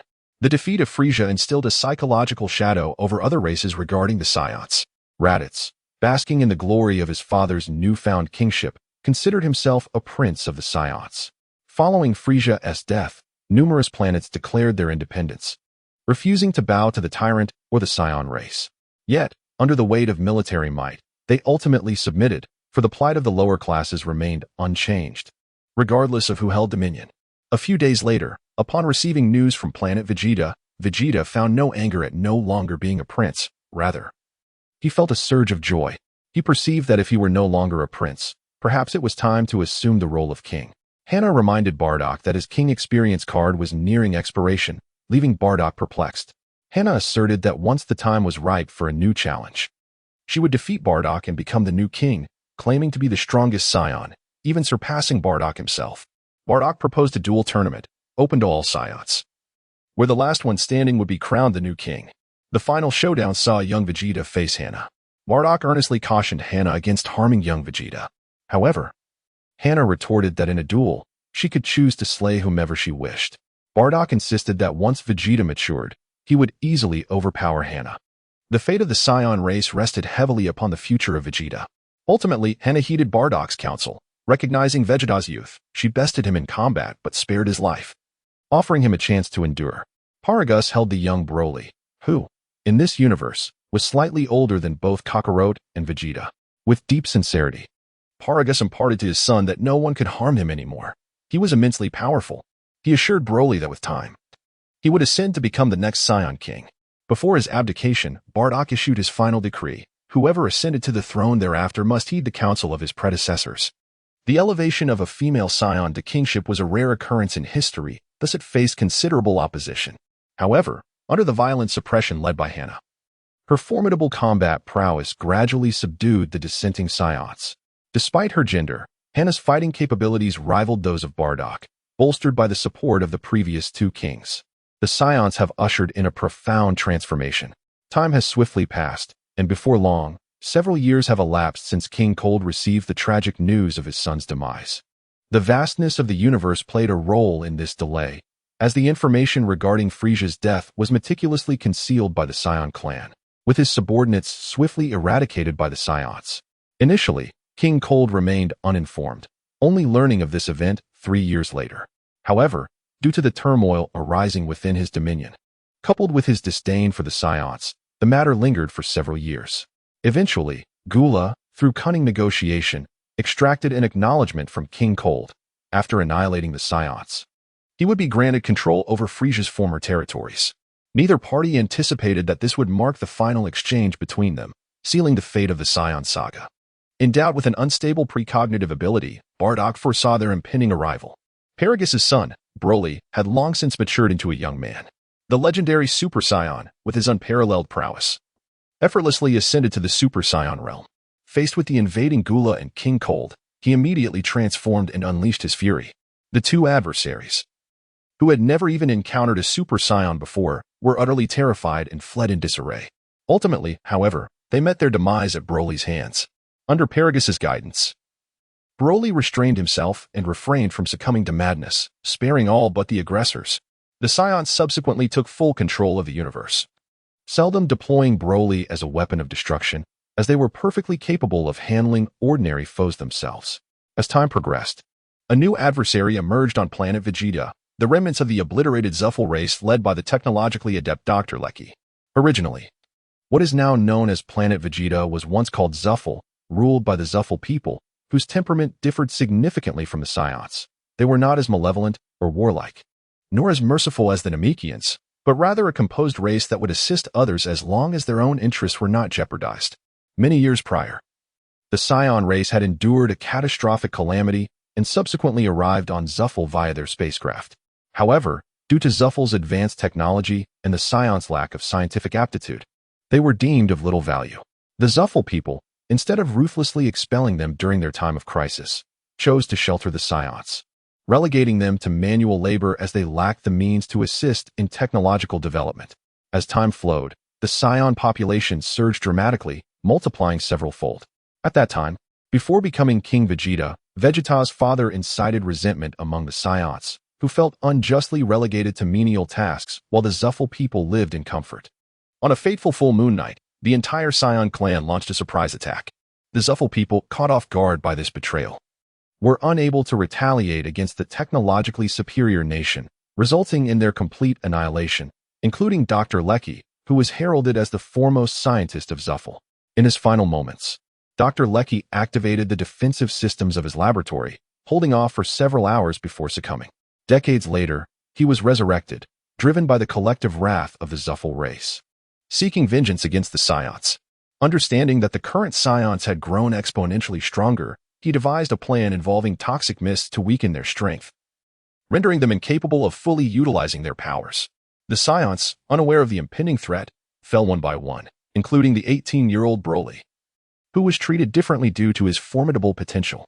Even after consuming a specially concocted poison, he could not escape his fate and was ultimately slain by Dr. Lecky's hand. Among the Saiyans, only Bardock, the night before Dr. Lecky's retribution commenced, foresaw the unfolding events, grasping at a sliver of hope for survival. However, he too had been poisoned and, with no time to spare for others, hastily evaded Dr. Lecky's encirclement, thereafter living in constant fear of his pursuer. With the Scions now reigning as the universe's overlords, their slaughter of other worlds intensified, while Dr. Lecky, the one responsible for the demise of the Scion race, ascended to the status of a celebrated hero throughout the cosmos. Without the Scions, other races could finally embrace peace, free from the perpetual dread of annihilation. Vegeta expounded upon the entire sequence of events in one breath. Dr. Lecky had a faint recollection of him, a character from the theatrical version, who had confronted Goku and Vegeta among others. Ultimately, he was defeated. In the third universe, Lecky's adversaries transformed into the Scion race. The Kakarot of the third universe had not arrived on Blue Star, thus rendering him incapable of transforming into a Super Saiyan. Super Saiyan Trunks, having inherited Vegeta's character, found himself perplexed by Dr. Lecky's actions. The underhandedness of such behavior was indeed disconcerting. Gogeta, disagreeing with his sentiments, resolved to impart a valuable lesson to the young lad. Trunks, it is not so simple. In undertaking any endeavor, some individuals relish the journey, while others are solely fixated on the outcome. Take this martial arts tournament as an example. Your father and Goku are acutely aware that victory eludes them, yet they still participate. For them, triumph is significant. But the experience of battling formidable opponents holds even greater importance. They find joy in the struggle, striving to surpass their own limits. Conversely, the warrior from Universe 5, Blackheim, embodies an entirely different mindset. For him, the manner of combat and the identity of his adversary are inconsequential. His singular desire is to emerge victorious, to seize the opportunity to wish and save his universe, indifferent to the journey. Only the conclusion matters to him. Dr. Lecky is akin to Blackheim. Driven by a thirst for vengeance against his people, his resurrection is fueled by a relentless pursuit of retribution, with little regard for the means. As long as he can annihilate the scions of his universe, you and Goten must mature. You cannot rely on Vegeta and the others in their old age, expecting you to safeguard your homeland while being utterly unprepared. The ultra-special Trunks nodded in a seemingly understanding manner, then countered with a question. If Dad and Uncle Goku cannot prevail, then who will emerge victorious? Without hesitation, Vegeta patted himself on the back. Need it even be stated? Naturally, it shall be I. The gaze of Super Wukong shifted towards another individual in the third universe, whose faint aura evoked a sense of familiarity. It was Tapio, and judging by his appearance, he seemed capable of sealing away Hildgen. How had he accomplished this feat? Once, the formidable Ultra Goku engaged in a fierce battle with the monstrous Hildgen, a terrifying creature endowed with immense strength and the uncanny ability to phase through reality. This confrontation placed Goku in a precarious position. Yet he ultimately discerned his adversary's weakness and unleashed his most powerful close combat technique, the Dragon Fist, which decisively vanquished Hildgen in a single blow. Originally, Hildgen was sealed within the body of Tapio, who was powerless to control the beast. However, it appeared that Tapio remained unaffected by Hildgen, exuding a calm and dignified aura. Regardless, Dr. Lecky had indicated that having an additional Tapio was inconsequential, albeit he expressed that it was quite troublesome. Gogeta opted for a more convenient approach, utilizing teleportation to relay the information regarding Tapio to the minds of the group. In the distant past, on the planet Naz from the third universe, local sorcerers harnessed the collective power of all to conjure the most powerful entity, Hildgen. Their intention was to utilize Hildgen's might to conquer the entire universe. At that time, a mysterious figure emerged, seizing the moment when Hildgen was at its weakest, and with a single stroke of his ancestral sword, he cleaved the creature in two. Despite being split asunder, Hildgen continued to pose a threat to the universe, wreaking havoc across the planets. To save their world, two musicians, Tapio and his brother, rose to the challenge, employing the unique melody of their flutes to seal Hildgen's severed halves within themselves. To ensure absolute safety, they commissioned the magical sealing of their bodies within two enchanted music boxes, which were then cast into the depths of the cosmos. Most of the sorcerers who had created Hildgen were slain, and the fortunate survivors were exiled from Nas. Yet, the sorcerers did not relent. Their descendants traversed galaxy after galaxy, dedicating centuries to their quest. Fortune smiled upon them as they eventually located the two music boxes. The coveted music box was found within the territory of Frieza, the son of the cosmic overlord King Cold. The sorcerers united their powers to break the seal of one music box, releasing Tapio's brother, only to subsequently slay him. With the lower half of Hildgen now unsealed, chaos ensued, leading to the destruction of a significant portion of the planet. Under the combined efforts of the sorcerers, Hildergan's lower half was once again sealed within the body of the sorcerer Koi. They envisioned a future of universal domination. Believing that by eliminating Tapio and sealing the other half, no one in the universe could oppose them. However, before they could breach the seal, Frieza's minions arrived. Drawn by the disturbances caused by Hildergan's rampage. As the sorcerers focused on breaking the seal, they were swiftly ambushed and annihilated, their lack of close combat prowess proving fatal. Only Koi, who had sealed Hildergan's lower half, was placed into a cryogenic sleep chamber, forced into eternal slumber for fear that awakening him would release the monster. This desolate planet, now devoid of life, had been left unguarded due to the sorcerer's negligence. It had been previously conquered by Frieza's forces, who had yet to sell it off. The devastation wrought by the sorcerers rendered it worthless, and in a bid to avert Frieza's wrath upon discovering their failure, his subordinates executed the sorcerers to quell his impending fury. Koi, being the youngest among the sorcerers and still inexperienced in unsealing Hildergan, found himself at gunpoint. Hesitant to attempt a release, uncertain whether he could do so before the bullets reached him. Years later, after Frieza was slain by the Saiyans, his domain fell into chaos, and the cryogenic chamber sealing Koi was inadvertently damaged. Emerging from his slumber, Koi found himself in a world vastly changed, distant from the time of his companions. Their descendants now lost to him. Chapter 41. The hero Tapio Koi embarked on a solitary and arduous journey for survival. After several years, guided by the essence of Hildergan within him, he discovered another music box. Following the demise of the Saiyans at the hands of Dr. Likey, Koi resolved to seek the esteemed scientist's assistance, for he realized that he could not unseal the music box alone. It had taken a collective effort to do so in the past, and now he was left to face this challenge by himself. Renowned for his triumph over the malevolent Saiyans, Dr. Likey was not difficult to locate. After the annihilation of the Saiyans, he had taken residence on planet Vegeta. However, he was now the sole inhabitant of the planet. With humility, the diminutive Koi approached Dr. Likey, beseeching his aid. Hero, as the vanquisher of the wicked Saiyans, I have come to seek your assistance. Dr. Likey sat atop a crystal orb, observing with an inscrutable expression, remaining silent. Koi continued to extol Dr. Likey's greatness, hoping for his assistance. Have you heard of Tapio? He is a great hero, currently ensnared by this malevolent music box. I beseech you to rescue him. Dr. Likey, uninterested in idle chatter, promptly issued an eviction order. Leave at once. I have no interest in so-called heroes. Seeing this, Koi fell to his knees, praising Likey while pleading for his help.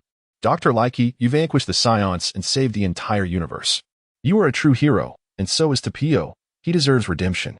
The greatest satisfaction in Dr. Likey's life stemmed from his annihilation of the Saiyans. Flattered by Koi's adulation, his spirits lifted considerably. Yet, he remained disinclined to unravel the music box, merely stating that he was busy and would consider it when time permitted. When Koi realized his initial approach had failed, he shifted tactics. Dr. Likey, I implore you to assist me. I have sought the aid of most technological races, yet none can unlock this music box. Claiming that no one can break this seal, Koi spoke with little hope, employing a provocation that unexpectedly piqued Dr. Likey's interest. After avenging the annihilation of his kin by the Saiyans, Dr. Likey had lost much of his ambition. A complex challenge to occupy his time seemed an appealing prospect. Upon Koi revealing the music box from his garments, Dr. Likey's curiosity was ignited, and he acquiesced to Koi's request. This posed a new challenge. After laboring in his laboratory for several days, Dr. Likey finally conceived a solution and unlocked the seal of the music box. At the moment he opened it, a howling tempest surged forth, and a powerful aura enveloped the space, as Tapio, flute in hand, descended upon the ground. However, upon his release, Tapio was not grateful but rather incensed, expressing his disdain for being freed. Why? Why have you released me? His cold tone instilled an ominous premonition in Dr. Likey. Yet he believed no harm could befall him and calmly inquired, What is the matter? Is there an issue with your release? Though Tapio had been sealed for centuries, time did not pass within the music box, and he remained youthful in appearance. For Dr. Likey, nearing his 70s, addressing him as boy was not out of place. As the sorcerer retreated towards the door, seeking to escape, Dr. Likey snorted dismissively, sealing the laboratory's exits and trapping the sorcerer. You cannot leave. You owe me an explanation. The anomalies surrounding Tapio and the ever-shifting visage of the sorcerer hinted to Dr. Likey that there were deeper secrets at play, and it was inconceivable that he would allow him to escape unscathed. Observing his plans unravel, the sorcerer remained remarkably composed, especially since Hilderg had just been released. A chilling smile graced his lips. There is no need for haste, you foolish old man. Soon you shall comprehend the gravity of your error in allowing one destined to become the ruler of the universe to kneel and plead before you. You will perish at my hands. Dr. Likey, harboring resentment for having to kneel and beseech assistance and breaking his seal, was deeply displeased. Mysterious smoke enveloped Koi, coalescing above him into a colossal phantom, its sharp tail piercing the laboratory floor. Koi unleashed the lower half of Hildegard from within himself, wreaking havoc in the chamber, which filled Tapio with foreboding. This is the lower half of the illusion mage. Did you slay my brother? Why is the creature he was meant to seal contained within you? Koi offered no reply, silently acknowledging the inquiry. Tapio immediately prepared to play his flute, intending to seal Hildegard's lower half within himself as well. However, before he could commence, the laboratory collapsed extensively, debris raining down and entombing him beneath the rubble.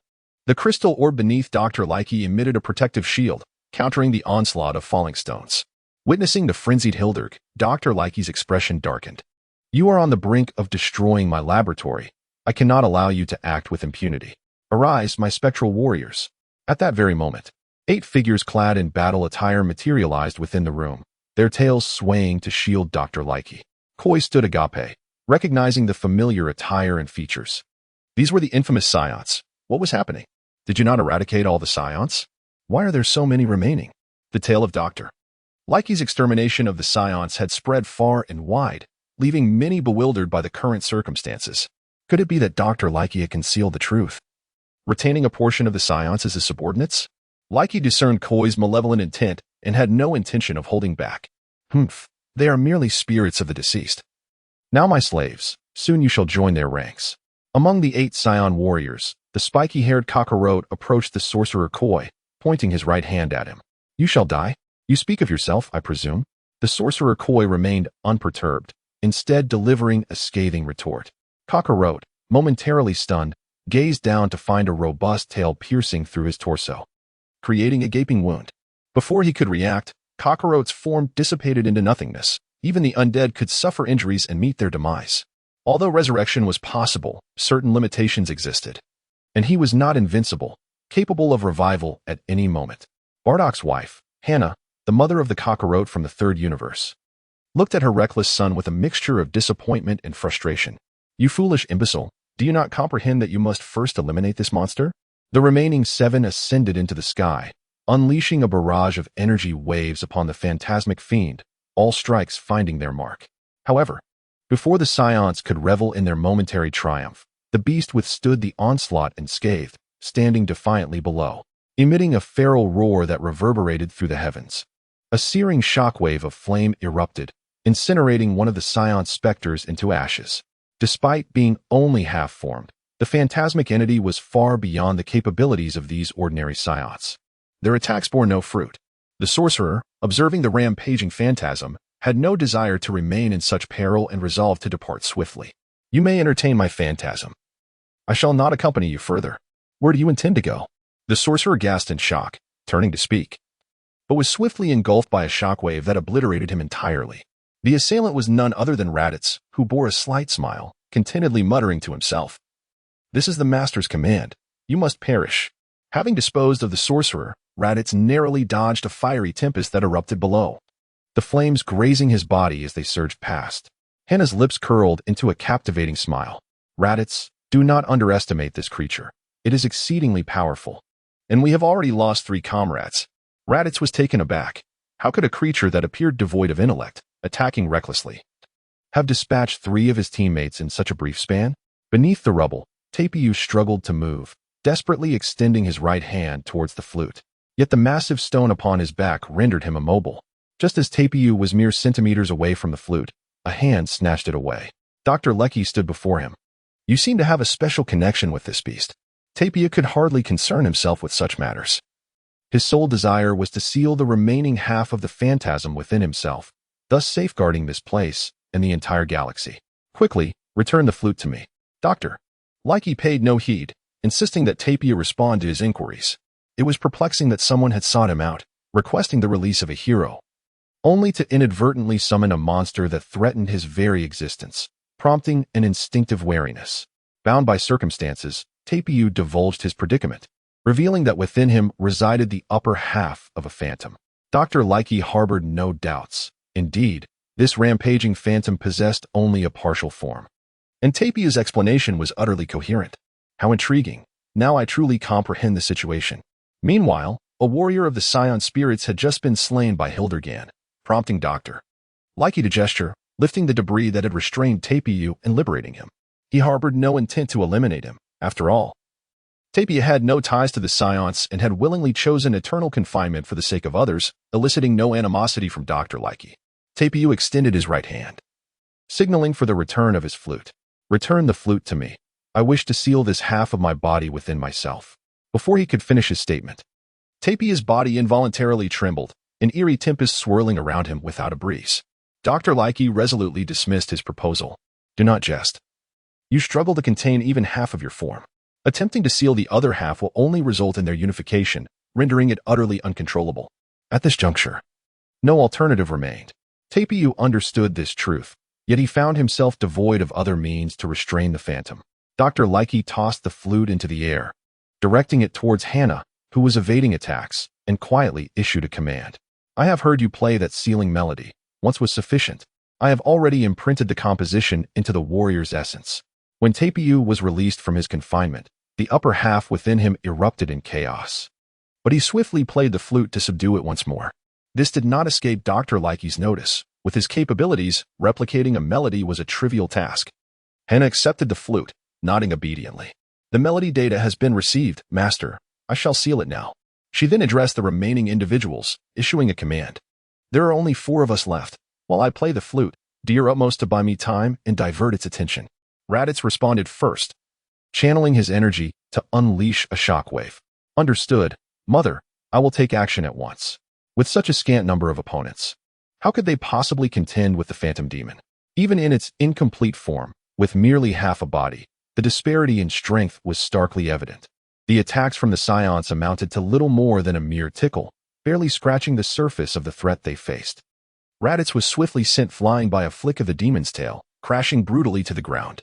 Just as the sharp tip of the tail aimed to pierce his flesh, a melodious flute tune resonated through the air, heralding the approach of Hannah, who advanced step by step, while her presence temporarily curtailed the phantom demon's movements. It was a futile endeavor, for the demon retained some degree of mobility. With remarkable speed, its tail struck forth, impaling Hannah and ending her life on the spot. Dr. Likey cursed under his breath in frustration. Useless. These Saiyans are nothing but a bunch of incompetents. One Saiyan, having finally retrieved the fallen flute, was instantly dispatched by the phantom demon before he could even play a note. Misfortune rarely comes alone. Tapia's eyes grew heavy and his body weakened. He could only muster an apology before collapsing to his knees. I'm sorry, I can no longer hold it back. Forgive me. From within Tapia, a storm of smoke erupted, coalescing into the upper half of the phantom demon's body. As the demon's form began to merge, its aura intensified, increasing manifold compared to its previous state. Even Dr. Likey found it somewhat challenging, contemplating his next course of action. Alas, I must summon other undead warriors to deal with this fiend. In an unexpected turn of events, Raditz picked up the flute from the ground and soared into the sky, taking advantage of the demon's momentary fusion to escape the area. He then played the flute, thwarting the imminent completion of the phantom demoness form. As it was drawn back into his body, with the other half returning to Tapia. Upon finishing the melody, Raditz suddenly realized a troubling thought, panic setting in. Oh no. My mother just played this. Does that mean I've indirectly kissed her? Dr. Likey expressed his satisfaction with Raditz's actions, offering him praise. Well done, Raditz. Meanwhile, Tapia, lying on the ground, remained pessimistic about the current situation. It's futile, it will escape again. Each time the phantom demon breaks free, it becomes stronger and more difficult to control. Dr. Likey too fell into contemplation, aware that this was his territory and that he must resolve this predicament. At the very least, sealing it for a few hours should be feasible. I will think of a plan during that time. After much contemplation, Dr. Likey turned his attention to the music box, an ingenious contraption capable of sealing Tapia while simultaneously aiding him in controlling the phantom beings to prevent their rampage. It undoubtedly possessed additional extraordinary abilities. Through a series of modifications, Dr. Likey preserved the music box's inherent powers while augmenting it with new features. With Dr. Likey's assistance, Tapia successfully sealed the phantom beings within the music box. After a month of rigorous training, He gradually mastered the art of containing the entire phantom being within the music box, alleviating his fears of unleashing monstrous devastation upon the world. Upon departing from Dr. Likey's planet, Tapio journeyed through the cosmos, forging numerous friendships.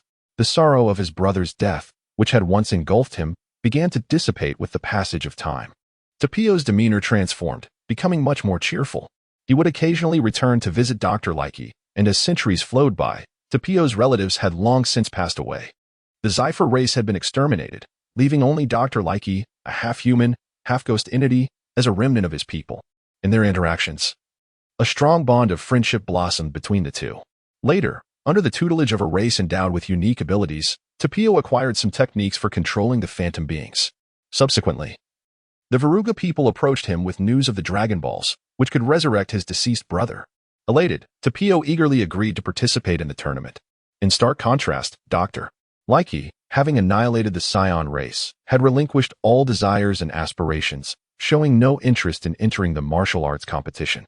However, when the Veruga people casually mentioned the participation of numerous Saiyans from other universes, Dr. Likey's resolve shifted, leading him to decide to join.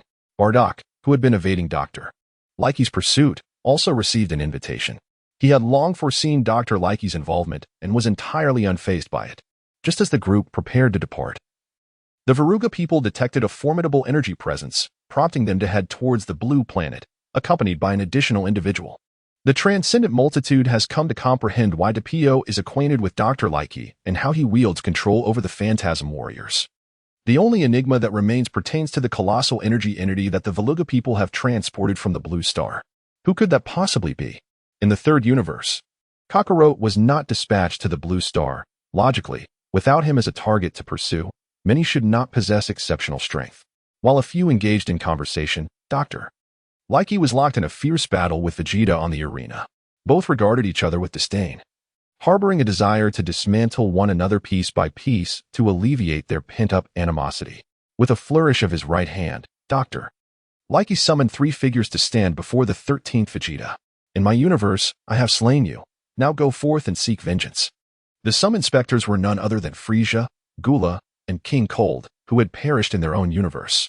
Undeterred by the odds, the 13th Vegeta exuded an aura of dominance, declaring, "Revenge is truly foolish. I surpassed these 3 long ago."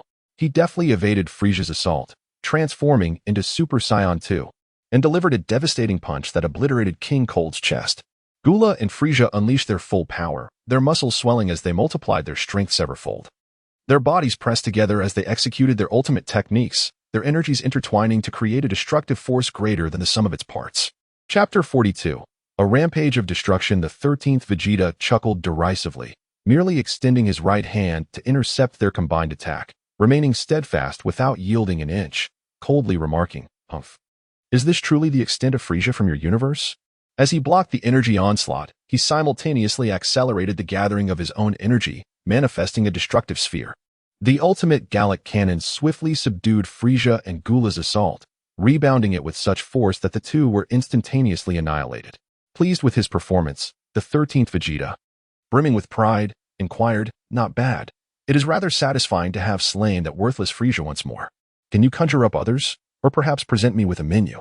I would like to order some delectable dishes." His arrogance and overwhelming dominance, embodying the inherent savagery of the Saiyans, were vividly displayed as he swept through his adversaries with ease. Dr. Likey, sensing his cold-bloodedness, mused aloud, "In the face of family, can you still remain utterly merciless?" Dozens of Saiyans materialized simultaneously on the arena, all of whom had been slain by Likey in the third universe, now transformed into his spectral warriors. King Vegeta and the 13th Vegeta beckoned. "Son." A short-haired Saiyan woman greeted them warmly. "Cousin, do you remember me? I am your cousin." On the face of the 13th Vegeta, there was a fleeting expression of astonishment, as he never anticipated that Dr. Likey could accomplish such a feat. Enlisting the family from the 3 universes to contend against him, the extraordinary Goku discovered a distinctive aspect that stirred his eagerness. Among the group of Saiyans, there was that fellow Broly. Among the dozens of Saiyans, a robust young man with a somewhat youthful appearance was none other than Broly from Universe 3. Super Saiyan Gohan harbors a certain apprehension regarding his existence. It is unlikely that he could replicate Broly's transformation into a Super Saiyan form. Vegeta, however, holds an opposing viewpoint. No, the Broly from that universe perished far too early, before even reaching the age of 20, and his strength is not particularly formidable. The Broly from the older films, even without training, would gradually enhance his power. The longer he lived, the stronger he became. Yet, this Broly is far too young to compare with the one he fought, who, after being sealed in ice for countless years, had attained an extraordinarily terrifying level of power. As for gradually increasing one's strength, aside from those who were idly waiting, which adversary would grant you the time to grow stronger incrementally? On the arena, Dr. Reiki pondered deeply, recognizing that familial bonds represent an immensely powerful force, even to the extent of being overwhelming. However, before he could finish his thoughts, Universe 13's Vegeta unleashed a beam from his fingertip, shattering the head of his cousin. Oh, the old man, we meet again. He then delivered a punch that pierced through King Vegeta, decapitating another individual with a swift strike, mercilessly slaughtering relatives and friends from another universe. Raditz from Universe 13 looked on enviously at the rampaging Vegeta. How fortunate he is. I too desire the chance to avenge myself against those ruffians. In Universe 13, Raditz had been bullied by other Saiyans during his childhood. But by the time he grew strong, the opportunity for vengeance had slipped away. Kakarot from Universe 13 clenched his fists tightly, his lips moving as he shouted, "Me too. I wish to kill a few Saiyans." The bald-headed Naba from Universe 13 stood behind them, bewildered as he tapped Kakarot on the shoulder. While it was understandable for Raditz to seek revenge for being bullied, Kakarot's fervor was puzzling. He had been sent to Blue Star during his childhood, and when his companions retrieved him, the Saiyans had already been annihilated by Frieza, with no grievances or vendettas against them. What reason did Kakarot have to wear such a tortured expression? You are out of your mind. You don't even know who they are. Kakarot shrugged off the hand resting on his shoulder, grinning innocently. I don't care about any of that. I just want to kill. That's all. Naba held his head in frustration. He had forgotten that Kakarot was indeed a lunatic, with a rather peculiar mindset. In the arena, Vegeta from Universe 13 was wreaking havoc, slaughtering all Saiyans with ruthless efficiency, executing each strike with absolute precision and without any hesitation. A familiar voice emerged from the side. You seem to be losing your composure, Vegeta. Perhaps it would be wise to calm down. 13 Vegeta turned his gaze, and there stood the formidable Nappa and Raditz, clad in their battle attire from the third universe. Dr. Lecky observed 13 Vegeta with keen curiosity, eager to discern his next move. Despite their origins from a disparate universe, the trio bore an uncanny resemblance to 13 Vegeta's own companions. Could he truly annihilate them without mercy? A bloodthirsty glint flickered in 13 Vegeta's eyes as he unleashed a devastating punch that shattered Nappa's skull, swiftly following with a kick that cleaved Raditz in two, sending both on their final journey. Only Kakarot from the third universe remained. 13 Vegeta seized the neck of the third Kakarot, a spectral warrior, forcefully pressing him to the ground. His fist struck with an imperceptible speed, raining down like a deluge upon Kakarot's visage, each blow accompanied by a torrent of invectives, venting his inner fury. You madman, scoundrel, wretched cur, fool. You act without a thought to the consequences, and I shall see you perish. 13 Vegeta's fists became stained with crimson as they relentlessly battered Kakarot's face, rendering it unrecognizable. The latter, unable to retaliate, could only endure the merciless assault. A sense of exhilaration surged through 13 Vegeta. He had never felt such ecstasy before, not even when vanquishing Frieza. Kakarot's teeth were obliterated, his nasal bones crushed, and blood filled his eyes, rendering him incapable of opening them. Even the Super Saiyan was taken aback, his heart still trembling with unease. This Vegeta truly harbors a disdain for his companions, his grievances running deep. Fortunately, our universe's Vegeta has long since transformed. Wouldn't you agree, Vegeta? Leaning against the wall, Super Vegeta gazed enviously at the 13 Vegeta. Ah, what misfortune. His luck is remarkable. I would gladly exchange my opponent for his. Indeed. The Ultra Vegeta possesses a fundamentally different psyche from the 13 Vegeta. However, when confronting the spectral warriors, he shows no mercy, particularly when the foe bears the visage of Kakarot. The 13 Vegeta relentlessly torments the third Kakarot, launching him skyward with a powerful kick, executing knee strikes, elbow jabs, and whip-like kicks in a flurry of attacks, employing every available offensive maneuver. The brutality of his onslaught even caused Dr. Reiki to swallow hard in apprehension. Although the 13 Vegeta could have easily dispatched the third Kakarot with a single blow, he deliberately moderated his strength, ensuring that the demise of the third Kakarot would not come too effortlessly. In no time, the third Kakarot found himself utterly incapacitated, unable to so much as twitch a finger, reduced to feeble groans. Dr. Reiki summoned a multitude of Saiyan spectral warriors to assault the 13 Vegeta. Yet he found the endeavor tiresome. "These minions of yours are utterly pathetic," he scoffed. With arms outstretched, the 13 Vegeta unleashed a cataclysmic explosion of energy, sending shockwaves in all directions that obliterated the entire battleground of Saiyans in a single sweep. Only one Saiyan managed to withstand the 13 Vegeta's onslaught, the 18-year-old Broly, who roared in fury, transforming into a Super Saiyan with golden hair standing on end, radiating an overwhelming aura. The 13 Vegeta took notice of the third Broly. Is this the legendary Super Saiyan? The transformation of the third Broly drew the attention of the time-traveling spectators, who were left in awe of Dr. Reiki's ability to summon such specters. He can transform into a Super Saiyan, but surely he cannot achieve the level of a legendary Super Saiyan. It seemed implausible. Dr. Reiki could not possibly replicate the might of the legendary Super Saiyan. Overhearing their conversation, Dr. Reiki candidly revealed his abilities. "As long as someone meets their end through foul play, my Hazisak amplification device will absorb their residual spirit and ill will, rendering them indistinguishable from their living selves." This Broly, too, was invincible and, much like the one from yesterday, was continuously augmenting his energy. The Hazisak device, which was the crystalline orb he occupied, could absorb malevolence and transform them into his own spectral warriors. Bolts of lightning crackled around the 13 Vegeta. Yet he maintained his haughty demeanor upon encountering the third Broly. "Humph, the legendary Super Saiyan is merely at the level of a Super Saiyan 1. Indeed, he is a formidable Saiyan, but ultimately he remains at the level of a mere Super Saiyan 1.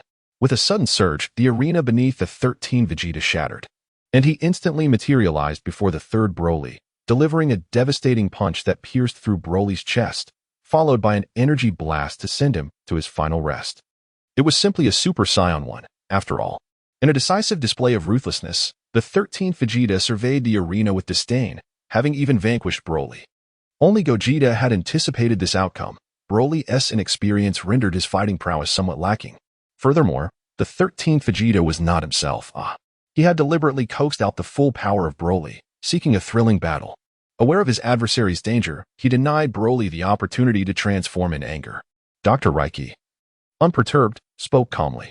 "I predicted your approach. It was all part of my calculations. You kill without hesitation, a true demon of death. You must be weary from your exertions. And I have yet to reveal my trump card. Resentment is a peculiar energy. Whenever life is extinguished, it leaves behind a residue of malevolence for my utilization. In our universe, I have witnessed the massacre of the Saiyans, collecting all their resentment, including the anguish from your genocide night. Even now, my device continues to gather this negative energy." On the arena, a host of spectral warriors emerged, including the deceased Bojack, Zangya, and the diminutive Cell, alongside Bart and others.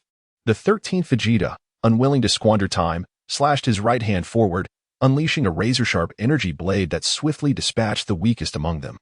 Chapter 43. The death of Vegeta. Bojack and Zangya flanked the 13th Vegeta, attempting to ensnare him with energy bindings. Yet, even against the pinnacle of Super Saiyan 2, they could not escape the fate of annihilation. Seizing the opportunity, the diminutive Cell approached the 13th Vegeta, delivering an uppercut to his jaw, which bore no effect.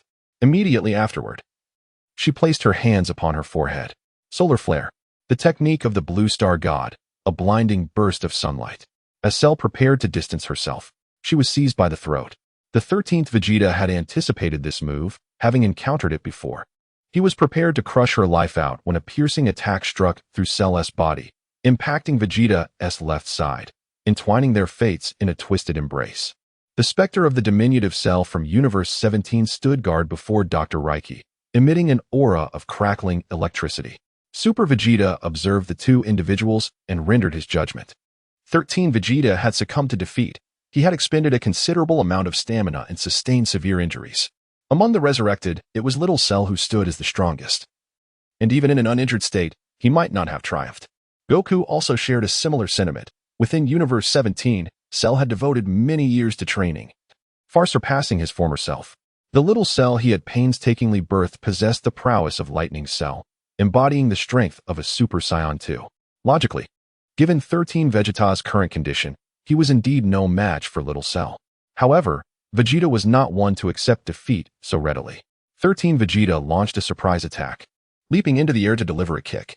Little Cell let out a peculiar laugh, evading the strike and positioning himself behind 13 Vegeta. A punch landed squarely on his back, causing 13 Vegeta to crash to the ground. He braced himself with his hands, preventing a complete fall, and retaliated with a barrage of energy blasts, all of which were deftly dodged by Little Cell. Gripping his abdomen with one hand, blood continued to seep from his wounds, and the strength within him waned gradually. After barely fending off a few attacks, he was sent crashing down by a kick from Little Cell, half kneeling on the ground. Veins bulging on his forehead, gritting his teeth in determination to remain upright. How could the proud cosmic sovereign Vegeta be so thoroughly bested by a mere child? 13 Vegeta's rage was palpable. He had ruled over his universe and had never tasted defeat since achieving Super Saiyan status. Yet, upon entering this arena, he faced relentless setbacks: Super Vegeta's divine, crimson form, Super Goku's exquisite combat skills and strength, and Gogeta's seemingly invincible energy. Only he found himself in such a disheveled state. Deep down, he recognized that he had yet to unearth the full potential of a Saiyan. How could he possibly be inferior to other Saiyans? After Super Gohan revealed to him the means to enhance his strength, he sought the old Kai, only to be met with a resolute refusal and mockery. The old Kai declared that they, as ruthless brigands, were utterly unworthy of his assistance in augmenting their power and unlocking their potential. The scenes from that encounter flashed through his mind, ultimately crystallizing upon the visage of Super Gohan, who single-handedly subdued the four of them without even needing to transform into a Super Saiyan. Despite not hailing from his universe, he could not bear the thought of being inferior to the son of that madman, Kakarot. This profound humiliation was intolerable for the 13th Vegeta. The proud prince of the Saiyans, the blood coursing through his veins boiled with rage, igniting the dormant power within him. The golden aura surged at a visible pace, his golden locks cascading down to his waist, his eyebrows vanishing, and his gaze becoming more ferocious and piercing. 13th Vegeta shattered his limits, achieving the third level of Super Saiyan. You are finished, Raiki. This is Super Vegeta 3. In the contestant area of the 13th universe, Kakarot clenched his fists, muttering in frustration. Damn it, you're one step ahead of me again. I wanted to transform before him. 13th Raditz, observing his envious and jealous brother, couldn't he resist delivering a biting remark. As if you could transform at all, you can't even manage to become a Super Saiyan 2. Super Bu expressed his astonishment at the remarkable enhancement of Super Saiyan 13 Vegeta. He too has transcended to Super Saiyan 3, a transformation that embodies an extraordinary surge of power. Super Vegeta regarded the transformation with disdain. The base battle power of 13 Vegeta paled in comparison to his own. Even when transformed into Super Saiyan 3, he would hardly be a match for Super Saiyan 2. Both Goku and Vegeta simultaneously stifled yawns, their expressions unperturbed by 13 Vegeta's transformation, exuding an air of drowsiness. In his Super Saiyan 3 form, the 13th Vegeta effortlessly deflected the onslaught of the diminutive Cell with a single punch, countering with a forceful Big Bang attack that left nothing but remnants in its wake. Dr. Gero, sensing an unsettling dread, summoned all his power to activate his protective shield. However, against the 13th Vegeta at that moment, his shield shattered like fragile foam with just one punch. Super Goku raised his head to observe the battle, sensing that the victor had already emerged. It seemed that Uncle Vegeta was on the brink of triumph, but Gogeta gently tapped his forehead, suggesting otherwise. Is that so? Not necessarily.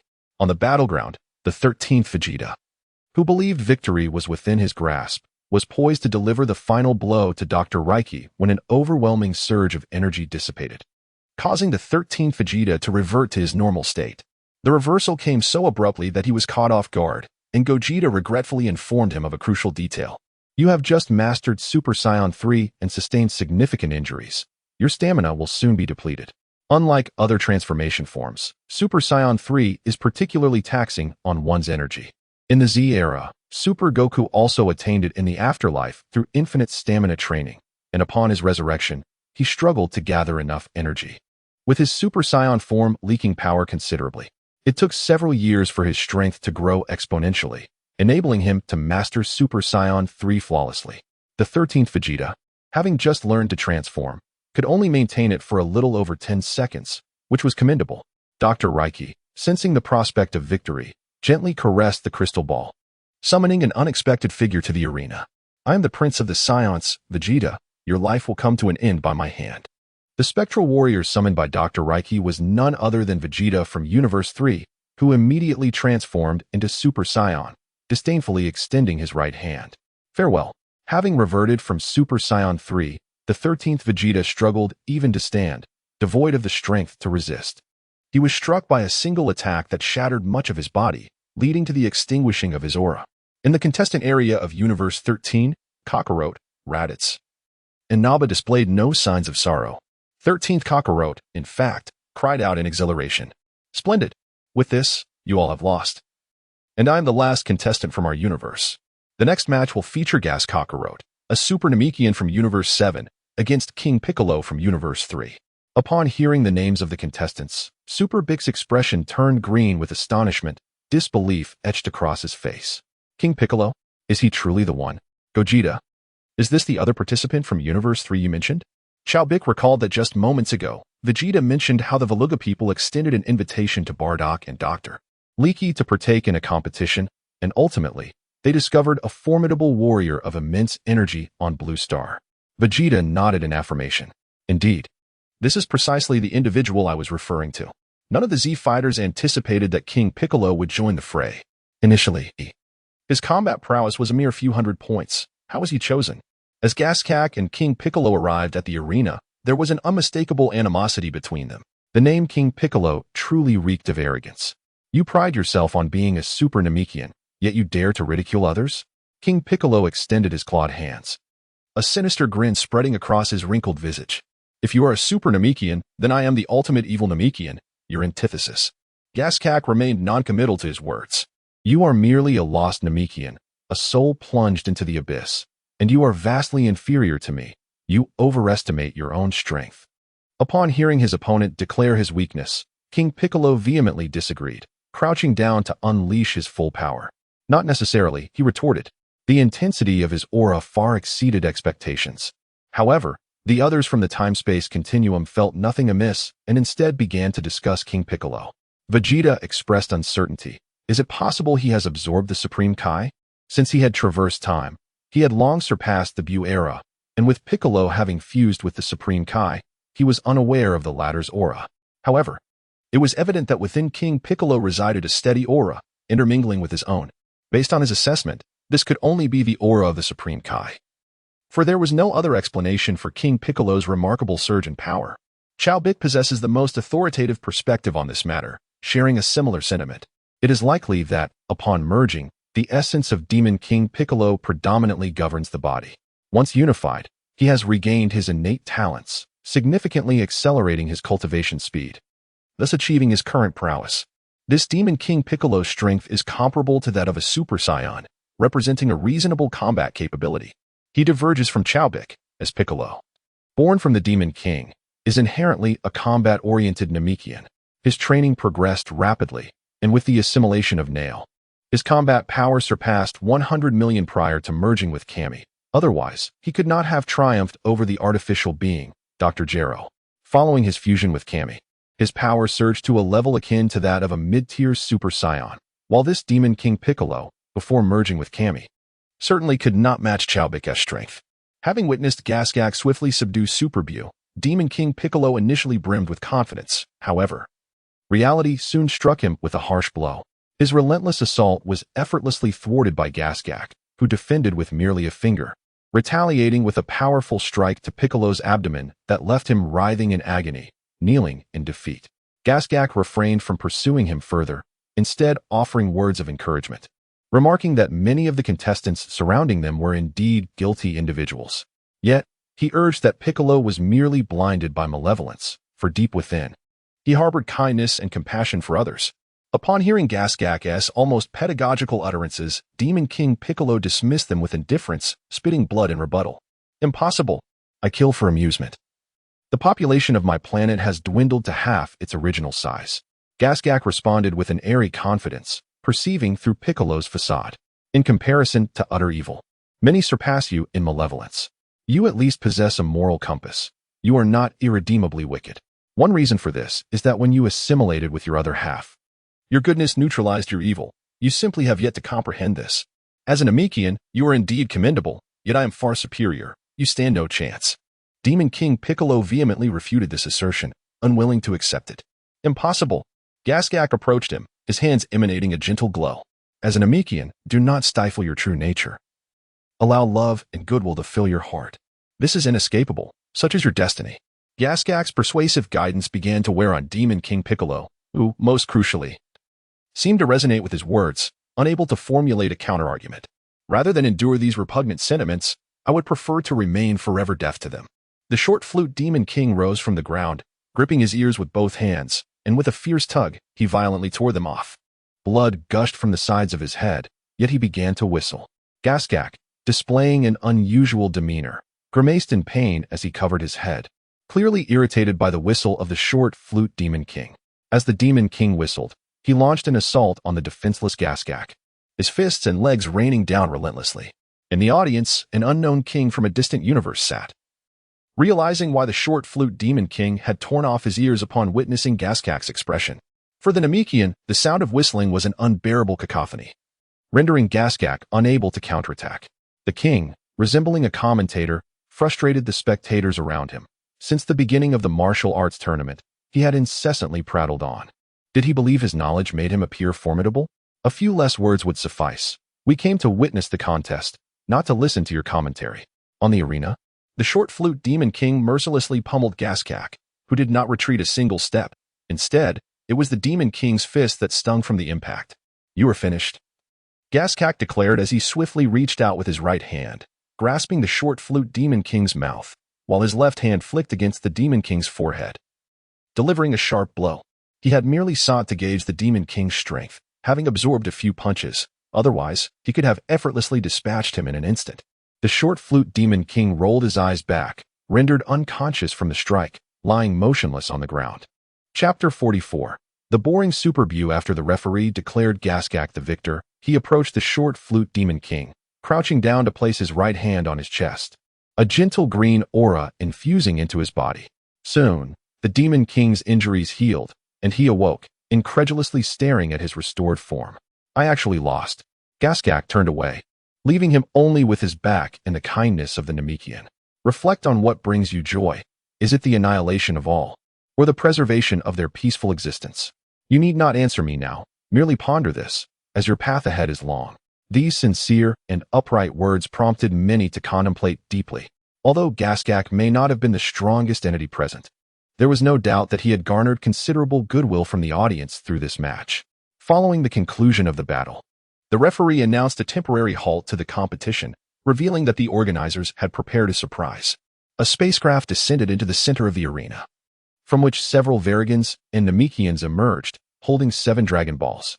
For safety reasons, no audience member was permitted to leave their seat, and competitors were restricted to their designated universe areas. Frieza and his 2 companions were suddenly consumed by a frenzy of excitement, akin to mad dogs.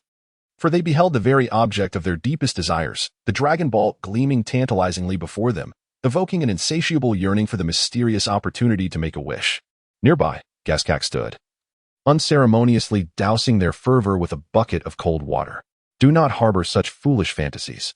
At least half of the individuals present in the arena have their eyes fixed upon the 3 of you.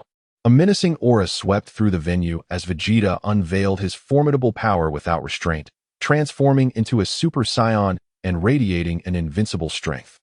The crowd was momentarily taken aback, uncertain of his intentions, as Vegeta's piercing gaze scanned the arena before he spoke with a calm demeanor. Gogeta's words rang true.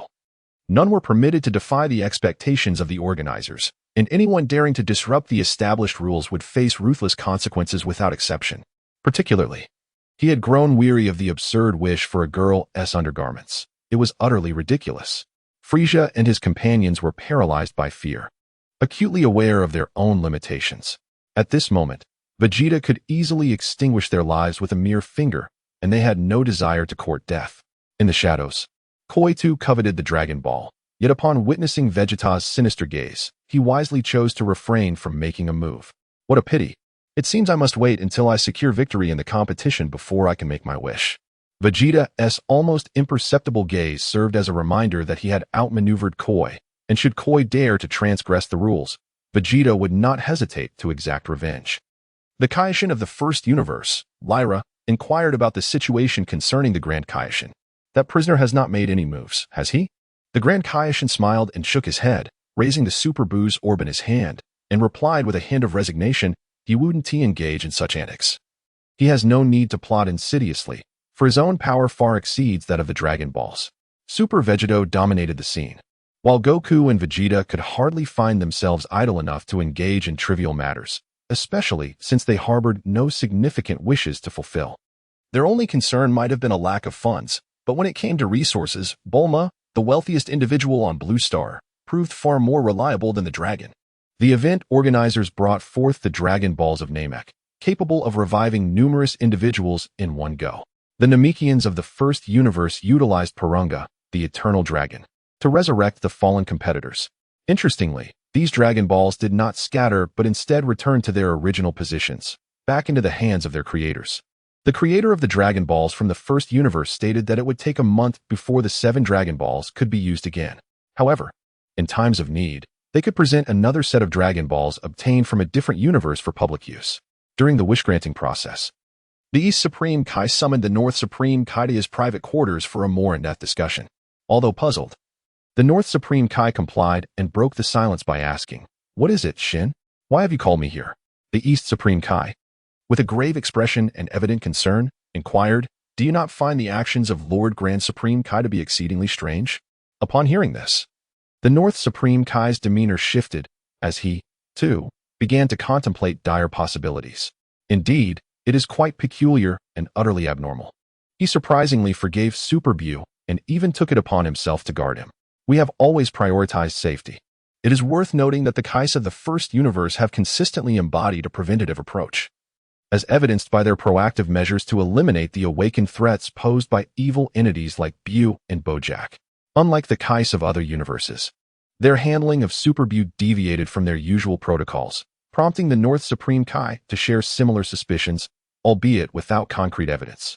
The East Supreme Kai mirrored his concerns, deeply troubled for the safety of the Grand Supreme Kai. I suspect that Lord Grand Supreme Kai may be under the control of Super Bu. They could merely be performing a FAAD. While Super Bu has long since escaped his grasp, the North Supreme Kai exhaled. However, I have observed his psychological state and behavioral mannerisms, all of which appear entirely normal, he continued, revealing the source of his hesitation. The Grand Supreme Kai seemed remarkably stable, devoid of any indications that he was under control. The East Supreme Kai, contemplating the teacup in his hands, exhibited uncertainty. I had a discreet conversation with that extraordinary Namekian, Gasak, and he too could not discern whether the techniques employed by the Grand Supreme Kai were indeed his own. However, he mentioned that his unique ability is not one that can be easily replicated. In the current circumstances, no one could ascertain the truth. It would be prudent to remain vigilant, especially regarding the enigmatic figure in the secret chamber, of whom the Grand Supreme Kai had not disclosed any information. Regarding this extraordinary guest, not only are the audience and contestants intrigued, but even the Supreme Kais share a curiosity that is palpable, albeit they are merely provisional Supreme Kais at this moment. Only the Grand Supreme Kai holds the title of a legitimate Supreme Kai, having clandestinely concealed the origins of this guest, leaving even his counterparts in the dark about the true circumstances. It may well be that Super Bu harbors a fear of the Grand Supreme Kai's divine power. After all, he is the most illustrious of Supreme Kais, which could explain his remarkable subjugation. As the North Supreme Kai continued to speak, he found himself somewhat incredulous of his own assertions, for Super Bu's temperament is notoriously capricious, leaving little reason to believe he would dread the Grand Supreme Kai. Moreover, it is essential to note that the Grand Supreme Kai's injuries sustained 1,000,000 years ago have not fully healed. It would be fortunate if 1/3 of his once mighty divine power remains. The scant divine energy he possesses is insufficient to execute his unique techniques, which only he can perform. Why then would Super Bu feel threatened by him? The two Supreme Kais resolved to remain vigilant, lest they be caught off guard in the future. As the arena was restored, Goku and Vegeta observed the nearby Cell, playfully teasing him. "Cell, why do you always bring along those two children?" Cell stood with the two young versions of himself, striking identical poses with an air of arrogance, while the young Cell he had previously vanquished had also been revived, alongside another who had fallen to Gaskak. The fighters from Universe 6, including Bojack and his companions, abandoned the competition, opting to return home, as they had already faced defeat and saw no reason to linger in embarrassment. The warriors from Universe 1, the Verugans, urged them to witness the ultimate victor. To which Bojack curtly replied that he had no interest in such matters. As night descended, all fell into slumber. In the vacant area behind the resting quarters of Universe 4, a pink orb of flesh began to rise slowly. This orb gradually morphed, ultimately transforming into an exquisitely crafted miniature version of Super Buu, though lacking any corporeal form, save for a head that floated in midair. The head of Super Buu spun several times in the air before quietly slipping into a cosmic lounge. How dull. To make the forthcoming competition a tad more interesting, allow me to assist you in becoming stronger. Majin Buu, exercising utmost stealth, approached Dr. Raichi, his antennae shimmering with a faint glow as they penetrated the energy sphere in which the doctor sat. Subsequently, he found himself before the slumbering Tapion. After a moment of contemplation, Majin Buu resolved to enhance Tapian's mastery over the enigmatic demon, Hildegarn. Having accomplished this task, Majin Buu then journeyed to the 18th universe, where the intricacies of the venue's lounge meant that the arrangement did not adhere to the numerical order of the universes. Super Buu pondered for a moment, considering his understanding of the two individuals, Super Vegeta and Super Goku. He surmised that there was a high probability they would reject his offer of assistance, so he decided against it. Within him resided the essences of both, and he was acutely aware of their mentalities. As for the two young ones, Goten and Trunks, in the memory of Super Buu lies the most exquisite fusion technique, where two tendrils emerge from his visage, imparting all knowledge in order to enable others to master the art of fusion more adeptly.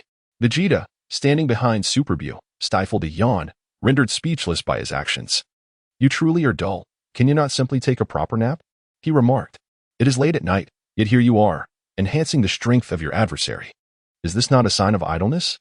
Just a moment before Super Buu infiltrated, he sensed something amiss. However, perceiving no malice in the other, he refrained from intervening immediately. Upon beholding Gogeta, Super Buu opened his maw and let out a resounding scream before darting away. Gogeta, perplexed, pondered the nature of this Super Buu from Universe 4, wondering just how many individuals he had absorbed to evoke such erratic behavior and absurdity. Observing the doppelganger of Super Buu retreat into the distance, Gogeta felt no inclination to pursue. As there was no malice in his actions, he had merely assisted young Goten and Trunks in achieving a more harmonious fusion. Super Buu pondered that he had been discovered, yet he felt compelled to continue assisting others in enhancing their strength. Otherwise, life would be exceedingly mundane. He was not concerned about Goku and Vegeta reporting him. Upon arriving in the GT universe, he observed GT Goku, the reincarnation of Evil Buu, peacefully slumbering. After a moment of contemplation, Super Buu entered GT Goku's dream, transforming into his childhood crush, Angeou. When GT Goku beheld the girl he had long cherished materialize before him, disbelief washed over him. Every soul experiences the stirrings of first love, and he was no exception, despite his current extraordinary prowess and status as the heir to Mr. Satan in the GT universe.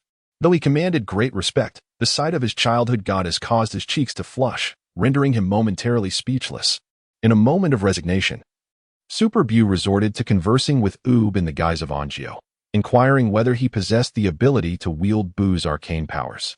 Oob, with a gesture of disbelief, spread his hands wide and emphatically denied the claim. "I cannot," he asserted, "for I am fundamentally human, lacking such extraordinary abilities. Even if he is the reincarnation of the malevolent Kid Buu, he remains a mere mortal. How could a human possibly harness magic?" Angeou gradually enlightened GT Oob on the ways to access magical prowess, and with the formidable Super Buu as a mentor, Oob's progress was remarkably swift. Super Buu swaggered towards another universe, his head bobbing in an amusing manner.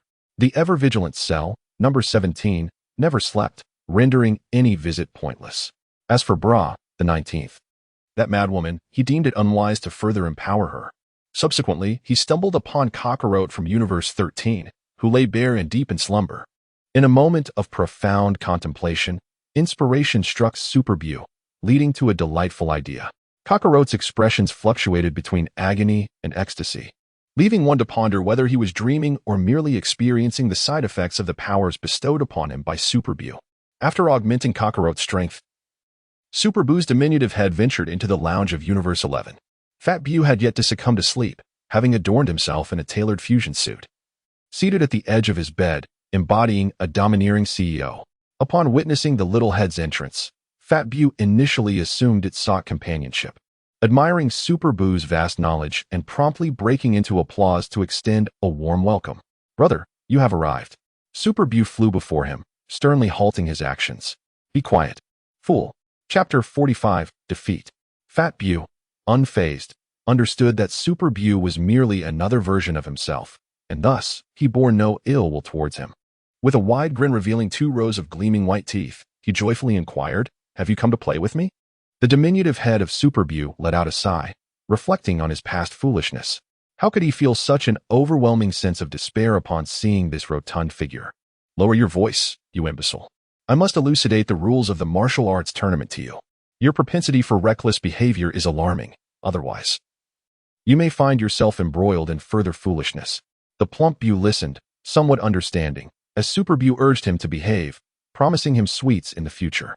The participants from Universe 8 chose not to reside in the lounge. Instead, they brought their own spacecraft and opted to sleep within their vessels. The diminutive avatar of Super Bu, upon arriving here, became rather careless, for there was not a single formidable opponent in the 8th universe. Observing Frieza, who lay languidly upon his bed, Super Bu furrowed his brow, realizing that this individual seemed devoid of any prospects for victory. Among the remaining competitors, there was not one he could best. Nevertheless, Super Bu resolved to lend a hand. After much contemplation, a novel idea took shape in his mind. He decided to alter Frieza's memories, instilling the belief that in a distant past, he had encountered a sorcerer and subsequently acquired unique abilities. Furthermore, when contending with the Saiyans, one must employ charming rhetoric to entice them into a concession match. They would undoubtedly acquiesce. Thus, a glimmer of hope for victory would emerge. After the formidable Majin Bu concluded his endeavors, only the super Namekian Gaskak from Universe 7 remained. However, that individual appeared to be quite formidable, and it would be prudent to refrain from seeking unnecessary conflict. Next was Universe 15, a realm that remained shrouded in mystery for him. The enigmatic figure Kosher undoubtedly harbored some secrets. The first contestant from Universe 15, Ikl, had initially entered the competition for the sake of the child he was expecting. However, when the child failed to arrive in time, he lost his eligibility and departed. This Kosher, who had vanquished Vegeta, was someone he had never encountered before. Where had this individual emerged from? Logically, one would expect that all universes would not differ significantly. Yet, he had no recollection of Kosher whatsoever. Strangely, even the others within him bore no knowledge of Kosher, which was quite peculiar. Having absorbed so many individuals, there should be no reason for such ignorance, unless it were the case that all capable beings in the universe were unfamiliar with Kosher. But could that truly be possible? It seemed implausible. Super Bu intended to seize this opportunity to explore the 15th universe. However, upon stepping through the doorway, he immediately sensed something amiss. The lounge of the 5th universe was shrouded in a veil of black mist, and from the depths of the darkness, 2 lantern-like eyes were fixed upon him, staring intently. Super Bu suddenly sensed an ominous presence. Unable to discern what lay beyond the dark mist, he attempted to phase through the walls in a bid to escape. However, the intertwining tendrils of black fog ensnared him in their grasp. At that moment, a colossal claw emerged, aimed directly at Super Bu's small head, unleashing a powerful energy wave. Super Bu, facing imminent demise, remains utterly indifferent. Such immense energy, yet you do not wish to engage in conversation? Perhaps we could have been friends. Clearly, the enigmatic figure from Universe 15 had no intention of idle chatter, swiftly obliterating his doppelganger into nothingness. The incarnation of Super Bu, to be precise, possesses little strength. He merely seeks entertainment out of sheer boredom, lacking any resistance to such energetic assaults. At the break of dawn the following day, the invisible shield was fortified, and the gravity of the arena was once again augmented, reaching an astonishing magnitude of 1,000 times that of normal gravity. The upcoming battle featured Gogeta from Universe 18 pitted against Frieza from Universe 8. With his arms crossed, Gogeta advanced into the arena, undeterred by the immense gravitational force.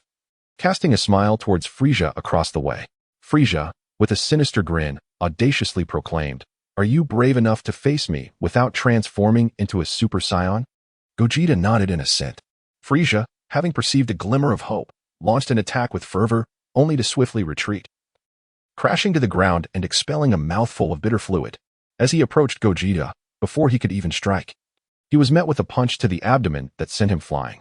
Frieza gasped for breath, struggling to suppress the intense pain in his gut. His expression contorted with rage. You think those hands are impressive? Prove your worth without them. Frieza, unwilling to concede defeat so easily, aspired to claim victory and seize the coveted Dragon Balls. Even though he suspected the odds were against him, he charged into battle once more, unleashing yet another unseen attack. Frieza was propelled backward yet again, managing to halt just at the edge of the arena, narrowly avoiding a fall. The meatball of Super Bu was grasped firmly in the palms of the Grand Kaishin, his eyes reflecting a sense of helplessness. Frieza's misfortune was palpable. Had he possessed his own assistance, victory would have been within reach. Yet, he found himself pitted against Gogeta. Facing such an opponent rendered Frieza's meager tactics utterly ineffective, leaving him at the mercy of Gogeta's prowess, who could vanquish him even with a mere headbutt.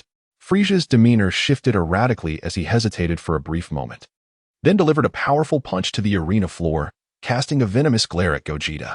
Your prowess lies solely in your feet. If you possess true skill, fight as a Super Saiyan without using your hands or feet. Gogeta found the situation absurd. What should have been an exhilarating tournament had devolved into a spectacle akin to begging on one's knees. In a bid to inject excitement back into the match, he consented to Frieza's challenge. Very well. In an instant, Frieza transformed, a bizarre smile gracing his face as his right index finger glimmered with violet light, unleashing a lethal beam of energy. As Gogeta approached him, he allowed the energy to envelop his form, an attack potent enough to obliterate a meteorite. Yet it seemed to collide with an indomitable force. The moment the beam touched Gogeta, it dissipated, prompting a change in Frieza's expression as he raised both hands in his direction.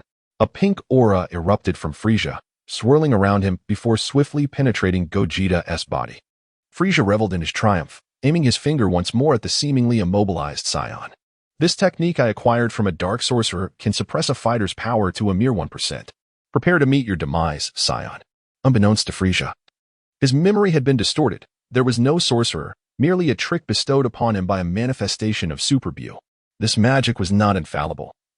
Gogeta had simply chosen not to evade, and its effects were limited to just 1 minute.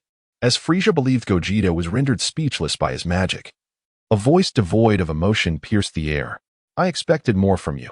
Do you have any fresh tactics, or is this all you've got? Initially, Gogeta had been curious about Frieza's audacity in challenging him, only to discover that it stemmed from this magical ploy. He never suspected Super Bu's involvement.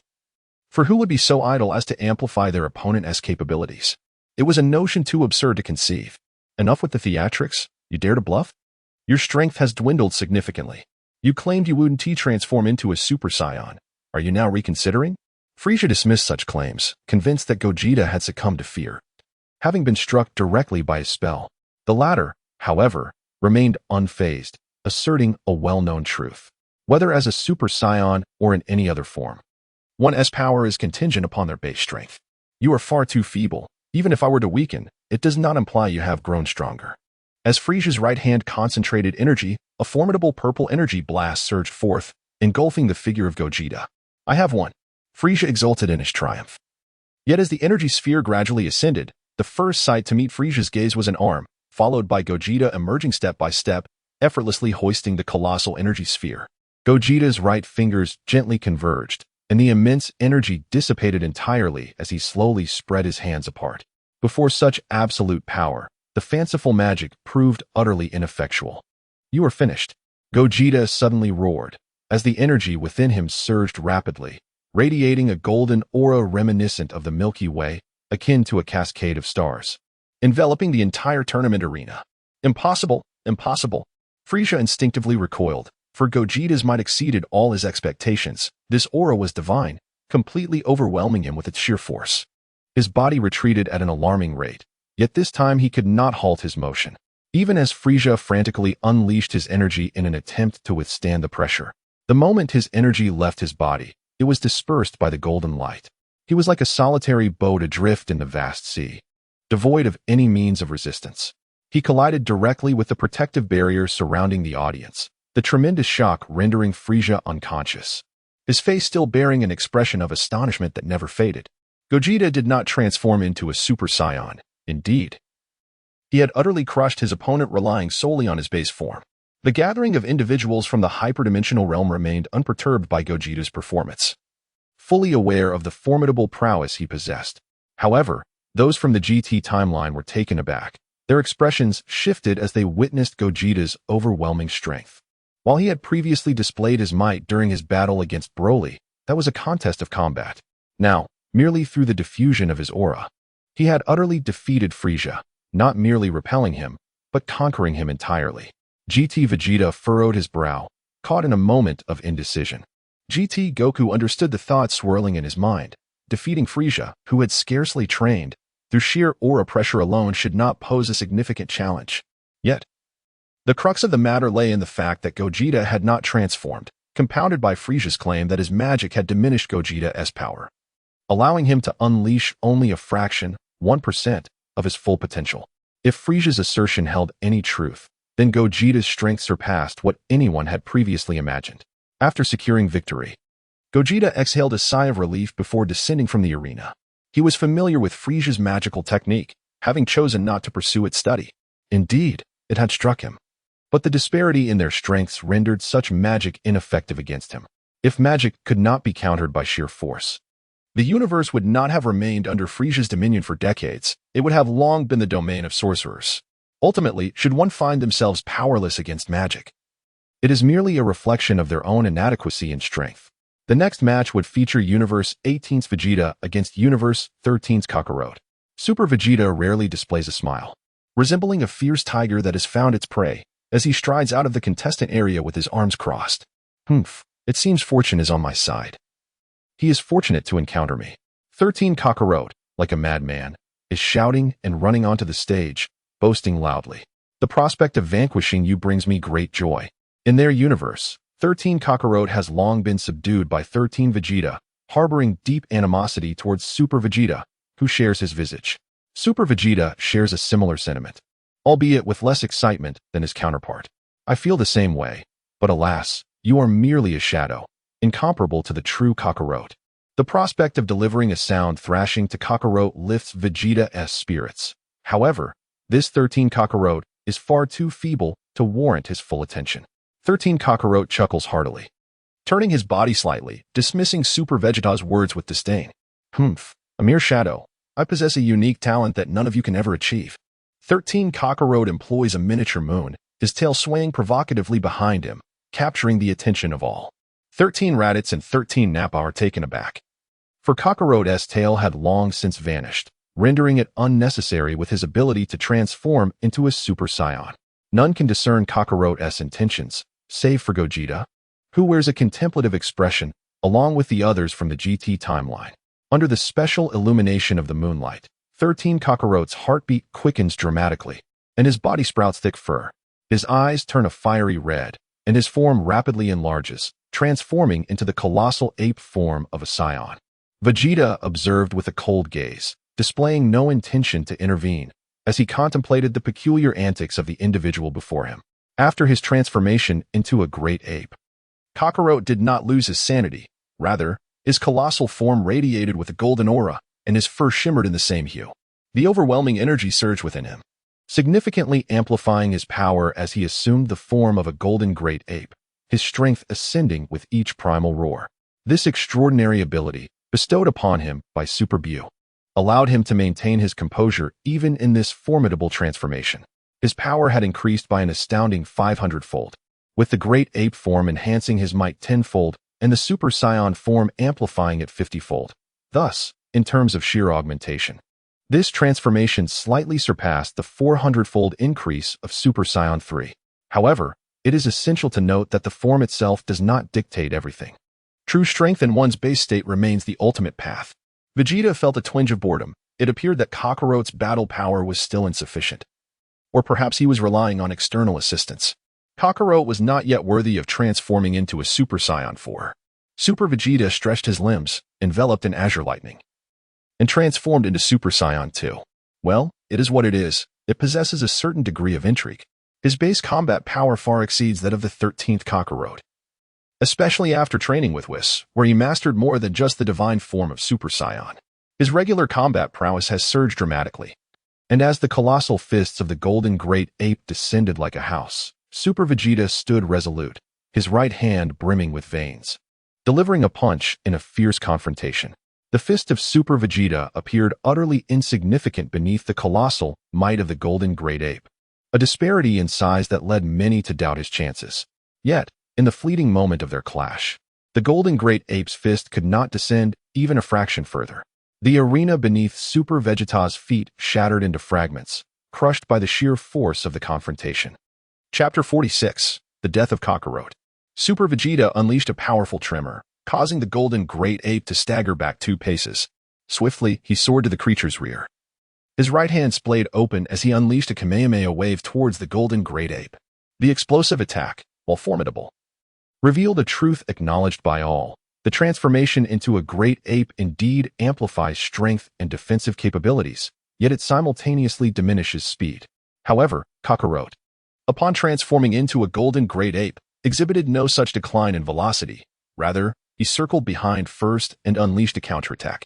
The clash of 2 energy waves, one blue and one golden, pressed against each other before erupting into a tremendous explosion, sending Super Vegeta reeling back onto the arena. Taking advantage of the momentum, the golden great ape leapt from the heights, both hands clenched, crashing down with immense force, shattering the arena floor and obscuring Super Vegeta from sight.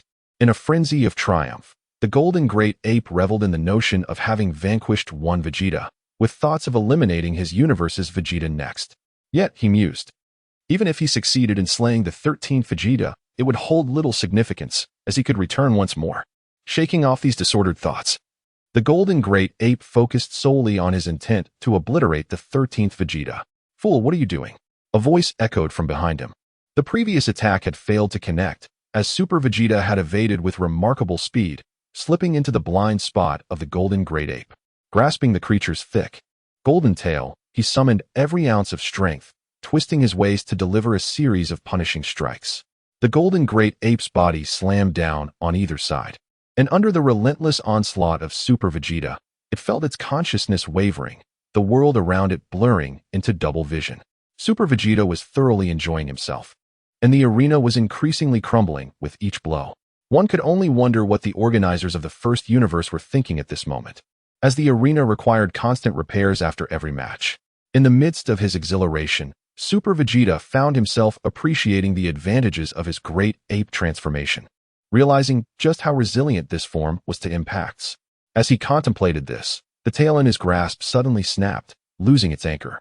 The golden great ape then smashed down, obliterating a third of the arena. Meanwhile, Kakarot had reverted to his original form, and the tail that Super Bu had conjured for him was completely yanked away by Super Vegeta. Super Vegeta discarded the severed tail in his hand and provocatively remarked, "It seems your resilience isn't all that impressive." With his tail torn away, Son Goku, on all fours, bore multiple bruises on his body and gazed defiantly at Super Vegeta. "You bastard, detestable Vegeta, forever adorned with that arrogant demeanor, perched high upon your self-righteous pedestal." Supreme Vegeta gazed down upon him, while the 13th Kakarot, with his back turned, joined his hands together, summoning 2 golden circular blades in his palms. In an instant, he pivoted his body and hurled them towards him. "Foolish Vegeta. Taste my technique, Energy Blade Slash." Super Vegeta stood motionless, merely tilting his head slightly to evade the anticipated attack, then advancing gracefully to stand before 13 Kakarot. "You are far too weak. You ought to learn diligently, for you are merely Kakarot, and therein lies your frailty, not the Son Goku of Blue Planet." Before 13 Kakarot could react, Super Vegeta struck him through the chest. It is undeniable that the very reason Kakarot is Son Goku is what imbues him with a compelling motivation to prevail. Should he falter, no one would be left to safeguard his homeland and loved ones. This compelling drive has propelled him to become the formidable warrior he is today. He possesses a heart dedicated to the protection of his family and homeland, and no one can attain strength without extinguishing the pure benevolence residing within. Even Gogeta acknowledges this truth. He now approaches everything with an indifferent demeanor. The strength he wields has bestowed upon him not only unwavering confidence, but also a growing apathy toward the world around him. Yet among all those Super Vegeta knows, there exists one singular exception of being unlike any other time-traveling Kakarot. Regardless of the passage of time, he remains the same virtuous youth, embodying justice, kindness, and empathy. 13 Universes Kakarot, in stark contrast, lacks such a mindset. He possesses nothing worthy of protection, driven solely by the desire to grow stronger for the sake of taking lives. With Kakarot's innate talent, without the resolve to sacrifice everything for his cherished values, he shall forever fall short of Super Goku. This is one of the rare occasions when Super Vegeta refers to Super Goku as Son Goku. In the past, he always addressed him by the Saiyan name, Kakarot. Super Vegeta returned to his designated area, where 13 Raditz and the original storyline Raditz exhibited a marked difference. He rushed onto the stage to assist 13 Kakarot, lamenting that Super Vegeta had struck too fiercely. The organizers of Universe 1 instructed a Namekian to tend to the grievously injured 13 Kakarot.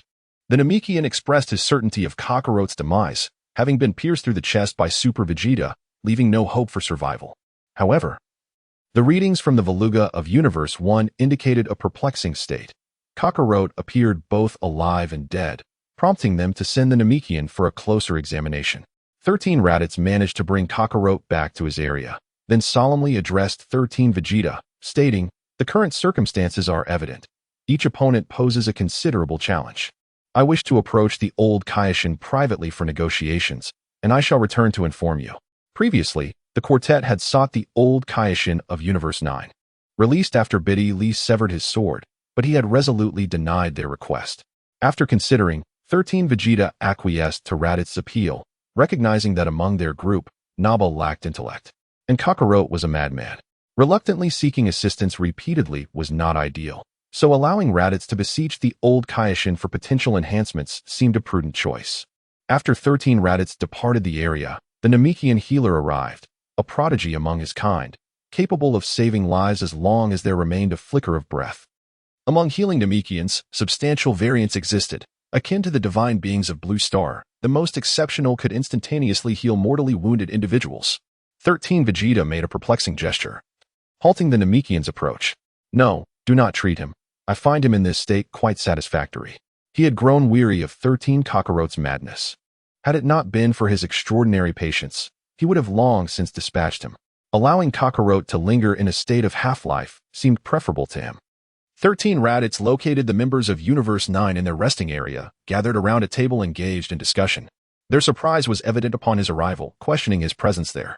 Without wasting time, 13 Raditz plainly stated his purpose, articulating directly, "Old Kaioshin, should what I am about to express be a falsehood, I trust you will discern it." The old Kaioshin, with his wrinkled visage, remained silent for a moment before nodding. Such matters were trivial for him. Upon receiving the old Kaioshin's response, 13 Raditz exhaled a sigh of relief, feeling more assured in his intentions. "I can liberate my universe. I will eliminate those two Saiyans. With their absence, the bloodshed will significantly diminish, and I shall strive to restrain my impulses from unnecessary slaughter in the future." The words spoken by 13 Raditz were imbued with sincerity, and the old Kai of Universe 7 could discern no flaw, as they were a true reflection of his inner thoughts. However, the goddess of Universe 9, Videl, raised a question. "Wait, if two are to be eliminated, what will become of the last one?" 13 Raditz smiled, having anticipated their inquiry. "That would be my brother, Kakarot. I shall keep a watchful eye over him. Otherwise, under the dominion of 13 Vegeta, the universe will only descend further into chaos and bloodshed." The old Kai of Universe 9 furrowed his brow, lost in contemplation, pondering thoughts that remained unvoiced, and he took his time to respond. In the realm of the multiverse, Ultra Gohan nudged Vegeta, urging him to take a glance at the contestant area of Universe 13. Vegeta turned his gaze, but discerned nothing amiss. "What is the matter? Is there something wrong?" Super Gohan gazed incredulously at 13 Vegeta.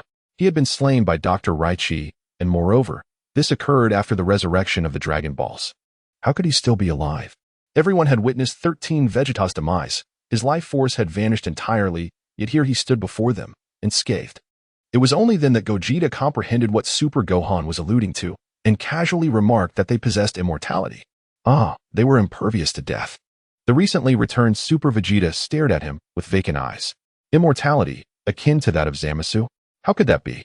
With their prowess, they were oblivious to the existence of the Super Dragon Balls. It was merely a simplified version of immortality, nothing remarkable. Gogeta had discerned the trio's abnormality long ago, feeling something was amiss during his confrontation with 13 Raditz. Super Goku gazed at the distant figure of 13 Kakarot, who lay on the ground. Though he had already succumbed to death, he suddenly coughed up blood, seemingly resurrected. In that moment, he was furiously cursing. insisting on engaging in a fierce battle with 13 Vegeta. Vegeta, you scoundrel, how dare you prevent them from healing me? I am not yet fully recovered. Attend to my wounds at once. Despite being in a state of life and death, he could still perceive the happenings around him, including 13 Vegeta's refusal to allow others to treat him. The healing Namekian, who had been standing by, was nearly astounded to witness the dead come back to life. Upon hearing 13 Kakarot's plea, he hurriedly approached to tend to the wounds on his chest, swiftly restoring him to his former state. 13 Kakarot rose as if nothing had happened, choosing not to confront Vegeta, but instead scanning his surroundings.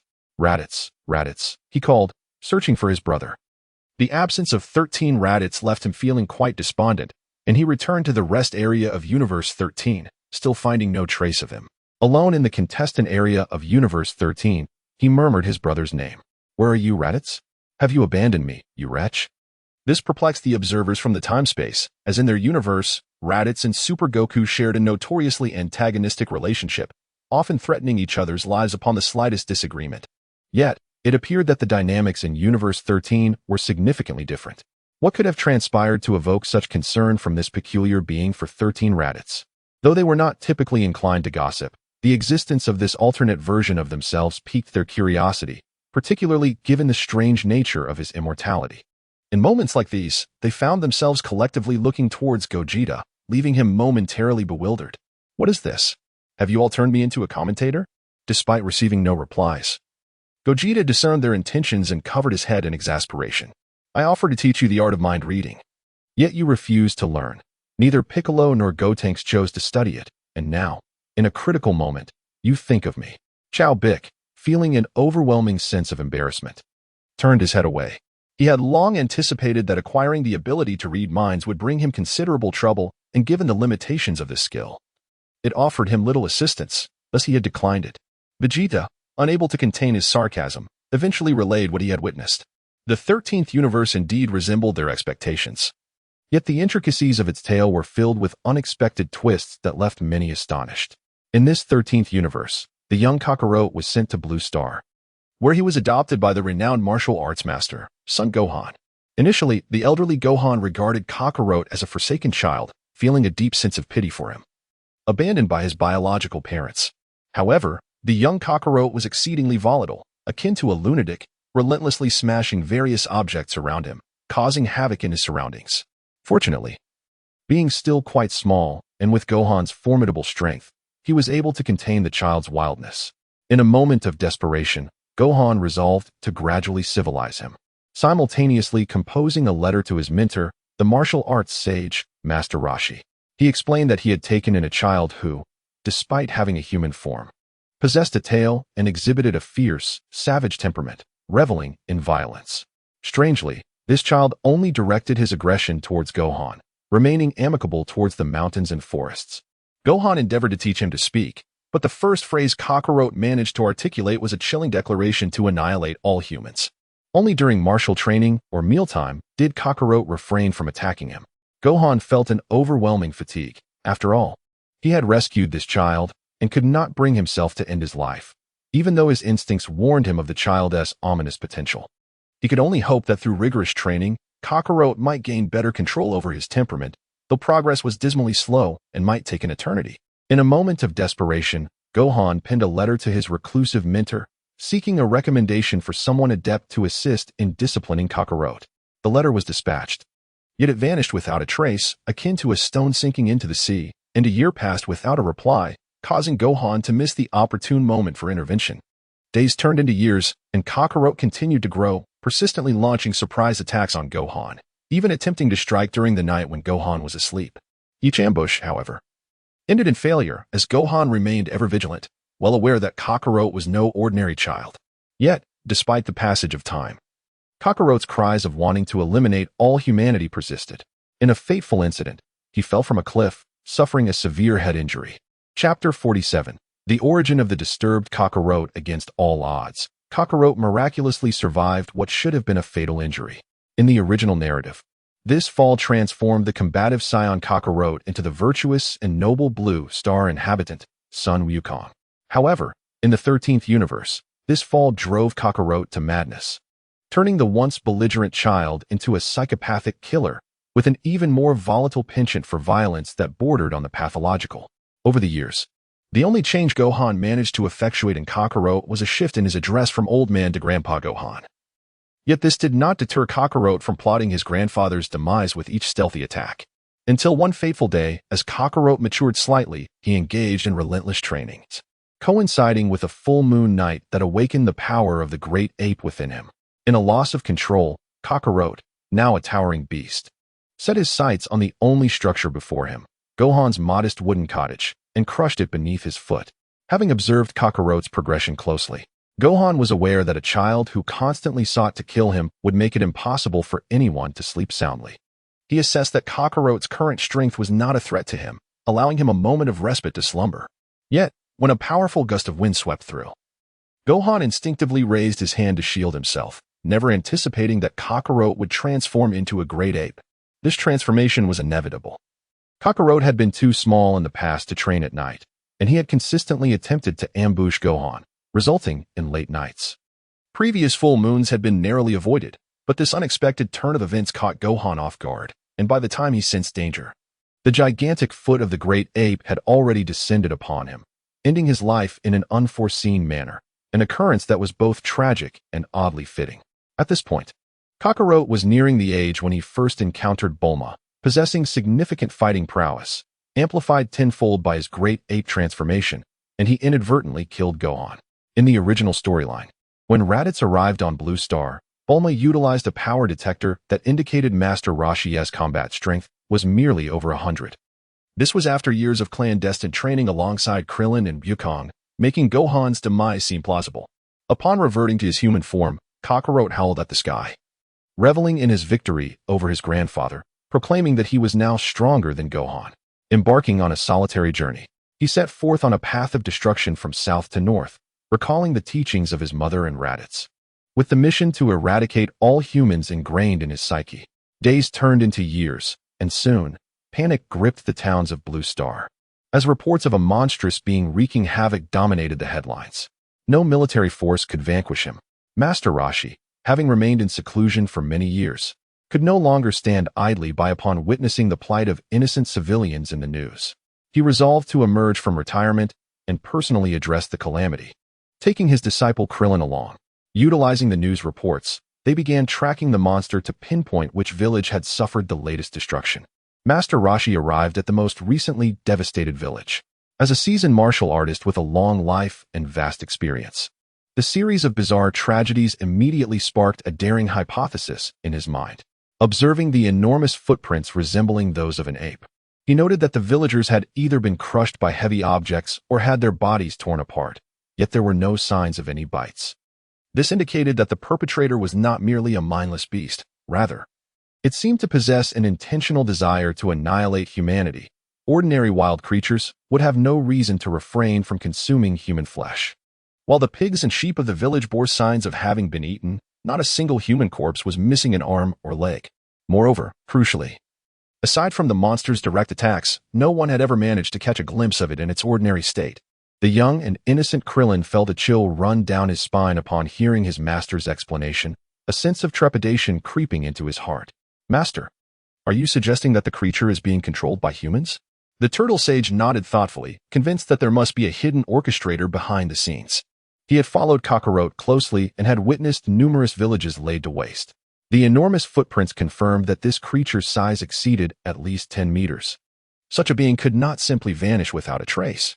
The reason it had never been found was undoubtedly due to someone shielding it. Or perhaps there were deeper secrets at play. However, the turtle sage leaned more towards the former possibility, clinging to a final glimmer of hope. He instructed Krillin to search the area. Perhaps a survivor could still be found. Yet, he harbored little optimism, for at every afflicted village, he had searched in vain for any signs of life. Each time, his efforts ended in disappointment, but he refused to relinquish hope, believing that someone might have evaded the onslaught. Remaining in place to look for additional clues, Krillin, burdened by the turtle's shell, dashed towards the distant jungle. With his teacher nearby, he felt a measure of courage against any lurking monsters. After running for some time through the thicket, Krillin stumbled upon a concealed corner, where he found Kakarot, naked and covered in mud, soundly asleep. He shook Kakarot's body, rousing him from slumber. As Kakarot opened his eyes, He was met by the sight of Krillin, who had no nose, prompting a puzzled inquiry. Are you human? Why do you lack a nose? In Universe 13, Bardock's wife. The fierce and formidable Hannah was not the gentle, sympathetic figure portrayed in the original narrative, but instead a warrior of exceptional strength. She and Raditz had repeatedly instructed Kakarot to eliminate all humans upon sending him to this world. Seeing that Kakarot was unharmed, Krillin turned to lead him back. Let us return to Master Roshi together. Krillin's movement prompted Kakarot, who was about to strike, to notice the turtle shell on Krillin's back, dispelling his violent intentions. You have no nose and carry a turtle shell. Are you a turtle? Since Krillin was not human, he was not included in the slaughter commanded by his mother and Raditz, and thus Kakarot felt no need to take his life. Mistaking Kakarot's demeanor for familiarity with the famed turtle school, Krillin proudly lifted his chin, declaring, indeed, as a member of the turtle school, I take great pride in my affiliation. Kakarot, relinquishing his murderous intent, turned to walk away. Noticing that Kakarot was not following, Krillin assumed he was in search of water. After all, Kakarot was covered in filth, resembling a wild monkey, likely wishing to clean himself first. During his earlier journey, Krillin had encountered a small stream and promptly informed Kakarot, not far from here, there is a small river, perfect for washing up. I'll accompany you there. The essence of Krillin's concern lay in the fear that Kakarot might encounter that monstrous being. Having trained under Master Roshi for a while, he possessed a modicum of combat prowess, sufficient to offer some protection to Kakarot. However, to Kakarot, the situation appeared quite differently, further solidifying his belief that Krillin was akin to a turtle. Naturally, they both held a fondness for water.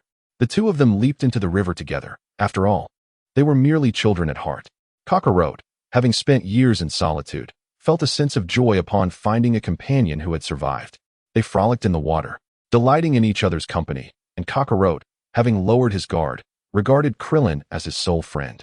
After finishing their bath, Kakarot and Krillin strolled along a forest path, where Kakarot grappled with the sinister nature lurking within him, clashing with his youthful innocence. The voice of his mother, Hannah, echoed in his mind, urging him to eliminate Krillin, labeling him as a human and a target to be extinguished. Yet, Kakarot steadfastly believed Krillin to be merely a turtle, resolutely refusing to harm him, and attempted to reason with the phantom of his mother, asserting that Krillin posed no threat and did not warrant death. He had not experienced such joy in play for a long time, nor had anyone engaged with him in such a manner. The thought of killing Krillin filled him with dread, as it would plunge him back into loneliness, a fate he wished to avoid. Kakarot had been sent to this place at a tender age, relying solely on the elderly Gohan for companionship, devoid of any other form of education. Due to his nature, Gohan had hesitated to take him out, focusing instead on imparting basic humanity, efforts that evidently bore little fruit. Whether Kakarot truly regarded Krillin as a turtle or whether his subconscious sought to cling to a playmate remains a mystery, but at that moment, he did not act against Krillin.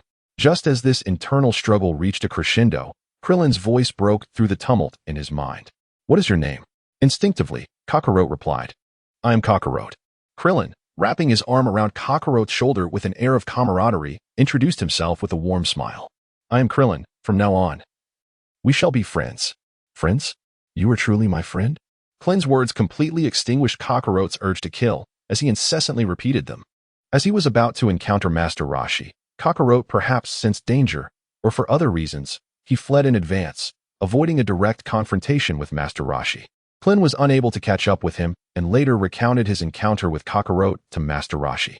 Without much consideration, Master Roshi surmised that Kakarot must have known about the demise of his family and the village, leading him to shy away from facing the harsh reality and the specter of his deceased loved ones. Concerned for the boy who had suffered such a profound loss, Master Roshi, along with Krillin, conducted a thorough search, hoping to offer some solace to the grieving child.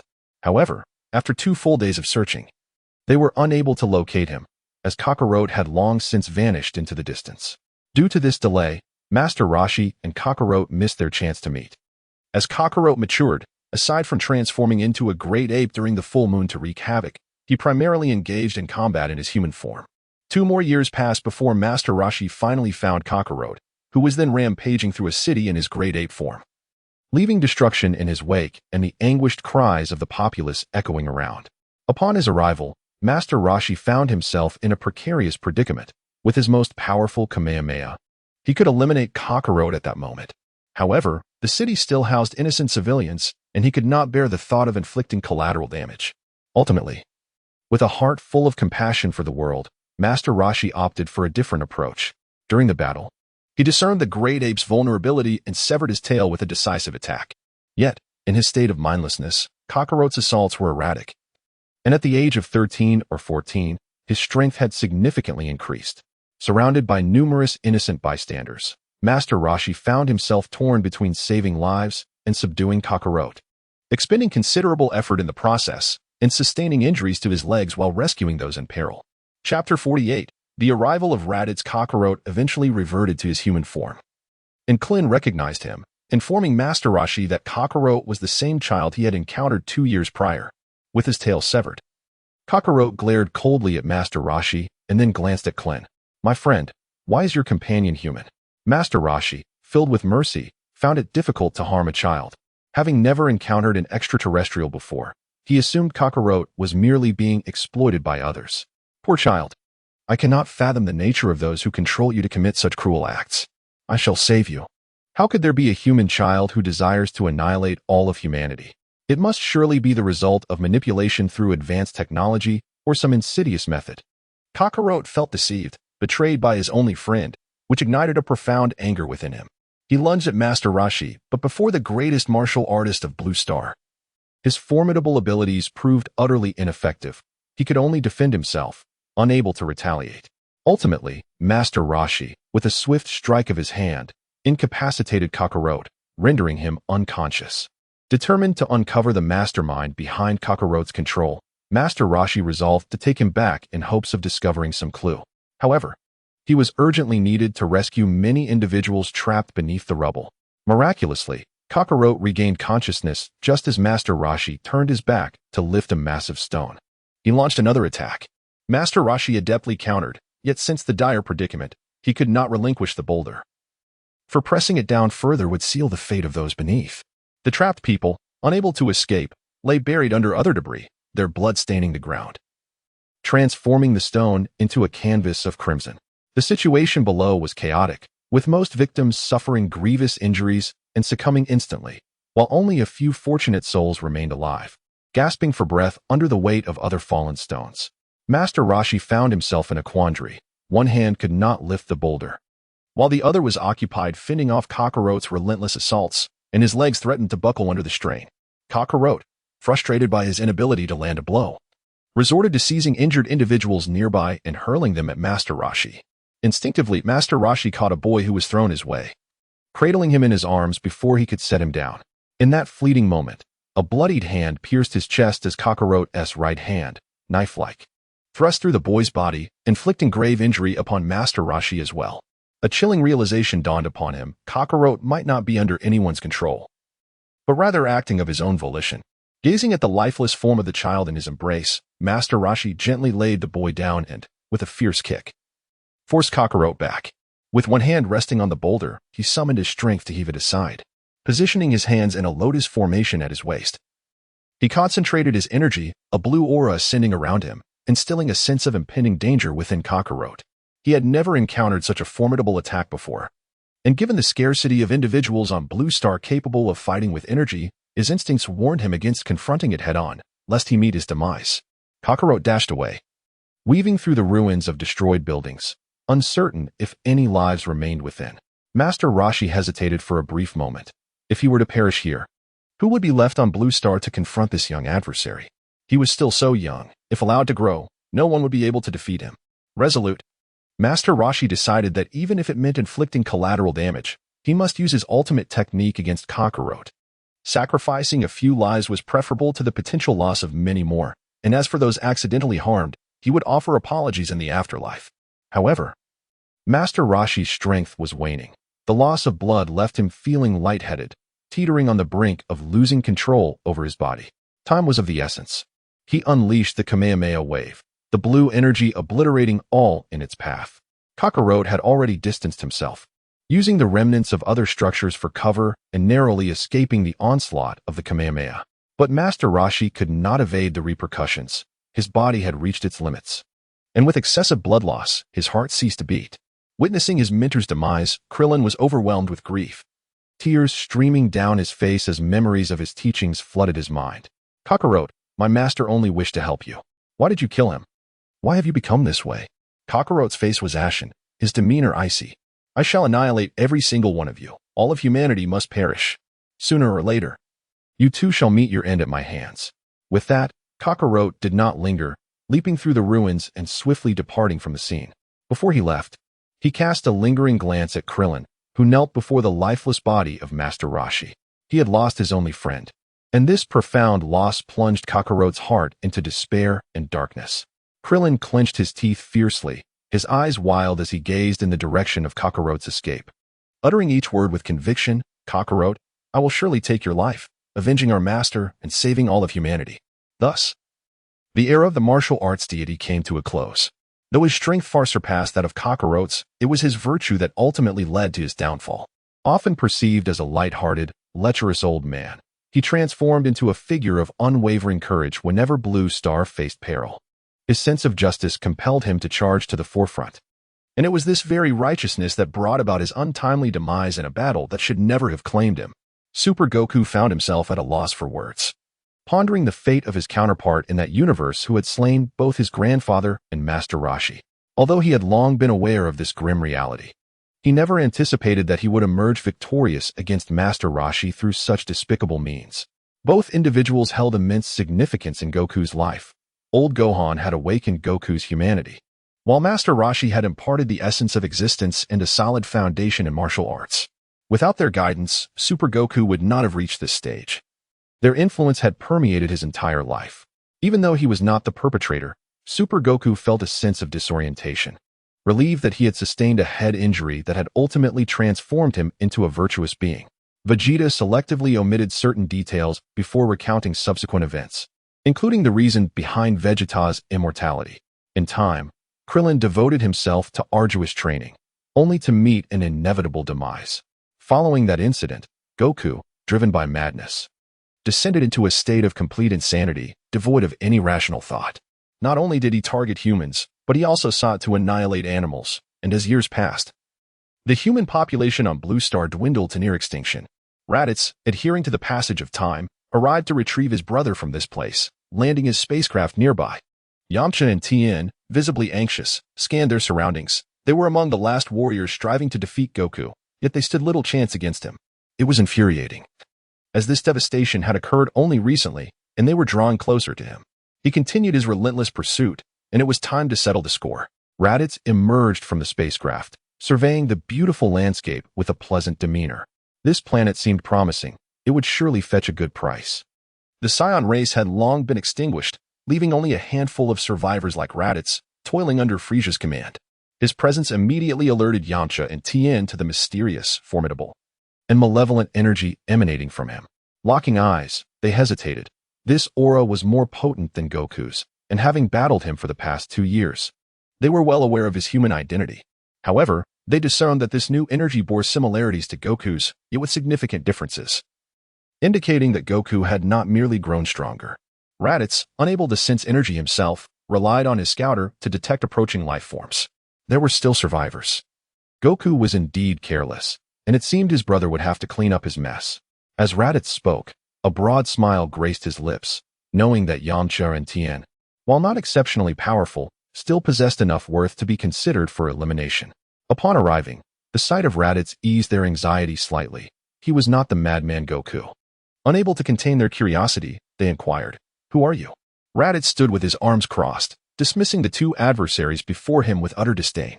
Among the blue-skinned beings, it was evident that the combat prowess of these two was commendable, which perhaps allowed them to evade his relentless pursuit. Tien and Yamcha had long been unsettled by Kakarot, and upon hearing Raditz's words, an ominous premonition settled over them. Without further ado, Raditz launched his assault. Observing their movements, Tien and Yamcha simultaneously unleashed energy blasts aimed at Raditz's form.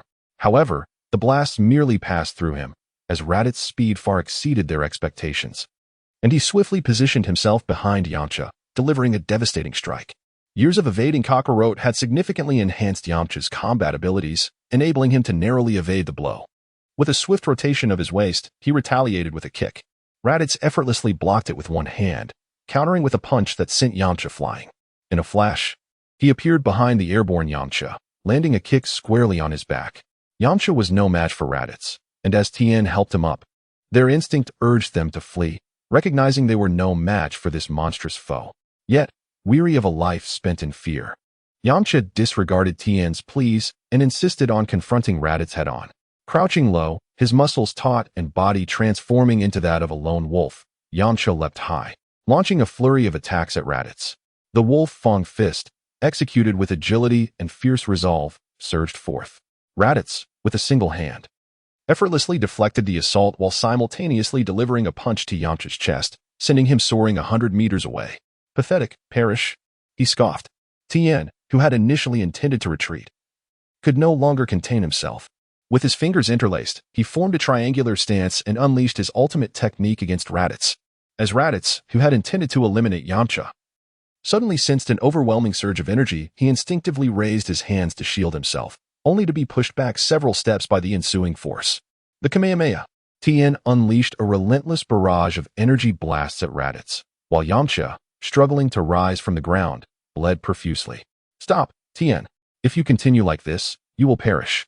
Tien's Kamehameha was indeed powerful enough to challenge foes beyond his level, yet it could not be sustained indefinitely without exhausting his energy and jeopardizing his very life. Still, Tien remained undeterred, realizing that escape was no longer an option. He was determined to sacrifice himself to afford his old friend a chance to flee. Yamcha escape. Though Raditz was momentarily hindered by the Kamehameha's force, he knew that such an attack would not be fatal. All three understood that once Tien could no longer endure, it would be their final moments. Yamcha took a step back, casting a lingering glance at Tien before soaring away without looking back. Tien, I will avenge you. Yamcha resolved to exert himself in his training with renewed vigor for the sake of avenging Tianjin Fan, who had perished due to his own shortcomings. Moments passed, and Tianjin Fan, devoid of any strength, collapsed to the ground, his body racked with pain, unable even to move a finger, silently awaiting the arrival of death. After enduring a barrage of Kamehameha blasts, Raditz was forced back over 50 meters, sustaining minor injuries. He approached Tianjin Fan and, with a crushing step upon his chest, shattered his ribs. Tianjin Fan's eyes widened in disbelief. He could not accept his impending demise, having yet to vanquish the monstrous being that threatened the blue planet, falling victim instead to this new adversary. Realizing his inability to save the world, in his final moments, he thought of Yamcha's escape, entrusting the future to him. Meanwhile, not far from the fierce battle, Kakarot sat upon a rock, his upper body bare, lost in a daze as he surveyed his surroundings. Why? Why am I the only one left? Is there no one willing to stay with me? A mature spotted deer emerged from the forest and approached Kakarot, gently licking his face. His expression brightened, and he tenderly stroked the deer's head. Thank you for keeping me company. Yet, before the words could fully escape his lips, Kakarot's right hand tightened around the deer's neck, and with a brutal force, he crushed its bones. Ah ha ha ha. With the deer slain, Kakarot's spirit soared. And just as he relished the moment, he sensed two familiar energies. Those two, I am coming for you. He was aware of Tianjin Fan and Yamcha's presence, though he had yet to eliminate them. The commotion from their confrontation with Raditz alerted him, and he was eager to end their lives. Yamcha, fueled by desperation, soared into the sky, seeking refuge. Raditz, hovering in the air, struggled to detect their whereabouts. Tianjin Fan's attacks had not been in vain, for at least Raditz's power level detector was rendered inoperative. Damn it, where are they hiding? Have I lost track of them? The combat power detector was never meant to be disabled. With such an extensive energy wave striking it, the device was already in ruins, and he had not brought a spare. However, having witnessed the survival of others, Raditz was not inclined to let this opportunity slip away easily. He prepared to unleash a widespread attack, intending to obliterate everything within a radius of several miles. In those fleeting seconds, Yamcha surely had not managed to escape far. He gathered energy in both hands, directing it towards the ground. Hiding behind a hill, Yamcha observed Raditz's movements and realized the gravity of the situation. He had to stand his ground, lest he be reduced to mere dust. Yet, once discovered, his fate would be sealed. He needed to devise a means of escape. What Yamcha failed to notice was that someone was stealthily approaching from behind. The pressure exerted by Raditz dulled his senses, drawing his focus skyward. Delicious human flesh. Here I come, came the ominous thought from the figure emerging from the shadows. Kakarot. He sank his teeth into Yamcha's right arm, forcefully knocking him aside. Yamcha retaliated with an elbow strike to Kakarot's face, the commotion alerting Raditz, who pinpointed Yamcha's hiding place. Taking advantage of the distance created between Kakarot and Yamcha, Raditz unleashed a long-charged energy wave, crashing it down towards the ground. As Yamcha attempted to flee once more, a sharp pain gripped his chest. Raditz's punch was heavier than anticipated. That fleeting moment of hesitation cost him dearly, as he was obliterated in an instant. His power paled in comparison to Raditz's. And once discovered, there was no chance for escape. Kakarot, witnessing his prey being snatched away, glared fiercely. "You dare take what is mine?" In an instant, Kakarot appeared before Raditz, wearing a fearsome expression. Yet, Raditz showed no fear. Without a second thought, he delivered a punch. "Do you think you can intimidate me?" Kakarot reacted swiftly, raising his right hand to block the heavy blow, then launched a flurry of strikes at Raditz, evidently unaware of their fraternal ties. Raditz had no choice but to defend himself. Fortunately, the disparity in their powers was significant enough that Kakarot's attacks proved ineffective. This was indeed the first time he encountered such a formidable opponent. Kakarot opened his mouth and unleashed an energy blast, engulfing Raditz in a torrent of energy. As the enemy vanished from sight, Kakarot jubilantly exclaimed, "I have won. I'm the strongest."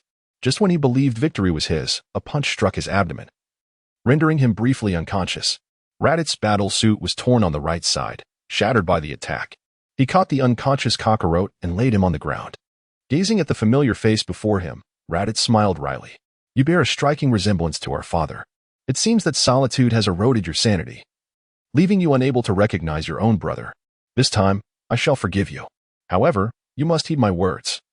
I will take you away from here and ensure you receive the care you need." Raditz gazed upon his younger brother, recognizing the troubling state he was in. He placed him into the flight pod and set the destination, returning together to planet Frieza 66. They arrived at the vicinity of the Frieza Force, where Kakarot was taken into a medical ward. After a preliminary examination, the doctor delivered grim news to Raditz. Having lived on that planet for far too long, coupled with his singularly destructive objective, Kakarot had developed several mental disorders, essentially rendering him mad. The crux of the matter lay in the severe trauma his brain had evidently endured, likely from a childhood injury, which had greatly affected his psyche. Standing outside the hospital room, Raditz observed his brother lying on the bed and straightforwardly inquired, "Indeed, this is what I surmised. Do you have confidence in your ability to heal him?" The Frieza Force's medical practitioner furrowed his brow but candidly explained, "Under normal circumstances, it is feasible. He possesses a robust mental resilience. We administered a sedative to prevent any potential outbursts. You will need to accompany him daily. I estimate it 1 TB long before he regains his mental faculties and attains a normal state of mind." Raditz nodded. He could not abandon his brother, for Kakarot still held significant value to him. Days later, Kakarot was discharged and became aware that Raditz was his brother, albeit with only faint memories from childhood. Nevertheless, he incessantly expressed a desire to eliminate everyone around him. Fortunately, with Raditz present, Kakarot could not create much havoc, as Raditz was always able to subdue him in time. This was Frieza's territory, and apart from the Frieza Force, others were, to varying extents, guests of Frieza, having purchased the planet from him. Raditz naturally would not allow Kakarot to harm them. After a few more days, Kakarot ceased his constant threats of violence, though the ferocity in his gaze remained unchanged. With time, under Raditz's encouragement, Kakarot began to use utensils for eating. Following the death of old Gohan, Kakarot had lived a feral existence, subsisting solely on raw food, never employing utensils, and it took him a considerable time to relearn their use. Another half-month passed, and under Raditz's guidance, Kakarot commenced a new training regimen. Having lived alone for so long, he had never harnessed the energy within his body. He could only unleash verbal assaults. Raditz instructed him that to channel his inner strength, he must concentrate all his energy. While Kakarot's innate talent may not have been particularly high, his comprehension of training was commendable, and he quickly adapted to the rhythm. A month later, Raditz contacted Vegeta, who was far away in another galaxy, to report on the situation. "Prince Vegeta, Kakarot's recovery is progressing smoothly. He simply requires the combat training of a Saiyan, and soon he will be ready to undertake missions with us." Upon receiving the news, Vegeta nonchalantly replied that he would arrive there in a year, then abruptly ended the communication with Raditz. He regarded Raditz and Kakarot as largely inconsequential. Raditz candidly relayed this information to Kakarot, who had just demolished the training room and was exceptionally displeased, responding with indignation. Are you suggesting that I must wait for them? Didn't you mention a planet awaiting our conquest? Kakarot was unwilling to procrastinate. It had been a long time since he had taken a life. Although he refrained from harming his own kind, the desire to kill lingered within him, as it brought him immense satisfaction and clarity. Raditz coldly retorted, "That planet is not easily subdued. We require both of them to launch an attack." Kakarot spat in disdain, dismissing his words. "Humph, do we truly need those two brats?" Raditz, sensing Kakarot's defiance, candidly informed him, "The individuals you refer to as brats are far superior to us.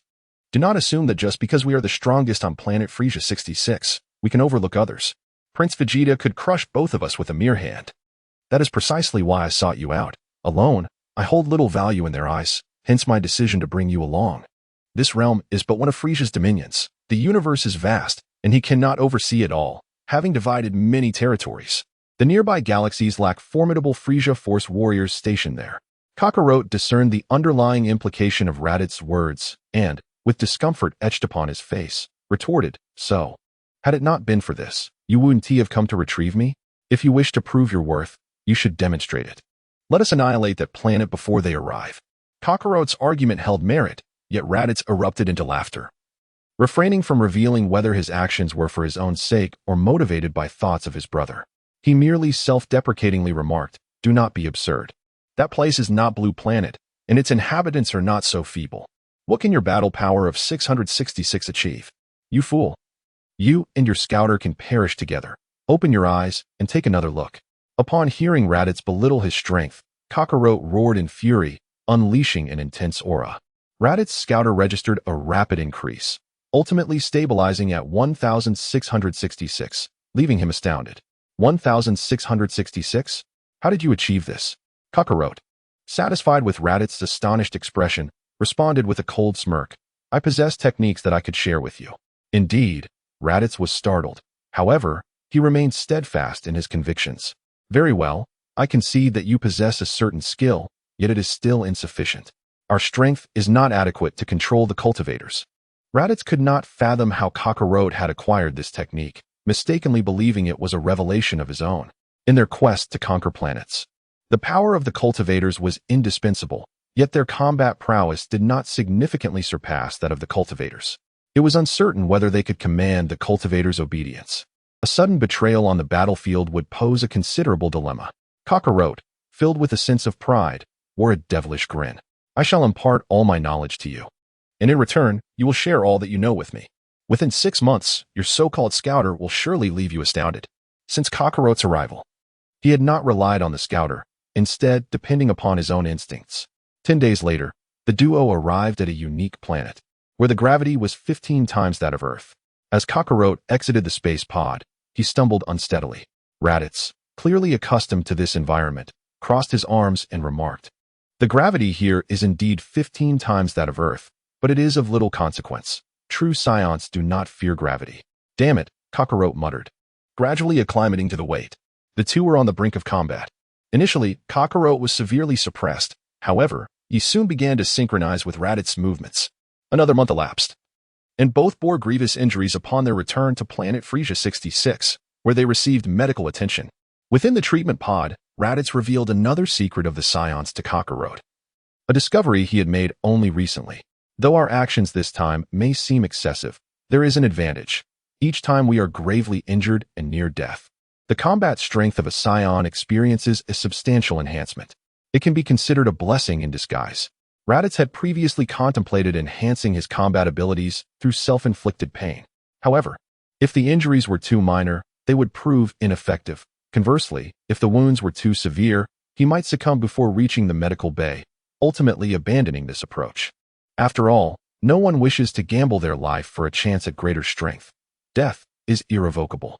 Furthermore, it remains uncertain whether a Saiyan's resurgence after near-death truly results in lasting enhancement or if it plateaus at a certain threshold. By the 3rd month, Raditz began instructing Kakarot on aerial combat techniques. While they may not rival the martial prowess of the turtle hermit from Earth, they were undeniably adept in the art of killing, far surpassing Kakarot, who had no prior guidance. During aerial skirmishes, an opponent's weaknesses and vulnerabilities would shift, necessitating the preservation of a portion of one's energy to avoid crashing and sustaining severe injuries. This was merely a matter of experience, and Kakarot adapted swiftly. In the 4th month, Kakarot and Raditz observed a confrontation on planet Frieza 66. Raditz was puzzled as Kakarot remained turned away from the two combatants, disdainfully remarking that the individual on the right was evidently superior to his opponent by nearly half. Raditz nodded in agreement. His scouter corroborated Kakarot's assessment closely. Kakarot removed the scouter from his eyes and handed it to Raditz, advising him to discard that worthless device and instead rely on his own instincts to gauge the strength of those nearby. By the 5th month, Raditz elucidated the principle behind why Saiyans transform into great apes during a full moon, enlightening Kakarot on the matter. Kakarot, envisioning his potential for devastation, eagerly inquired, "All we need is a full moon, and we can go to that planet." Raditz shattered his fantasy with a single statement, "That planet has no moon." Kakarot lowered his gaze in contemplation before posing an unrelated question. "You mentioned we made a considerable amount of money, right?" Raditz nodded, as Kakarot's intellectual limitations meant he was the one handling the finances. The environment on Earth was quite favorable, and someone had purchased him at a high price, yielding substantial profit. The Saiyans were indeed working under Frieza, forcibly seizing seemingly prosperous planets, exterminating the native inhabitants, and then selling these worlds at exorbitant prices to those in need. This task was primarily executed by Kakarot, who reaped substantial rewards, thus securing a significant windfall. Typically, the more desirable a planet, the stronger its occupying race. It is rare to find a planet as splendid as Earth, devoid of formidable beings. Kakarot nodded in agreement, then shared his thoughts. "It is not the moon we seek, but rather the light it emits. We merely need a device capable of radiating brilliance. With that, coupled with a few vegetable warriors, we can unleash our fury." Raditz, feeling his strength surge, gained confidence in his younger brother, recognizing his intellect and wholeheartedly endorsing his perspective. Months later, the duo invested their resources in acquiring the device and embarked on a journey aboard a spacecraft toward their destination, the planet Helior. Helior is an extraordinary planet, shrouded in a peculiar ring-like apparatus that prevents sunlight from penetrating its surface. Fortunately, this machine consistently emits a gentle glow around the clock, providing illumination for its inhabitants. The people of Helior, preoccupied with technological advancement, had never anticipated an ambush, especially from just two adversaries, which turned their world upside down. Chapter 50, Life and Death. Blood brothers. Upon Kakarot's descent to the surface, he immediately unleashed a Kamehameha wave, obliterating a nearby building. Raditz's expression shifted dramatically as he reprimanded his thoughtless brother. "No, not those structures. Did I not specify to avoid the research facilities? Such actions will drastically diminish this planet's value. How can you discern the difference?" Kakarot pointed at the destroyed edifice, perplexed. "How is this building any different from the others? How am I to distinguish?" His frustration was palpable. All the buildings appeared similar to him, and Raditz, at a loss, could only urge him to exercise greater caution. The tremendous explosion sent the populace into a frenzy, fleeing in terror to avoid collateral damage, swiftly vacating the area. The Heliorian military soon mobilized, surrounding the two with high-temperature weaponry, intent on subduing them. Kakarot, upon spotting the adversaries, trembled with excitement. It had been far too long since he had tasted battle, and he could no longer contain the tumult within. He soared into the air, declaring, "I am going to kill them all." Raditz, unable to intervene in time, shouted in urgent protest, "Wait. Do not harm those in white lab coats. The value of this planet is not insignificant. However, its advanced technology has piqued Frieza's interest. During the invasion, he aimed to minimize the loss of scientific personnel, as they could potentially serve his purposes in the future. In the command center of the Helior army, news of the complete annihilation of their forces soon reached the highest commander, causing him considerable distress. How infuriating! How did those two arrive here? It seems that only super warriors can contend with them. Yet, they possess a limited number of super warriors, all deployed to battle on other planets, leaving Helior devoid of available fighters. Soon, a messenger reported some good news. Super warrior Philip had completed her mission and was at home. Upon receiving this information, Philip swiftly mobilized and rushed to the scene. There, Kakarot and Raditz were engaged in conversation. The arrival of Philip took both by surprise. Her strength was formidable, and they did not underestimate her simply because she was a woman. Kakarot's expression turned serious as he cast a sidelong glance at her. "What is this being? She appears rather formidable."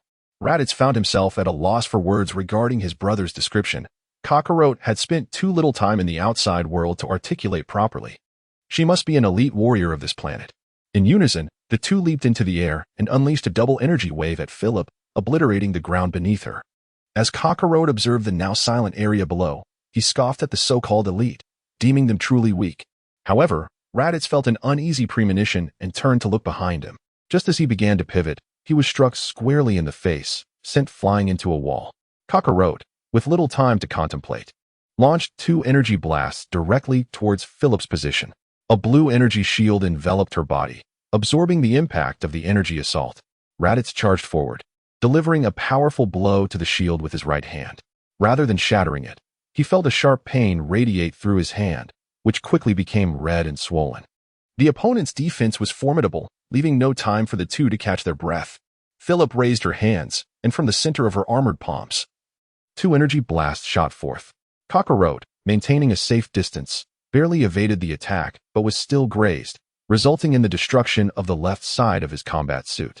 Raditz, too close for comfort, could only shield his chest with his hands, taking the full brunt of the assault. He thought to himself, "This woman is indeed a fierce adversary." The force of the energy explosion sent Raditz hurtling away, and just as Kakarot intended to check on his brother, a leg struck his chest, propelling him several meters backward. "Fool, you should be more concerned about your own safety." Philip's assault resumed, leaving Kakarot with no choice but to retaliate. Each powerful strike was deftly evaded, and Philip seized his arm, forcefully throwing him downwards. Kakarot struggled to maintain his balance, but Philip landed a punch on his head, sending him crashing to the ground. Believing he had vanquished the two, Philip was astonished to discover that they could unleash energy blasts from their bodies, a feat he could not comprehend. On the planet Halier, technology reigned supreme, and no one pursued martial arts, let alone possessed knowledge of energy manipulation. Philip, unrelenting, dove down at high speed, raising his right foot and forcefully stomping on Kakarot's back. The impact created a deep crater in the ground, causing Kakarot's breathing to quicken. Raditz rushed to his aid, yet as he approached, he was swiftly kicked away by Philip. Blood spilling from his mouth, two teeth knocked out. Pointing at the incapacitated Kakarot, Philip glared at Raditz with a menacing expression. "Where do you come from? Why are you attacking us? Explain everything, or I shall kill him." As he spoke, Philip raised his leg again, pressing Kakarot's head further into the ground, attempting to coerce Raditz into submission. Seeing Raditz remain unresponsive, Philip hesitated no longer. He lifted his right leg and stomped down, deforming Kakarot's skull and shattering his bones. Raditz hesitated for but a moment before making a decision. He brought his palms together, fervently gathering his energy. "Damn you, perish!" Even Philip did not underestimate this impending blow. He raised his arms high, channeling the full energy of his mechanical armor to form a protective shield against the attack. Raditz's full force strike obliterated everything within 100 miles, carelessly unleashing destruction. Philip cursed under his breath, astonished at the sheer destructive power of one without technological armor. In the next instant, he felt a bloodied hand pierce through his body. Kakarot stood behind him, gazing coldly. Philip attempted to turn his head, but found himself unable to do so, his mechanized body failing him. In disbelief, he uttered, "How is this possible? I should have crushed your bones. How can you still stand?" Kakarot smirked disdainfully at his words. "The injuries I sustained on Blue Star were far more severe." With a gaping hole in his chest, Philip collapsed helplessly to the ground. Beneath his super armor lay merely a robust, ordinary woman, and after enduring such a blow, her breaths became shallow.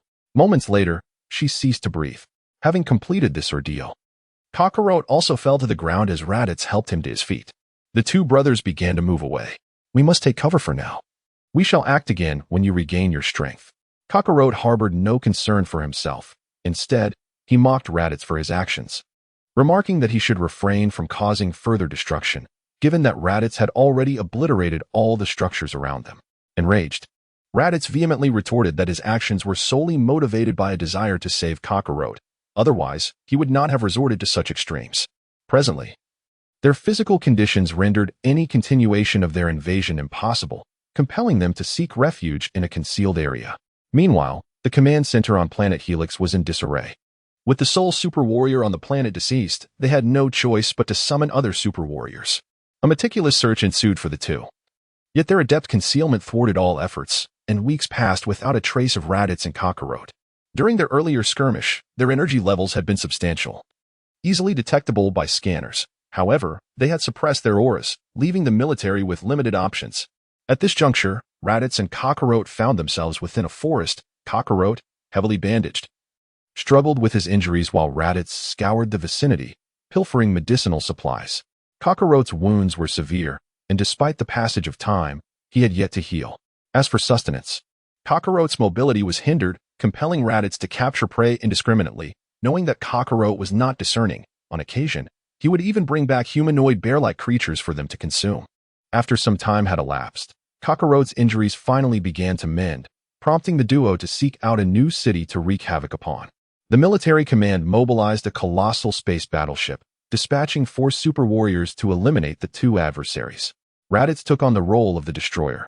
While Kakarot focused on indulging his appetite, it had been far too long since he had savored proper nourishment, and he was currently gnawing on a duck leg. Upon their arrival in the city, they found that much of it lay in ruins, with only a few research facilities remaining unscathed. Prior to their arrival, the 4 had conspired to seize any opportunity to strike decisively, ensuring that their foes did not survive, as they were all ruthless killers. They also devised a plan to lure the enemies into the outskirts for a confrontation. A fiery blast erupted before Raditz as the 4 super warriors encircled the pair, leading Kakarot to mistakenly surmise that they were attempting to engage them in conversation, hoping to persuade them to withdraw. As soon as the words left his lips, the opposing force commanded the attack, unleashing 4 energy blasts that obliterated the central area. Kakarot and Raditz soared into the air, realizing that their assault was woefully inadequate.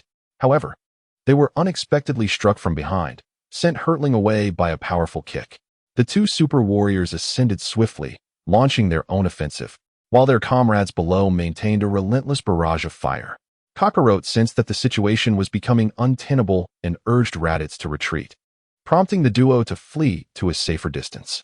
Meanwhile, beneath the urban landscape, a series of vegetable cultivators emerged, ensnaring the 2 super warriors below. The airborne pair did not linger, confident that their allies could manage these creatures, and chose to pursue Raditz and Kakarot instead.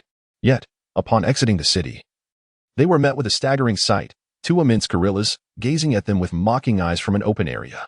It was Raditz and Kakarot, having transformed into colossal apes using a small device, unleashing energy blasts from their cavernous mouths. Instinctively, the 2 super warriors activated their shields to maximum power, successfully countering the assault. However, this seemingly invulnerable barrier began to fracture under the onslaught, leaving them in disbelief. How could this be? Their adversary's energy had surged tenfold, overwhelming their defenses. They realized they needed to distance themselves from the city, fearing that innocent civilians might still reside within. Blood trickled from their bodies as the energy penetrated the shield, impacting their armor. Kakarot initially intended to pursue, but was halted by Raditz, who gestured for them to return to the city. Protecting the civilians was paramount. 2 individuals sprinted in opposite directions, momentarily bewildering the 2 super warriors, who swiftly returned. Meanwhile, the other 2 warriors were still besieged by the vegetable creatures, as Kakarot and his companion had cultivated numerous foes, making it impossible for them to vanquish them in a brief span. One of them proclaimed his intent to handle the situation, urging the others to assist in dealing with the monstrous duo. Upon their arrival, they beheld Kakarot, transformed into a colossal ape, gripping an adult male and devouring him, severing his head in one swift bite.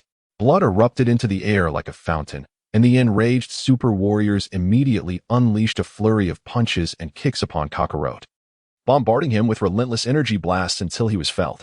Before he could rise, they witnessed the armor on the back of the super warrior's right hand constrict, accumulating a terrifying energy. "Monster, perish!"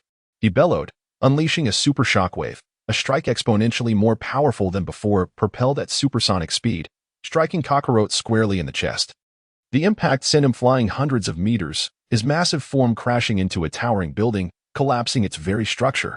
Observing the battlefield through surveillance, the commander expressed her profound dissatisfaction with the situation. The super shockwave possessed immense destructive capability, classified as a weapon of mass destruction, and its deployment within the city was strictly forbidden. How dare you use the super shockwave in the city? The super warriors displayed no fear, but rather calmly explained the situation. There was no alternative. Only this method could inflict harm upon them, and their immense physiques meant that all attacks would land upon their bodies. The Supreme Commander contemplated for a moment before granting permission for their use. Otherwise, if the two were not dealt with promptly, the casualty count could rise alarmingly. Kakarot was struck into unconsciousness, and Raditz, relying on his tough skin and immense strength, relentlessly hurled debris at the super warriors. Yet, one individual evaded all the assaults and swiftly maneuvered beneath him, channeling energy towards Raditz's rear. Caught unawares, Raditz was penetrated by the energy blast, inadvertently obliterating his tail, which immediately reverted him to his humanoid form, inciting a fit of rage. The super warrior was momentarily startled, but soon realized that the tail was indeed their Achilles heel. Initially, he merely believed that attacking that area would make evasion exceedingly difficult, never anticipating such an effect. Unable to transform into a great ape, Raditz found it impossible to take on two opponents alone, while Kakarot was cornered, with both super warriors targeting him. Understanding the weakness of the great ape, they abandoned the idea of severing his tail and opted for a more straightforward approach. Two super energy waves aimed to dispatch him, just as Kakarot, still in a state of unconsciousness, opened his eyes in a frenzy. He unleashed a deafening roar, drawing upon all his energy. He did not direct an attack towards them, but instead launched an assault upwards. The super warriors sensed impending doom, yet they could not intercept the energy wave, helplessly watching as it soared beyond the atmosphere. Chapter 51. The Secret of Immortality. The energy blast collided with the illumination device developed by the higher people, arriving with startling suddenness. The personnel responsible for monitoring the device were unable to activate protective measures in time, becoming engulfed by the energy surge. By sheer coincidence, the blast penetrated the very center of the apparatus, causing the entire illumination system to collapse and disintegrate into massive fragments. As these colossal machine remnants plummeted onto highest star, the magnitude of the ensuing chaos was unimaginable. Countless debris cascaded down like meteors, with the military command ship suspended in the air being the first to be struck, resulting in a catastrophic explosion. In the face of such calamity, the city's structures crumbled as though made of tofu, the blast igniting flames that soared skyward. The super warriors realized their predicament, but it was too late. Kakarot intended to perish alongside them. Seizing the moment of their astonishment, Kakarot leaped into the air and grasped his elder brother Raditz firmly in his hand, leaving Raditz bewildered at what this foolish sibling was attempting. The entire planet's structures and all forms of life were obliterated, reduced to nothingness. Once a technologically advanced world, it ultimately fell victim to its own innovations, collapsing under the weight of its own creations. After a series of explosions and bursts of flame, the city lay in ruins, the sky shrouded in darkness and enveloped by ominous clouds. Time passed, though it felt indeterminate, until Kakarot and Raditz regained consciousness, reverting to their human forms through a specialized device. Raditz stared at him in disbelief. This foolish brother had shielded him with his own body. Was there anyone among the Saiyans capable of such selflessness? Seeing that Kakarot still drew breath, Raditz felt a sense of relief. Kakarot, how did you withstand that kind of attack? Even the defense of a great ape should not have been able to block such an assault, he pondered, astonished that Kakarot had survived. Shielded by the colossal ape, Raditz had emerged unscathed, his battle armor largely intact. In stark contrast, Kakarot was grievously injured. His back appeared as if scorched by flames, his clothing tattered, unable even to open his eyes, blood oozing from various wounds. I couldn't withstand it. I simply couldn't hold on, Kakarot murmured, and with those words, he lost the strength to speak, prompting a moment of panic in Raditz, who feared his brother had perished. From amidst the rubble, a man crawled out, one of the super warriors, though his condition was hardly better. His armor lay in shards, blood trickled from his forehead, and his left hand was completely severed. Fortunately, being near the great ape, Kakarot had mitigated some of the damage. Otherwise, he would have met the same fate as the three others. I will ensure your complete annihilation, he vowed, his right hand gathering energy for a super shockwave. With his home and family lost, he sought to exact vengeance upon these two scoundrels. Yet, in the very moment before unleashing his attack, a foot descended from the void, crushing his skull. Raditz, following the line of sight, spoke with a hint of trepidation. Vegeta, Nappa, how did you arrive early? Vegeta offered no response, instead surveying the surroundings with an air of arrogance, clearly impatient. You two imbeciles, what on earth have you done? Vegeta's expression was one of fury, leaving Raditz momentarily speechless. Kakarot, propping himself up weakly, remarked, we cleared this planet for you. You can sell it now. Vegeta, seething with rage, retorted indignantly, you wretch. Sell it? Who would I sell a planet in this state to? In general, Frieza indeed annihilates the native inhabitants of a planet before offering it for sale. However, this particular planet not only lacks its original denizens, but its environment has also been ravaged beyond recognition, rendering it a volatile sphere on the brink of explosion. Who would dare to purchase such a desolate world? Consequently, the four hastily departed from that place, returning to Frieza's domain to tend to the nearly lifeless Kakarot. After some time, Kakarot's injuries healed, and the four convened to devise a strategy. Nappa also revealed to Raditz the true reason behind their actions. Frieza sought to uncover the secrets of planet Heller, yet in their naivety, they had eradicated its entire populace. Disdainful of Raditz, Vegeta and Nappa withheld the true nature of their mission from him. Frieza's intentions extended beyond merely selling planet Heller. He also coveted the technology residing there. However, considering Raditz's lack of strength and courage, they only advised him to avoid damaging the research facilities, omitting Frieza's orders. Yet, with Kakarot's arrival and ensuing conversation, Raditz felt an urgent need to prove himself. Fueled by the presence of his brother, he impulsively decided to take action. Vegeta did not conceal his displeasure, unleashing a torrent of curses upon Raditz. Frieza was already seething with rage. You two imbeciles.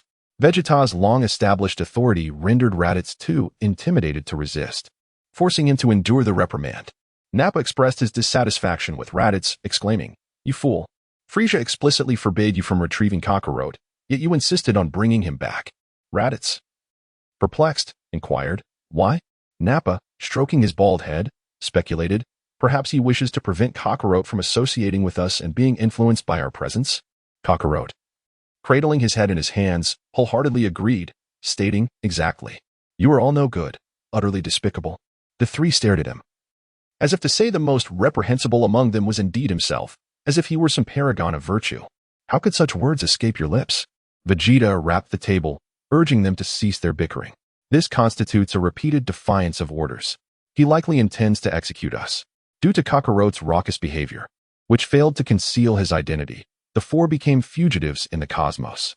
Not long after their departure, planet Heller erupted in a cataclysm of volcanic activity and tsunamis, ultimately leading to its self-destruction, transforming it into a lifeless husk.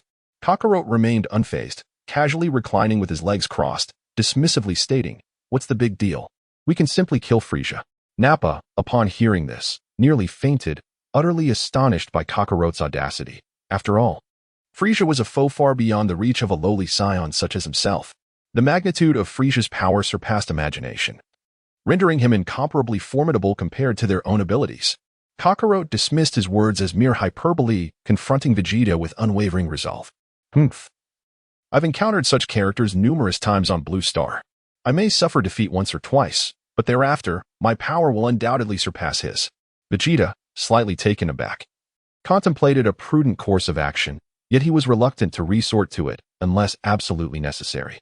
"You are aware of the Saiyan ability to enhance power upon near-death recovery, are you not? Let us pay a visit to Frieza. It shall suffice for just the two of us." A flicker of delight crossed Kakarot's mind. He was certain that upon seeing Frieza, he would seize the opportunity to eliminate that wretched being. What was Frieza to fear? The two swiftly arrived at Frieza's stronghold. Entering the main control room of the spaceship, where Frieza lounged in his levitating chair, a look of impatience etched on his face. What a disgrace. Utterly useless fools, possessing nothing but brute strength and destruction, and yet they dared defy my orders. Frieza's ire escalated as he spoke, while Kakarot, upon encountering Frieza, was rendered speechless by the latter's terrifying presence. Any thoughts of vengeance evaporated in the face of Frieza's overwhelming power, leaving him to passively endure the scolding without a hint of rebellion. Vegeta observed Frieza's expression shift from annoyance to fury and then to a twisted rage. His fingers subtly lifted. He recognized that a decisive action was imperative, lest he meet a grim fate. Without a moment's hesitation, he transformed his right hand into a blade, striking Kakarot's unprotected neck and severing his head with a swift motion. "Lord Frieza, you are correct. It is the foolish Saiyans who are to blame. My oversight has led to this failure. To atone for my mistakes, I shall execute Raditz and Nappa immediately. I am your most loyal servant and will never betray you again, nor will I allow these imbeciles to influence me any longer." As Kakarot's lifeless body fell, blood staining the floor, Frieza paused, contemplating Vegeta's loyalty, which sparked a new thought. If you can so easily dispatch your own comrade, Perhaps I can grant you a reprieve." With that, Vegeta turned to depart, a lowly soldier of Frieza's army in tow, one hand gripping Kakarot's severed head and the other dragging his corpse behind him. Beside Frieza, Zarbon seethed inwardly at Vegeta's actions, cursing his treachery. Truly despicable, quietly diverting Lord Frieza's wrath onto Nappa and his companions, thus securing his own chance at survival. Vegeta emerged from his chamber, utilizing the communicator at his ear to summon Nappa, instructing him to bring Raditz forth, as he wished to confer with him. Half an hour later, upon returning to his quarters, Vegeta beheld Nappa and Raditz within. As he stepped into the room, he was met with an astonishing spectacle. His eyes widened in disbelief. Kakarot, whom he had decapitated, was now leaning against the wall, regarding him with an icy stare. "You truly are a scoundrel, Vegeta," Kakarot remarked. Vegeta instinctively retorted, "How is this possible? It cannot be. I distinctly killed you with my own hands." He was acutely aware that he had indeed severed Kakarot's head. Yet here he stood, alive and well before him. Kakarot, cautious not to move excessively due to the fresh sutures on his neck, smugly continued, "Rather than betraying us to serve Frieza as a lapdog, you would be better off embracing immortality like myself, gradually growing stronger until you surpass Frieza." His words ignited a spark of intrigue within Vegeta. Saiyans were not like others. Dying and resurrecting merely granted an additional life, or in other words, another opportunity to perish. The Saiyan ability to recover from the brink of death significantly augmented their battle prowess. Thus, if one could attain immortality, it would imply an endless potential for strength. Given time and this extraordinary capability, what was Frieza but a trivial obstacle? Unable to contain his exhilaration, he urgently inquired, "How did you acquire this power?" Raditz interposed between the two, fully aware of Vegeta's intent to eliminate the three of them in exchange for the life of one. Yet, he refrained from confronting Vegeta. For the reason was simple. None of them stood a chance against him, even with Nappa's assistance. "We should depart post-haste. Otherwise, once Frieza discovers that Kakarot yet lives, he will swiftly eliminate us." Upon hearing this, Vegeta found the reasoning compelling. With the acquisition of immortality, why would he need to fear Frieza? The true ruler of the universe should be none other than himself, the Saiyan Prince, Vegeta. The four of them dispatched the guards, subdued their energy signatures to avoid detection, and departed in a space pod, flying away from the scene. By the time Frieza learned of this, they had long vanished without a trace. For the sake of safety, they frequently changed their space pods along the way to conceal their movements. Ultimately, they resolved to head to the KS Galaxy, where the ruler possessed considerable prowess. Frieza's army had consistently failed to conquer that territory, making it a relatively safer option for them. Kakarot recounted his own experiences, revealing that by a twist of fate, he had encountered a blue-haired human who introduced him to the existence of the Dragon Balls. He successfully gathered the Dragon Balls, acquiring a diluted version of immortality, which allowed him to repeatedly return from the brink of death, surpassing all beings on Blue Planet. Vegeta remained skeptical, questioning how such a wish-granting artifact could possibly exist. Surely, such a thing was a figment of fantasy. "Are you serious?" he asked incredulously. Kakarot pointed to himself, seemingly unfazed by Vegeta's doubts. "But you can see my body. I haven't been killed by you." During these past few days, Vegeta noticed a shift in their attitudes toward him. Even Nappa seemed to regard him differently. After all that had transpired, it was difficult to maintain their previous dynamic. Nappa, however, had developed a strong trust in Kakarot, believing in the evidence before him. "Let us hasten to Blue Planet," he suggested. Vegeta dismissed the proposal, deeming it akin to courting death. Nappa was utterly foolish. Blue Planet lay within Frieza's domain, who was likely scouring the universe for them, particularly targeting the planet where Kakarot had descended. Returning would be akin to walking into a trap. As Vegeta pondered how to safely return, Kakarot doused their hopes with cold reality. "It's no longer usable. They turned to stone years ago. Previously, they would restore within a year after every wish. But this time, far more time has passed without them reverting to Dragon Balls." Vegeta turned to Raditz, who had been gathering information during their time away. Perhaps he had some promising news. "What progress have you made on your end?" Raditz, with an unpleased expression, delivered significant news. "I have a lead. Among my contacts, one individual has shown great interest in the Dragon Balls and has invited us to visit his master's planet." Chapter 52. Defeat and Retreat. Vegeta did not hesitate and immediately agreed. With the combined strength of the four of them, they could venture anywhere without issue. No one could impede their united front. Even within Frieza's army, few could rival him, with only the likes of Zarbon, Dodoria, and the Jinyu force posing a challenge. He possessed unwavering confidence in his abilities, ready to face any perilous situation, prepared to fight if necessary. Without further delay, the quartet took flight towards the designated location, landing to find someone awaiting their arrival. "My master has been expecting you for quite some time," the figure announced. The four of them were taken aback. This individual was formidable, even surpassing that of Bu, yet merely a servant. On this planet, they sensed several potent presences, necessitating a cautious approach. They were led into a lavish palace, where an elderly man seated upon a lofty throne was introduced as the master, King Slag, the invincible ruler of the KS galaxy.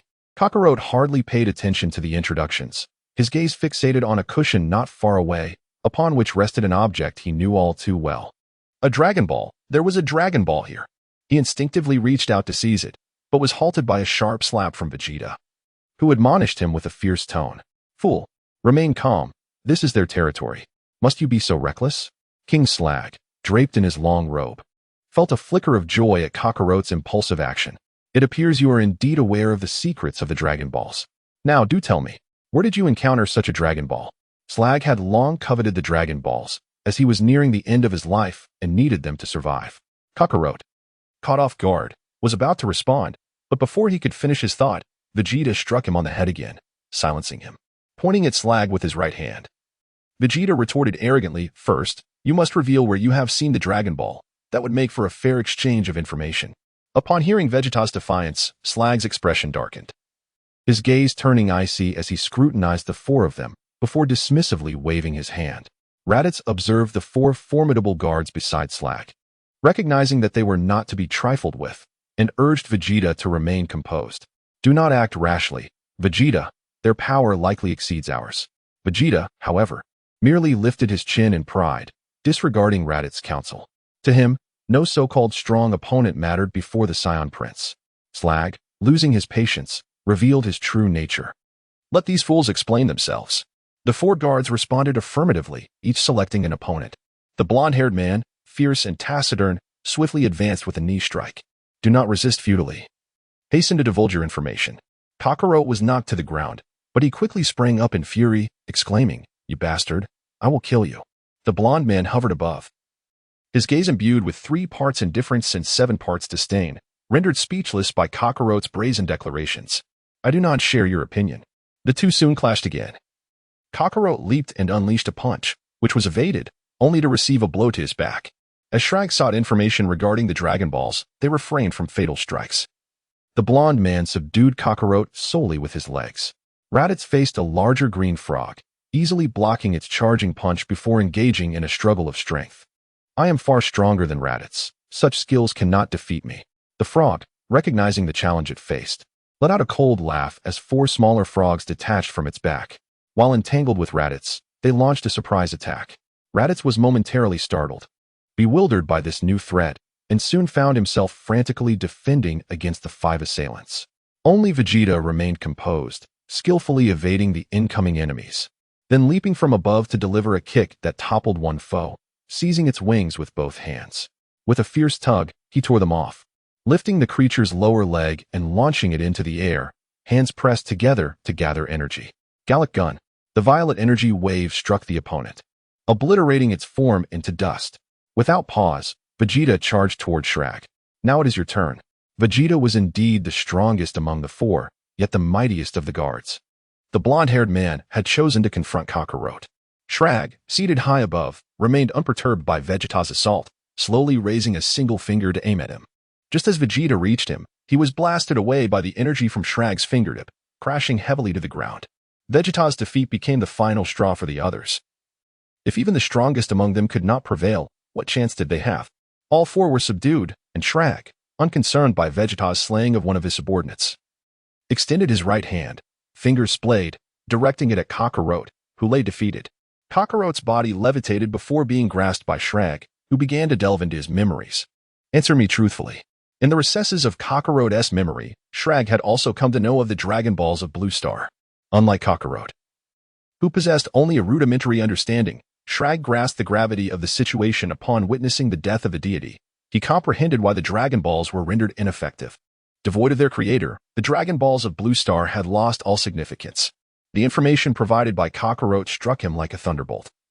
as he had anticipated that these individuals might bring forth some unexpected revelation. Instead, he was met with disillusionment, and a sense of urgency began to consume him. Without the Dragon Balls, annihilation awaited him. Seizing the moment when Shrag was off guard, Kakarot suddenly reached out and yanked off the mask from his face, revealing a familiar figure. You bear an uncanny resemblance to the deity of Blue Star, the seasoned warrior Vegeta, having traversed countless planets. Immediately recognized him as an Namekian and formed a conjecture in his mind. Observing Shrag's countenance, the golden-haired man discerned that he likely had not acquired any useful intelligence. And he sighed before voicing his opinion. King Shrag, these four are significant fugitives pursued by Frieza. If they hold no value for us, it would be prudent to return them. Shrag grinned menacingly, pondering the formidable nature of Frieza. Noticing Shrag's indecision, the golden-haired man knelt, earnestly beseeching, "Permit me to speak. Should Frieza decide to take action against us for this matter, we presently stand no chance." Frieza's strength was formidable, and his army far surpassed Shrag's. After a moment of contemplation, Shrag resolved to hand them over to Frieza. He felt his own age weighing upon him. By the time he regained his youth, Frieza would likely have relinquished his dominion over the cosmos. Vegeta, for reasons unknown, refrained from a desperate struggle. Perhaps he recognized the disparity in power and wished to avoid engaging in futile endeavors. The four were bound to a device, awaiting the completion of the spaceship to transport them before Frieza, thereby ingratiating themselves with him. Once the guards had vacated the vicinity, Raditz began to writhe, unable to free himself from his bindings, and turned to Vegeta. "Vegeta, surely you can free yourself from these chains." Currently, the four were ensnared by a specialized apparatus, strapped to four medical beds, yet Vegeta remained remarkably composed, exhibiting no signs of panic. Raditz, too, recognized that in their current predicament, being returned to Frieza would spell certain doom. Yet Vegeta remained unfazed. He must possess a means of escape. Indeed, as anticipated, Vegeta flexed his wrists and began to maneuver his hands. Of course, this is hardly a challenge. Despite the claims, Vegeta remained shackled, diligently nursing his wounds. Days passed without any intention of escape, until the 8th day, when he finally stirred and instructed Raditz to sense the surrounding energy. Raditz expanded his perception, scanning the vicinity. "All right, it seems feasible to slip away quietly. I have observed them recently. His guards rarely come here, and I haven't sensed their presence in quite some time." Naba expressed envy, still unable to utilize energy sensing himself. "After we escape, you must teach us this method of sensing energy. How is it accomplished?" As the three pondered their strategy with vigilance, Kakarot slept soundly, occasionally shouting threats to annihilate all humans on Blue Star. "I will eradicate humanity. You shall all perish at my hands." Despite his recent interactions with Raditz altering him significantly, the imprint of Kakarot's childhood lingered, haunting his dreams of slaughtering on Blue Star. Vegeta sighed in exasperation, lamenting the caliber of his companions. How can he sleep so soundly, even in such perilous circumstances? What kind of talent allows one to slumber like a dead pig? Just as they finalized their plans, a diminutive man clad in a gray robe entered, unlocking the door to their confinement. With a tone of feigned camaraderie, he declared, "I stand with you. I have had enough of this wretched planet. Let us escape together." Vegeta regarded him with confusion, and without awaiting the other's consent, the small man manipulated a device, freeing Vegeta from his restraints, cautioning them. To the east lies the location of the escape pod, but silence is paramount. There are numerous guards on watch. With your abilities, you should be able to eliminate them before they sound the alarm. The small man's message was clear.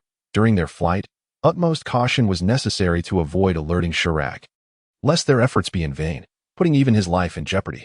The group quickly conferred, preparing to leave. Raditz approached Kakarot, shaking him awake. "Kakarot, we are leaving. It's time to escape." To their surprise, Kakarot, who had been sleeping soundly, instantly awakened at Raditz's words, activating his Bull's light amplification device, his eyes glowing crimson. "Huh, you pathetic scrap metal think you can contain me?" In an instant, he transformed into a great ape, crashing through the walls of their confinement and prompting Shrag's subordinates to rush in, triggering the alarm system. Naba and Vegeta stood in shock, bewildered by Kakarot's abrupt transformation, realizing they would have to charge through rather than sneak away. Exasperated, Vegeta's temper flared, cursing loudly. "You fool! I truly wish to kill your brother, that imbecile." Raditz chimed in, "You cannot kill him." Upon hearing the commotion, the first to rush over in support was the frog, which summoned 4 small frogs to obstruct the path of Naba, hurling down curses from their elevated position. Fool, do you wish to taste defeat once more? In their previous encounter, the two were evenly matched. However, the frog's division of 4 small ones had caught Naba off guard, leading to his defeat. Naba smirked, resolved to teach them a lesson. With a swift motion of his right hand, he unleashed 4 punches, obliterating the 4 small frogs. Fool, I have discerned your tactics, and I have grown stronger as well. The frogs, witnessing this spectacle, were left in disbelief. In their perception, Naba had indeed become significantly stronger than during their last encounter. Yet they were confined. How could he have improved? How could this be? The same tactic proved ineffective against a Saiyan upon a second confrontation. Before the frog could react, Naba's fist shattered its skull. Revitalized from the brink of death, Naba had indeed made considerable gains, far surpassing his strength from days prior. The blonde-haired individual, realizing the situation too late, approached just in time to witness Kakarot smashing against the wall, leaving him utterly astonished. What on earth is that? A giant ape has emerged. He had never heard of Saiyans, nor was he aware of the concept of great ape transformation. Faced with this sudden adversary, he could not fathom how such a creature had breached their defenses. While he stood there in a daze, Kakarot was far from dawdling. He sought vengeance, whether justified or not, and was intent on causing destruction. Chapter 53. The acquisition of immortality. With both hands clasped together, Kakarot delivered a devastating blow to the blond man, sending him flying far away. The last of the 4 guards, arriving belatedly, pondered that the sentinels had yet to quell the insurrectionist and surmised that he must intervene. Just then, he spotted a blurry figure hurtling towards him. In an instant, the figure was upon him, and he could finally discern its identity. The collision sent him hurtling away, and both men, akin to sandbags, crashed through several heavy barriers, subsequently losing consciousness. Kakarot reverted to his original form, surveying the area where the others had come from, only to see a large spacecraft. Wait, where is our escape pod? Naba responded vaguely, I don't know. Forget about it. As long as we can flee, that's what matters. The group successfully boarded the spaceship and departed from Slag's stronghold. Today, Slag was absent from the planet but remained in proximity. Otherwise, they would have had no chance to escape. Which also explained why the diminutive man dared to come and relay information. The group deliberated strategies for their impending meeting with Slag, who had developed new ideas. The deity from the blue planet that Kakarot mentioned was a Namekian, as was Slag. They were both aware of the Dragon Balls, and it was presumed that Namek must possess even more powerful Dragon Balls. Vegeta envisioned a future where, upon attaining immortality, he would become the most formidable Saiyan in the universe. No one could thwart him. Not even Shrag or Frieza could withstand the might of the Saiyans. Meanwhile, Frieza's minions had tracked the movements of Vegeta and his companions and were reporting their findings. Frieza, with a sardonic smile, ordered his subordinates to recalibrate their target, as he intended to personally deal with Vegeta and his allies.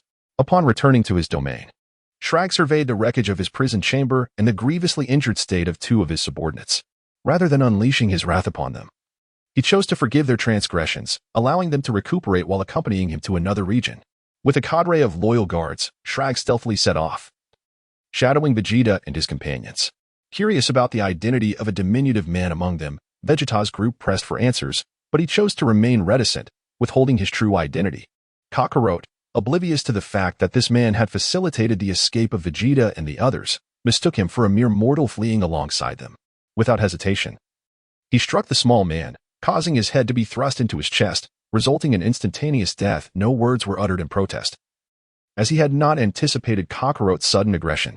Vegeta regarded Kakarot with disdain, questioning his inability to allow others to finish speaking before resorting to violence. The diminutive man, now deceased, was revealed to be a sorcerer of the universe. He had also discovered half of the illusion demon Hildergan, slain the brother of Tap Ion, and sealed Hildergan within himself, yet was unable to locate the music box that contained the other half. Thus, he sought to harness the power of the Namekians to use the Dragon Balls to wish for the other half, believing that with the complete Hildergan, he could dominate the universe. Unfortunately, his venture met with premature demise at the hands of Kakarot, who struck him down before he could release Hildergan. As Vegeta and his companions boarded their spaceship, they were the first to arrive on Namek, only to encounter the patrolling Nail. With a combat power of 42,000, the outcome was predictable. They were soundly defeated, particularly Kakarot, who bore the brunt of the assault due to his reckless mouth and erratic behavior. However, They did not retaliate against the Namekians, as Nail, embodying the Namekian ethos of kindness, chose not to annihilate them, but rather urged them to leave his planet at once. Grateful, Raditz and the others supported one another back to their spacecraft. On their way, they fortuitously encountered Dind, the most talented healing Namekian of the age, capable of mending grievous injuries in mere seconds. Mistaking them for visiting aliens due to their severe wounds, he willingly offered his healing services, restoring their health within minutes. This discovery thrilled Vegeta, as a Saiyans near-death recovery could significantly enhance their combat power. However, the fear of dying before receiving treatment deterred most from attempting such feats. With this young boy's assistance, they could potentially grow infinitely stronger. Even Kakarot's immortality had its limitations. He could only recover to a state of near immortality, necessitating healing to regain full functionality. Thus, Vegeta contemplated using this boy as a means to an end, deciding that after gathering the Dragon Balls and wishing for immortality, they would coerce Dind into providing continuous healing. As their near-death experiences augmented their power, Kakarot, without a second thought, unleashed a Kamehameha directed at his own chest, inadvertently killing himself due to a lack of control over his strength. The others were momentarily stunned by this reckless act. After Dind had healed them, he left, only to be summoned back in confusion over Kakarot's rapid demise. Nevertheless, he managed to restore Kakarot's life, granting him an additional near-death experience, which propelled his power beyond that of Nappa, edging closer to Vegeta's level. This incited a sense of danger in Vegeta. He could not allow Kakarot's strength to surpass his own, or it would spell trouble for him. Following Vegeta's group, Frieza also arrived on Namek, searching for them. The four strategized and stealthily sought the Dragon Balls. Utilizing their ability to suppress their energy signatures, they evaded detection, leaving Frieza in a state of impotent fury. Upon learning of the existence of the Dragon Balls through a subordinate, Frieza was elated, realizing he could wish for eternal life. However, unbeknownst to him, Vegeta had already secured 5 of the Dragon Balls, leaving only 2 remaining. With the 4 hiding, Frieza was left with no option but to call out to them, offering to overlook past grievances and even proposing that Vegeta become his commander, wielding power over countless others. Such childish deceit was not lost on Vegeta, who continued to exploit the healing bug. Nappa and Raditz were astounded. Lacking immortality, one misstep could lead to their demise. Though hesitant to engage in reckless endeavors, they watched Kakarot, seemingly addicted to self-destruction, repeatedly dying only to be healed. Vegeta, in a state of anxiety, recalled having killed Kakarot once. If his power surpassed Vegeta's, retribution would be inevitable. Thus, he too inflicted grievous wounds upon himself, while Frieza's arrival wreaked havoc upon villages, providing an excellent excuse for Vegeta and his companions. They informed Din that Frieza was a villain pursuing them, and to protect the planet and themselves, they were engaged in combat with Frieza, resulting in their injuries. Trusting their sincerity, Din believed them, especially since Frieza's minions were indeed committing atrocities in their quest for the Dragon Balls.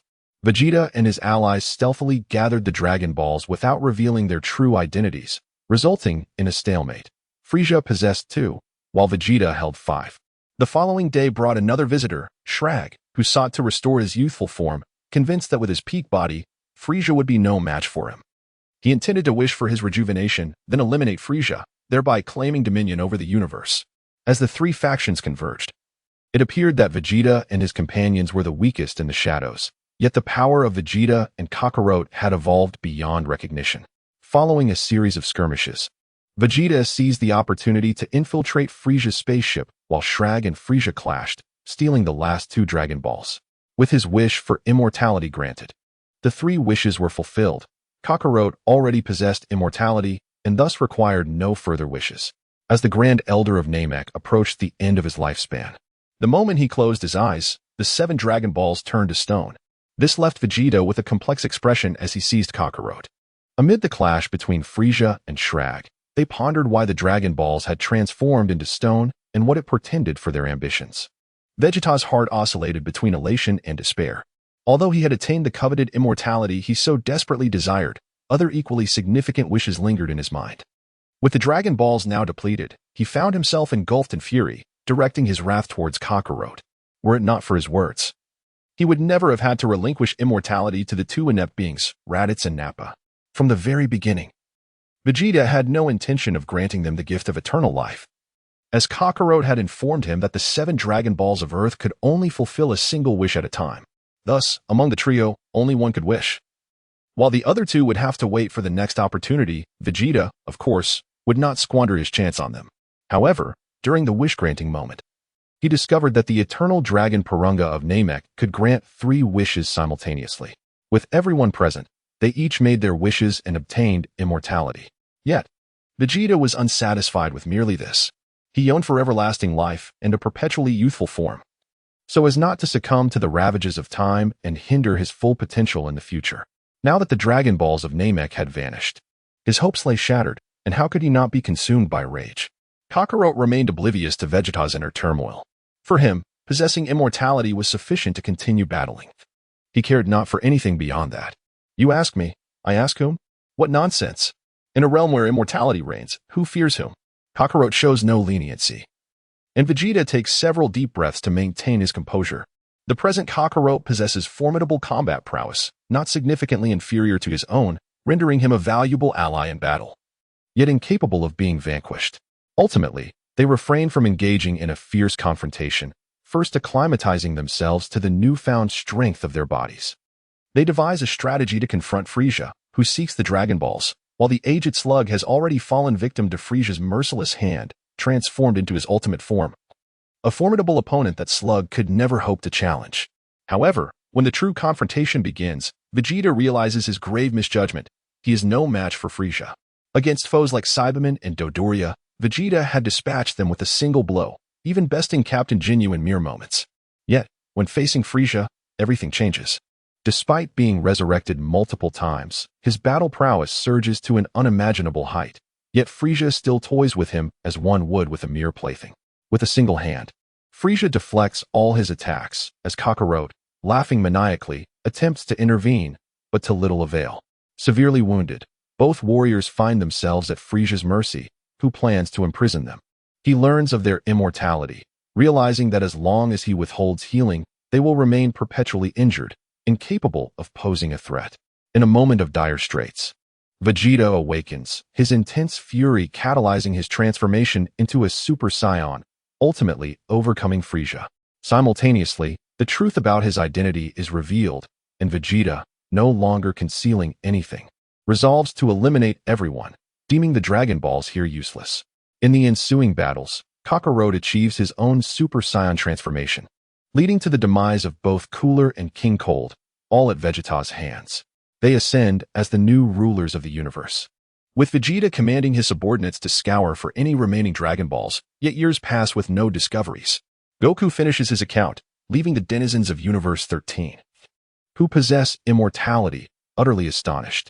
They have utilized the Dragon Balls for so long, never considering the prospect of immortality, deeming it a most unfair advantage.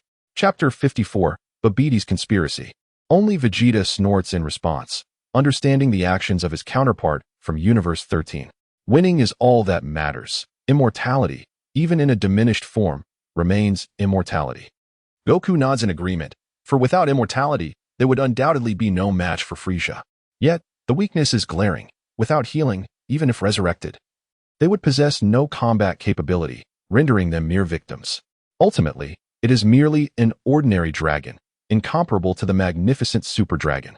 It only allows them to cling to life after death, while being utterly helpless regarding their injuries. Healing must be sought, allowing for gradual recovery, which is in an entirely different league compared to the immortal form of the Ultra Instinct Goku. The next match features Buu from Universe 11 facing off against Super Vegeta from Universe 18. Upon seeing this old rival, Super Vegeta allowed a knowing smile to grace his lips, for he had finally encountered him once more. Chao Bic comprehends the essence of Vegeta's laughter, for he himself has once fallen victim to Buu's wrath, and now he finds the perfect opportunity for vengeance. This Buu possesses formidable strength. It appears he is not yet separated from the malevolent Kid Buu, embodying both good and evil simultaneously. The plump Buu from the space-time continuum is the benevolent Buu, who has initially diverged from the original Kid Buu. Consequently, his strength has diminished significantly. However, prior to the Tournament of Power, he endeavored to prepare for the competition through solitary training. Regrettably, as the hibernation period arrived, he was unable to participate as desired. The Super Vegeta, without glancing back, maintained an air of arrogance as he strode confidently onto the arena. The rotund Buu of Universe 11, evidently self-assured, proclaimed loudly, "I shall emerge as the champion this time." As Super Vegeta takes the stage, he transforms into a Super Saiyan 2 and launches a relentless assault on the rotund Majin Buu. His right hand pierces through Buu's left chest, but as he attempts to retract his arm, he finds himself ensnared by an inexplicable force, rendering him unable to withdraw. Majin Buu retaliates with a powerful punch, yet Super Vegeta remains unfazed. He propels himself into the air, executing a graceful inversion to evade the blow, while simultaneously gathering energy in his left hand to unleash a golden energy wave. Caught off guard, Buu's head is obliterated by the attack. Seizing the opportunity, Super Vegeta yanks his right arm free and performs a backflip to create distance, placing both hands atop his head as energy surges within him. The Gallic Gun, a purple beam of devastation, is unleashed at an astonishing speed, resulting in a cataclysmic explosion that shatters Majin Buu's form, scattering chunks of flesh across the arena. Small fragments writhe on the ground, eventually coalescing into numerous diminutive Buus, overwhelming the stage with their presence. Super Vegeta gazed upon the scene before him with a knowing smile. Reminiscent of the time he faced the malevolent Kid Buu and fell victim to a similar tactic. However, he had since grown significantly stronger. Such trifles held no sway over him now. Vegeta summoned every ounce of energy within him, coalescing it into a formidable sphere. In an instant, he unleashed this power, causing it to radiate in all directions, engulfing and tearing apart the myriad forms of Buu. Following the colossal shockwave, the original Fat Buu on the arena was restored, while the remnants of the smaller Buus amalgamated into the singular Fat Buu once more. Despite enduring such a devastating blow, Fat Buu remained unfazed, grinning widely to reveal 2 rows of gleaming white teeth as he chuckled foolishly. Haha. Super Vegeta also laughed, a derisive sneer. So, still as foolish as ever, are you? After all these years, you have made no progress. Upon hearing Super Vegeta's mockery, Fat Buu's head began to emit steam, his entire body trembling as he unleashed the power within. Super Vegeta, unhurried and composed, merely observed him with a chilling gaze until the rotund Buu narrowed his eyes into slits and charged toward him, reaching his side in an instant. Super Vegeta finally reacted, casually shaking his head to deftly evade the incoming punch. With a firm grip, he seized the tuft of Fat Buu's hair and hurled him backward with great force. His hair and eyebrows transformed into a brilliant red, and emboldened by Super Buu's guidance, Fat Buu showed no signs of retreat. A ferocious canine flipped over and charged again, launching a flurry of rapid punches towards Super Vegeta. Just before their fists collided, Super Vegeta lowered his head, then, with a swift motion, transformed his palm strike into a powerful punch that landed with precision. Utilizing his waist strength, he executed an uppercut that sent Fat Buu soaring through the air, denying him a moment to recover before reappearing above him to deliver a devastating knee strike from above. This seamless series of attacks left Fat Buu with no respite, flowing together like a river. The arena floor lay in ruins once more as the now enraged Fat Buu radiated a pink luminescence all over his body. Super Vegeta advanced step by step towards the antenna on the back of Fat Buu's head, which directed itself at him, unleashing a furious roar. "I shall transform you into a chocolate confection and devour you." A pink magical beam shot forth, piercing through Super Vegeta's form, transforming an unknown competitor beneath the arena into a chocolate candy. The figure of Super Vegeta flickered rapidly, leaving Fat Buu unable to ascertain his precise location, thus finding himself in a precarious situation. Observing from the sidelines, Babidi, the sole representative of his kind in the arena, witnessed his Fat Buu on the brink of defeat. With a swift motion, he opened his mouth to utter a spell in an attempt to assist his beleaguered ally. However, before he could articulate even a single word, a hand clamped over his mouth. The Supreme Kai of the West had arrived to oversee his actions. "No cheating from the sidelines, Babidi," he admonished. They had long anticipated that Babidi would not idly watch his Fat Buu face defeat, undoubtedly seeking to intervene. Babidi's expression darkened, but upon glancing around, he realized that he had only one formidable ally, the Demon King Dabura, at his disposal, which quelled his fury. On the stage, Fat Buu was forced to retreat continuously, his magical beams proving ineffective, leaving him with no escape. Just as he prepared to make a desperate stand, Super Vegeta's fist ascended, launching him into the air. Whereupon he clasped his hands to his chest, golden energy surging around him. Upon sighting Fat Buu, Super Vegeta conceived a plan. He intended to ensure that Fat Buu would meet an irreversible fate, one from which there would be no resurrection. Ultimately, A magnificent and robust golden energy wave erupted forth, its overwhelming force creating a tempestuous aura that compelled onlookers to shut their eyes against the spectacle. Surrounding the wave were twinkling motes of starlight, while fear etched itself across Fat Boo's face as he extended his hands to unleash several energy blasts, all of which crumbled upon contact, proving utterly ineffective in halting the impending doom. Resigned, he raised his hands defensively before him, attempting to withstand the onslaught. But within less than a second, he was engulfed by the overwhelming energy. The aura emanating from Super Vegeta grew increasingly potent, boundless, and unyielding, as if it knew no limits. Fat Bu was hurled out of the atmosphere, his body reduced to ashes, leaving no trace of his existence. The referee declared Super Vegeta the victor. However, from the corner of the 13th universe's contestant area, a large mass emerged, struggling to transform back into Fat Bu. Prior to the match, Fat Bu had heeded the advice of Super Bu from the previous night, leaving a portion of himself behind as a precautionary measure. It proved to be a wise decision, for had he not taken such precautions, he would have perished at the hands of Super Vegeta. Babidi, infuriated, returned to the 11th universe's resting area, with Dabura following suit. Babidi was livid over Fat Bu's defeat, throwing and smashing various objects until he regained his composure, sneering as new plans formed in his mind. Damn those Kaioshin, I have had enough of this. I shall dominate this realm. Even the most insignificant of creatures must submit to me, or face annihilation. After all, he could manipulate those with malevolent intentions. And even the mightiest could not escape his grasp. Ordinary beings stood no chance, with Dabura being a living testament to this truth. Dabura bowed his head respectfully, offering his congratulations. Many in this place were consumed by evil thoughts, providing ample opportunity for their master to forge an unparalleled army. Aware of Babidi's formidable nature, Dabura contemplated the possibilities. If he succeeded in controlling everyone, sweeping through all dimensions might not be an impossible feat. Babidi was pleased with his flattery, excitedly spreading his arms as he gazed at the crystal ball before him. That wretched shield cannot withstand my magic. Soon, all will belong to me. Dabura's lips curled into a fervent smile as he gazed at Babidi, presenting his thoughts. Let us begin with that one called Gogeta. He is the strongest among them, as well as that Vegeta. However, upon hearing the names of Gogeta and Vegeta, Babidi shook his head, dismissing the notion. No. Vegeta once resisted my magic and will not fall under my control. This time, I must avoid any contact with Vegeta and his counterparts, or anyone related to him in other universes. Many universes are filled with righteous beings. Even the Vegeta from the 18th universe does not exude any evil intent. With a sigh, Babidi acknowledged that this was the first time he had encountered someone capable of resisting his control, a singular occurrence. Once bitten, twice shy.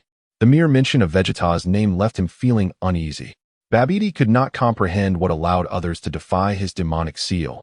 Was it truly merely their pride? As he had been told, such a phenomenon seemed monstrous to him. This time, he would proceed with caution, ensuring that he had ample time to control the majority of the powerful beings, and for safety's sake, he would conceal all demonic seals above their heads. The realm is rife with enigmatic figures. A single misstep could lead to his premature exposure.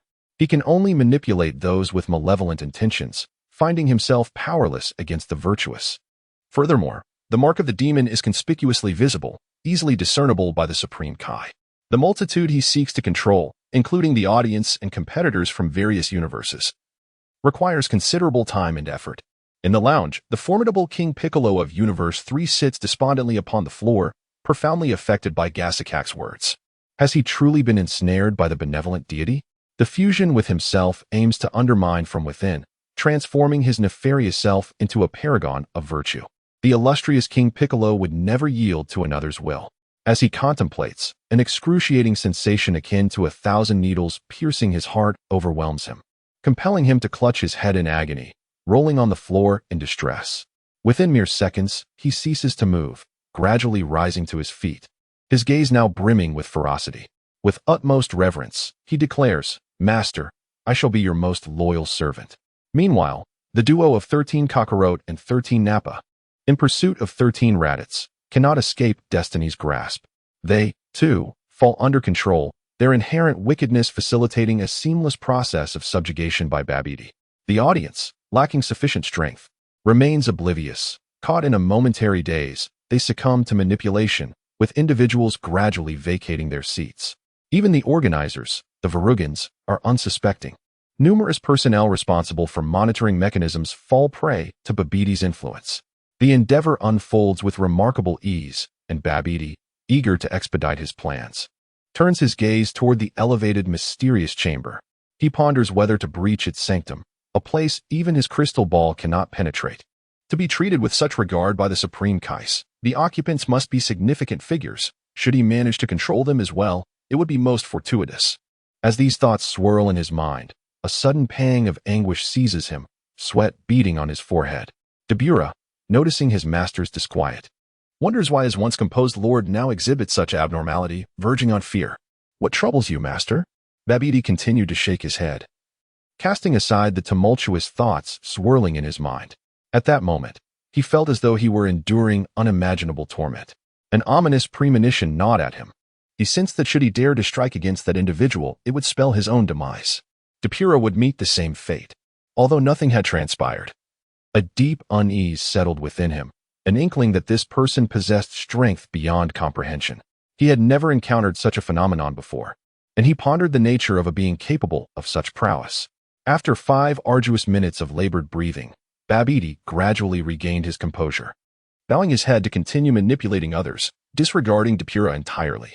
He no longer dared to gaze into the crystal ball at that enigmatic room. Even the mere thought of it was something he strived to avoid. The next match featured Goku from Universe 20 facing off against Tap-Ion from Universe 3. Chapter 55, The Dragon Fist Unleashed. Gogeta's eyes sparkled with excitement. It was finally GT Goku's turn, and he was curious to discover if this fellow had mastered the transformation into Super Saiyan 4, or perhaps even attained a power beyond that. In truth, he was not alone in his curiosity. Others from the space-time continuum had also turned their attention to GT Goku, whose strength vastly exceeded their expectations. Dr. Raichi from Universe 3 kindly cautioned Tap-Ion. "We are currently under a gravitational force 1,000 times greater than normal. If you do not harness the essence of Hildegard before stepping onto the stage, you shall be crushed into a mere pulp upon entering the arena." Tapion's abilities could only be described as average. He primarily relied on the powers of the demon realm to engage in battle. At this moment, he was capable of wielding a portion of Hildegard's abilities. However, Tap-Ion had no intention of unleashing the essence of the demon realm just yet. With a slight smile, he explained to Dr. Raichi, "In truth, I conceived a far superior strategy last night. I shall let him take the stage." After articulating his intention, he clasped his hands horizontally, awakening the mighty Hildegard within him, and serving as a conduit, he was enveloped by its essence. The full manifestation of Hildegard was unleashed, a new ability acquired following his clandestine guidance from Super Bu the previous night. As long as he entered the realm of Hildegard, he would no longer be a target of vulnerability in battle. However, this boon came with a curse, for he would lose control over Hildegard. GT Goku leapt onto the arena, treating the gravity 1,000 times stronger than normal with utter disregard, seemingly unaffected. The moment his toes grazed the arena, he vanished from the spectator's sight, delivering a powerful blow to Hildegard's ankle.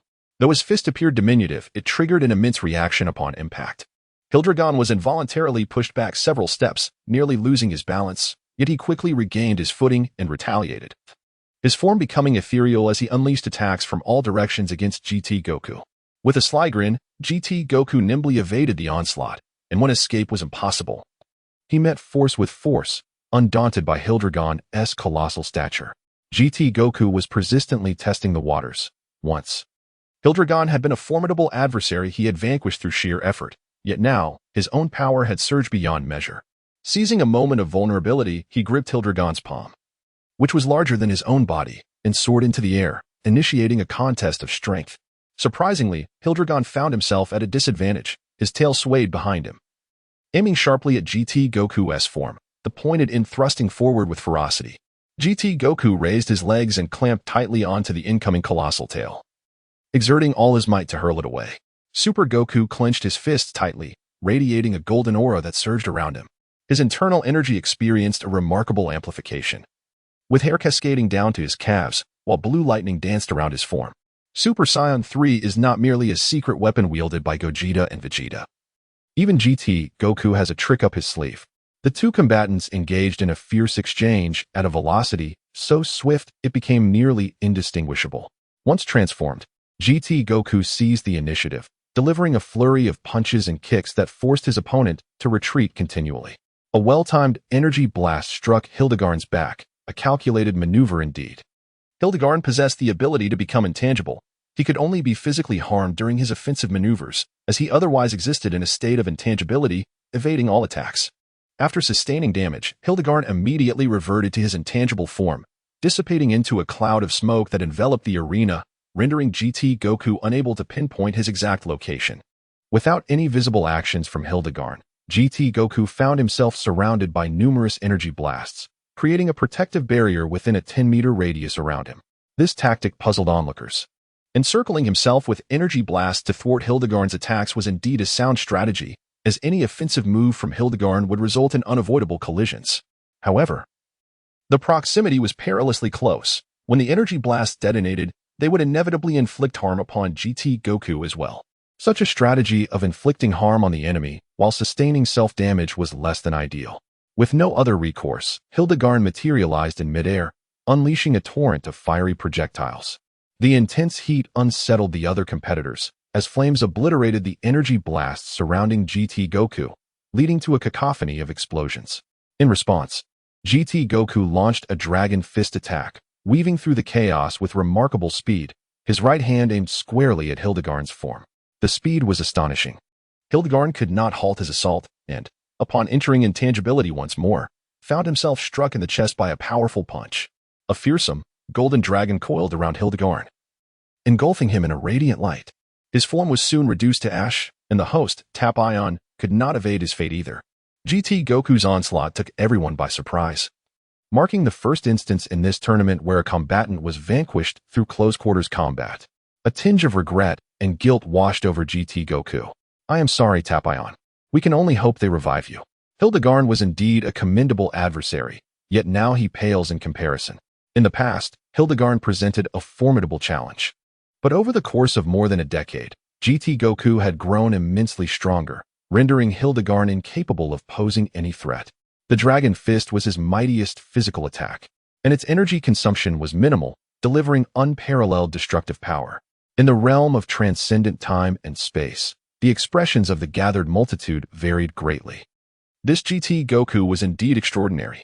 The two young ones, Super Trunks and Super Goten, gazed in astonishment, their pupils dilated in sheer disbelief. Such immense power is truly remarkable. Could it be that he has attained Super Saiyan 3? How can one possess such formidable strength?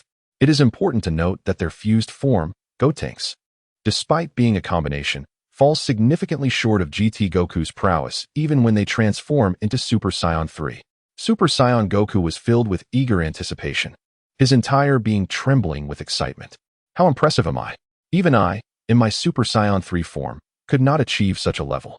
Vegeta found this entirely reasonable and smiled lightly. You from the GT universe are over a decade older than us, having had 10 more years of training. It is only logical that you would be stronger in your baseline forms. The disparities among Super Saiyan 3s are considerable. For instance, the Super Saiyan 3 Goku from the Z era would falter against the current iteration in just a few moves. Moreover, there are the fused entities, Super Goten and Trunks. These two youngsters have not even begun to train, their combat power being woefully inadequate. Only when they fuse at the same level can they rival Super Vegeta and Super Goku. Their inherent weaknesses impose limitations even in their combined form. Additionally, without unique bonds, only the fusion of Vegeta and Goku yields exceptional enhancements. Whether through the Patera earrings or the fusion dance, their combination produces effects that far exceed those of other fusions. As for GT Goku's strength, when it comes to his baseline form, he could easily dominate all present individuals, with the exception of Gohan and his companions. However, this does not imply he is the strongest, as Super Saiyan God and Super Saiyan Blue are not to be underestimated. After GT Goku's triumph, an unexpected turn of events unfolded. The participants from Universe 20 gathered quietly to discuss something. Ultimately, they all departed the venue, taking their time-traveling devices back to their respective universes, leaving only GT Goku and GT Vegeta behind. No one understood their motives for this action. Vegeta, however, did not dwell on it, feeling it was for the best. With the two of them present, it was sufficient. The presence of so many Goten, Trunks, and Gohan was rather troublesome and confusing. A few departures could alleviate the chaos. As GT Goku celebrated his victory, Babidi sinister plot was subtly unfolding. One by one, spectators vacated their viewing seats and ventured deeper into the venue. 6 unknown spectators infiltrated the resting area of Universe 18's time-space, where the room's aura was contained, allowing them to go unnoticed. They stealthily concealed themselves in the restroom. This will suffice. She will soon emerge. In this universe, those 3 women were the weakest, making them ideal choices for hostages. Regrettably, the other 2 did not arrive. Otherwise, they could have captured them all at once. They were all under the control of Babidi. Within the 11th universe, the events that transpired mirrored those of the Z era. The sole distinction lay in the fact that after the release of Majin Buu, Gohan and Vegeta perished, and Goten and Trunks were unable to master the fusion technique. They were all transformed into candy and consumed by the Rotund Buu. Dabura did not dare to provoke Majin Buu, as that universe fell under Babidi's dominion. Babidi, being well acquainted with the inhabitants of the time-space continuum, recognized that Bulma, Chi-Chi, and Videl were the weakest in their universe, and thus commanded his subordinates to confront them. Super Chi-Chi is filled with concern for her child, while Super Bulma has just given birth to her daughter Bra. Super Vegeta is so protective of his wife that he wouldn't even take a moment for himself. Only Super Bulla, bold and unafraid, ventures out alone. The atmosphere in the lounge is stifled. Goku furrows his brow but ultimately decides to remain silent, knowing they are outmatched and has little to say. Yet the sounds of battle alert the time-traveling companions, with only Super Bulla absent from the scene. Super Gohan, sensing the tension, vanishes in an instant and rushes out with utmost speed. When Super Gohan arrives and pushes open the restroom door, he is met with chaos. Super Bulla has already subdued 6 individuals. 4 of them lie unconscious, gravely injured, while a man leans against the wall, gasping for breath. Blood dripping from his mouth. Chow Bai Li, adopting a grappling stance, skillfully twisted the arm of a woman who had attempted to ambush her, securing it behind her back while pressing her foot firmly on the assailant's back to prevent any further movement.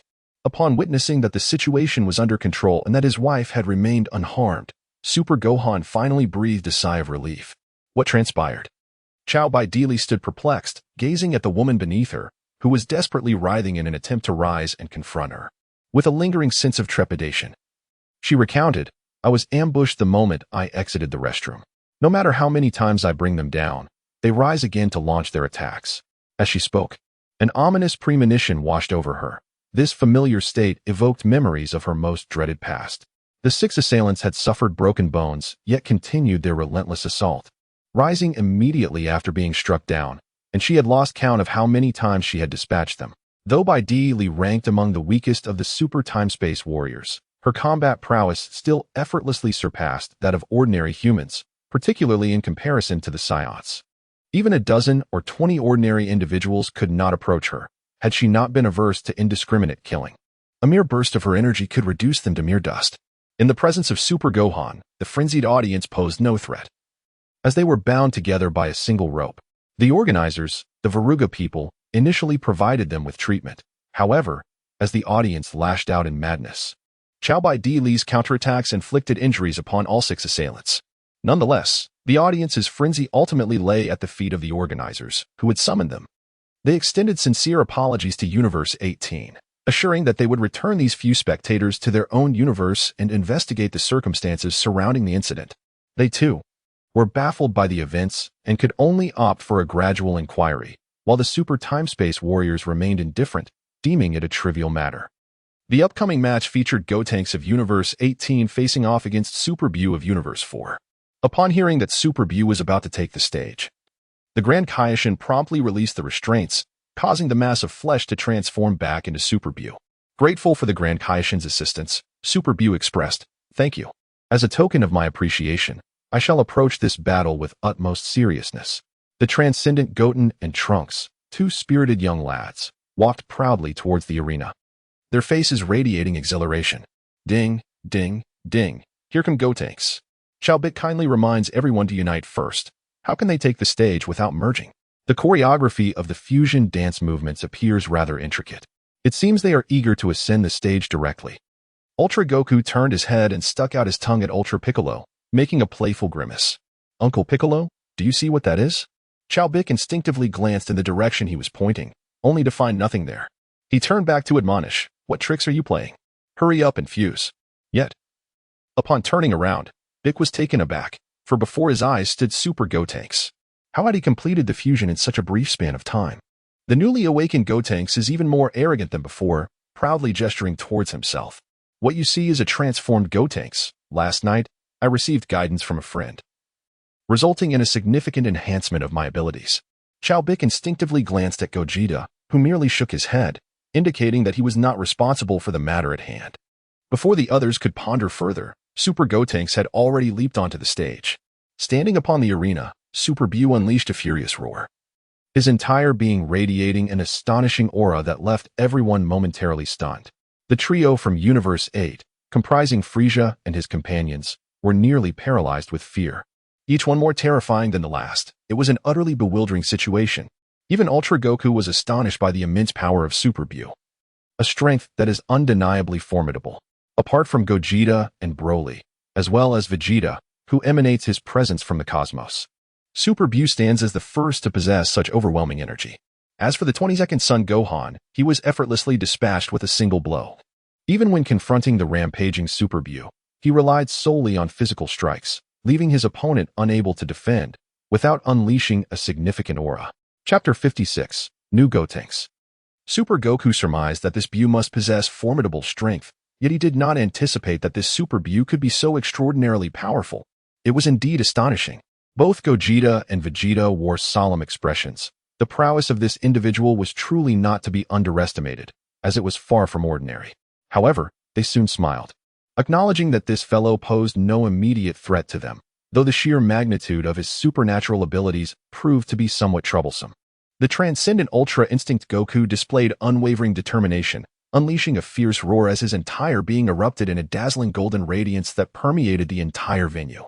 His golden locks cascaded down to his waist, emanating a formidable aura that rivaled that of Super Bu. Super Goku scratched his head and candidly remarked that Gotenks had undergone a qualitative leap. Presently, Gotenks, at the same transformation level, surpasses both me and Vegeta in strength. Wouldn't you agree, Vegeta? Vegeta gently inclined his head, acknowledging this truth. During the Z era, Goten and Trunks exhibited rather unimpressive combat prowess, their regular form significantly weaker than that of Vegeta and Goku. However, upon merging to become Gotenks, their base strength leaped slightly above that of the two, mind you. Just slightly. In terms of sheer strength, Super Saiyan 3 Gotenks surpasses Super Saiyan 3 Goku by a slight margin. Theoretically, Gotenks possesses greater prowess. In a sparring match, Gotenks would emerge victorious. However, in a life-and-death battle, Goku would likely have the upper hand, as his extensive experience grants him a greater chance of survival. Subsequently, both warriors trained under Whis, significantly enhancing their abilities, to the extent that the fused Gotenks in his base form no longer measures up to either of them. Presently, under the tutelage of Super Bu, Gotenks has evidently grown stronger, likely far exceeding the current Super Saiyan 3 Goku in power. Vegeta observed from the sidelines, refraining from engaging in their discussion, contemplating how many techniques he would require to defeat his own Super Saiyan God counterpart. Transcendent 3 Wukong took the initiative to strike, his figure flashing before Super Bu. With a swift uppercut delivered from his right hand, Super Bu effortlessly blocked the attack. In an instant, he vanished from his original position, only to reappear above Super Bu, launching a powerful thrusting punch towards him. Super Bu raised his right arm with great force, preparing to retaliate. Just as he was about to strike back, Super Saiyan 3 Gotenks opened his mouth and unleashed an energy blast, its speed so astonishing that it left no time for reaction. The arena, under 1,000-fold gravity, was instantly obliterated, with the immense energy creating a bottomless pit in the ground, while the battlefield was engulfed in swirling smoke and dust. At the center, the fierce battle between Super Saiyan 3 Gotenks raged on. Super Bu executed a whip-like kick, but Super Saiyan 3 Gotenks leaped to evade, swiftly seizing his calf and propelling him upwards with a spin. With fingers interlaced tightly, he aimed another devastating attack at Super Bu. Just as the strike was about to descend, a blinding flash of white light erupted, and Super Gotenks disintegrated, reverting back to Super Goten and Super Trunks, causing their offensive momentum to wane. Super Bu did not miss this golden opportunity. He elongated his arms and ensnared the necks of both individuals, subsequently swinging them downwards and casting them to the ground. Super Goten and Super Trunks lacked the strength to confront Super Bu, merely resembling puppets, dragged back and forth by their arms and smashed down. Vegeta pondered silently, Had Super Bu enhanced the combat prowess of Gotenks? Yet, it was likely that he had imparted other lessons as well. During Super Bu's incursion, he had been observing intently. The multitude from beyond time and space has tacitly accepted the defeat of the two little fellows, already envisioning their imminent fall from the arena. The consumption of Super Saiyan 3 is excessively high, and with the enhancement of Ultra Gotenks power, the duration of their fusion has consequently diminished, resulting in such a brief period before their dissolution. Super Bu raised his hands high, a frenzied smile etched across his face. Is that all you've got? Compared to your father, you fall woefully short, utterly disappointing me. Upon hearing these scornful words, the two children wiped the blood from the corners of their mouths and struggled to rise. We are not finished with you. Though they had been thoroughly beaten, under Super Bu's restraint, they still possessed a modicum of fighting spirit. The two distanced themselves, striking an unusual pose. One extended his left arm, while the other extended his right, with their remaining arms forming a right angle pointing skyward. They then crouched down, angling their hands and the ground at a 45-degree angle, with the other arm elegantly positioned on the ground, creating a grand 90-degree angle. Their forearms collided, forming a square shape. In the blink of an eye, they fused once more within a mere second. Following their fusion, they instantly transformed into Super Saiyan 3 Gotenks, their mental and physical energies restored to peak condition. Able to maintain this form for a considerable duration, Super Bu nodded, feeling that his imparted fusion techniques were not in vain, as both children exhibited remarkable combat talent. This was intriguing. It was time for him to experiment with his newly acquired abilities. A set of armor reminiscent of the Saints enveloped Super Bu's form, specifically the ultra armor of the Fifth Universe's technological warriors that he had previously seized. The onlookers from the Fifth Universe were astounded, for the ultra armor required the user's consciousness to wield it. How had this Super Bu managed to do so? Goku and Vegeta, witnessing this, felt compelled to remind the time travelers that this ultra armor was originally derived from the technological warriors of the Helios Star, the very planet obliterated by Kakarot and Raditz in the 13th universe. Among the vast expanse of universes, only the fifth had fully harnessed the power of the armor, successfully vanquishing the invading Frieza and subsequently developing the ultra armor. This revelation left everyone in a state of bewilderment. What a coincidence that it was also a product of the Helios Star. Super Bu takes great pleasure in this armor, exclaiming with fervor as he unleashes his attacks. The super shockwave manifests as a cerulean energy orb that emanates from the armor on his wrist. This is an enhanced version of the original super shockwave, transformed into a more potent assault. Super Trunks, with an air of nonchalance, effortlessly sidestepped the attack, inquiring with a hint of curiosity, "Are you toying with me, Super Bu? Your inherent power far exceeds this." He then unleashed his devastating technique, the Super Trunks Shockwave. A golden energy sphere shot forth with astonishing speed, reaching Super Bu before he could evade, leaving him with no choice but to endure the impact. The ground beneath them succumbed to destruction as debris erupted, creating a deep crater with a radius of 100 meters. Super Trunks, unable to sense Super Bu's energy any longer, raised his thumbs in exhilaration, exclaiming, "I have triumphed. He has been defeated." "Defeated by you? Why do you think so?" "I was merely testing this shield." Super Bu emerged from the Earth's embrace, enveloped in an aura of energy. He deliberately chose not to evade, eager to assess the resilience of the limitless armor. It proved to be quite formidable, withstanding the onslaught of Super Gotenks, sustaining only a minor fissure. Enduring a few more strikes posed no significant threat. Super Bu unleashed several beams of light, prompting Super Gotenks to exercise caution as he deftly maneuvered his body in midair, narrowly evading the onslaught. One particular pink beam struck a statue above the audience, and after a brilliant flash, the statue transformed into a representation of Super Bu, revealing a muscular upper body. The figure struck a pose reminiscent of a mighty strong man, leaving many spectators in awe. How remarkable! One could indeed describe it as a masterpiece of artistry. If I possess such extraordinary abilities, would I not be capable of earning 3,000 a month? What employer would dare to raise their voice against me? The perspective is limited, my friend.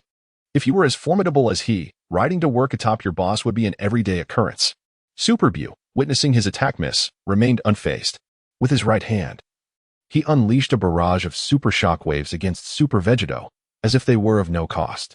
Unfortunately, the sluggish speed ultimately proved to be a weakness, and the insufficient power rendered them ineffective. Super Vegeta did not even attempt to evade, charging straight through the onslaught with unwavering determination. As Super Bu reveled in the thrill of battle, he soon realized that his limit break armor had depleted its energy, rendering him incapable of unleashing any attacks, no matter how fervently he urged it. In the midst of his playful antics, Super Gotenks seized the opportunity to advance, launching a relentless series of strikes. With a mighty blow from the invincible Million Vengeful Fist, he shattered the armor encasing Super Buu's chest, following up with another fierce punch, pressing his entire being against Super Buu while unleashing a flurry of lightning-fast blows. Super Buu was sent hurtling backward, his armor completely obliterated, unable to withstand the tremendous force exerted by Super Gotenks. Yet, even in the face of such devastation, with his form twisted and battered, Super Buu maintained a smile, teasingly proclaiming, "I have gifted you a rather amusing little surprise." Vegeta, with his keen perception, had already detected Super Buu's subtle maneuvering and harbored concerns about whether these two young warriors could manage the situation. It's a microcarbon annihilation bomb. The little ones are in peril.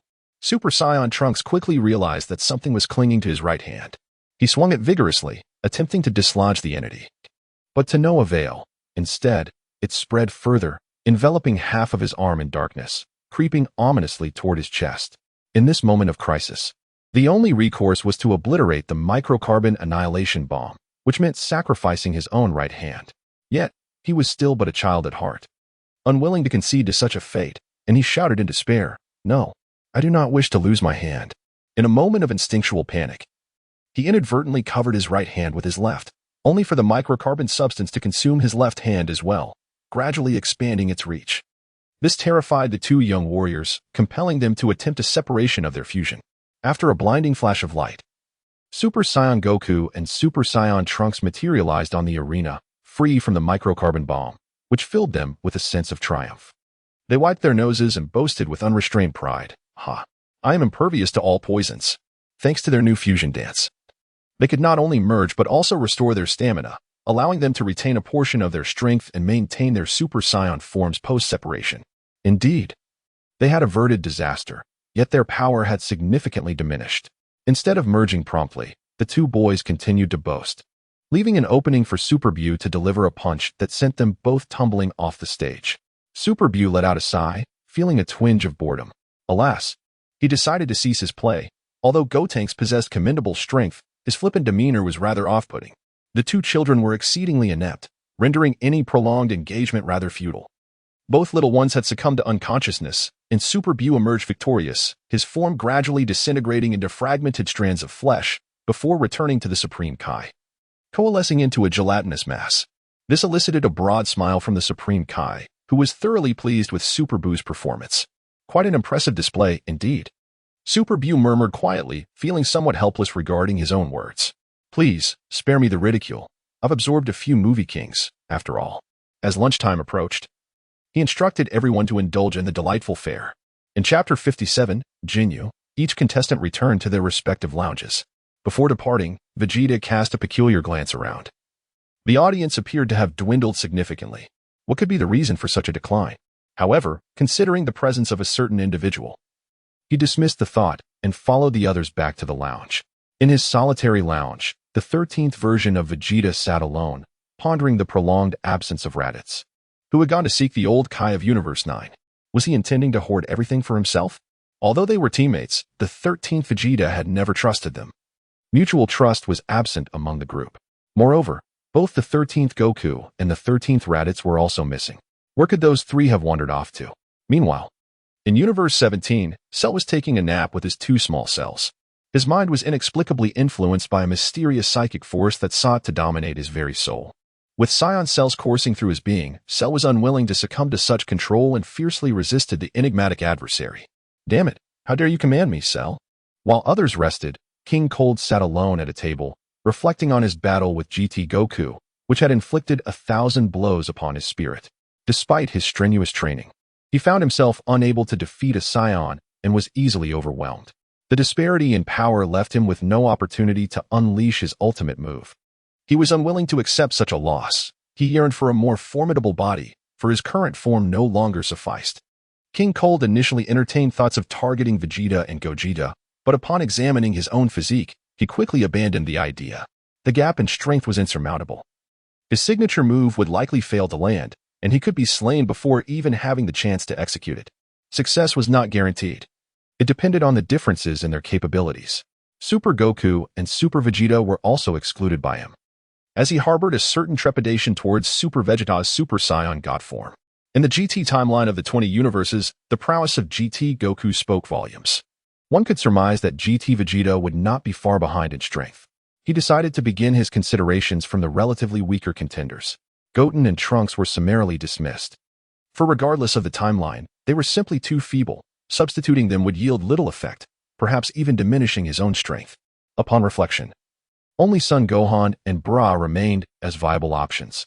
As for the likes of Sheru, Gasgak, and Majin Buu, he had no intention of engaging them. Their myriad of unique abilities and chaotic magic posed a significant risk. He could very well find himself in a precarious situation. Moreover, with Gogeta and Vegeta in the arena, their overwhelming presence underscored the extraordinary nature of the Saiyan bloodline.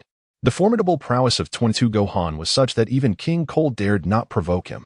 Ultimately, he was left with three choices: Super Gohan, 19 Gohan, and 19 Bra. King Cold pondered deeply, evaluating which of the three would best suit his needs. After much contemplation, he reached a definitive decision. Perhaps it was time for him to adopt a new way of life. Resolute in his choice, King Cold wasted no time in exiting his quarters, only to encounter Frieza and Cooler along the way. It was baffling to him why Frieza insisted on accompanying him to the 19th Universe's lounge. Upon arrival, Frieza straightforwardly articulated his intent. He sought to engage 19 Bra in combat to ascertain the true strength of the legendary warrior, the daughter of Vegeta. This visit was meant to be discreet. He had not brought a retinue of subordinates, instead opting for a clandestine approach to contact 19 Bra. 19 Bra, hands on her hips, expressed no interest in his challenge. You, a mere waste, think you can triumph over me? I have no interest in you. With that, she attempted to close the door. If it had been 22 Gohan or GT Goku, perhaps it would have been different, but King Cold's meager strength was beneath her notice. I have yet to reveal my ultimate technique. My battle with GT Goku was not my full strength. Or are you afraid? Lacking the courage to face me? King Cold gambled, having observed that both Super Gohan and 19 Gohan were rather composed and disinclined to instigate conflict. This was precisely why he opted not to challenge Son Gohan. The more straightforward 19 Bra seemed easier to manipulate. As expected, upon hearing his words, clearly a provocation, 19 Bra fell for the bait. She could not tolerate a weakling mocking her. You mongrel, do you wish to die? If you engage me, I will genuinely kill you. 19 Bra's threat did not instill fear in King Cold. Instead, he chuckled coldly. Is that so?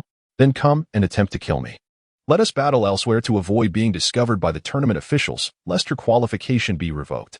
19 Bulla, upon hearing his desire for death, was more than willing to fulfill his request. They ascended aboard a spacecraft belonging to the 8th universe. At the King of Cold's gesture, 19 Bulla closed her eyes, and in an instant, they found themselves on a desolate planet, where not a single blade of grass thrived, surrounded by towering peaks and rocky mounds. 19 Bulla leaped slightly, sensing that the gravity here was akin to that of the blue planet, and prepared to launch an attack on King Cold. The king quickly gestured for her to pause, explaining that they had yet to await the arrival of a witness. 19 Bulla was notably impatient, yet she found that the moment was still bearable. So she refrained from acting hastily. She intended to shatter King Cold's confidence in an instant, making him aware of the repercussions of his provocation. However, after a few seconds had elapsed, 19 Bulla sensed something was amiss. Her body was riddled with numerous wrinkles, and she felt a peculiar weakness overtaking her. What was happening? King Cold merely chuckled coldly, offering no verbal response. 19 Bulla realized she had been deceived. Transforming into a Super Saiyan, she resolved to conclude the battle swiftly. She soared forward, launching an attack at King Cold, but in that brief interval, she felt her strength wane yet again. King Cold recognized that victory belonged to him, opening his mouth to unleash a peculiar beam of purple light directly at 19 Bulla. Given the inexplicable changes occurring within her body and the gradual diminishment of her power, she decided to endure the assault, aiming to resolve the confrontation with King Cold as swiftly as possible. However, upon the beam striking her, it immediately dissolved into her being, and she lost consciousness. Gulra and Frieza exchanged bewildered glances, perplexed as to why their father had sent 19 Bulla here to engage in combat aboard their ship. The clash between 19 Bulla and King Cold was a battle of wills, a confrontation of consciousness. The sole distinction lay in the fact that King Cold had embraced the abilities bestowed upon him by Super Buu. allowing time within his mental realm to flow at an exponentially accelerated rate compared to the outside world. Thus, while only mere seconds passed within, 19 Bulra's body aged drastically, experiencing what felt like 30 to 40 years. Of course, this bore no impact on reality. It was merely effective within the confines of the mental space. Observing the two, Frieza noticed King Kurd opening his eyes, a sinister grin spreading across his face as he unleashed a beam that struck 19 Bulra, still ensnared within the mental realm. To ensure his success, King Kurd had utilized the mental confrontation as a pretext. In truth, he aimed to strike her while she was incapacitated with the beam of light. After firing the beam, King Kurd closed his eyes once more, yet 19 Bulra responded with an evil smirk, raising her right fist to deliver a powerful blow to King Kurd, followed by a swift chop that knocked his head askew.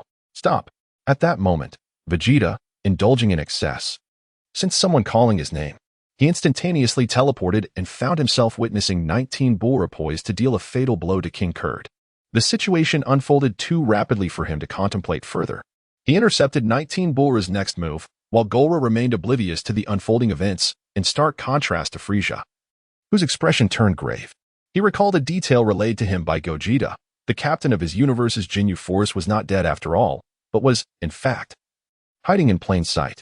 Although King Kurd's words had been faint, he distinctly heard the term exchange, and the beam mirrored the signature move of the Ginyu Force. Frieza discreetly communicated with Gogeta, revealing the entire narrative, including the truth of having slain Ginyu and subsequently acquiring King Kurd's body. The genuine King Kurd had perished long ago. Now, it was 19 Bulra inhabiting his form, while Ginyu occupied 19 Bulra's body. Severely injured from the previous confrontation, King Kurd could utter not a word. Just as Ginyu believed he had seized control of the situation, Gogeta emerged from the shadows to alert Vegeta. Vegeta, he is Ginyu. Take a closer look. Due to the competition's prohibition against external conflicts, Vegeta hurriedly intervened to stop Jiren, neglecting to scrutinize the situation further. Upon Goku's reminder, Vegeta immediately sensed something amiss.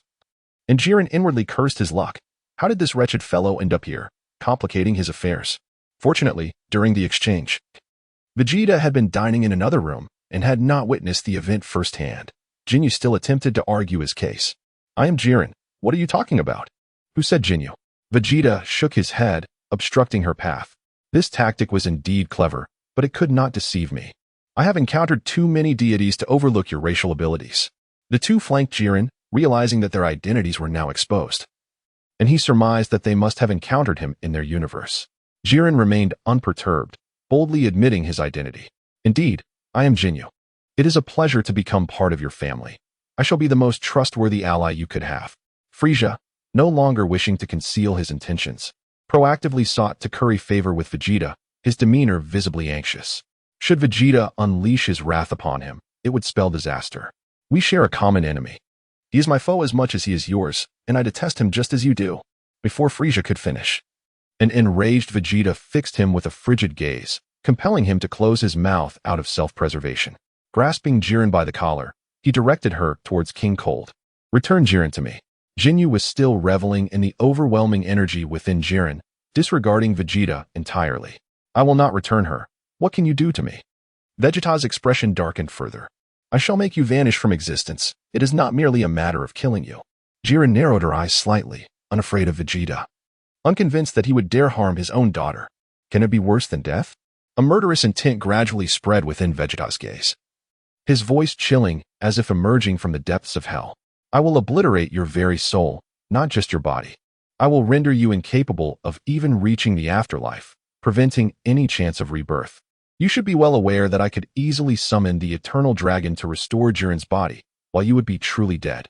Feeling the palpable malice emanating from Vegeta, Jiren furrowed her brow, then relaxed. Very well, I agree. Jiren opened her mouth, feigning the intention to use the exchange technique, but in an instant, she altered her stance, unleashing an energy blast aimed at annihilating King Cold entirely.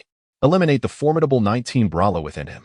The sheer strength of 19 Brahla's physique was undeniable, and Ginyu recognized that if he were to forfeit this extraordinary opportunity, he would never again possess such a powerful body throughout his lifetime. Even if he were to be reincarnated, it would hold little significance. Thus, he resolved to stake everything on this gamble. However, when he unleashed his energy blast, it obliterated the rocky peaks around him, and in a fleeting moment, he found himself transported to another location by Vegeta. How had this occurred? Where was this place? And how had he ended up here? Vegeta, you cannot harm me. A private duel outside the arena would result in disqualification, and you would never see your daughter again. Vegeta regarded him with a cold, unfeeling stare. We are over 10 light years from the venue. They will not discover us. Upon hearing this, 19 Brawler felt no fear. Instead, he seized the opportunity to acclimate to his new form, letting out a fierce roar as he transformed into a Super Saiyan, his golden aura blazing around him. Although he had exchanged bodies with Goku during the Z period and could not utilize the Kaioken technique, there was a fundamental difference between the two. The Kaioken was merely a technique. If one did not possess the capability to wield it, switching bodies would be futile. However, if one already possessed the skill, it could be utilized regardless of the body they inhabited. The Super Saiyan is quite the opposite. One must possess a Saiyan's physique to transform, which is why Jinyu could successfully change forms. Vegeta merely regarded him with indifference, while Super 19 Bra launched an assault. Vegeta effortlessly deflected all her attacks with a single hand, and then sent her flying with a swift slap. Let there be no misunderstanding. Even my Bra cannot aspire to a fraction of my strength, nor can anyone else. Vegeta took the initiative, delivering a simple jab that instilled a sense of despair in Jinyu, who realized he could not evade this strike. Why is Vegeta so vastly superior to his daughter? With a devastating blow to the abdomen, Bra unleashed several energy slashes, but Vegeta calmly advanced through the onslaught. You are too enamored with a power that does not belong to you. You are nothing but refuse. After 3 exchanges, Bra lay crumpled on the ground. Blood seeping from multiple wounds, her face swollen like a dumpling, and her legs bruised. Vegeta hesitated to personally end the life of his own daughter. Even if resurrection were possible, he hoisted the grievously injured Bra and sternly inquired, "Are you prepared for what comes next?" At that moment, the two were merely a meter apart. Such proximity rendered evasion of his attack impossible. Yet he was mistaken. Someone could indeed evade him. Standing right before him, not only capable of dodging, but also capable of countering. Vegeta awaited this very instant. His speed far surpassed Jinyu's ability to speak. In an instant, he teleported back to the spaceship of Universe 8, just as Bra's transformation beam struck the motionless King cold. Their bodies reverted once more, and cooler. Witnessing Vegeta's audacity to invade his territory repeatedly, felt a surge of anger. However, Vegeta, having concluded his business, showed no interest in Cooler and instantaneously transported himself and Bra back to his quarters. After acquiring a Senza bean from Dend, he administered it to the gravely injured Bra, who retorted that her father had been excessively harsh. Vegeta chuckled, while Dend inquired about Jinyu's status. Vegeta replied that he would not concern himself with matters henceforth. That was for Frieza and his allies to handle. Chapter 58. Lecky vs. Gasgat. Gogeta did not rush to depart, and Cooler naturally vented his frustration upon him. His spaceship, renowned for its formidable defenses, was the most powerful in his fleet, yet it had been breached repeatedly without triggering an alarm, which incensed him. "You bastards! How dare you invade our territory?" Gogeta did not turn back, dismissively striking out with a slap. "What audacity possesses you to engage me?" A single slap almost rendered Gula lifeless, yet by a stroke of fortune, he remained breathing, sprawled on the ground with his neck twisted at an unnatural angle. Gogeta cast a glance at King Kurta, but refrained from eliminating him. Though he posed no utility to Gogeta and his companions, he was undeniably a troublesome figure. However, since he was not from Gogeta's universe, he decided to leave matters as they were, at least for the time being. This incident was purely coincidental. When King Kurta sought out Geobula, Gogeta happened to witness the encounter. It was not hard to deduce that Jinyu was after Geobula, prompting him to follow closely. Upon seeing the familiar transformation light, he released a fragment of his energy, luring Vegeta over. Otherwise, Vegeta would not have felt compelled to intrude upon another's domain upon sensing a confrontation. After Gogeta departed, Frieza observed the fallen Gula and King Kurta, wrestling with an internal conflict. Should he eliminate the two of them? Their demise would grant him dominion over the entire universe. Their survival represented a precarious balance, each holding a portion of territory. This was indeed an opportune moment. Just as he convinced himself to take decisive action, a surge of mental energy invaded his consciousness, causing Frieza to kneel, howling in frustration. "Damn it, who dares to employ such tactics against our frozen demon clan?" Yet, he soon succumbed to the overwhelming force, calling upon the Namekian healer to tend to the severely injured Gula and King Kurta. Amidst this commotion, the lunchtime intermission swiftly came to an end, signaling the commencement of the next match. Geobula, having been nearly defeated by Vegeta, sulked in her room, refusing to emerge. Gogeta found her petulance exasperating. It would be wise for her to observe the match, to assess her opponent's strength and techniques. If only she possessed such wisdom. Her temperament was quite typical. Turning her gaze, Gogeta noticed that Vegeta was absent from the conversation. Instead, she discovered Gogeta peering down, revealing Vegeta prone on the ground, his abdomen round and bulging like a sphere. Immobile in his state, Gohan felt a mix of exasperation and amusement. His father's belly seemed ready to burst. Why did he insist on consuming so much? After rescuing Gogeta, Vegeta returned late, in a frenzy to devour as much food as possible. The consequence was his current predicament, though, fortunately, his formidable digestive capabilities would prevent any real danger of overindulgence. The upcoming match would feature the Super Namekian Gogeta from Universe 7, facing off against Dr. Light from Universe 3. Dr. Light ascended the arena, summoning forth a multitude of spectral warriors, encircling him with dozens of phantoms, rendering Gogeta unable to strike at him. Forcing him to first vanquish these apparitions, Dr. Light maintained a serene demeanor, exuding an air of confidence as he spoke in a nonchalant tone. These Namekians exist within our universe, all tragically slain by the detestable Saiyans. Such atrocities are perpetually the doing of Saiyans. You too espouse a philosophy of peace and detest violence. It seems our beliefs align. Perhaps perceiving Gogeta as a virtuous soul, or perhaps out of caution regarding his abilities. Or for reasons unknown, Dr. Light refrained from direct confrontation. Instead, he engaged in dialogue, seeking to foster a connection. Gogeta's expression remained unchanged, seeing through Dr. Light's inner thoughts. In your perception, there lies a desire for vengeance. I intend to resurrect my kin upon victory, but if you were to triumph, would you wish for the revival of your people? Dr. Light was momentarily taken aback by the inquiry, as he had never contemplated such a notion. And after a brief silence, he responded, the deceased cannot be resurrected. Even if they were, they would no longer be themselves. Gogeta understood that Dr. Light's thirst for revenge overshadowed his original intentions. Surrounded by a throng of the deceased, discussing such matters seemed futile. Gogeta's form shifted, and he swiftly broke through Dr. Light's protective barrier, sending all the Namekian specters flying. He then pressed his hand against Dr. Light's shield, and upon witnessing Gogeta's breach, the energy sphere in which Dr. Light sat transformed into a protective barrier around him. You have ensnared yourself. Sometimes, one must look forward and live for oneself. Gogeta exerted force with his right hand, shattering the barrier. Just as he was poised to conclude this battle, he was unexpectedly propelled away by a kick, sliding backward for several meters before coming to a halt. Before him stood the spectral Vegeta from the 13th universe, transformed into Super Saiyan 3, positioned protectively in front of Dr. Light, obediently addressing him as master before launching an assault against Gogeta. This turn of events incensed the watching 13th Vegeta. What was happening? How had that individual managed to transform himself into a specter? The complexities of the time-space continuum are difficult for many to comprehend, especially as the 13th Vegeta observes the unfolding events. Why is it that Dr. Light can summon his spirit? After all, isn't the 13th Vegeta immortal? If he cannot perish, then what is the nature of this spectral warrior? Indeed, is that not Vegeta over there hurling invectives? Gogeta provided an unexpected explanation. Strictly speaking, his spectral warriors are manifestations of the resentment that lingers after death. While the 13th Vegeta possesses immortality, he has also experienced death and resurrection, thus he has died once. Allowing Dr. Light to harness that resentment, it is not necessary for a person to be completely dead. A brief moment of death suffices for the energy orb to gather the lingering malice. Gogeta, upon witnessing the 13th Super Saiyan Vegeta, felt no fear. He raised his hand to unleash a wave of energy, only to have it deflected by Super Saiyan Vegeta, who retaliated with a key blade. The two figures vanished from the arena, engaging in a fierce hand-to-hand combat where neither gained an upper hand, each matching the other blow for blow.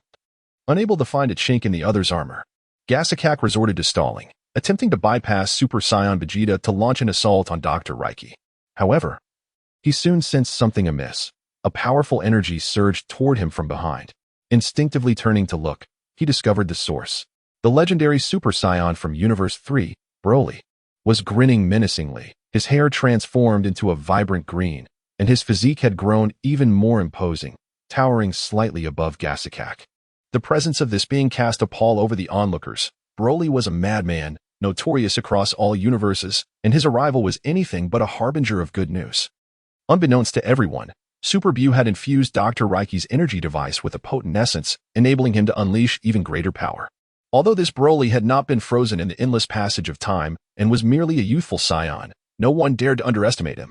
The formidable Ultra 3 Vegeta relentlessly pursued, while his escape route was obstructed. Kakarot, left with no choice, summoned all his strength, bending his right arm and launching a powerful punch towards Broly. Broly, undeterred, stood firm, absorbing Kakarot's heavy strike directly to his chest, refusing to yield even a step. As his massive fist descended with force, Kakarot, unwilling to meet the blow head-on, prudently evaded, propelling himself to the left with a powerful push from his right foot. Shifting several meters away, the assault of Super Saiyan 3 Vegeta has commenced once more. The two warriors clashed with a resounding strike, causing the arena beneath them to disintegrate into dust, leaving their immense power momentarily indistinguishable. Broly, with an exuberant laugh, surged forward, unleashing a ki blast from his right hand without a hint of restraint or concern for collateral damage, the green energy wave shattering the ground into fragments. Kakarot glanced nervously around, ultimately opting to confront the attack head-on. Super Saiyan 3 Vegeta, anticipating the onslaught, had already retreated from the fray.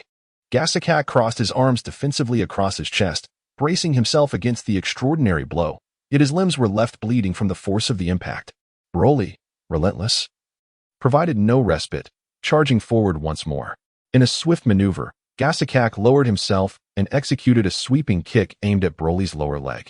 Although Broly staggered back a mere 2 steps, he quickly regained his footing. Despite his lack of combat experience, his physical prowess was unparalleled. Kakarot recognized this truth. His fists could not shake Broly. Alongside the astute Super Saiyan 3 Vegeta, the duo's relentless assault left him struggling. To secure victory in this battle, he must incapacitate Dr. Raiki, yet the tempestuous offensive from both adversaries afforded him no opportunity to approach the Doctor. As Kakarot pondered his strategy, Super Saiyan 3 Vegeta unleashed a barrage of ki blasts, encircling him in a triangular formation. The sharp brilliance of the circular energy blades deterred Kakarot from confronting them directly, prompting him to evade once more. Leaping to a higher vantage point to narrowly escape, he was suddenly ensnared from behind by Broly, who had stealthily approached and immobilized his movements with a firm grip. As Super Saiyan 3 Vegeta chuckled, he deftly maneuvered his fingers, causing 3 energy blades to encircle before returning in a swift arc. Kakarot's aura erupted as he endeavored to break free from his constraints. However, his strength paled in comparison to Broly's, leaving him helpless as the razor-sharp energy blades approached. They struck Kakarot's form with precision, severing his body and cleaving through his chest and limbs, ultimately sending him crashing onto the arena floor. Broly, relying on his formidable resilience and the deliberate control exerted by Super Saiyan 3 Vegeta, emerged largely unscathed. Witnessing Kakarot's grim fate ignited a primal ferocity within him. Haha. Super Saiyan Blue Vegeta soared beside Broly, instructing him to deal with Kakarot. Broly, obliterate those remnants entirely, that Namekian can regenerate. Even in such a state, it is possible that this fellow could restore himself. Broly paid him no heed. Instead, he directed both hands towards the protective shield and launched an energy sphere, then propelled himself to the edge. Super Saiyan 3 Vegeta recognized that this madman had once again lost control and, with no other option, decided to take matters into his own hands. He directed both hands towards the fallen Kakarot, unleashing a barrage of energy blasts that obliterated his remnants into dust. Subsequently, he presented his counsel to Dr. Raiki. Master, we must summon Broly back immediately. His spirit has reached its limit, and he is on the verge of losing control. Dr. Raiki, hesitating, felt an unsettling premonition as he listened to the referee's countdown. He declined Super Saiyan 3 Vegeta's suggestion. No, I have no intention of using him again. I sense that Kakarot is still alive. We merely need to wait a few moments. As Kakarot was reduced to dust, the referee commenced a countdown. For there was no way to prove Kakarot's demise. If he did not reappear within 30 seconds, it would be deemed a loss. Releasing Broly was an impossible task. Although the vengeful spirits absorbed by him were bound to obey unconditionally, Broly was an anomaly. He could not even control himself, let alone heed the commands of Raiki. Once he transformed into a Super Saiyan, he became uncontrollable, destined only to be absorbed back into the energy sphere. In a frenzy, Broly relentlessly battered the protective barrier of the contestant area, which was situated in the realm of the 8th universe, among Frieza and his associates. They were nearly paralyzed with fear, as this towering behemoth sought to strike them without provocation. Despite the repeated enhancements of the barrier, it was beginning to falter. And soon Broly's upper body breached it, reaching for Frieza's minions to sample their flesh. As the referee's countdown approached 29 seconds. Just as they were about to declare Gogeta defeated, an unexpected figure materialized behind Likey. With a single punch, he shattered Likey's protective barrier. Likey was baffled by this resurrection. How could one whose body had been reduced to ashes return to life? Gogeta afforded him no time to ponder, sensing imminent danger. Super Saiyan 3 Vegeta rushed to protect his master, but Gogeta was quicker, crouching down to deliver a powerful blow to the crystal sphere upon which Likey sat. Vegeta was a moment too late, and his hand, which had reached for Likey's back, vanished in an instant, along with Broly. Chapter 59. Vengeance. The lesser beings of the 8th universe could not help but feel a wave of relief at having escaped disaster. However, the surprises were far from over. Dr. Likey's body also vanished. Like the vengeful spirits, his form transformed into a dark mist, dissipating into the ether. The onlookers soon grasped the truth. Even Likey himself was composed of vengeful energy. When the Furians were obliterated, Likey perished alongside them, yet before his death, he had devised a mechanism to absorb his own vengeful essence. Gradually, he drew energy from the cosmos to augment his strength, ultimately annihilating the Saiyan race. With the destruction of Dr. Likey's corporeal form, one might have expected the battle to conclude. Yet, within the energy sphere of Hachizak, an immense and terrifying mist coalesced at its center, slowly forming into a monstrous entity adorned in red and white. Standing nearly 7 to 8 meters tall, Gogeta appeared diminutive in comparison. The shattered energy sphere gradually converged above this creature's head as it unleashed a thunderous roar. Its eyes were devoid of emotion, filled only with madness and a thirst for slaughter. Gogeta quickly deduced the identity of this monster. It possessed a physical form, indicating that Dr. Likey had indeed amassed a considerable amount of vengeful energy. This creature was a manifestation of all the resentment collected within that very energy sphere. The monstrous, beastly howls of the creature compelled the spectators to cover their ears. The venomous sound penetrated the protective barriers, directly invading their minds. With only a few exceptions, everyone was afflicted with unbearable pain. This attack indiscriminately affected all present, regardless of friend or foe. The mech star was no exception. Gogeta's expression shifted slightly, revealing a hint of bitterness as the torment became intolerable. After roaring for over 10 seconds, the monster crossed its arms over its chest, unleashing all the energy within, which coalesced in its mouth and was directed at Gogeta. The revenge howl projectile possessed astonishing power and remarkable speed. Even Gogeta could not evade it in time and was struck head-on. Despite attempting to defend himself with his aura, he sustained grievous injuries. His hands were shattered. The upper half of his clothing was reduced to tatters, and a deep gash, exposing bone, marred his forehead, from which thick green blood flowed incessantly. Following the attack, the creature roared once more, its deafening voice instilling a sense of unease among all present. Bulma, Chi-Chi, and Videl were tightly embraced by their husbands, trembling in discomfort. This attack, a blend of physical and psychic force, left the crowd with no means of escape, forcing them to endure the onslaught. Even those in the lounge were not spared, save for Babidi from Universe 11, who found the sound not only bearable but utterly enchanting. After a brief interlude of roaring, the monster unleashed another revenge howl projectile, and Gogeta, predictably, was struck once again. The resounding roar somewhat dulled his reflexes. The second strike shattered his right arm, driving him into a corner. Damn it, I cannot attack. I must find his flaw. Observing intently, Gogeta discerned a pattern in the creature's assaults. Each time it prepared to strike, it roared for precisely 15 seconds, revealing a potential weakness. Reluctant to resort to his special abilities and desiring a fair victory, Gogeta tugged at his ears, tearing them off, though he could not completely shield himself from the sound. However, he did manage to diminish its impact somewhat. Super Vegeta's forehead throbbed with veins. Cradling his wife in one arm and his newborn daughter in the other, his energy surged steadily. Bastard. I shall grant him this one opportunity. If Gogeta fails to vanquish that monster, I will take matters into my own hands and eliminate it myself. He was on the verge of losing his composure, though he could endure the overwhelming presence of Super Bulma leaning against him. Her gaze, distant and unfocused, compounded his turmoil. Most importantly, his daughter Bra, a mere child just born into this world, was at stake. Even if he were to forego the match, he felt compelled to eliminate that scoundrel, ensuring his family's safety remained intact. Gogeta was acutely aware that Super Vegeta had undergone significant transformation. Yet he did not anticipate that he would relinquish such a hard-won opportunity in the martial arts tournament. Everything hinged upon Gaskak's singular strike. Should he triumph, all would rejoice.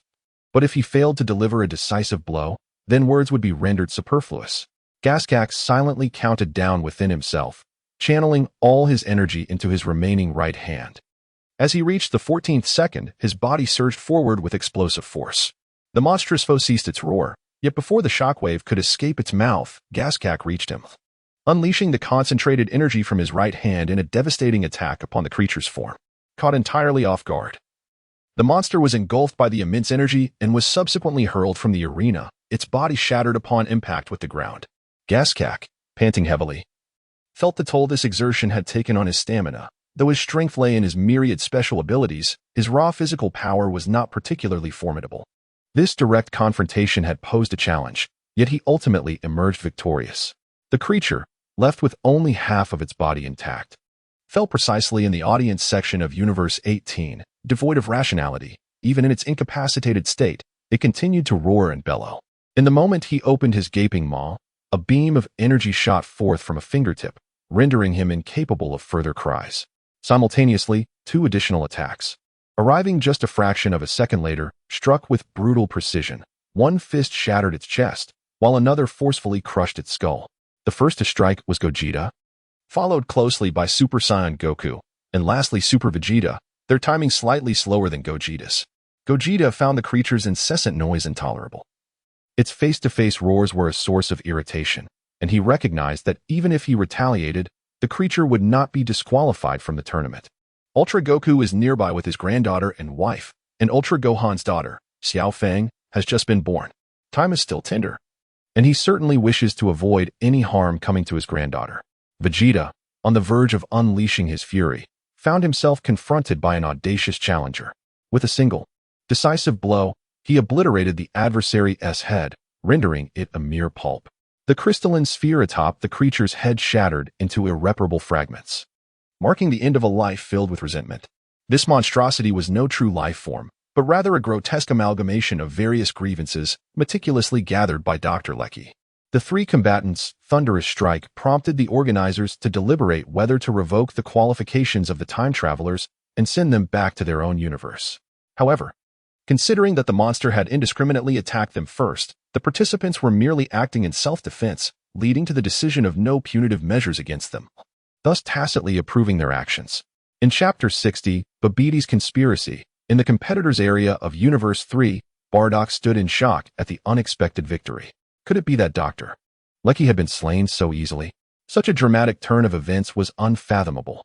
After years of being pursued by Lecky, Bardock never envisioned that his nemesis would perish in a martial arts tournament, leaving the question of whether Lecky, not being human, could even be resurrected. Come here. Stop wasting time, Babbidi's voice echoed in his mind.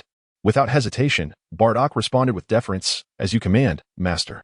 In the lounge of Universe 11, Fat Bu curiously observed Babbidi, who stood before a crystal ball, muttering to himself for over 10 minutes. What is he doing? He inquired, puzzled. Dabura replied with a smirk, keep your voice down. The Master is attempting to transform the entire arena into a colossal magical sphere to facilitate his sorcery.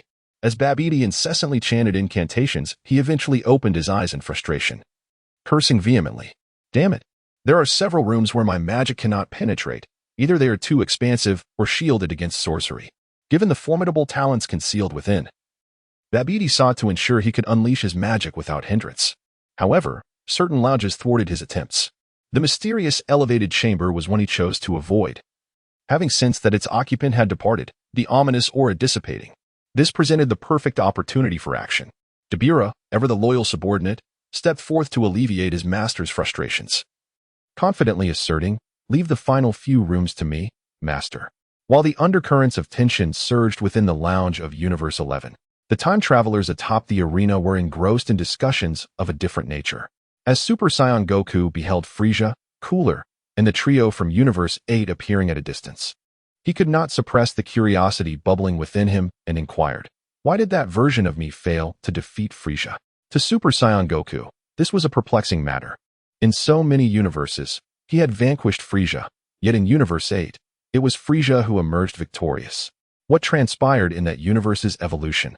Why did he falter and fail to safeguard his homeland? Vegeta, upon initially witnessing Frieza from Universe 8, shared a similar sentiment, finding the situation rather unsettling. Logically, with Krillin's sacrifice and boundless power, the outcome should have been different. Yet, upon reflection, it became evident that divergent developmental paths could naturally yield distinct results. "Oh, you see," he remarked, "in that universe, Vegeta perished, which is why you all faced defeat." As soon as Vegeta took a sip of water, he spat it out, exclaiming in disbelief that he must first declare his demise. Truly, gratitude is in order. The narrative of Universe 8 piqued Gogeta's interest, prompting him to delve into Frieza's memories and enlighten others. On the blue planet of Universe 8, the timeline prior to Vegeta's invasion remained largely unchanged. However, after Vegeta was vanquished by their combined efforts, Krillin was consumed by fury upon recalling the friends he had lost to him. Despite Goku's attempts to dissuade Krillin from killing Vegeta, his exhausted voice was barely audible, and Krillin did not heed his warning. Ultimately, he struck down Vegeta, only to belatedly realize that Goku had been trying to say something. To resurrect their fallen friends, Gohan, Krillin, and Bulma ventured to Namek in search of the Dragon Balls, while Goku, gravely injured, remained on the blue planet to recover. Unbeknownst to them, Frieza's army had overheard their conversation through Vegeta's power level detector. Upon learning of the Dragon Ball's existence, Frieza immediately set off for Namek, arriving ahead of Gohan and the others, where he ruthlessly slaughtered the villagers and seized the Dragon Balls from various settlements. Frieza's might was evident, bolstered by his two formidable bodyguards, Zarbon and Dodoria, whose battle powers surpassed that of the original Vegeta. Upon their arrival, Gohan and Krillin chose to conceal their identities, opting for stealth in the hope of finding a glimmer of hope. However, fate intervened when they encountered Din, who was being pursued by Dodoria. Driven by their innate sense of justice, the two men could not stand idly by while a child faced peril, confronting Dodoria head-on. Their reveal led to a relentless pursuit, as Dodoria, suspecting they hailed from the blue planet, sought to impress Lord Frieza by eliminating them. Gohan and Krillin were no match for Dodoria, forced to retreat until escape became impossible, ultimately submerging themselves in the waters. Dodoria, unleashing a powerful energy wave, obliterated half the lake, dismissing them as he believed they could not have survived such an assault. Mortally wounded, Gohan and Krillin managed to protect Din, ensuring he sustained minimal injuries. The talented healing Namekians soon came to their aid, mending their wounds and restoring them to health. Meanwhile, Goku, having recuperated, made haste toward Namek, though it would take him 6 or 7 days to arrive. Amidst the carnage wrought by Frieza's forces, the Namekians had grown wary of outsiders, suspecting them all to be of the same ilk. Yet, the actions of Krillin and Gohan earned them Din's trust. Frieza, ever the skeptic, could not fully accept Dodoria's word without seeing the bodies of Gohan and Krillin. He commanded Dodoria to search once more, ensuring the demise of both. Although Dodoria found this task bothersome, he dared not defy Frieza and returned alone. Armed with the information from Din, Krillin, and the others resolved to split their efforts. With Frieza's forces wreaking havoc, few Namekians remained alive. Only 2 villages still had inhabitants, and Krillin expressed his intent to head to the left village, sensing energy there and wishing to warn the Namekians to hide. Din insisted on meeting the Grand Elder, undeterred by the long journey ahead, and Gohan volunteered to escort him. Upon reaching the village, Krillin gained the trust of the Namekian residents, successfully capturing a low-ranking member of Frieza's army. Even in captivity, the minion showed no fear, threatening the group that Frieza would annihilate everyone. Krillin acknowledged the truth in his words, nodding in agreement. He had encountered Frieza and his minions. 3 of them had battle powers far exceeding that of this minion, making them foes beyond their capability to confront. With the enemy already on their trail, it was only a matter of time before the larger forces would discover their location. Krillin's words left the Namekians with a complex expression. They were not adept at combat, lacking even a single warrior among them.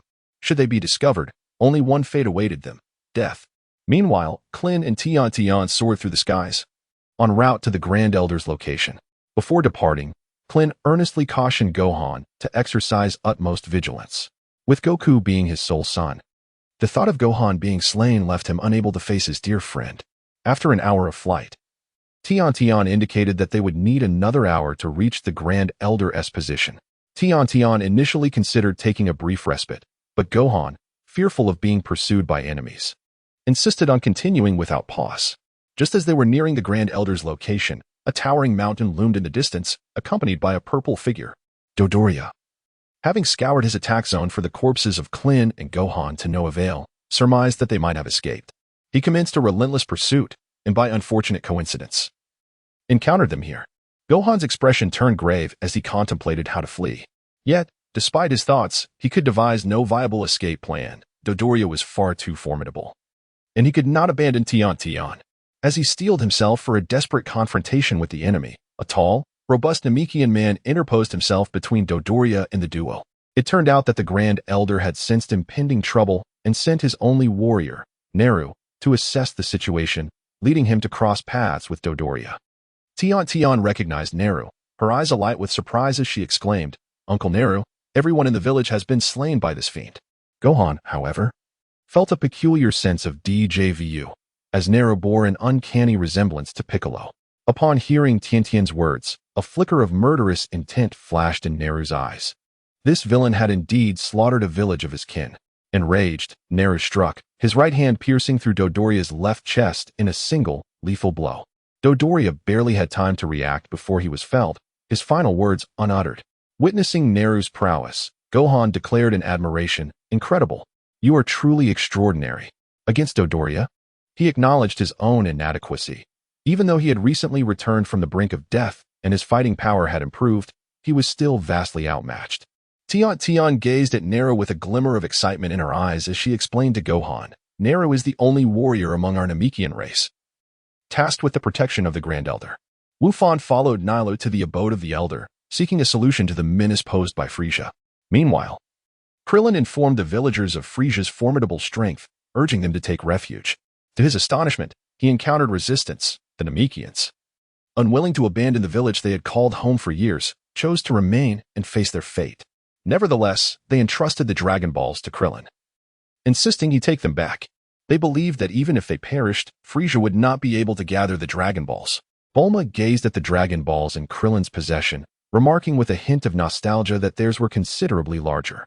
Regardless of the circumstances, the current situation was still somewhat manageable. The enemy could not discern their whereabouts nor pinpoint the exact location of the Dragon Balls.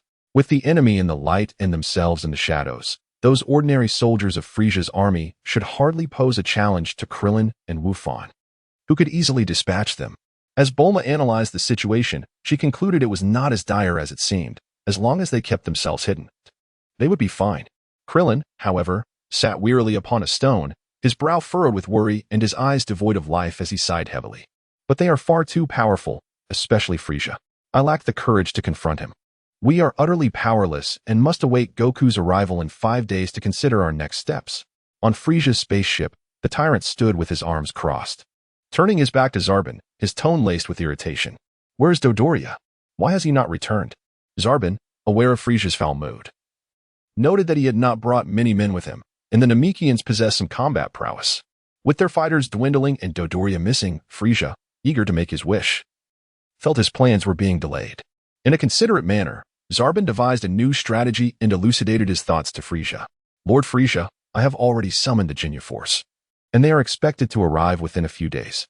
In the meantime, I will seek out the remaining Dragon Balls for you." Frieza nodded in satisfaction with his arrangements. Locating the Dragon Balls, which were undetectable, posed a bit of a challenge. He did not wish to take matters into his own hands, preferring to keep a watchful eye on the Dragon Balls within the spacecraft to prevent any nefarious individuals from stealing them. Inside the stone chamber of the Grand Elder on Namek, the Elder expressed his gratitude to Gohan for saving his child, Dend. He then gestured for Gohan to approach, extending his right hand to place upon Gohan's head, employing a mind-reading technique to explore his memories. Gohan did not resist and willingly allowed the search, revealing all that had transpired on Earth. The Grand Elder completely trusted Gohan and grew to admire the boy even more. His right hand was enveloped in a radiant white light as it reached toward Gohan. "I can perceive your potential, immense and unparalleled. I have never encountered such power. I shall unseal it for you. From here on, it is up to you." As the Elder's fingers made contact with Gohan's crown, a white aura enveloped Gohan's body, causing his energy to surge at an astonishing rate. Soon, Gohan felt a significant enhancement in his strength, experiencing a qualitative leap. Dend wished to remain by the Grand Elder's side, while Gohan hastened back, eager to find Uncle Krillin. The Grand Elder had just informed Gohan that his lifespan was nearing its end, and the Dragon Balls would soon be rendered useless. Upon receiving this news, Gohan resolved to return and bring Krillin along so that the Grand Elder could assist in unlocking their potential, together with Uncle Krillin and Nezuru. the three would face Frieza in a decisive battle. In less than 20 minutes, Gohan completed what would normally take over 2 hours to traverse. Awaiting his return, Krillin was astounded, feeling as though he had lost his hair. Gohan's energy had surged dramatically, and he no longer resembled the same person. Is this really Gohan? Why does he exude such formidable energy? Krillin pondered, unable to fathom how Gohan could have transformed so drastically in such a short span of time. Even if Gohan were the son of Goku, such an extraordinary evolution seemed implausible. While he could accept substantial growth through rigorous training, the mere 2 hours did not afford Gohan time for any training. Had he somehow found a cheat? Krillin landed excitedly before the two, beaming widely as he urged Krillin to follow him. Uncle Krillin, hurry and come with me. The Grand Elder on Namek can help unlock our potential. And there is a warrior who resembles Uncle Piccolo, who defeated Dodoria in a single strike. This profoundly shocked Krillin, as he witnessed the once invincible Dodoria being effortlessly dispatched by a single blow. Could such a formidable being truly exist? After a brief moment of astonishment, Krillin resolutely decided to heed the proposal and accompany him to seek the Grand Elder. However, just as they concealed Bulma within a cave, a powerful surge of energy resonated from the distant village. Zabo had located the village, but the Dragon Balls had already been seized by Krillin. Frustrated by his inability to acquire what he desired, Zabo harbored resentment and was poised to slaughter the villagers. Gohan, filled with righteous fury, found himself powerless to watch as innocent lives were extinguished. How despicable! This was another minion of Frieza, intent on annihilating the few Namekians that remained. Observing Gohan's clenched fists and furious countenance, Krillin hastily intervened, forbidding him from attempting a rescue. No, Gohan, as much as I wish to help, we are no match for that fiend. Even if we intervened, it would only lead to our demise. With unwavering confidence, Gohan turned, his hair tousled by the gentle breeze. I can do this. I am far stronger now than I was before. I can defeat him and save those innocent lives. Having been revived from the brink of death and having unlocked new potential under the Grand Elder's guidance, Gohan's strength had escalated significantly, and he was brimming with self-assurance. Unable to dissuade him, Krillin reluctantly followed, hoping to prevent any unforeseen calamity. By the time they reached the village, it was a scene of devastation. All the villagers had fallen victim to Zabo's rampage, and the henchmen Krillin had captured were liberated by Zabo. Ultimately, the Namekian was spared from the slaughter. And upon seeing Gohan and Krillin's arrival, he promptly informed Zabo of their identities. They were indeed visitors from Earth, and it was they who had dared to challenge Lord Dodoria. Furthermore, the Dragon Balls in this region had been taken by that bald man. Zabo gazed at the two with a smile, not perceiving them as a threat. Gohan, taken aback by his own tardiness in failing to rescue others, surged forward without hesitation, unleashing a flurry of punches aimed at Zabo. He never anticipated that the young boy would possess such formidable strength. By the time he realized it, it was too late, and he could only instinctively block the blows with his right arm. Witnessing the demise of so many, Gohan's fury ignited. He relentlessly struck out with both hands, forcing Zabo, caught off guard, into a state of disarray as he struggled to defend himself. Zabo was astonished by Gohan's prowess, having not encountered such a rival in a long time, compelling him to focus intently. With a swift lift of his right leg, Zabo interrupted Gohan's onslaught and retaliated with a ki blast from his left hand. Gohan ducked to evade, closing in with hands clasped together, delivering a powerful strike towards Zabo. Zabo, with fingers splayed, transformed his fist into an open palm to absorb the impact, restraining Gohan's hands before delivering a knee strike to his abdomen. Observing Gohan falter, Krillin gathered his energy, launching a ki blast at Zabo, dismissing the attack as trivial. Given Krillin's combat power, it posed no threat to Zabo, who merely extended a hand to withstand the assault. However, just as the ki blast was a mere 10 centimeters from his palm, Krillin deftly altered his technique, splitting the ki blast into several smaller ones that bypassed Zabo's grasp and struck his body. Caught off guard, Zabo was hit directly, though it caused him no real harm. It momentarily blurred his vision, obscuring his surroundings. Seizing the opportunity, Gohan unleashed a powerful right punch that sent Zabo crashing to the ground. Raising his hands high above his head, he summoned the magical flash, a golden shockwave that struck Zabo below, creating a deep pit in the earth, driving him into the ground. Krillin, filled with trepidation, abandoned any thoughts of confronting them head-on and urged Gohan to flee. Quickly, while he is still down, we must escape. Gohan insisted on remaining to eliminate Zabo, seeking vengeance for the fallen Namekians. Reluctantly, Krillin expressed his apprehension. You saw it. Their bodies are as indestructible as Vegeta's. Their strength is overwhelming. We can't possibly prevail. Sabo, struck head-on by the ki blast, merely suffered some damage to his clothing, sending a shiver of fear through Krillin, who felt they were on entirely different levels. Gohan shook his head. He had once shared that sentiment, but after the events with the Elder, his perspective shifted. No, it's not like that. Dodoria was killed in a single blow. They are not invincible. We can defeat him. As the two conversed, Sabo ascended from the ground, blocking their path in midair, and upon hearing their words, he too found it hard to believe. What did you say? Dodoria was killed by a single strike? This revelation left him utterly astonished. Although he considered himself superior to Dodoria, the disparity in their strengths was undeniably minimal. The thought of vanquishing Dodoria in a single blow was utterly beyond his capabilities. If such a formidable individual truly existed, it would spell danger for him as well. Gohan observed the emerging Sabo, whose battle attire was tattered on one side, and whose arms bore numerous small wounds, a far cry from the initial composure he had displayed, now appearing quite disheveled. Clearly, Gohan's attack had inflicted significant damage, further bolstering his confidence and igniting a desire to confront Sabo in a decisive battle. Chapter 62. Theft. Krillin, left with no choice, accompanied him. Sabo, disregarding any semblance of dignity, realized that this young boy was far more formidable than he had anticipated. He understood the necessity of taking this seriously. Emitting a primal roar, his muscles swelled, transforming his physique into a more imposing figure. His mouth contorting into a shape akin to that of a short-snout crocodile. His combat power surged once more, causing Gohan's expression to shift. He had not foreseen Sabo's ability to transform. Taking on his grotesque form, Sabo was compelled to employ a transformation he despised, determined to thoroughly torment the two. In an instant, he appeared behind them, striking their necks with force that propelled them forward. He then ascended to a higher vantage point, delivering a kick that sent both crashing to the ground. Grasping their throats with a cold and merciless demeanor, he demanded, "You will answer my questions, or I shall end your lives immediately. Where is the Dragon Ball of this village? And is Dodoria truly dead?" How could Gohan and Krillin possibly respond to his inquiries? Sabo, growing impatient, struck their heads together. Dismissing the need for further interrogation, he resolved to leave their fate to Lord Frieza. "I will make your existence unbearable. I intend to toy with you before delivering you to Frieza."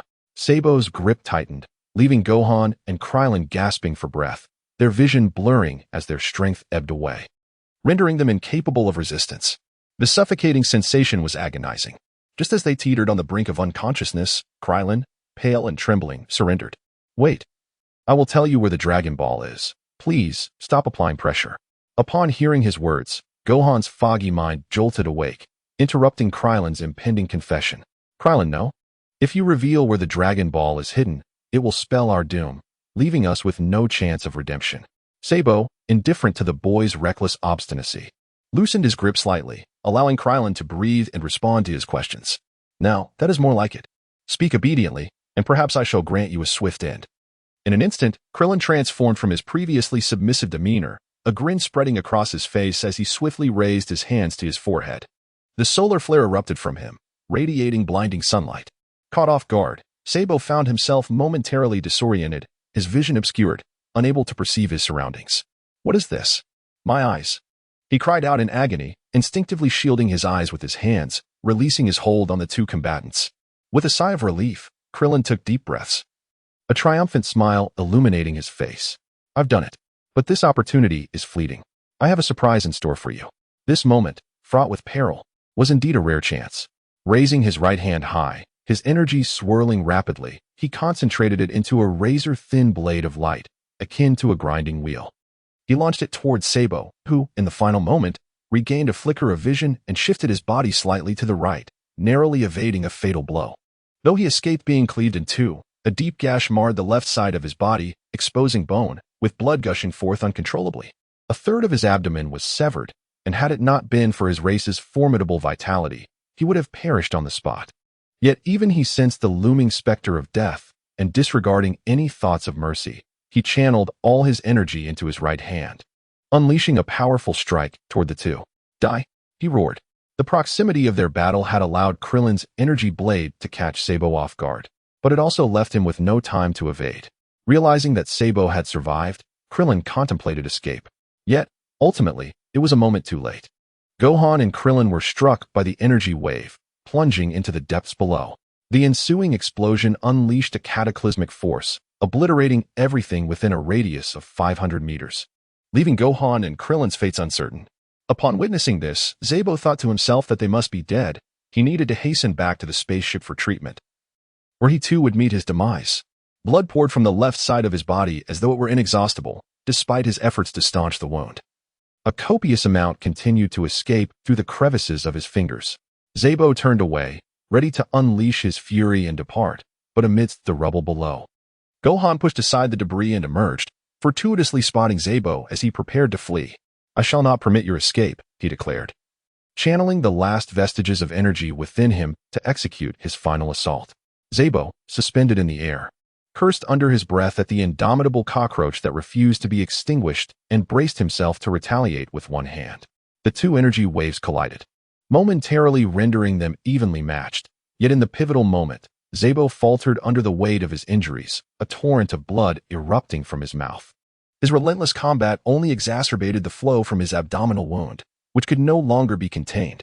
As he succumbed to his limitations, Gohan seized the opportunity, piercing through Zabo's energy wave and engulfing him in a sea of energy.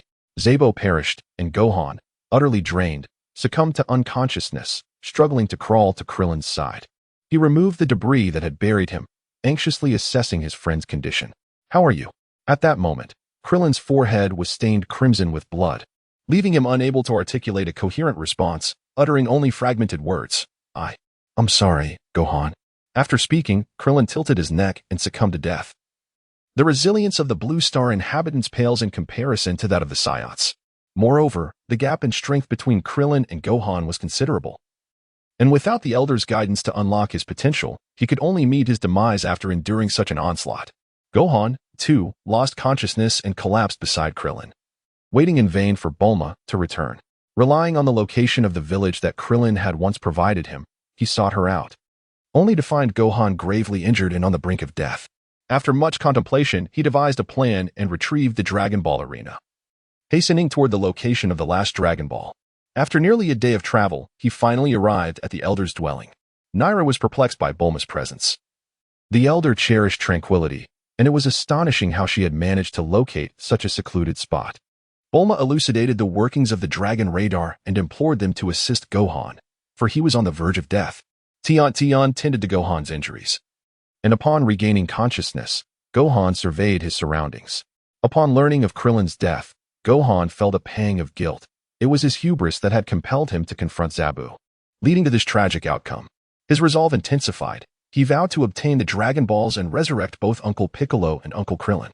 Yet, his words were met with dissent from Tian and Nairu, who had gleaned the extent of Frieza's power from Bulma. Although they too yearned for vengeance, they were acutely aware of their own limitations. Rushing into battle would only lead to their demise. However, Bulma held a different perspective as the foremost strategist on Blue Star. With Frieza's minions eliminated, reinforcements would undoubtedly be called forth. Waiting for Goku to arrive before confronting Frieza would only mean facing his reinforcements as well. In terms of numbers, they held a distinct advantage. Their objective was not to vanquish him, but merely to claim his Dragon Balls. He could not simultaneously contend with them while guarding the Dragon Balls, could he? The fighters Frieza had brought were few, after the deaths of Dodoria and Zabu. He was left without formidable warriors. Their goal was simply to obtain the Dragon Balls for their wish, without the necessity of engaging in a life-or-death struggle with Frieza. As long as they could restrain him, it would suffice. Nairu grasped her intent and nodded in agreement, acknowledging the considerable likelihood of success. It was indeed time to confront him. After deliberation, they resolved to have Nairu provoke Frieza directly, thereby distracting him while Gohan stealthily infiltrated the spaceship to steal the Dragon Balls. The two suppressed their energy as they approached the vicinity of the spaceship. Gohan felt an affinity for the Namekian, who bore a striking resemblance to Uncle Piccolo and was somewhat anxious for his safety. Within the spaceship, an immense aura could be sensed. Did Gohan truly have the confidence to ensnare him? Was aware of Nairu's formidable strength, yet the sheer might of Frieza was overwhelmingly apparent. The closer he drew to Frieza, the more acutely he sensed the extent of his power. Nairu, with a reassuring smile, urged him to proceed with his theft without concern. "Fear not, just be cautious and avoid detection. If necessary, take your time. I can withstand whatever comes." As the battle plan commenced, Naira soared into the skies above Frieza's spacecraft, unleashing a relentless barrage of energy blasts. Frieza, who had been indulging in the splendid fantasy of his impending domination over the universe, was taken aback. Gradually emerging, he beheld Nairu's elevated form, his eyes glinting with malice. Confronting the very architect of his family's ruin, Nairu could not suppress his rage, fully aware that he was no match for Frieza. "You scoundrel, pay with your life." Naira plummeted towards him, but Frieza merely sidestepped and delivered a powerful punch to his chest. Nairu's pupils dilated in shock, and he spat out a mouthful of bitter fluid. Frieza, furious at the destruction of his spacecraft, found himself incensed. It was the first time in his extensive reign across the cosmos that someone had dared to damage his ship. "I shall not grant you a swift death. Instead, you will endure suffering akin to that of hell." Nairu soon regretted his audacity, not out of fear of death, but from the realization that he had drastically underestimated Frieza's prowess. He was no match for him, unable to withstand even a single blow. His survival was not due to any exceptional strength, but rather Frieza's reluctance to kill him immediately. He preferred to relish in torturing him. Frieza's fist rained down upon Nairu like a torrential storm, contorting and mangling his chest and abdomen. Far from being able to stall Frieza, Nairu found himself incapable of even a counterattack, relegated to a mere passive recipient of relentless blows.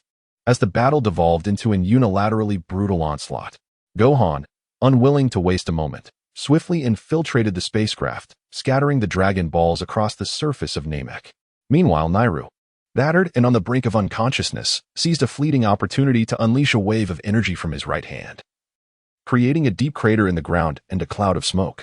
Without a moment's hesitation, he erupted with energy and fled into the distance. Having learned that Gohan successfully executed his plan, it was time for him to escape as well. However, Frieza's might was insurmountable. Nairu's speed paled in comparison. And in an instant, he was overtaken and struck down to the ground. Frieza extended his hand, signaling for Nairu to acknowledge his fate. "Your combat prowess is commendable. If you divulge the locations of the last 2 Dragon Balls, I might consider sparing your life." Upon hearing these words, Nairu understood that his chances of survival had evaporated. Nevertheless, he had sensed this fate upon his arrival and had long since resigned himself to the whims of life and death. "Demon, you shall never fulfill your desires. The Dragon Balls are not meant for the likes of you. Only those truly worthy may wield them to realize their wishes." Nairu's words were resolute, devoid of any semblance of compromise. Frieza, recognizing the futility of further discourse, seethed with rage and unleashed a deadly beam from his eyes, piercing through Nairu's body. Chapter 63. Vengeance on Gohan's side. Aside from casting a few Dragon Balls away, he carried one himself. Following the devised plan, Bulma rode her hovercar, utilizing the Dragon Radar to search for the scattered Dragon Balls. Once they reunited, Gohan handed the Dragon Ball to her and prepared to unleash his energy to fly back. Bulma stopped him, perplexed, and inquired, "What do you intend to do?" With a hint of concern, Gohan explained, "Uncle Nairu may be in danger. I must return to assist him." Bulma, attempting to reason with him, found Gohan's unwavering worry for Nairu disconcerting and wanted to check on his well-being. In a fit of anger, Bulma's eyes widened, displaying an expression uncharacteristic of her, as she seized Gohan by the collar and pulled him close, scolding him fiercely. "You better listen to me, or I'll give you a good thrashing, kid. Right now, I am in charge." Having never witnessed Bulma's fury, Gohan was momentarily taken aback. Given Bulma's relationship with his father, he felt reluctant to defy her. Meanwhile, perched in the hovercar, another character poked their head out, cheerfully encouraging Gohan and the others to proceed. "It's all right, Gohan. Nairu is incredibly formidable. He will be fine." Upon hearing this, Gohan felt a measure of reassurance, as Bulma's demeanor shifted back to her radiant smile. "Listen to me. Do not wander off, Gohan. As long as we fulfill our wish, everyone can be revived. Even if something were to happen to Nairu, it would not matter, would it?" Upon hearing the words of the two, Gohan relinquished his intention to assist, recognizing the validity of their reasoning. It was true that once the Dragon Balls of Planet Blue were revived, all could be resurrected. Yet, Bulma felt a heavy dread within her. A sense of foreboding took hold. The time agreed upon with Nairu had long since passed, and his absence suggested dire consequences. She could not bear to witness Gohan walk willingly into death, thus she assumed the role of the villain, forcefully commanding him to refrain from going. After dealing with Nairu, when Frieza returned to his spaceship, his mind raced with thoughts. The inhabitants of this planet were astonishingly obstinate, despite knowing they were no match for him. They still dared to challenge him. Such behavior was utterly abnormal, and he sensed something was amiss, though he could not pinpoint it. However, it soon dawned on him that he needed to check his Dragon Ball collection. To his dismay, he discovered that his 5 Dragon Balls were missing. Realization struck him. He had been deceived. Enraged, he swiftly navigated through Namek, searching for the whereabouts of the individuals involved. Yet, the vastness of the planet, combined with Bulma's minimal combat abilities and Gohan's suppressed energy, made it difficult for Frieza to locate them in a short span of time. Meanwhile, it did not take long for Gohan and Bulma to gather all the Dragon Balls, prompting Tien to summon the Eternal Dragon Purunga. As the dragon manifested, the entire planet of Namek was engulfed in darkness, prompting Frieza, still in pursuit, to halt abruptly. He glanced around, bewildered. This planet, in his recollection, should not experience night, let alone such an abrupt descent into darkness. He quickly surmised that the Dragon Balls had been stolen, and perhaps the dragon had been summoned. However, the one deserving of immortality should rightfully be King Frieza. What right did these worthless beings have to contest him for the use of the Dragon Balls? Since he could no longer utilize them himself, he resolved to destroy them. If he could not fulfill his wishes, neither would they succeed. They all must perish. Over with Tien, under the guidance of King Kai, Piccolo was conversing with Gohan.